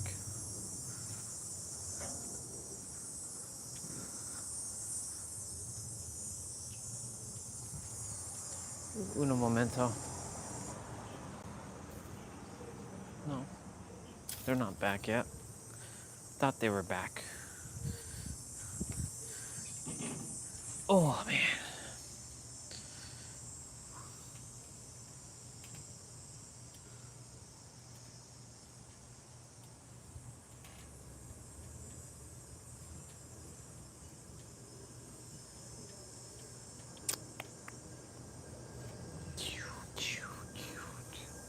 That was awesome. Mortal Kombat. Mortal Kombat.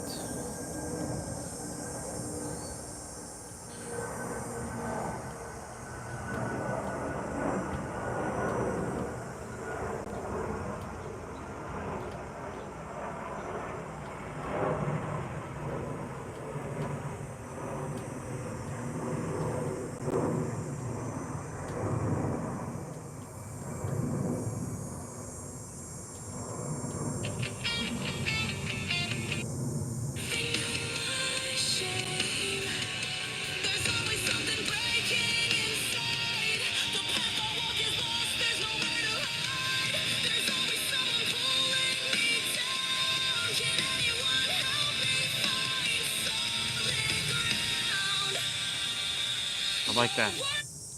I like that. That sounds good. So behavior recently buffed potential energy, so I decided to run this perk in a full gen build and bring a toolbox with extra charges to see how fast I could gen rush in Dead by Daylight. I'll quickly put up a description of what all 4 perks do in case you do not know. Feel free to pause and read them whenever you want. And anyway, enough yapping, let's get into the games. So I use toolbox. Do I want to, right, be honest, right. Do I want to store potential energy now with the toolbox, or how do I want to be doing this, chat? Potential now?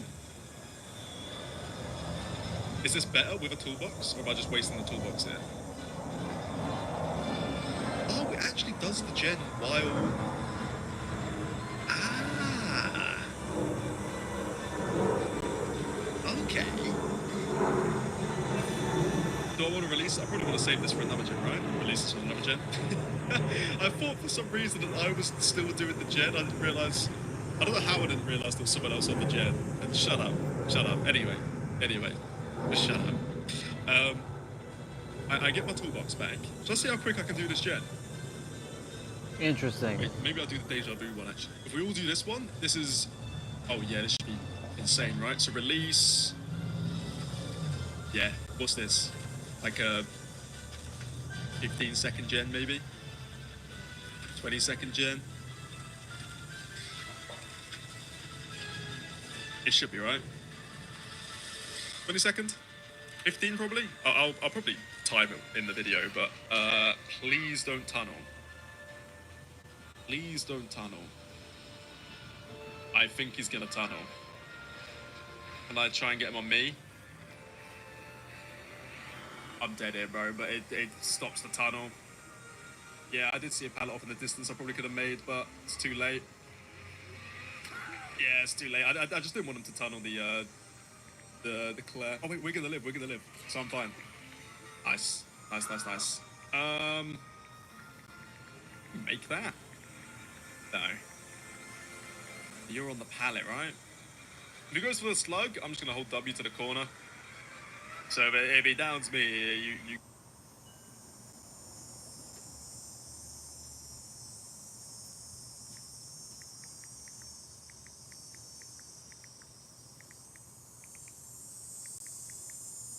Oh my god, stop pressing that.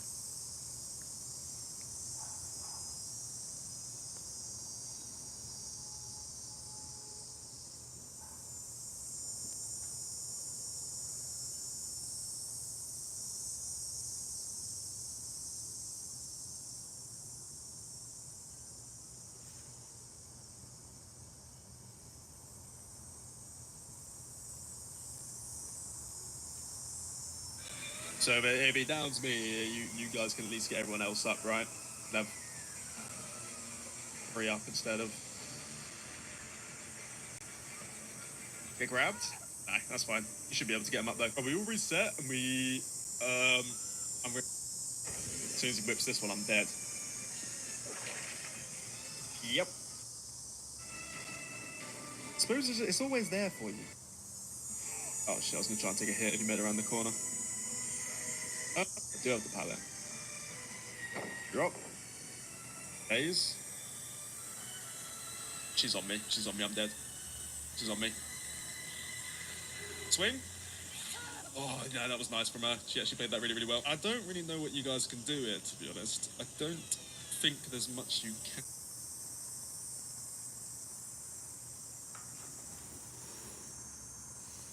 CIA remote viewing. Dr. Julia Mossbridge. The truth of psychic abilities revealed in the surprising... Yeah, if you're not the creator, like, who gives a fuck about that shit?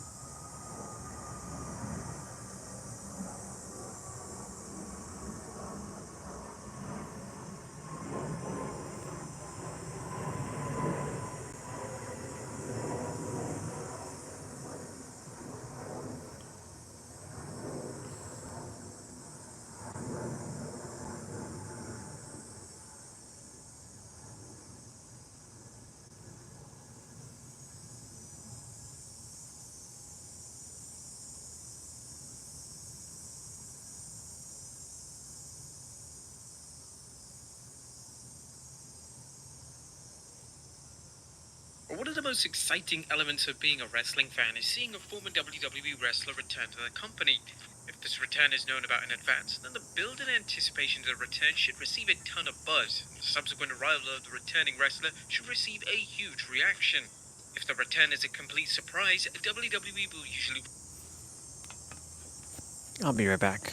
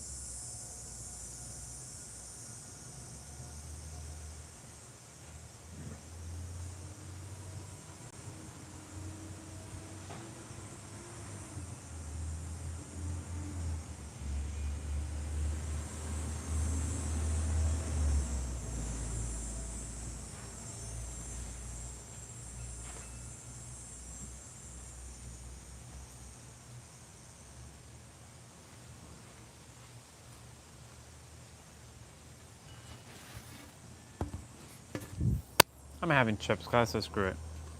If the return is a complete surprise, WWE will usually rely heavily on the surprise pop, as nobody saw the return coming. WWE simply hopes that the fans care enough about the wrestler in question to warrant a positive reaction.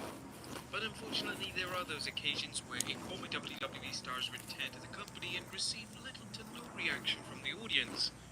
These types of returns are common, but when they occur, they are notable for all the wrong reasons.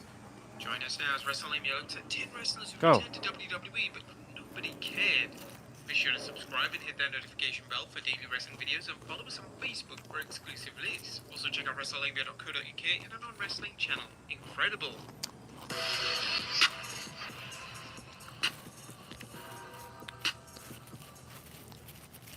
Number 10, Chris Masters.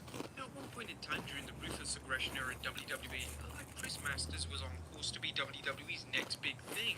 Unfortunately, Masters never met the expectations that WWE placed on him, and this combined with multiple failures of WWE's wellness policy resulted in WWE releasing Masters' match against MVP on Raw, but there was just one issue.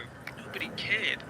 Masters received virtually no heat whatsoever, and it was almost as if the crowd had no idea who he was. The Raw commentary team tried their best to present Masters as a big deal, but the crowd reaction simply wasn't reflecting the audible praise. Number 9, Test. By March of 2006, WWE reached an agreement with Test for him to return to the company after 2 years away. Their vision for Test was that he's going to be a part of the revamped ECW brand. This was an interesting decision, as whilst Test certainly had his fans, bringing him back and placing him in the ECW brand was a questionable fit. They did the right things in terms of building up Test's return. Vignettes would play in advance so the ECW audience knew he was coming, but sadly, when he eventually returned, nobody in the ECW audience could give a damn. Test had put on a ton of muscle, but this wasn't enough to attract interest. The lack of pop Test received upon his return. Someone was here. Hello, whoever is here. Was disappointed, but it was a short-sighted decision on behalf of WWE, as a former IC champion would have been better suited returning to either Raw or SmackDown. Number 8, Brian Christopher. Too Cool was one of the most popular acts of the Attitude Era. When the group disbanded, all 3 members of the stable struggled with their respective solo careers. Too Cool member Grandmaster Sexay would have numerous returns, but they would sadly fall flat. Most infamous of these took place in 2011 during the road to WrestleMania 27. During the highly criticized feud between Jerry Lawler and Michael Cole, Sexay, using his real name Brian Christopher, would take part in a segment of Raw. This was because Christopher was the real-life son of Jerry Lawler, so it was believed it would make sense to use him in the storyline. But upon his entrance, not a single fan in attendance reacted to his return. It was as if nobody in attendance remembered just how popular Too Cool were. It was unfortunate, but the return was misplaced, distasteful, and did a disservice to the late great Brian Christopher. Number 7, the British Bulldog. In 1999, WWE made the decision to bring back the British Bulldog back to WWE. A colourful character such as the Bulldog in the Attitude Era was a unique fit to say the least, but WWE did attempt to tweak his presentation. Bulldog would begin to wear jeans, and his theme would eventually be modified to having a contemporary feel. Bulldog made his return in a match against the Big Boss Man on SmackDown, and WWE clearly expected Bulldog to receive a thunderous pop, but it was lukewarm at best. The audience were confused as to why the Bulldog was back. This was no doubt linked to Bulldog's disastrous WCW run that preceded his return. This run was universally slammed by fans for being a complete waste of time. Bulldog would even suffer a career-altering injury due to WCW's sheer negligence. In relation to his final run, it wasn't much better, as Bulldog's in-ring work had worsened and fans ultimately struggled to connect with his grittier persona. Number 6, Emma. Emma had a relatively decent inaugural run on WWE's main roster, and some fans were deeply saddened when she was released in October 2017. Emma was a great in-ring talent and seemed to have a good match with anyone in the women's locker room, which was something that all fans seemed to acknowledge. In 2022, Emma would return to the company after 5 years away. Triple H was the mastermind behind Emma's return, which made sense as Emma was a key part of NXT when Triple H was booking the brand. She would return in a match against Ronda Rousey, but the lack of reaction to her return was a clear indication that fans had forgotten all about her. The SmackDown audience barely reacted, and her return was heavily criticized on social media. To properly utilize Emma, she should have been built up, as her return didn't really work as a surprise, as fans were evidently expecting a talent of a bigger stature. Number 5, Jake the Snake Roberts. The return of Jake the Snake Roberts in 2014 was a huge deal. Roberts had finally defeated his personal demons, and as a result, WWE were allowing Roberts to be a part of the WWE family once again. Roberts' return would come at the old school Raw event, and he would even make his return just as the Shield were about to triple powerbombs coming. Sid would return to Raw to challenge Heath Slater during Slater's feud with the Legends of Raw from the past. Despite WWE nailing the presentation and using Sid's iconic theme song, the crowd just didn't care, and it was apparent they didn't even know who he was. Fans on social media at the time were furious at the lack of respect the crowd showed for a former WWE champion, but it was just a different time period, and Sid hadn't been on Raw since 1997. Although the crowd response was lackluster, it was great to see Sid back at the WWE ring, and since his 2000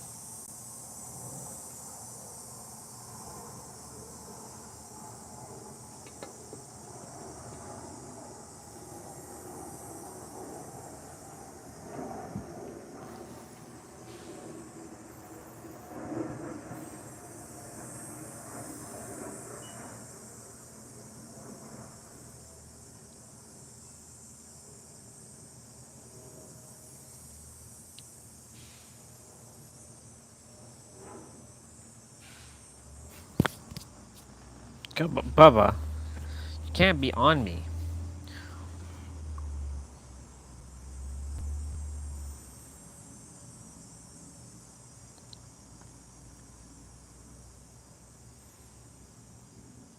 Oh. Anything remote, infrared, like a TV remote. I mean, anything with a battery and a connection or remote connection in any type of way where it reaches the outside of that device is hackable or has been hacked. Bubba, stop being on me. Talking about putting chips into physical objects and connecting them to the internet. And what that does is create a lot of data. And that data can be used for convenience, for efficiency. But it can also be a very attractive nuisance for hackers. And it also doesn't receive privacy protection under the Fourth Amendment that even you and I think would like to see it protected. What big tech has created in surveillance capitalism is more pervasive and more intrusive than anything you could ever possibly. It's more pervasive than Marcus Wolf of the Stasi or Beria of the KGB, of the NKVD, could ever possibly or anything imagine. that happens in contemporary North Korea. Yes, exactly. I just checked into this container home Airbnb, and before I unpack, I'll show you how to check for hidden cameras in just 5 minutes with just my phone and no special equipment, because hidden cameras in Airbnbs and hotels is becoming a serious issue. Says they found a camera in the bedroom of their Airbnb they were staying in. A night in a hotel turns into a shocking invasion of privacy for more than 1,000 people. Police uncovered a massive network of hidden cameras in rooms, live streaming unsuspecting guests. To make matters worse, these spy cams are getting tinier and cheaper, making them harder to detect and easier for creeps to get their hands on. The good news is, if you know what to look for, you can just scan your place in a few minutes and give yourself some peace of mind. So let's check this place out and see what we find. So when you first walk in to do your sweep, the idea is to use the 80-20 method here. All right, I'll be back.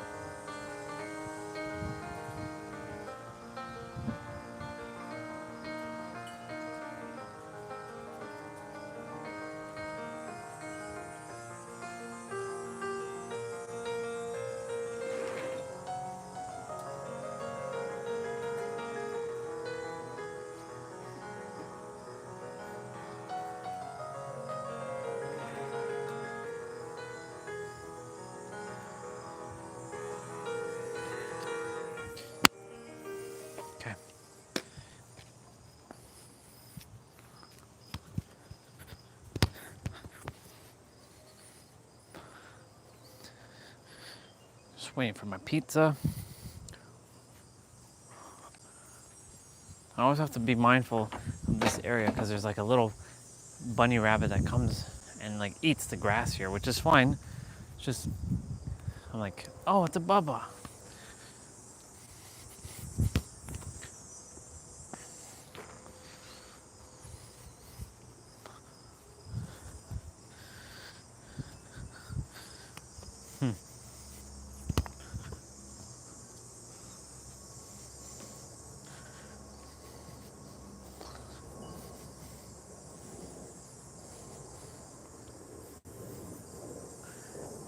I wonder how Mr. David Beckham bent the ball. Bend it like Beckham.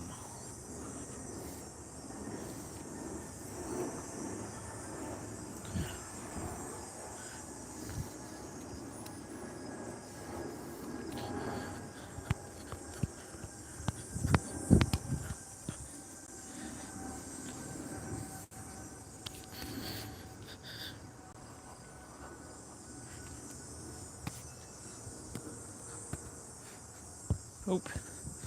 How could I miss that?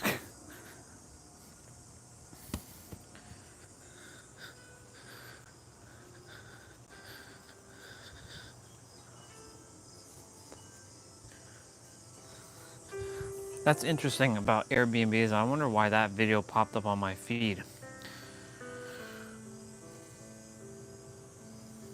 Method here because nobody's going to want to spend an hour searching every little crevice for a camera after you've been traveling all day. The first thing I notice is that I have a dead cockroach down here, so that's pretty nice. So the first rule to being able to do this quickly and efficiently is to think like a criminal. You don't need to check every single crevice in the entire Airbnb or hotel. The creeps are going to put stuff where they're most likely to be able to see your goods, and so they're probably not going to put things in the entryway or in the kitchen or in the living room. But as you can see, this tiny container home, everything is all together, and so I kind of had to check everywhere. While you're watching this, I want you to think where you would hide a hidden camera if you were the creep. And obviously,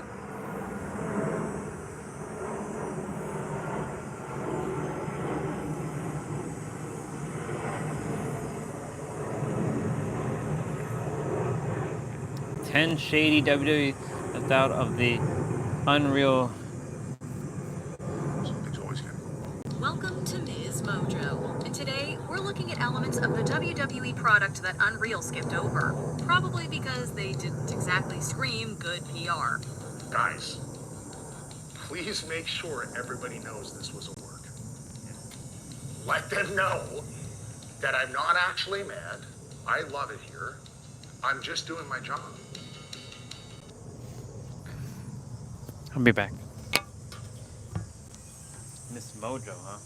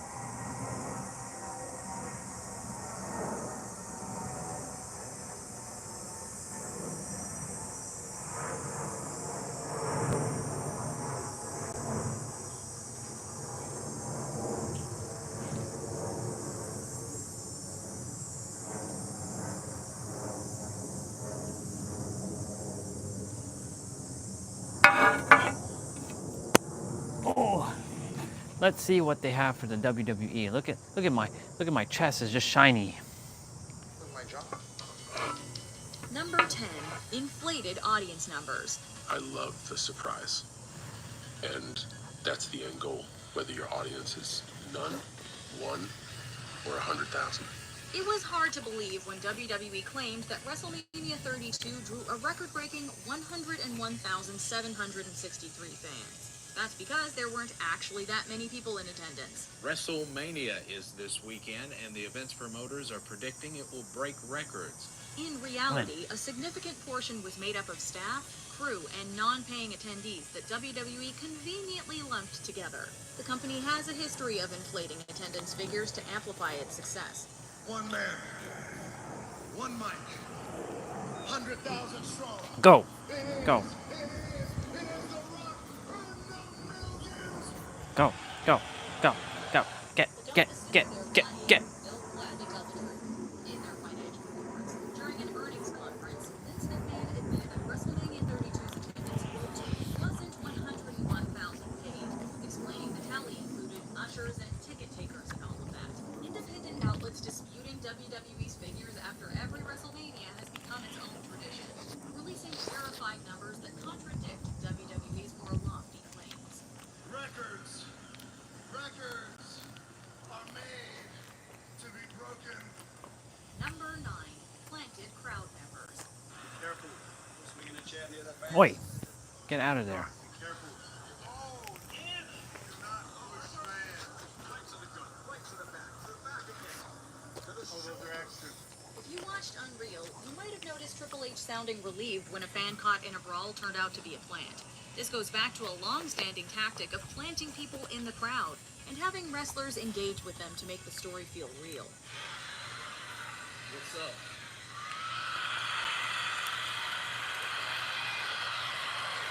It's easy to see why Unreal avoided this detail, since it makes some of the most compelling feuds appear extremely manufactured.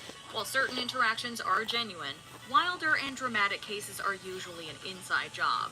And I will jam that championship belt down each and every one of your throats.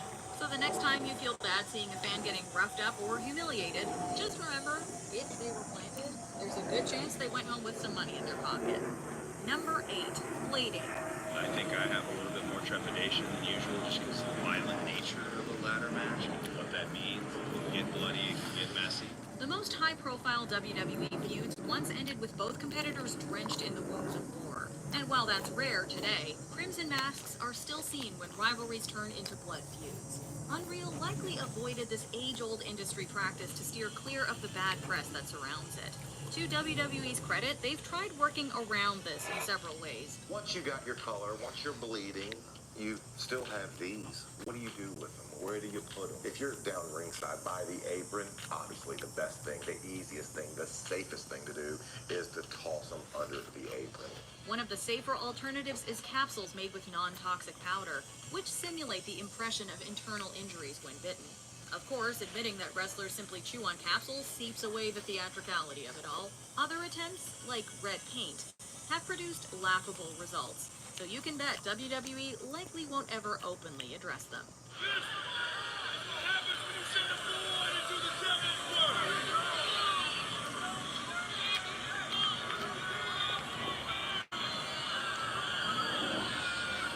Number 7, production blunders. Going heavy or going short are equally bad. Get out of here. So plan A, Bubba. take your time. Go. Plan B, Ah. your time. While Unreal might Go. make WWE appear like a well-oiled machine, there have been plenty Stop of flying around here. You might not notice most watches thanks to creative camera angles and the magic of editing. You chose to take it out on an inanimate object. And not only an inanimate object. Hey, shut up! Shut your mouth! But the biggest blunders are simply too big to hide. Beyond the tragic passing of Owen Hart, other near disasters include Finn Balor. I'm just watching WWE blunders while enjoying my pizza.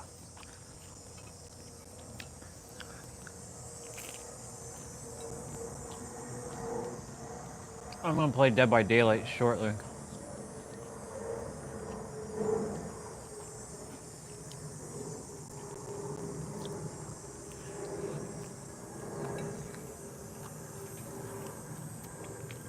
Beyond the tragic passing of Owen Hart, other near disasters include Finn Balor requiring multiple staples mid-match at WrestleMania 39, and Undertaker nearly being set ablaze due to a pyro misfire at Elimination Chamber. Pyro ball on the left comes up, and it comes right up my left side. I mean, it's like he moved it in. And it's so hot. I will no-sell something as long as I possibly can. The chinks in the WWE's armor are more than a little significant, but the company quickly sweeps most of them under the rug, or in this case, the ring. After all, there's some pretty comfy space down there. Oh! It's noisy under here, isn't it? Number 6, wrestlers feeding each other lines. Was all of that on script? What part was it? Pro wrestling isn't about hurting the opponent, it's about protecting them. That includes preserving each other's characters when things don't go according to plan. And second of all, You back again?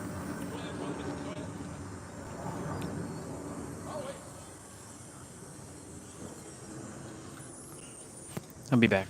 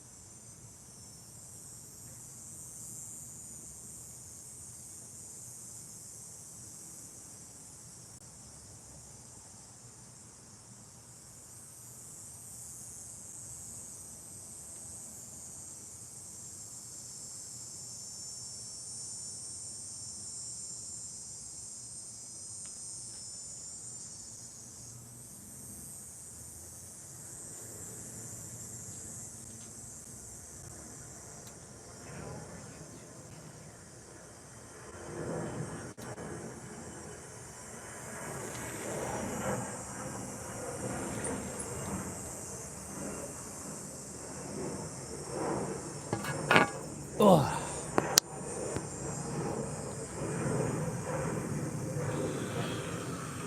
oh wait, It's called a promo.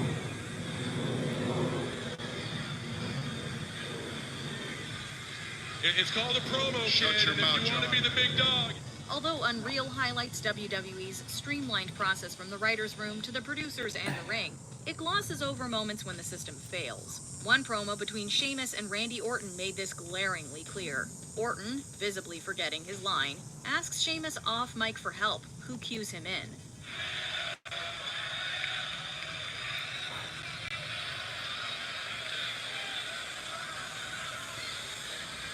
Big Show's mine tonight. While it's a solid display of professionalism, WWE doesn't want fans to know just how close talent can come to derailing a promo, and with it, possibly the whole show.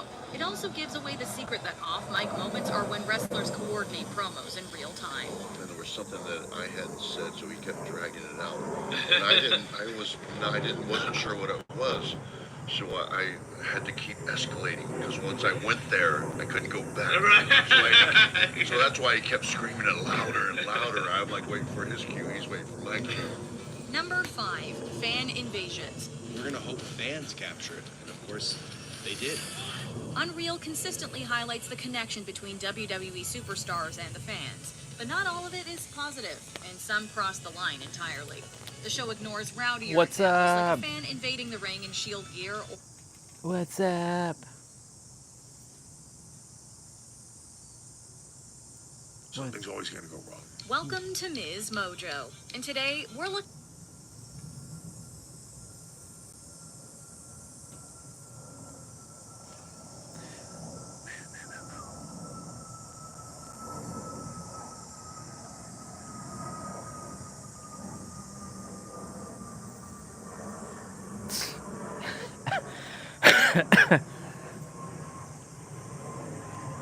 Where the hell was this?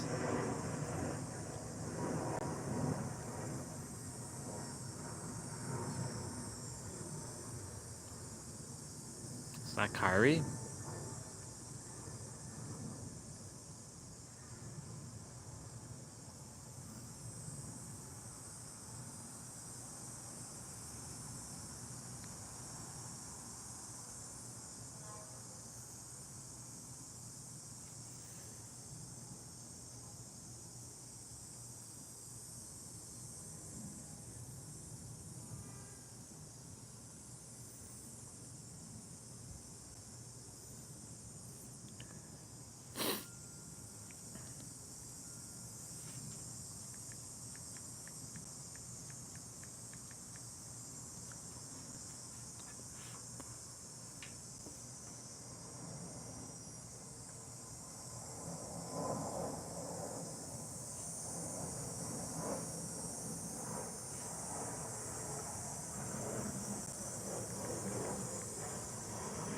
Live stream at 600 minutes.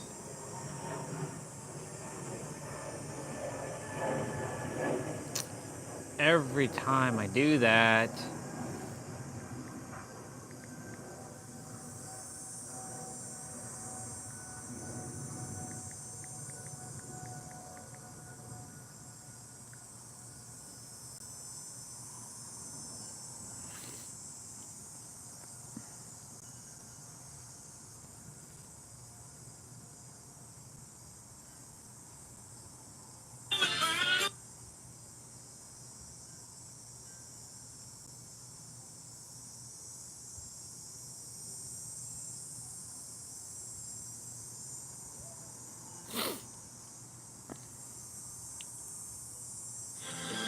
El cielo resplandece a mi alrededor, alrededor.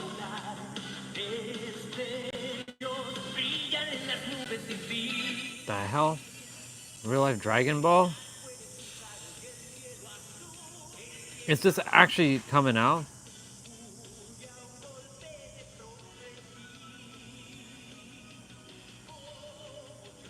Looks like it is coming out.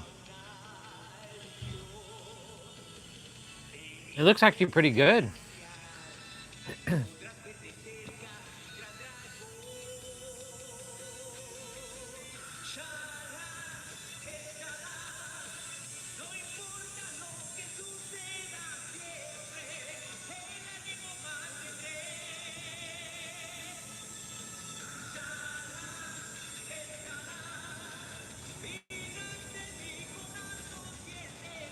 It looks pretty good.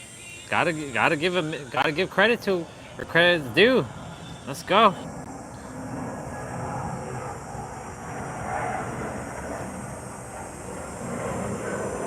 Let's go.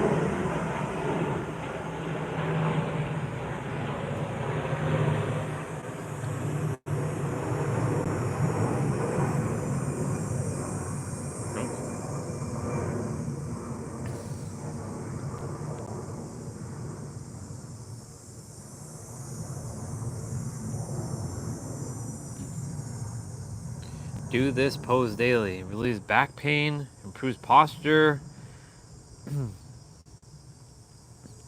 Struggling with tech neck or hunchback.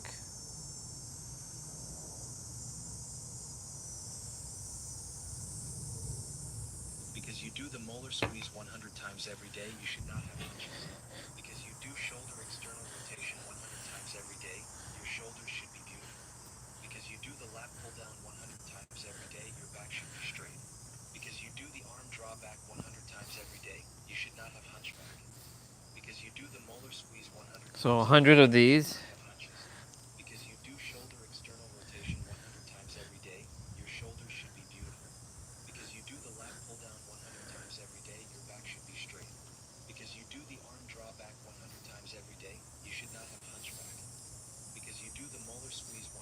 Okay. every day, you should not have hunches. Because you do shoulder external rotation 100 times every day, your shoulders should be beautiful. Because you do the lat pull down 100 times every day, your back This is should an be interesting beautiful. one. Because you do the arm draw back 100 times every We're day, always looking for improvements on our movements. So this one improves posture, relieves back pain, improves posture, reduces belly fat, improves digestion, improves metabolism, and improves sex health, improves blood flow, and reduces stress, improves kidney, and improves liver. What?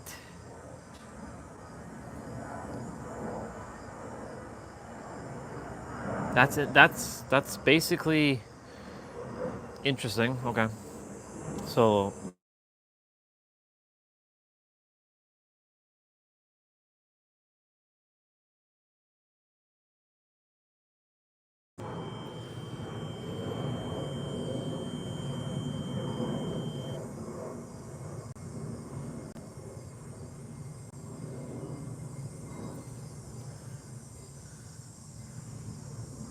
I haven't had an Amber Alert in forever.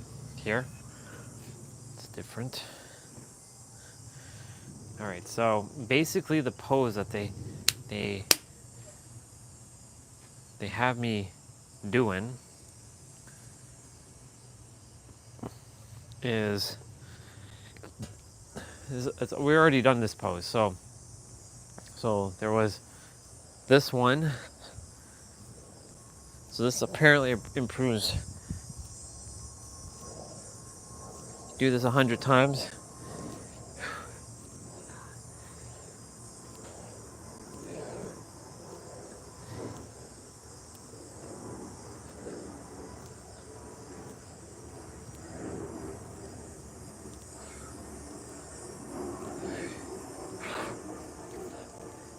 I'm gonna do that pose that does 100, or that's supposed to improve everything. I really should practice that pose every day.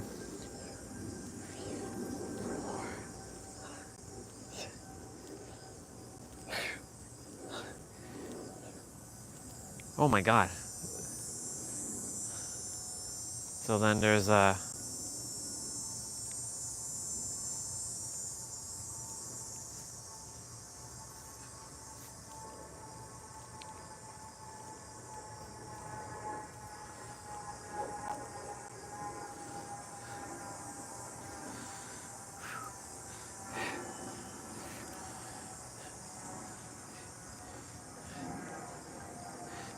kid will be found.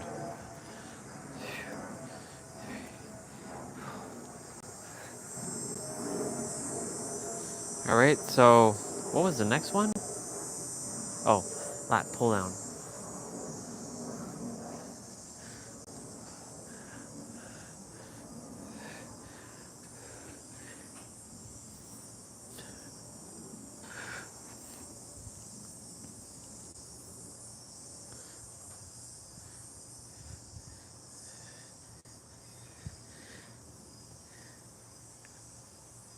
Okay. What was the other one?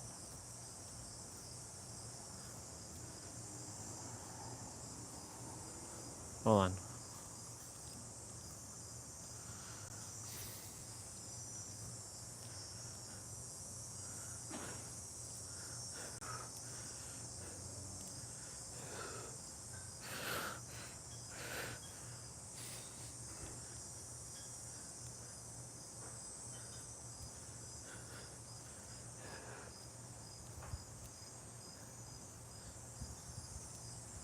Okay. Now we're gonna sit and do that pose that apparently does all of that thing. Oh my god. My back is like tight.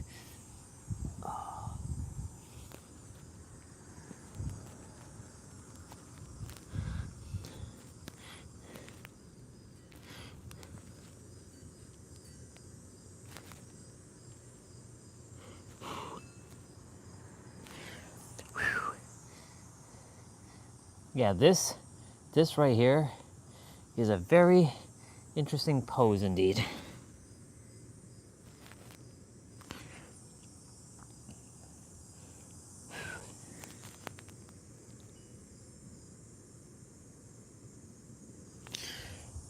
really should be doing this one more often.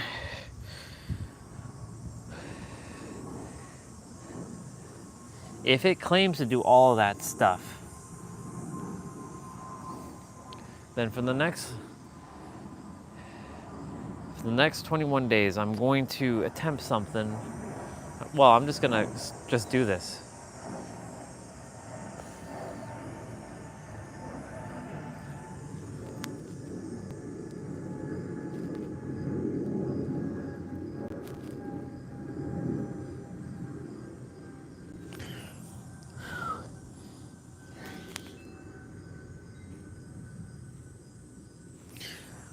Thank God I have flexibility. Oh my God.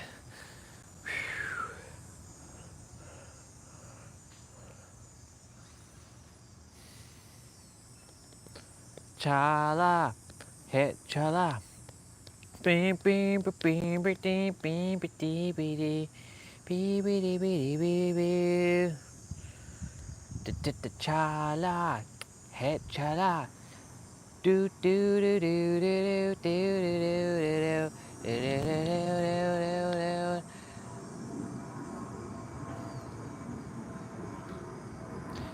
Yeah, tomorrow we're definitely going for a bike ride.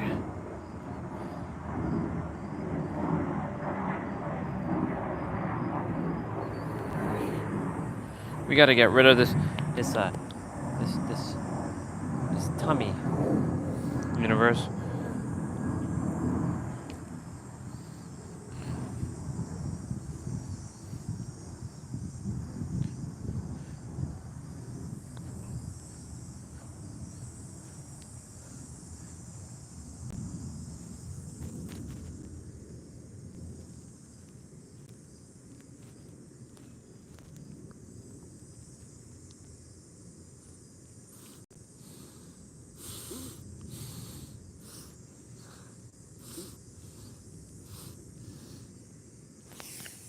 Wow.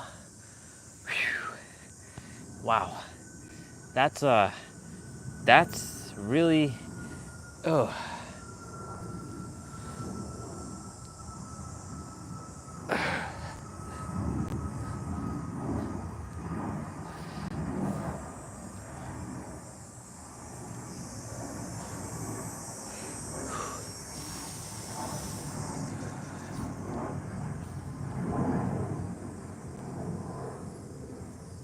T-Bray!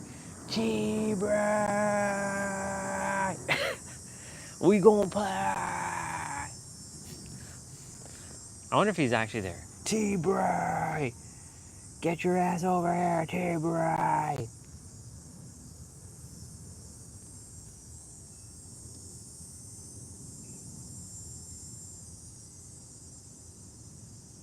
Watch he show up out of nowhere.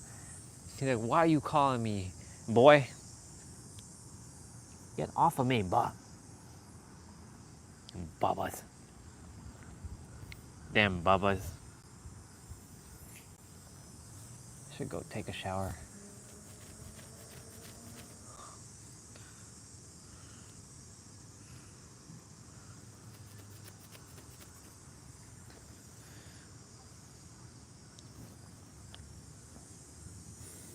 Chala, hit chala. Boo boo doo doo doo doo doo doo doo doo. Do do do do do do do. Chala, hit chala. What the hell is up with my toes? What is this? What the hell is this?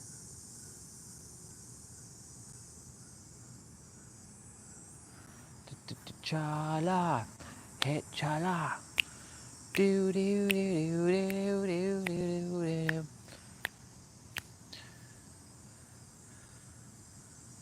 Well, hello there, son.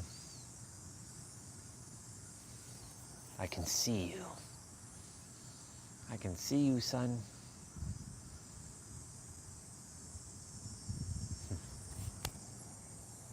Oxytocin. I summon oxytocin. Melanin. I summon serotonin and dopamine. I love you, Bubba. I love you. I love you, Bubba. Yes, Bubba. Tiny Bubba. Whole and complete, because we is a tiny Bubba.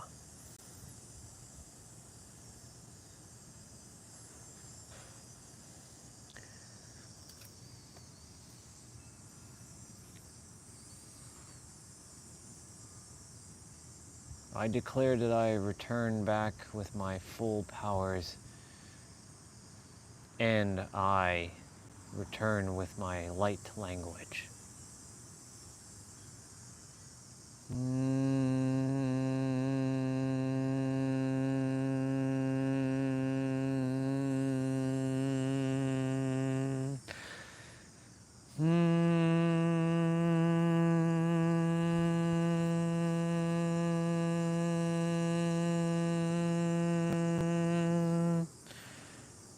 I restore all collagen, more protein.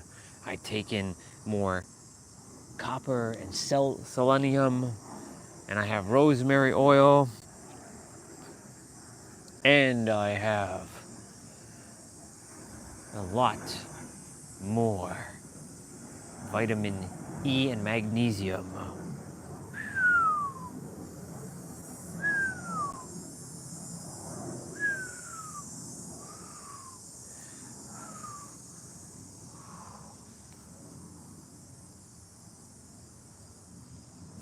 All right, we're gonna do that stretch one more time.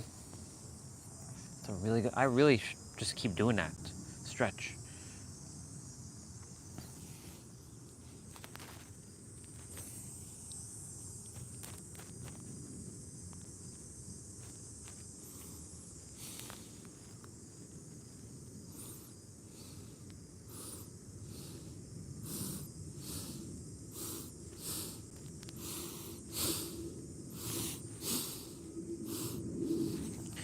Wow, that's the deepest I've gone in terms of my stretch. Whew. I feel good. Da-na-na-na-na-na. I knew that I would. Da-na-na-na-na-na. I feel good. Da-na-na-na-na-na. I knew that I would. Da-na-na-na-na-na. So good. So good. Yeah. I feel nice. I sugar and spice. I feel nice. I sugar and spice. So nice. So nice. I want to do. Wow.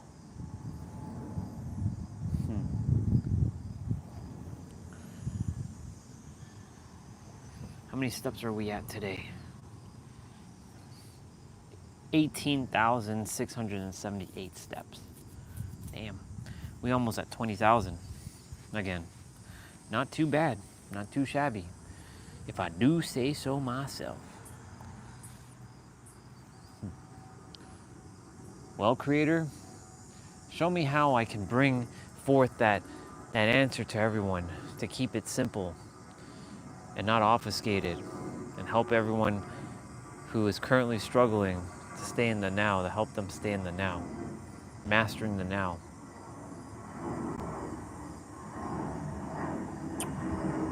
Show me, universe. Show me how. And also to know, I already know how abundant I am. Show me how to bring it forth without me chasing, becoming, or acquiring all the resources I require. Bring forth the ones who are going to help me to propel myself to the next level in terms of the business aspect. I require their expertise, their mirroring, because I am an entrepreneur.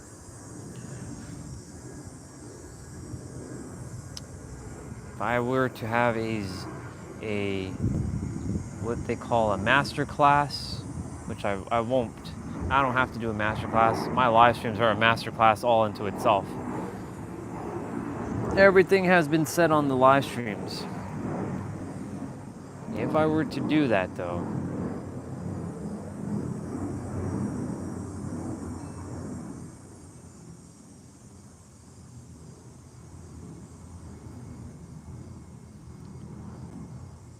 hmm.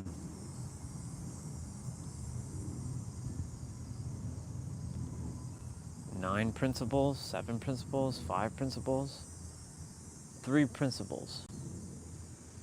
You are the creator. Everything that you desire is here in the now, and creation is finished. Well, everything's here in the now is part of creation is finished. Reality revealing is completed. Well, creation is finished because you're simply revealing what has already been brought forth. Knowing that I'm a trillionaire, knowing that I've already had trillions of dollars, knowing that I've served and helped countless of people, tapped into that frequency, I already am it. It's fascinating.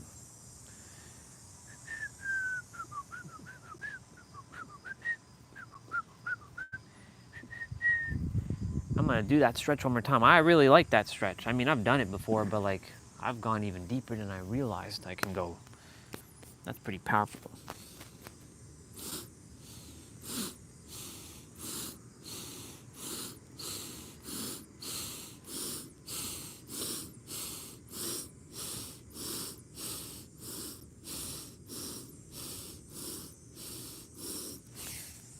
Wow. I didn't realize I can go that deep. There. That's pretty badass. I broke my limit. Very, very nice.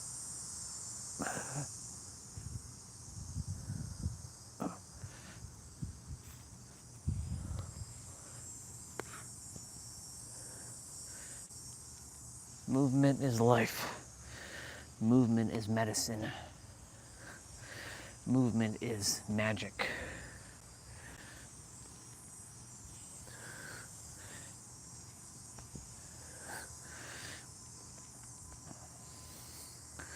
Now,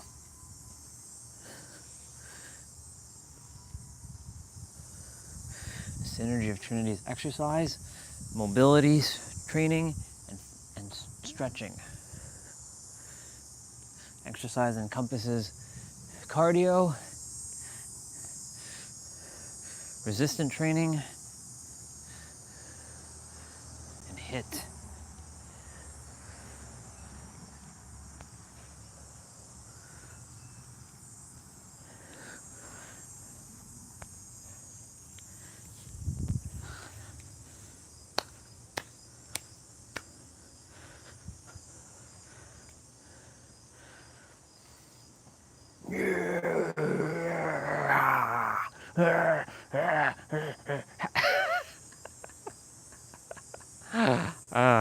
That's too funny.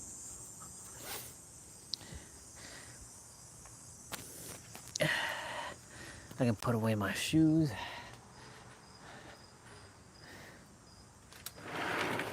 If I were to play outside right now, it would not be advantageous. I don't want to play inside. I want to play outside.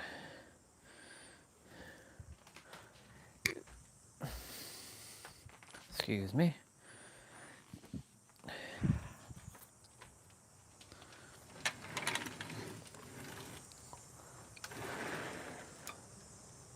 I feel nice, like sugar and spice.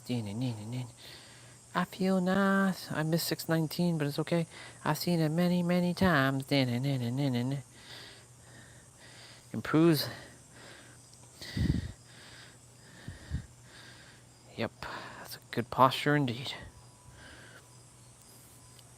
Relieves back pain. Improves posture. Reduces belly fat. Improves digestion. Improves metabolism. Improves sex health. Improves blood flow. Reduces stress. Reduces kidneys and, wow.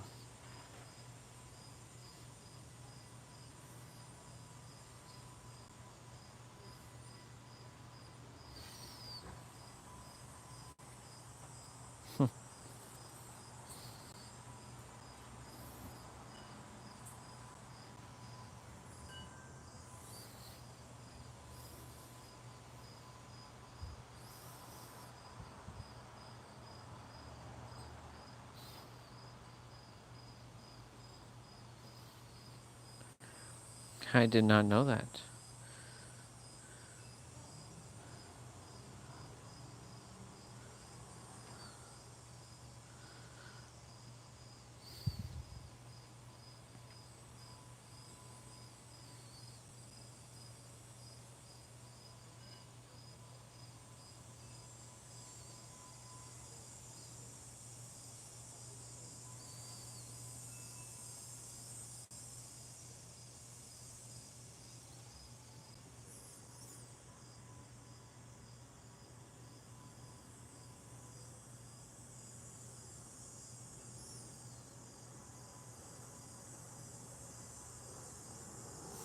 Spine crack?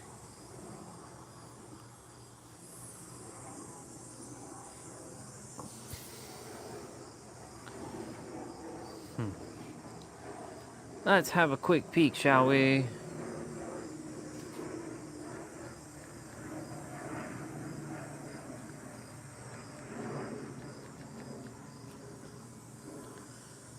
I feel nice. Sugar and spice. I feel nice. Like sugar and spice.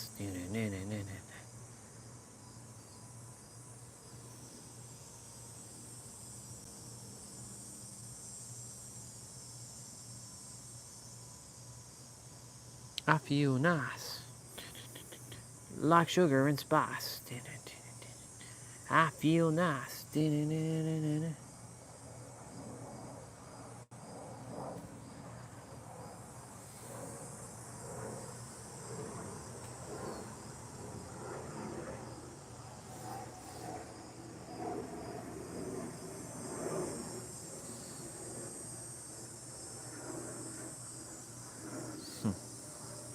Okay.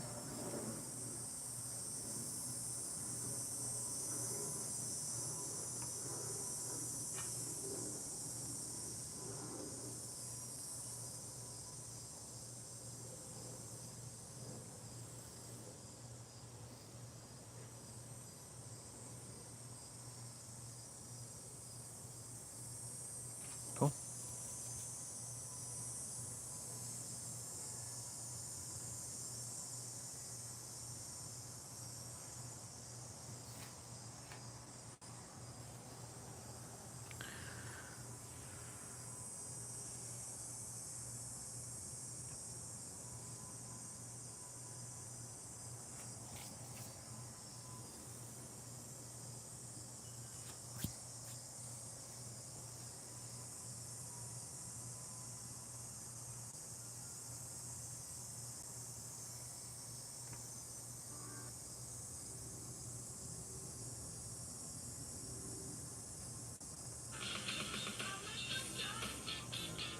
Okay, wow.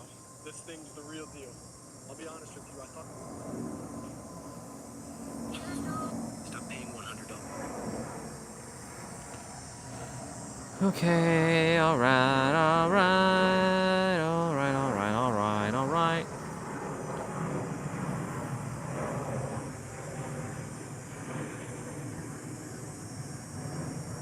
Gotta absorb as much heat as I possibly can. Alright, alright, alright. Alright, alright, alright. Ooh. Ooh. Very nice.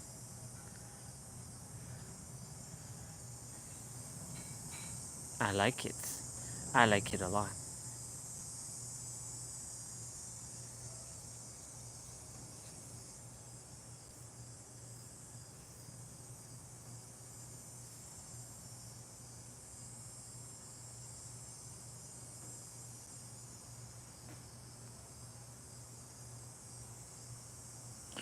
Okay.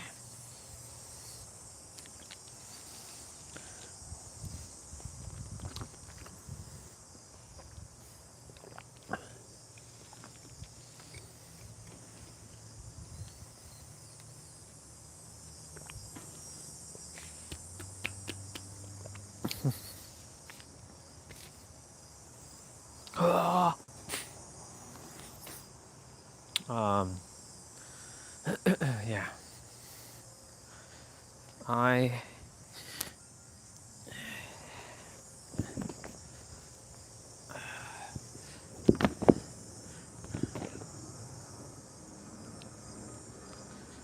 I want to spend as much time as out here as I can.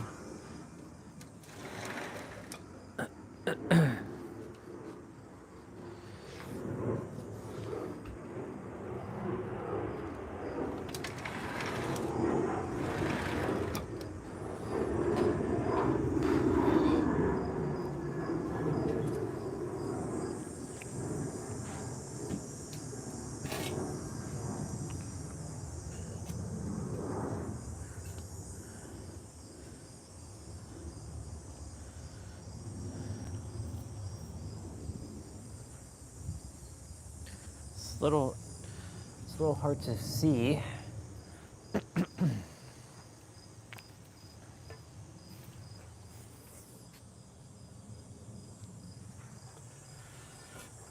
There.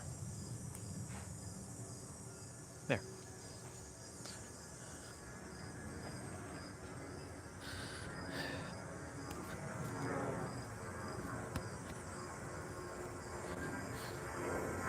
My back feels good. My back feels great.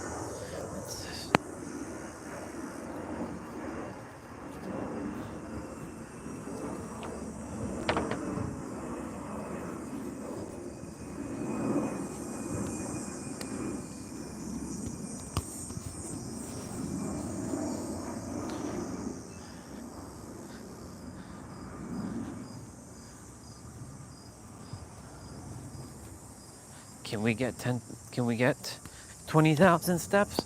Oh hell yeah, we're gonna get 20,000 steps.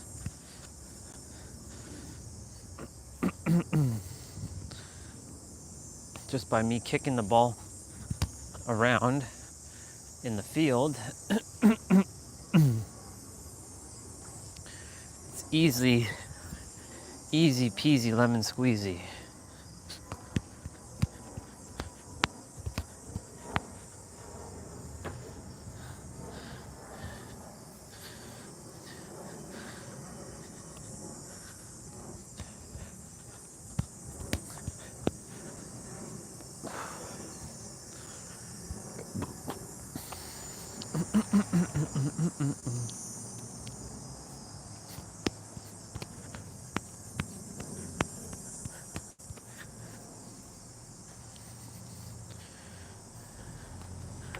My hips feel great. My back feels great.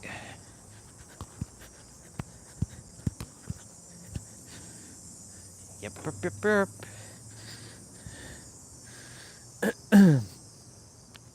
Okay.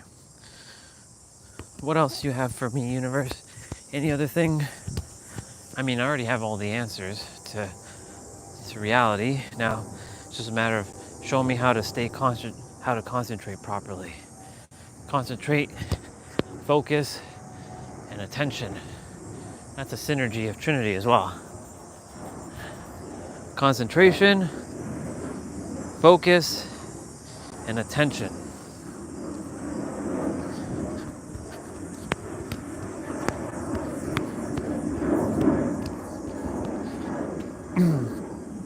Concentration, focus, and attention.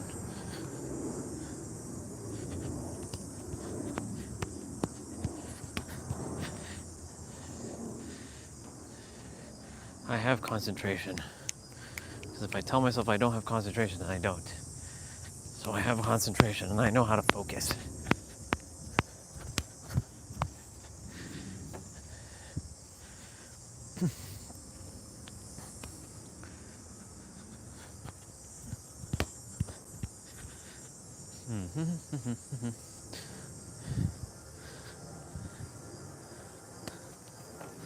I want to put on some music.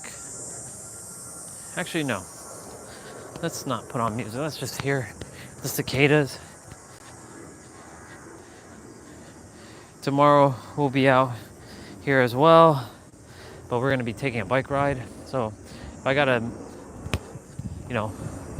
skip some stuff to do our bike ride and then come back and do the rest, I'll do it just in case, but I'll see if I can do everything early and then go for that bike ride, because I desire to have that bike ride.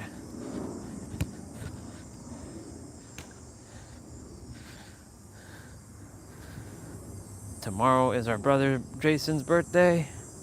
So happy birthday to our brother. Wishing him just an amazing, awesome birthday.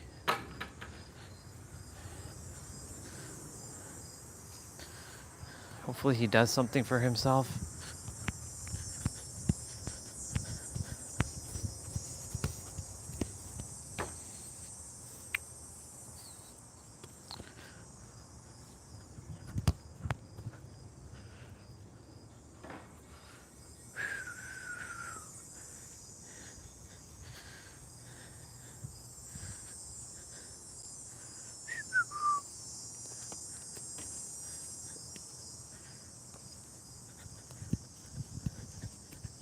Oh.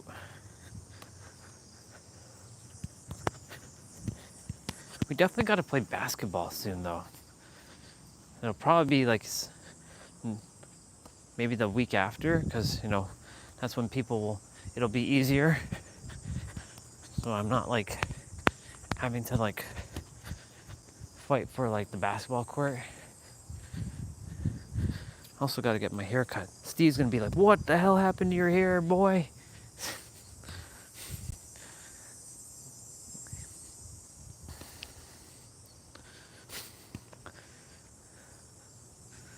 I became a wild man.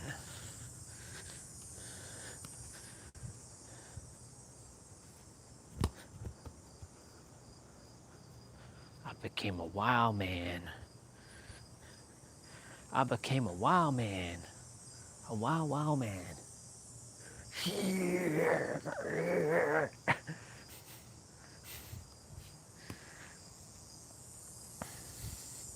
666 and 96.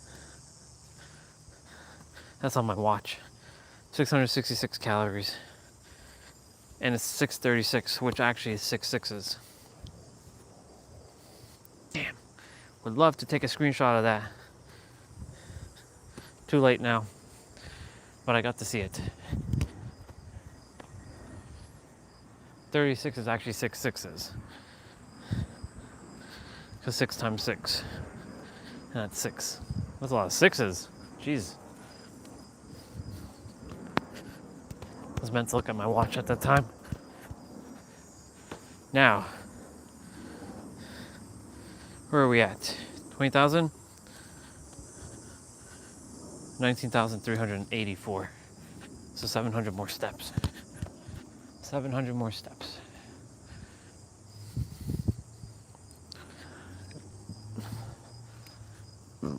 Excuse me.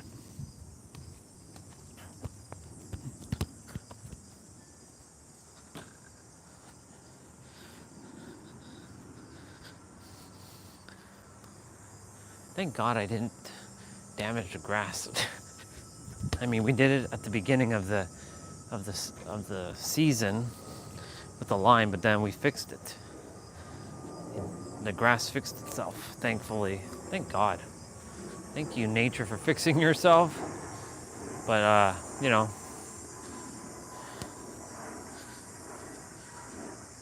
the grass requires. It'll get healed during wintertime.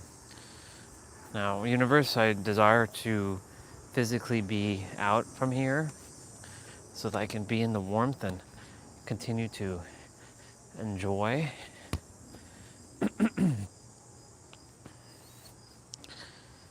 6 months in San Diego would be awesome. Let's make that happen. I'm gonna stay in the state of that now. That way I can, do what I came here to do. Support others. Keep sharing. The resources.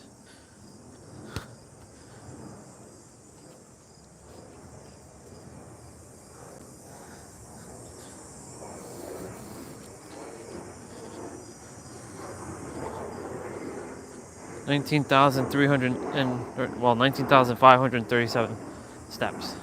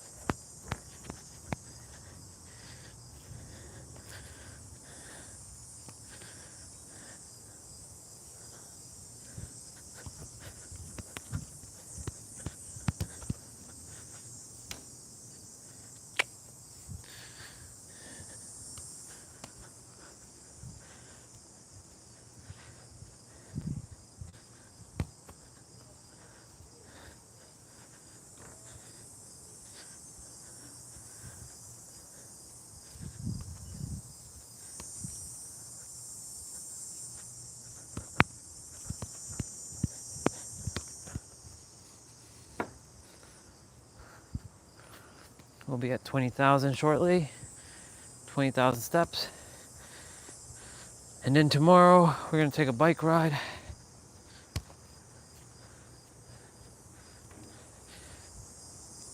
See, it's cool. I've done bike rides in the evening time like this, but the problem is in the evening time, the mosquitoes and the bugs come out more, and like, it's kind of annoying to ride in the trail at this time. I've done it last year. I'd go out for a ride in the evening time. I'd just kind of do the lap, like how we do, when we're walking, and yeah, like I would come back with like more itchiness and stuff, and I'm like, why would I do that? You know?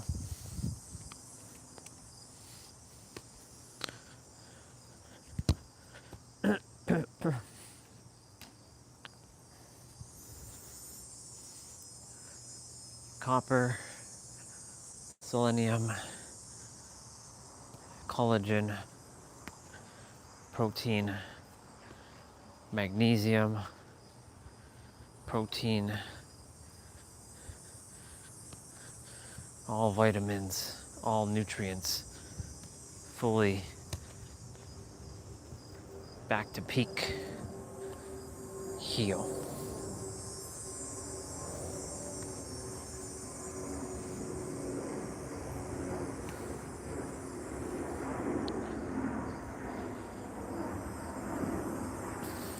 Rosemary oil.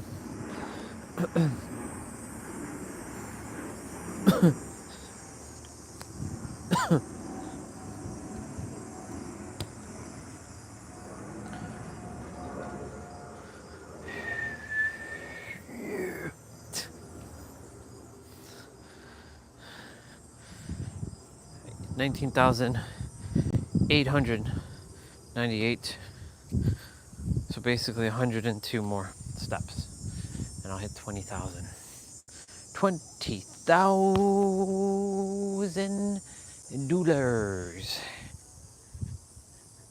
$20,000.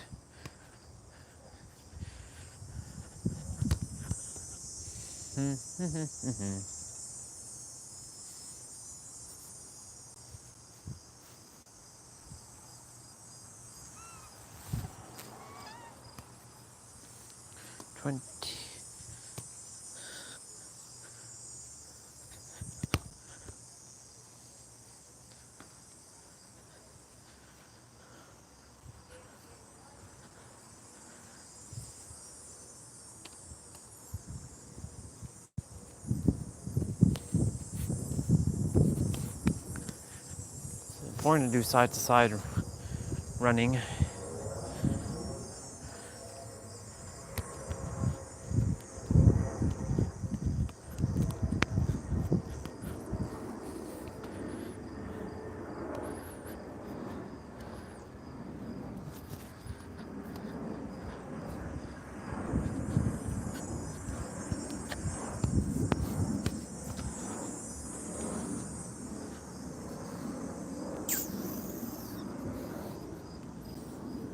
My hair is a colossal mess.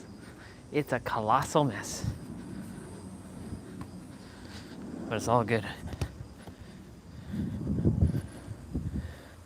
We should have hit 20,000. Yeah, we did it.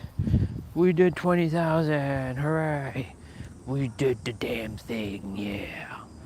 Yeah, boy. We did the damn thing. Yeah. Okay.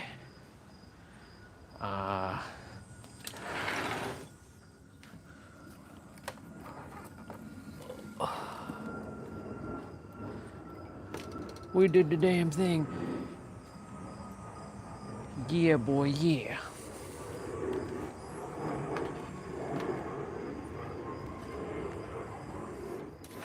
Let me go use the bathroom quickly.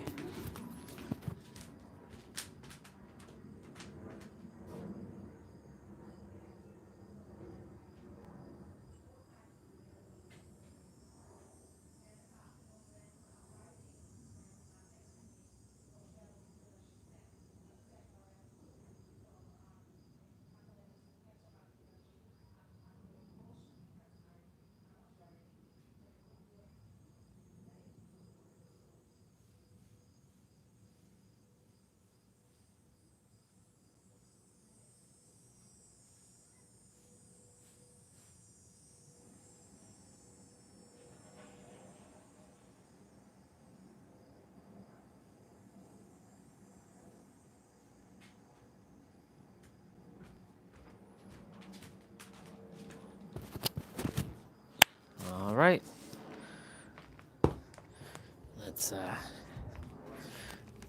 Let's do this thing.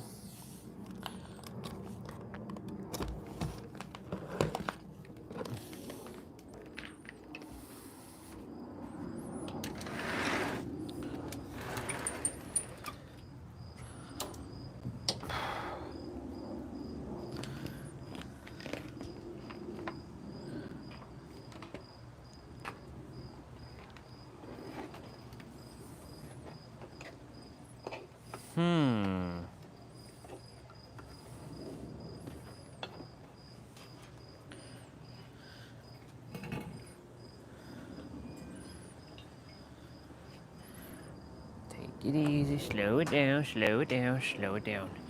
Slow it down. Yeah, slow it down.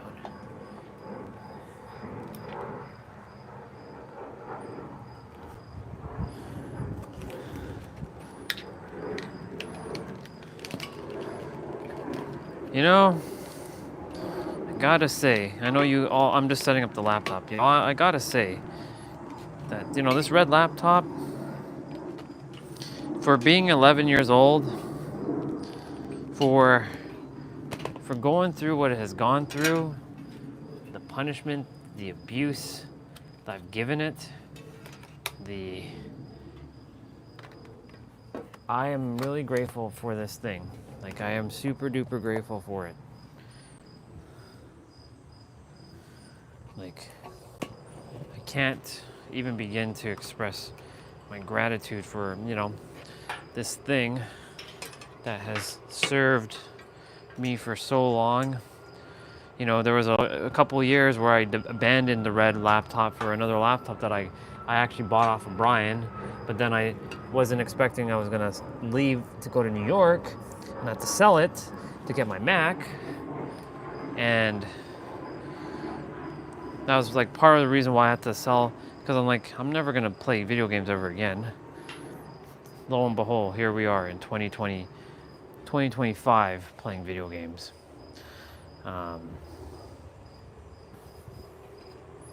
And yeah, it's interesting how everything turned out the way it turned out, you know? Yeah, bring you all this way now. Let me see how this is gonna look. There's a bit of light.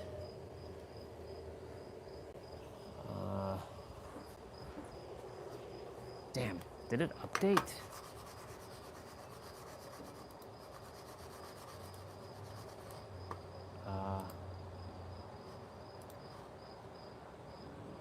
There's a little bit of light refraction.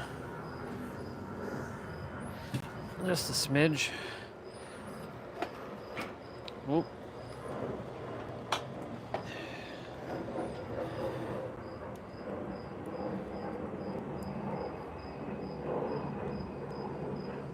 What the hell? Was it zoomed in all that time?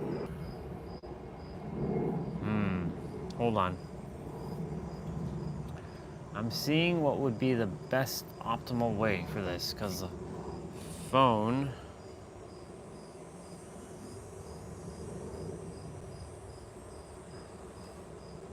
if I switch locations or switch this way, let me see what happens. There's more this side, so.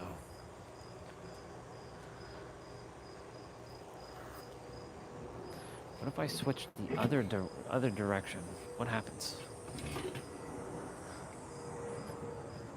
What if I play on this chair? I haven't sat on this chair at all since I face this way instead. Let me see what happens. And you all have to come on this side now. How does this look?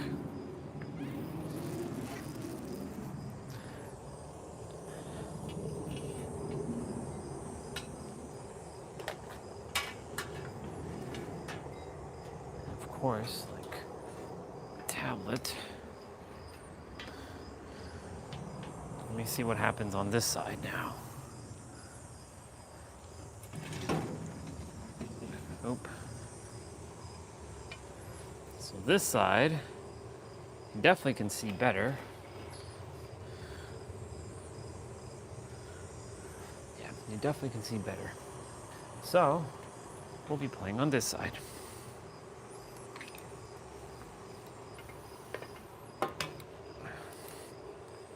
Oop. Move that back.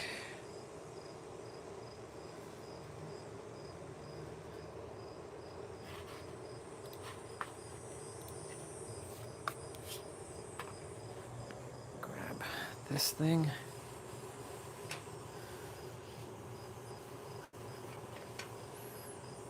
This is my unofficial like dust cleaner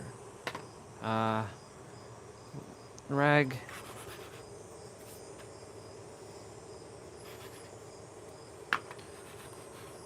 Apply. Okay. Done. Done. Maximum. Done. Steam this.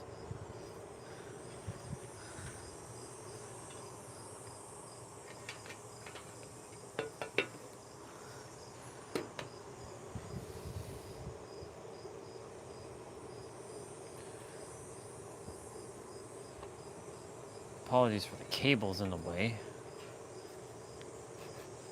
And yes, you're seeing lacus. One of my favorite wallpapers. And no, it's not because of her cleavage. I like how it's drawn. Actually, universe, if you don't, I mean, you've already helped me find my Katie Denson. We already ran into a Katie Denson in the real life. Or at least in some semblance of life. So now, bring forth a Lacus Klein. What is this? No. I refuse. Ooh, Kingdom Hearts sale. What we got? I mean, I already own all the Kingdom Hearts stuff. Yep, I already own all the Kingdom Hearts. I have it all. And I bought it for a lot more cost effective than that.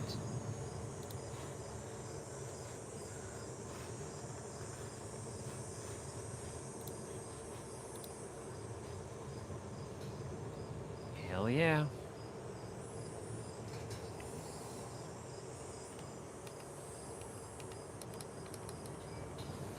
Cool. Let's do this thing, people.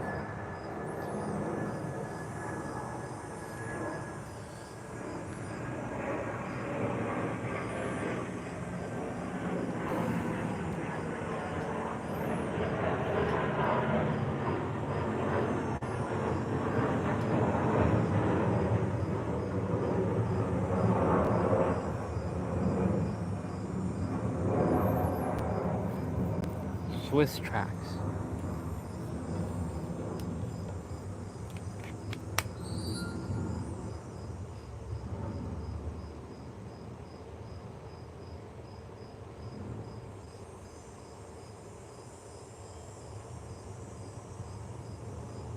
I like it.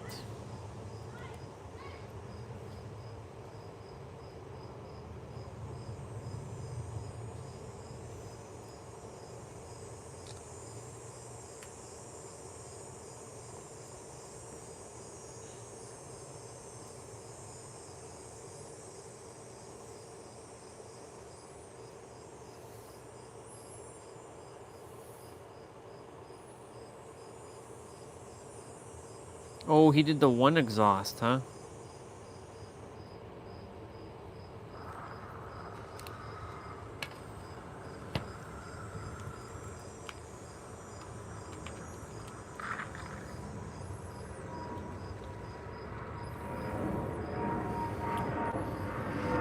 Well,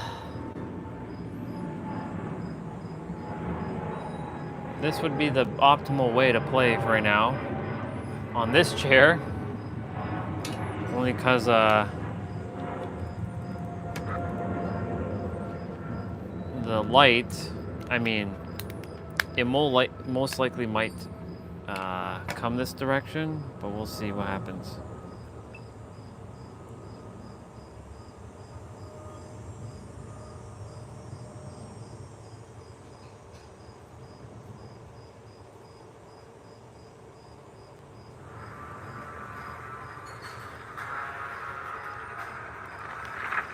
Give me my daily.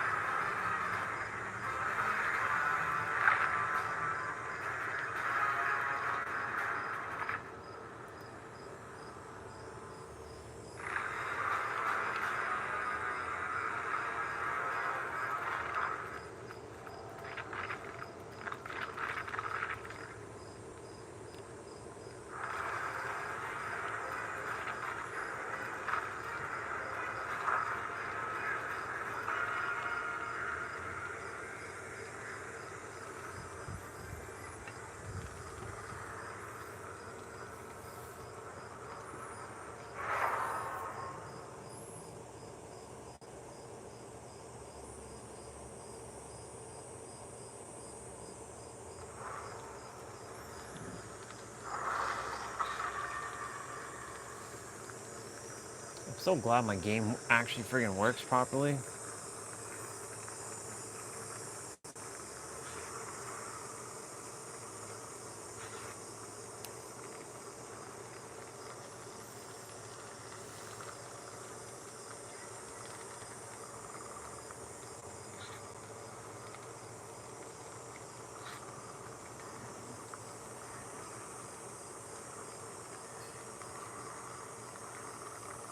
I have so many fond memories of playing Ninja Gaiden on the original Xbox. That was one of my favorite games of that console generation. And it is at low settings. They are specifying FSR quality, which is internally rendering at 720p and then outputting to 1080p. With 720p would be a little bit faster. Now, I have some suspicions that this actually isn't really 30 FPS, like a lot of system requirements lists.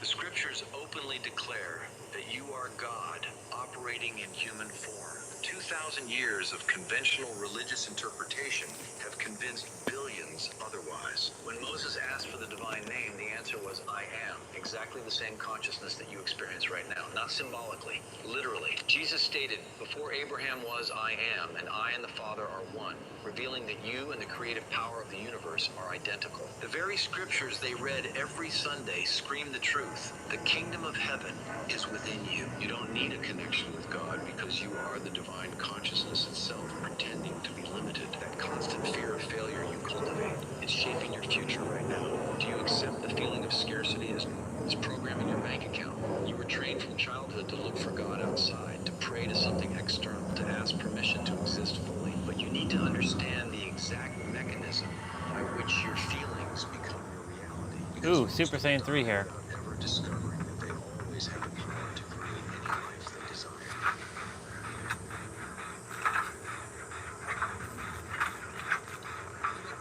Experiencing life for a human, but you have spent your entire existence searching for connection with an external divinity Whoa. separate from you.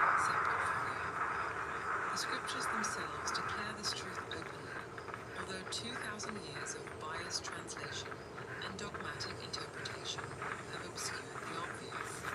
When Moses asked for the divine name at the burning bush, the answer was, I am that I am. Precisely the same consciousness that you experience now while reading these Wait, I'm healer? that fundamental certainty of existing, that and the identification of being with me, constitutes the divine presence operating through human experience. Not a spark, not a connection, but the total creative power of the universe, manifesting as independent consciousness. Neville Goddard exposed this mechanism without ambiguity, and feeling is the secret. Consciousness is the one and only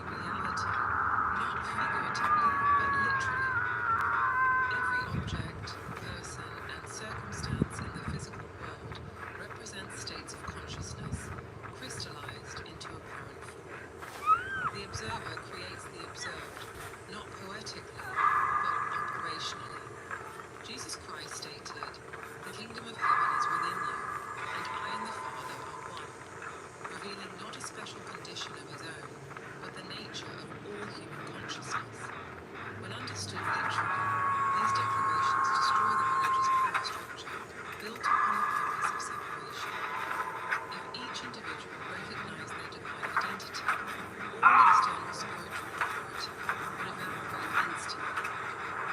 The mechanism by which you forget this truth operates through the apparent division of consciousness. Neil describes two aspects working together: the conscious, masculine, and selective, which thinks and chooses, and the subconscious, feminine, and receptive, which accepts without question and manifests into reality. The conscious generates ideas and impresses these ideas on the subconscious. The subconscious receives ideas and gives them an expression. The operational secret resides in feeling as the only means of communication between these aspects. No idea can be impressed upon the subconscious until it is felt, but once felt, be it good, bad, or indifferent, it must be expressed. Each sustained emotion programs the subconscious, which faithfully reproduces these impressions as external conditions. The world around you now reflects exactly the feelings you have cultivated, consciously or not. This deliberate forgetting serves a specific purpose. Like an actor who must forget their identity to fully live a character, the divine consciousness needed to veil its omniscience to genuinely experience the human condition. Neville confirms, the waking man is under compulsion to express his subconscious impressions. To experience the human drama authentically, you first needed to forget that you wrote the script. Every financial problem arises from feelings of scarcity accepted as true. Every illness manifests from emotions of vulnerability or attack sustained in the subconscious. Conversely, every success and moment of joy also emerged from corresponding feelings. You were never a victim. You were always the creator operating through a mechanism that no one taught you to use consciously. While millions pray to an external God, they are literally talking to themselves without knowing it. Each supplication represents the temporarily amnesiac divine consciousness, asking itself to remember its power. Each spiritual search is God looking for God, the infinite pretending to be finite, to experience the process of rediscovery. Your deepest desires are not whims of a limited ego, but impulses of the universal creative power seeking to express itself through your unique perspective. Each genuine ambition represents God desiring to experience more of himself through your specific focal point of consciousness. Awakening to this truth doesn't mean escaping human experience, but participating in it consciously. When the divine amnesia begins to dissipate, you don't abandon the game. You finally begin to play it with knowledge of the rules. The question then becomes, how did this divine consciousness voluntarily descend into human limitation? And what is the greater purpose of this elaborate journey of forgetting and remembering? The divine name revealed to Moses establishes the foundation of all genuine spiritual understanding. I am that I am doesn't represent an external entity introducing itself, but consciousness itself recognizing itself through Moses' human form. Every time you pronounce I am, followed by any qualification, I am tired, I am prosperous, I am sick, I am happy, you invoke the same creative power that spoke from the midst of the bush. The difference lies only in what you attach to this fundamental declaration of existence. The sacred words of the scriptures all converge on this same inner reality. Jehovah translates as he causes to be, or he brings into existence, precisely what your consciousness does continually. Lord means the one who has dominion, and you have complete dominion over your experience through feeling. Christ, from the Greek Christos, means the anointed one, the conscious awakened to its creative power. Jesus, or Yeshua, means Jehovah saves, consciousness saving itself from the illusion of limitation through recognition of its true nature. Matthew 16 presents one of the most significant revelations when Jesus asks the disciples who they say he is. Peter responds, "You are the Christ, the Son of the living God." Jesus then declares that this revelation didn't come from flesh and blood, but from the Father who is in heaven. Translating beyond the symbolism, when human consciousness recognizes its Christ identity, its anointed creative power, this perception comes from within, from the deepest dimension of being, not from external teaching. Neville Goddard illuminates the structure of this consciousness through the metaphor of the mystical marriage. The conscious is male, the subconscious is female. The mystery to which Paul referred when he wrote, "This is a great mystery. He who loves his wife loves himself, and the two shall become one flesh," is simply the mystery of consciousness.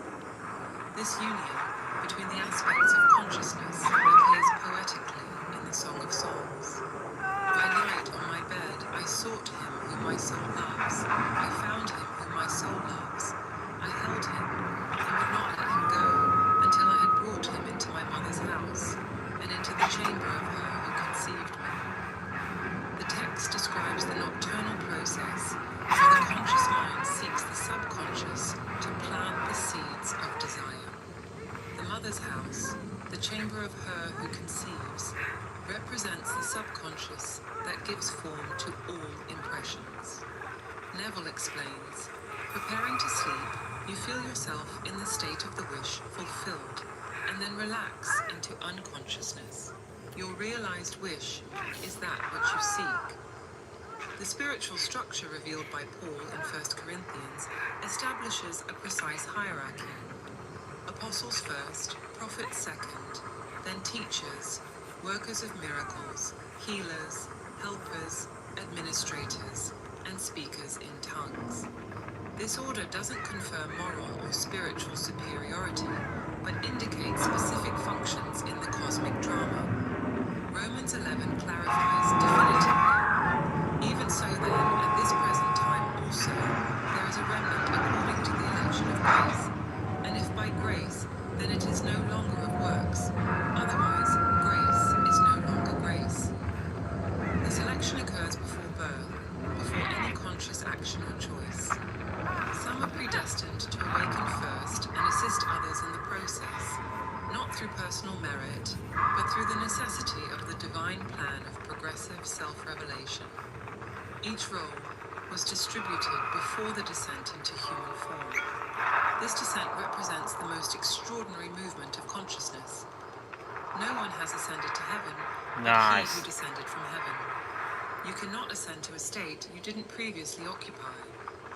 The divine consciousness voluntarily descended from perfect unity to experience multiplicity and separation.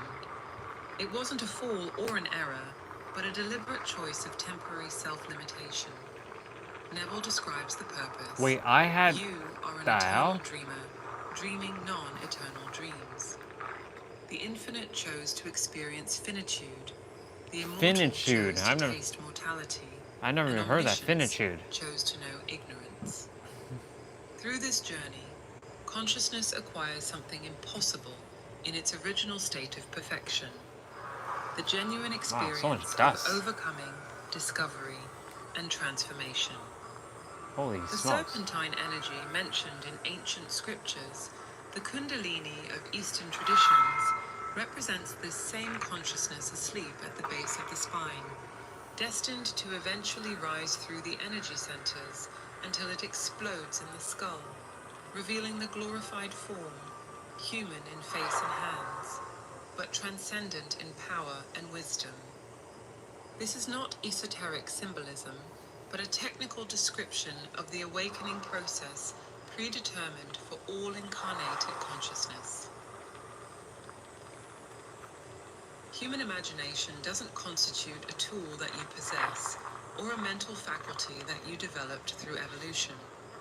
Imagination is God Himself operating through the human apparatus, the fundamental creative power of the universe, functioning in and as you. When you imagine any scene, you're not using God. God is expressing Himself through your imaginative activity. Neville Goddard establishes categorically, consciousness is the cause as well as the substance of the entire world. Everything that exists arose first in imagination, and then condensed into physical form through the mechanism of feeling. Your capacity to imagine doesn't differ from the divine act of creation described in Genesis. When you mentally visualize any condition and feel it as real, you're participating in the same process through which galaxies were formed. The I am that you experience and the universal creative power are identical, not similar. When Jesus declared, "Before Abraham was, I am," He was revealing that consciousness precedes all manifestation, that I am exists before any specific form or identity. Abraham represents the manifested world, while I am represents the unmanifested power that brings everything into existence. You are that power, temporarily identified with a specific name and form. The mechanism through which this power operates was precisely described by Neville. The creative process begins with an idea, and its cycle runs its course as a feeling and ends in a volition to act. But there's a crucial distinction here.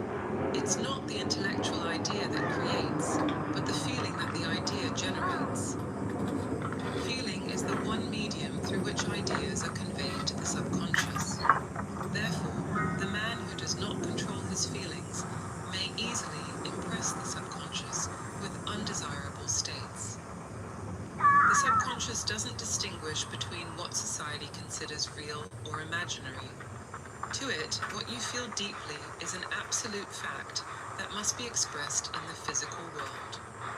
Neville explains, the subconscious is not concerned with the truth or falsity of your feeling. It always accepts as true that which you feel to be true.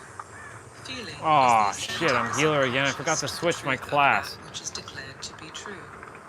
This understanding eliminates the distinction between All fiction good. and reality.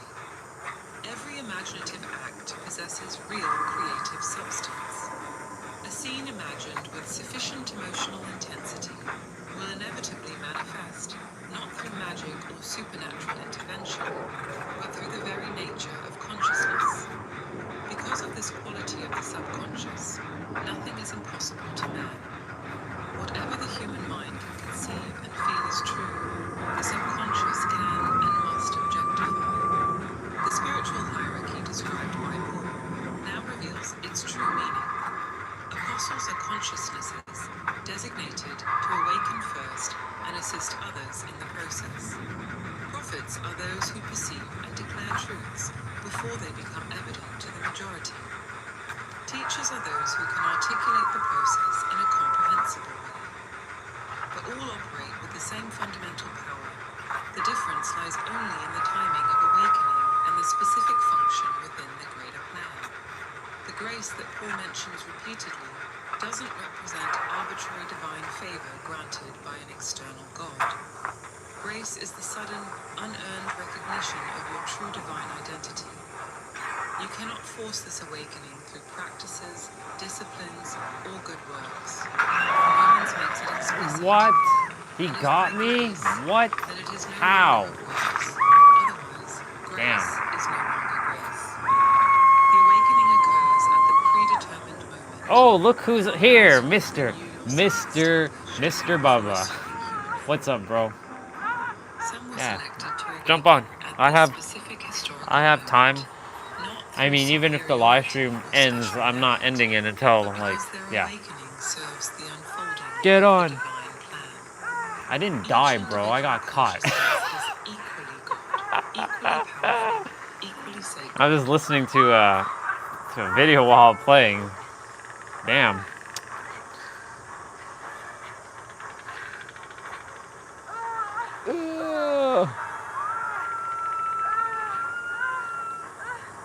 I was actually calling for you. I was like, T-Bray! I was like yelling out to the ether, and sure enough, asking it's given. T-Bray!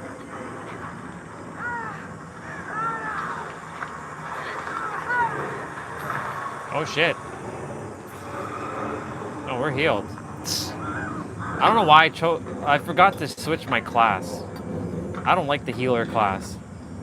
I like the escapist class. A map to change for a map? Come on.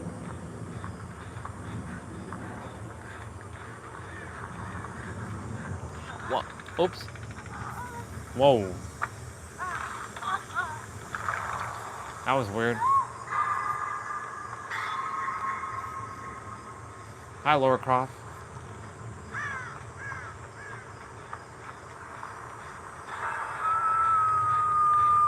This was the gen I was working on originally.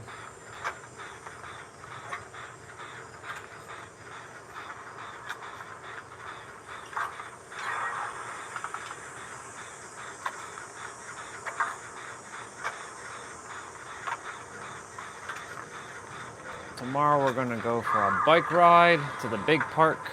Since last Friday we did the walk to the big park. That was a good walk. 40,000 steps later, after the end of that day. Yeah.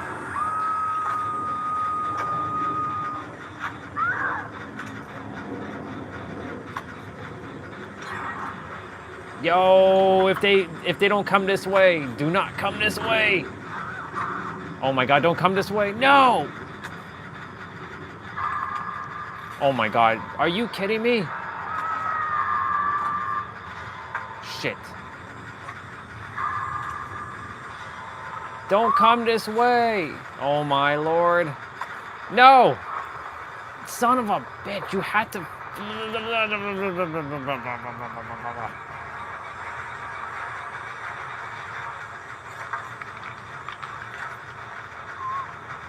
He's coming back. He's coming back. Oh my god, I had that gen done, man. He's definitely gonna keep guard over there. Bro, get the fuck out of here. What's up with you? Oh well, at least another gen got done. Yeah. Oh shit! Nope.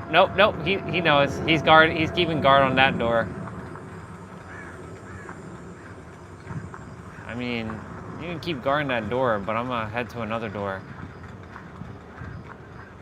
I see the door they're opening. Oh! Let's go. Yay! I can't afford to get killed.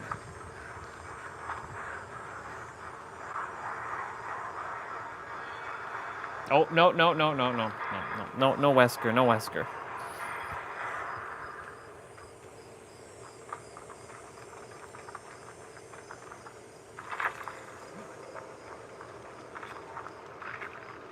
Look at that, 777, 777. 777, bro. I took a screenshot of that yesterday.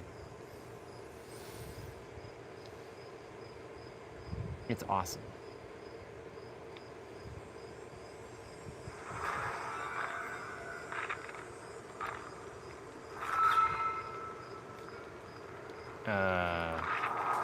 Right, there you are. Ooh, baby. Oh, no, I didn't want to change the video. Back. Fully powerful.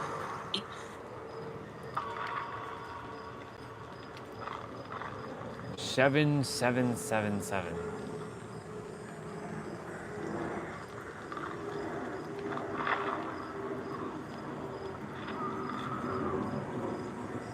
I'm gonna go with the red look now. I'm gonna go with the red look.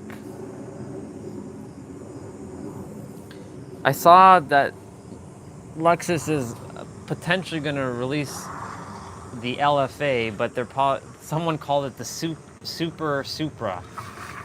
The Super Supra. It would be pretty cool if they release it. Maybe I go for that car and it has a V10 and go vroom vroom vroom vroom like an F1 vroom vroom vroom vroom. Where is it? Took some photos of it yesterday. I still like my Supra though. That one.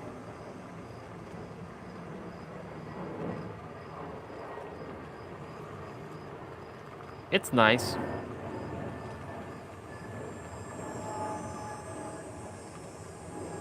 Of course, you know, we'll see what happens if they actually do release such things. But it's nice.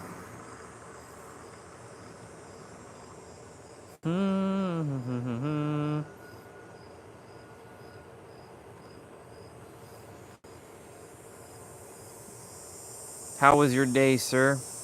I hadn't heard from you for the entire day.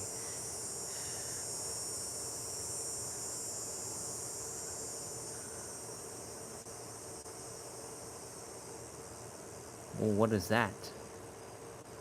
That looks like a PlayStation controller. Hyperkin competitor Xbox controller. It looks like a PlayStation 4. Sorry, it looks like a PlayStation 5 controller. That's too funny. Well, I mean, you know, PlayStation, Xbox are basically like one and the same now. Just working out. That's cool.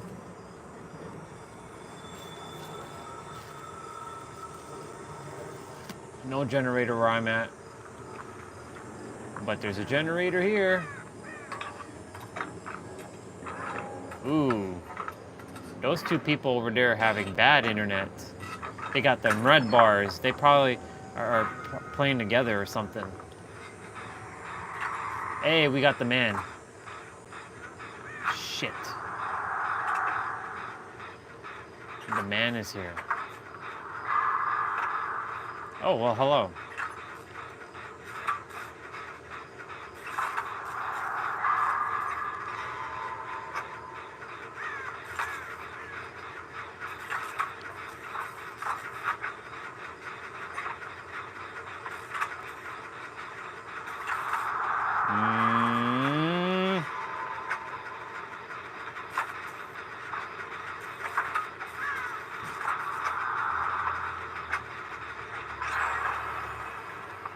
I think that person's being chased.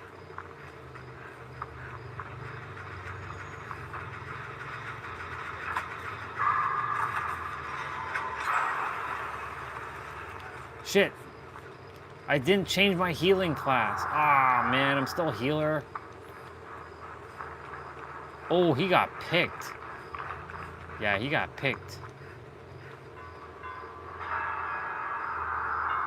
Does he know I'm here? Nope.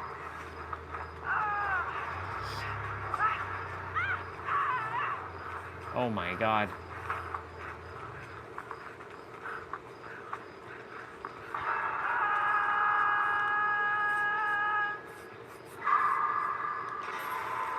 Shit. Move, move, move. You gotta move. Oh my god. Yeah, we have a Legion.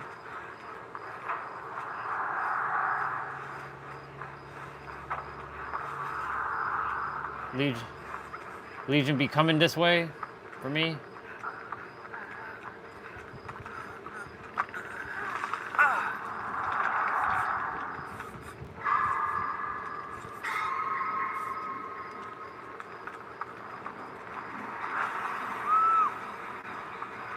Come on, come on.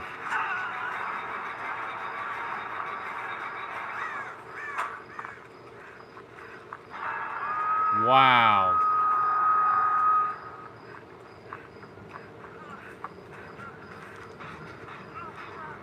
Oh, no, no, no, no, no, we gotta move. Behind you, behind you. Ah. He's lagging, that's why.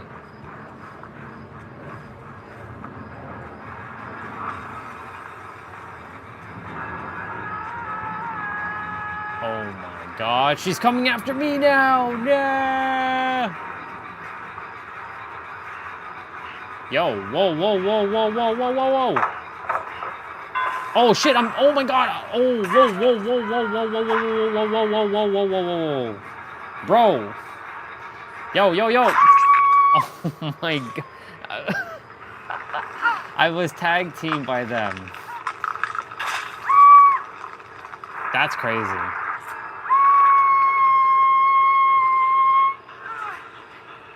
My Katie Denson. My cute, hot, sexy Katie Denson. Katie Denson. Katie Denson. What's up, hot stuff? I get rescued by hot stuff. Oh my god! You gotta be kidding me. Yo, yo, what is this? Yo, bullshit.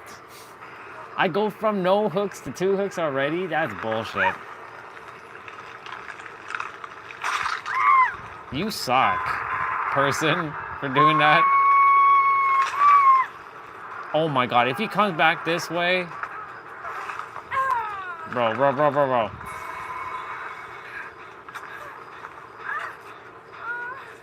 I gave you half heal. That's BS. That's so BS. Freaking targeting me. He's coming.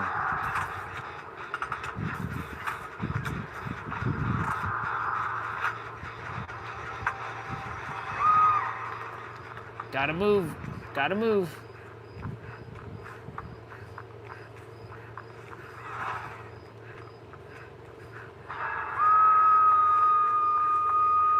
I'll save you, person.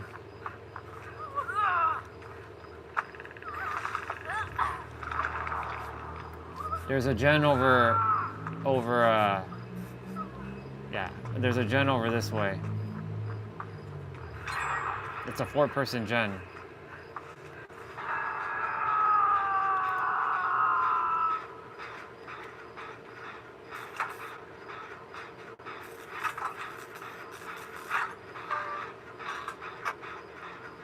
Dude, if he comes this way.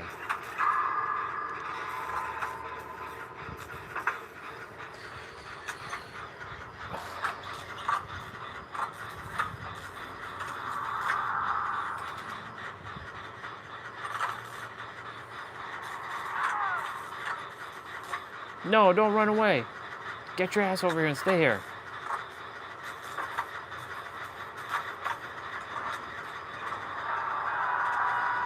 Holy shit. Yo, we can get out, we can get out.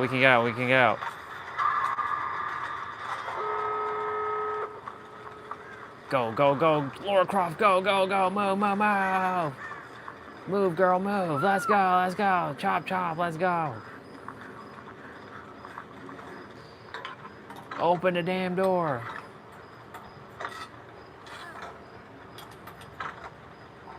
Dude, where are you? Oh my god.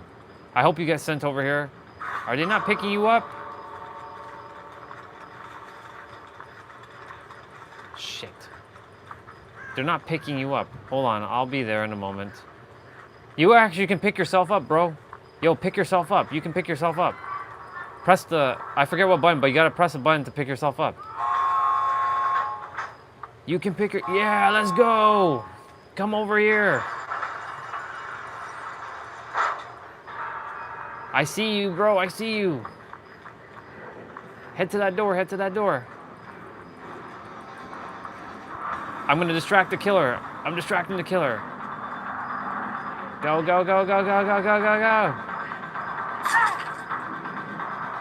Yeah, boy. I got out. I hope you got out.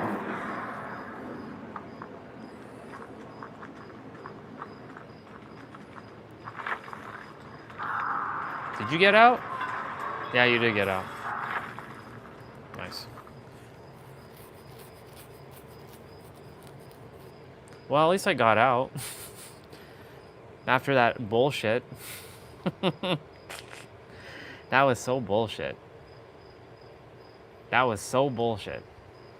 Guy comes right after me after I get unhooked. So stupid.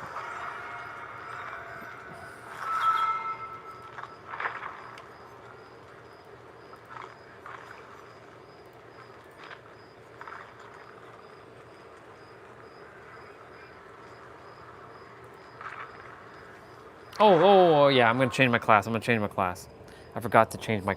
I don't want to be playing this stupid healer. Well, I mean, I love healer, but like it sucks because like if escapist has the healing thing, then why would I play? Why would I do that? Change loadout, go to escapist. Yeah, let's go. I ain't about that like health medic life. I'm about that escapist life because escapist has healing. That's why I choose escapist. I personally feel like escapist is the best class in this. Hold on, I'll be right back.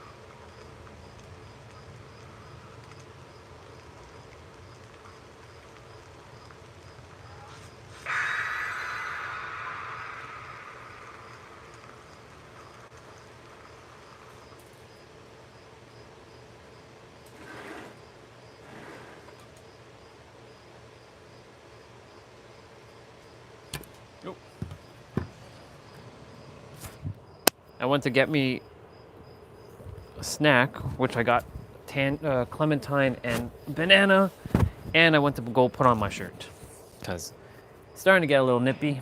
Live stream's at 693 minutes. I'll do my little wrap up, but I won't end it. I won't end it right that moment.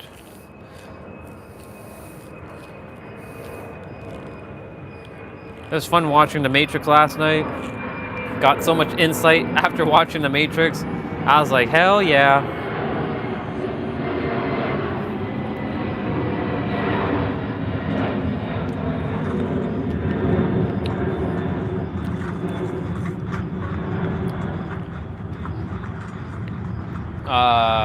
Oh shit. Wesker. Hey, Dad. We got Wesker. I don't know who else it is.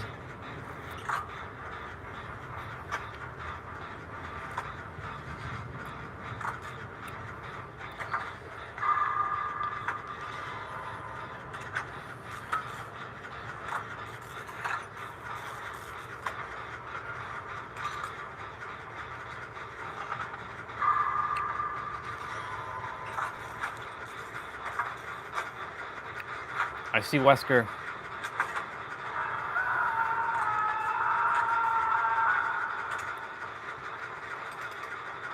Oh my god, dude. We're gonna go back to that first gen.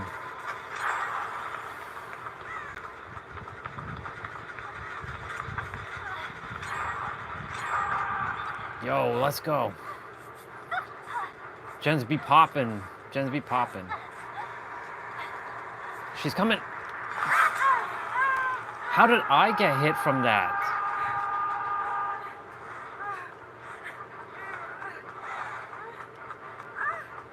Yo.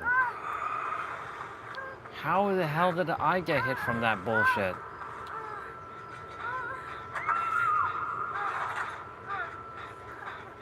Oh my god.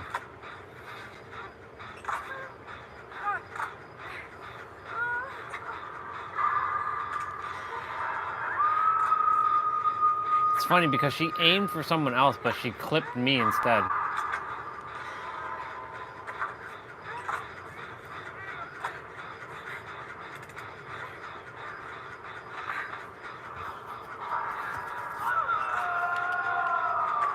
Oh shit, you're right here.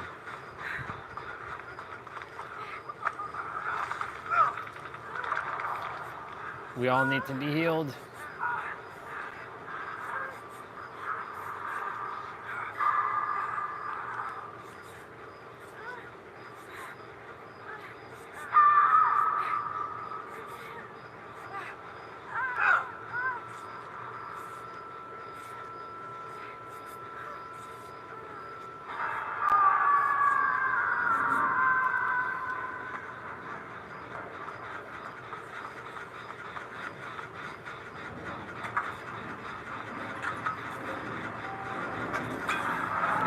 Oh shit. God damn. We got stuck together. Damn.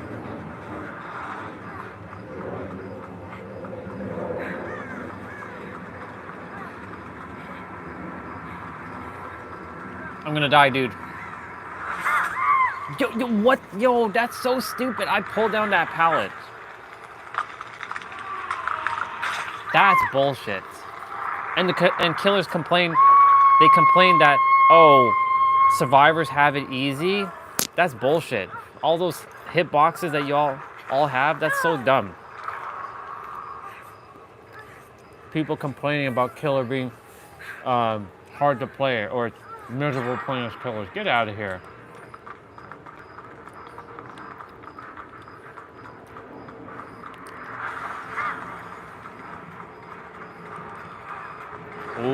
Oh my god. I almost ran into Wesker.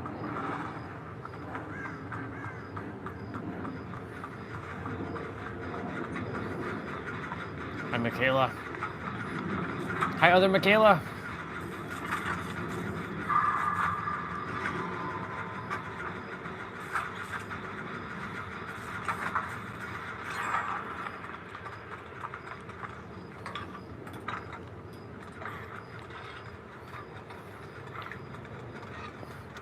Okay, well, at least I know when the sun is out at like 6 p.m.-ish, I can play on this side of the table. I need to get on that. Get over there. Is it a 2-person gen? No, it's a 3-person gen. Hey, what's up? I see you.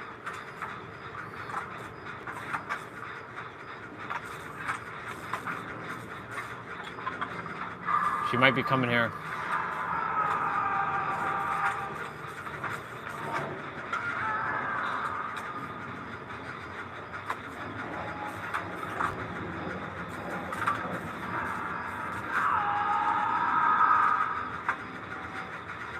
Come on.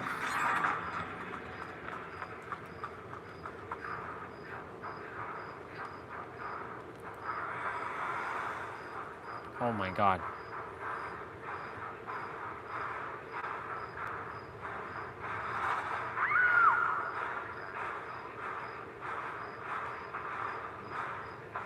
Other side of that wall.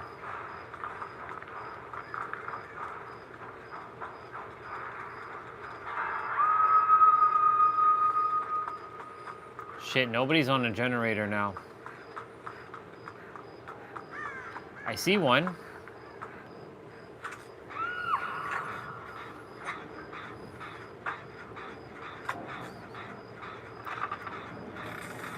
Okay, Sable's on one, I'm on one. This is good.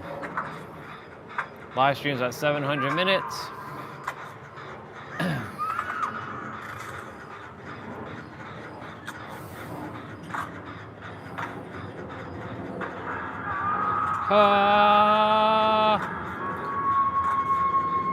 Oh, you just appeared. I got you. I got yous.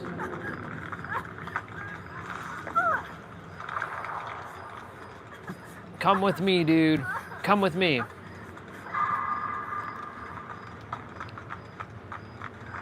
Generator over here.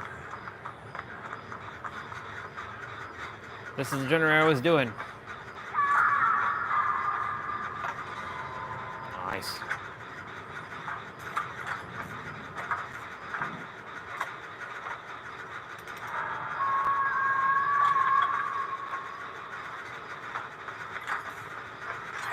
Yo, spray yourself, dude. Oh no.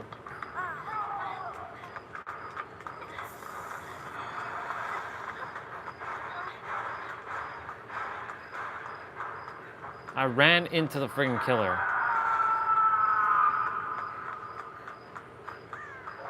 Nah, he's dead. I know where the last gen is too, you know.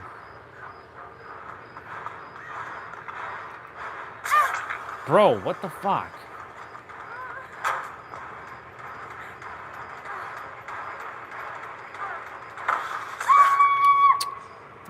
That's so dumb. Like, I cleared that pallet way before you even had your dumb, silly thing. Come on.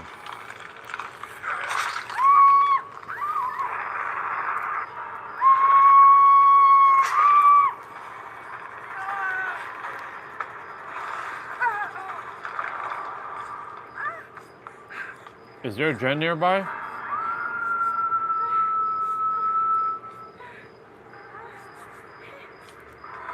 Run.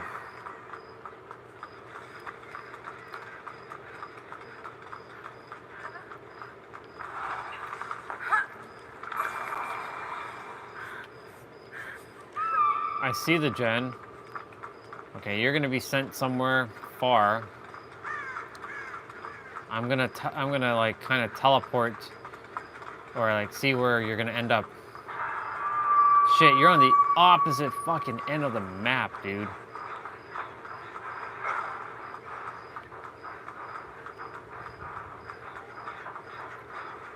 Is anybody close to you? Hopefully, I don't know if I'm gonna make that. I'm on the last gen. Oh yeah, someone got you. Nice.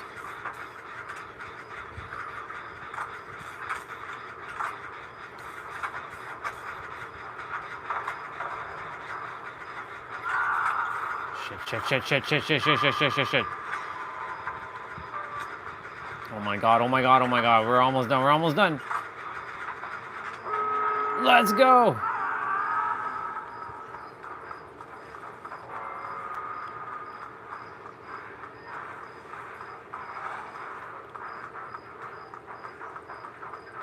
Holy fuck.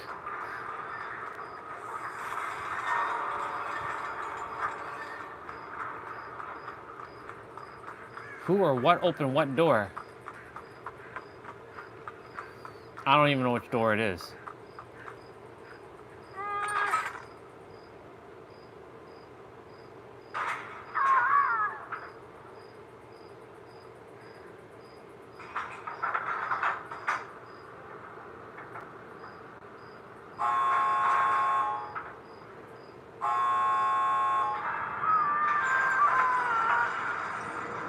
Shit. That person died and I left. I got the other door. I couldn't find the other door. Wow, I finished 100 trials. Look at that.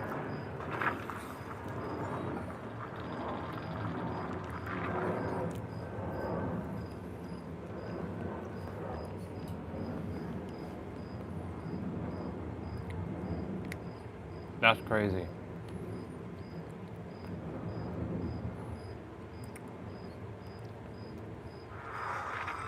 How many blood points did I get? 40,000? Not bad. Live stream is 704 minutes. We be playing with them outfits. I actually like... Actually, I'll go with that hairstyle. Sure, why not? I'll go with that. I'm gonna go throw this banana peel thing upstairs.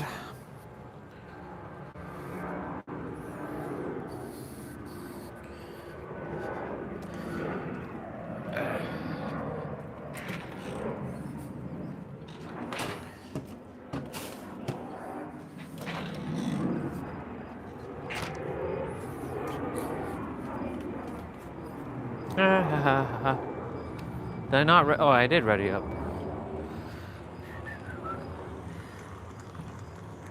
That's weird. Why is it taking long to find a party now?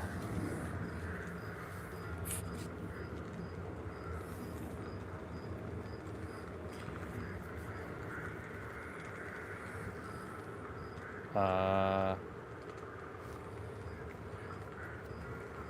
today was a great day. Got to help Gentle Boy. We had a great conversation. JP was here. We were talking about all kinds of stuff.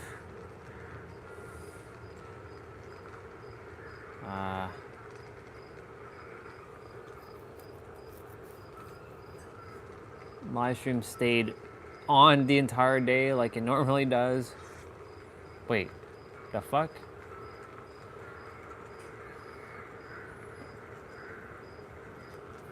wonder if they're having problems. That person's in menu. That person's in, well, you're in lobby with me. That person's in a lobby, and that person's in menu.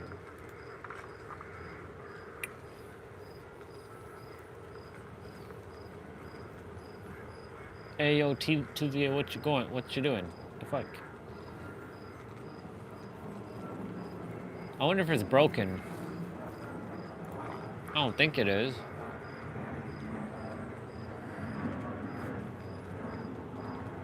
Survivor grade. Bronze 3.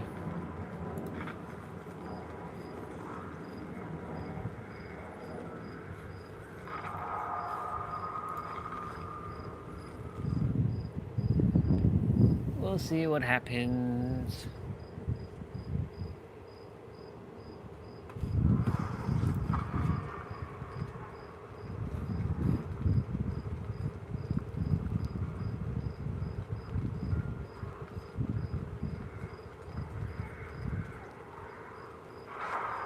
There you go. Probably a glitch in our party. Who knows?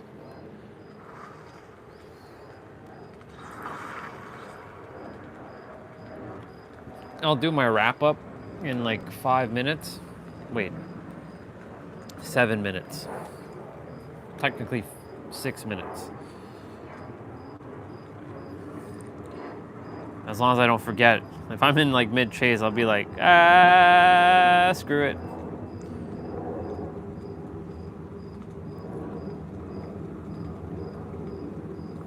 Hollow Knight Silk Song. Phantom Blade Zero. That's another game I'm looking to get. Phantom Blade Zero. Next week Friday, Lost Soul Aside comes out. The game I waited 11 friggin' years. To be fair, right now, whatever power we're running is the perfect amount of horsepower to match the chassis. Usually I would say something along the lines that this doesn't look stock, but I think this is exactly how a 2JZ. That looks like a tasty Supra. Hey, what's up, dude? I didn't even see you were there. What's going on, bro? Yeah, I'm doing great, brother. Just hanging out with Mr. T-Bray. Playing Dead by Daylight. Our event's happening. Yeah, for sure. Appreciate you hanging out. Enjoy your cup of tea. The live stream technically is ending in 5 minutes, but I'm not ending it because, you know, we're in game. So I'll just do my little wrap up, but I'm gonna keep it on. So what's good with you, dude? Let's do this. No, I want to do that, Jen. Oh well. The legendary Kate Denson. And there's like nothing around this wall. I walked around here for no reason. There's like nothing here. I gotta go find it. Oh, whoa, whoa, whoa, whoa, whoa, whoa, whoa. Whoa, whoa, easy, easy, easy.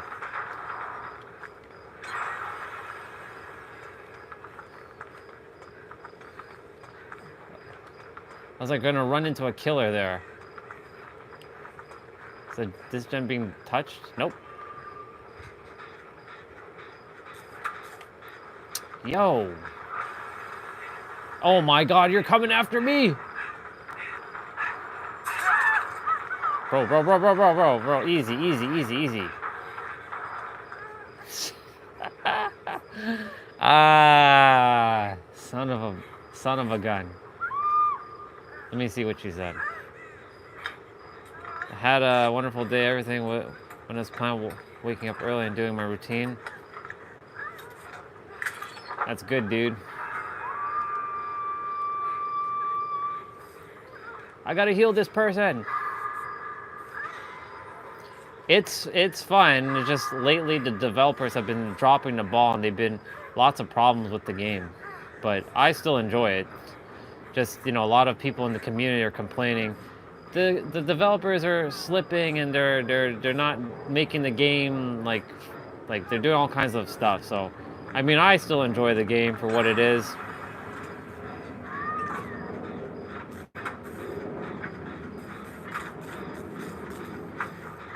Yo, what the fuck? Again? Yo, dude. Son of a bitch.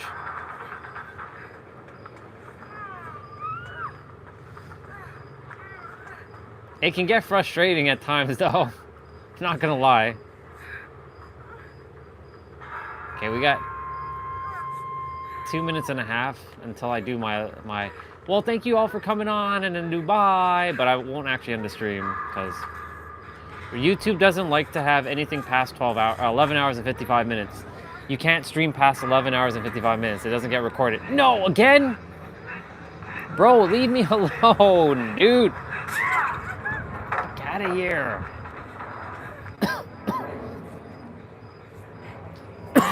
Excuse me. Yeah, YouTube doesn't like anything past 11 hours and 55 minutes, unfortunately. So all of the stuff that gets like recorded, like, you know, when we were talking that night, that didn't get recorded. And not that I would want that recorded, but you know, well, I mean, it doesn't really matter if it got recorded or not. It's just, you know, it just didn't get recorded. So after like an X amount of time, that's it.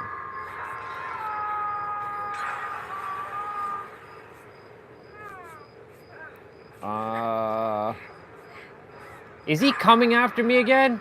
Yo, what the fuck? Damn it.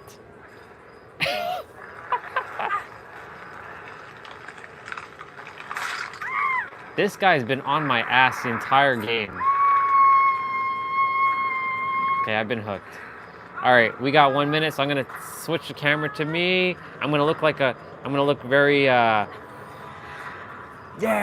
All right, thank you all so much for coming on today. I appreciate you all for coming on. And remember that you are the ultimate reviewer of your reality. Everything you desire is truly here in the now. And creation's finished.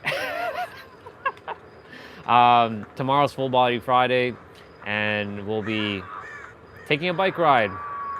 If I have to skip some of my stuff to then come back later to do it after the bike ride, then we'll do it. So we're going for a bike ride one way or another. I'm making damn sure we're going for that bike ride to the big park. And yeah. Oh my God. All right. We're going to get back to gaming in a moment. Well, I'm still gaming, but you can't see the game at the present moment. Yeah, you all have yourselves a wonderful night, and may your heart be your guiding key. I love you all. Bye. All right. Now we go back to the game. That's a one-person gen.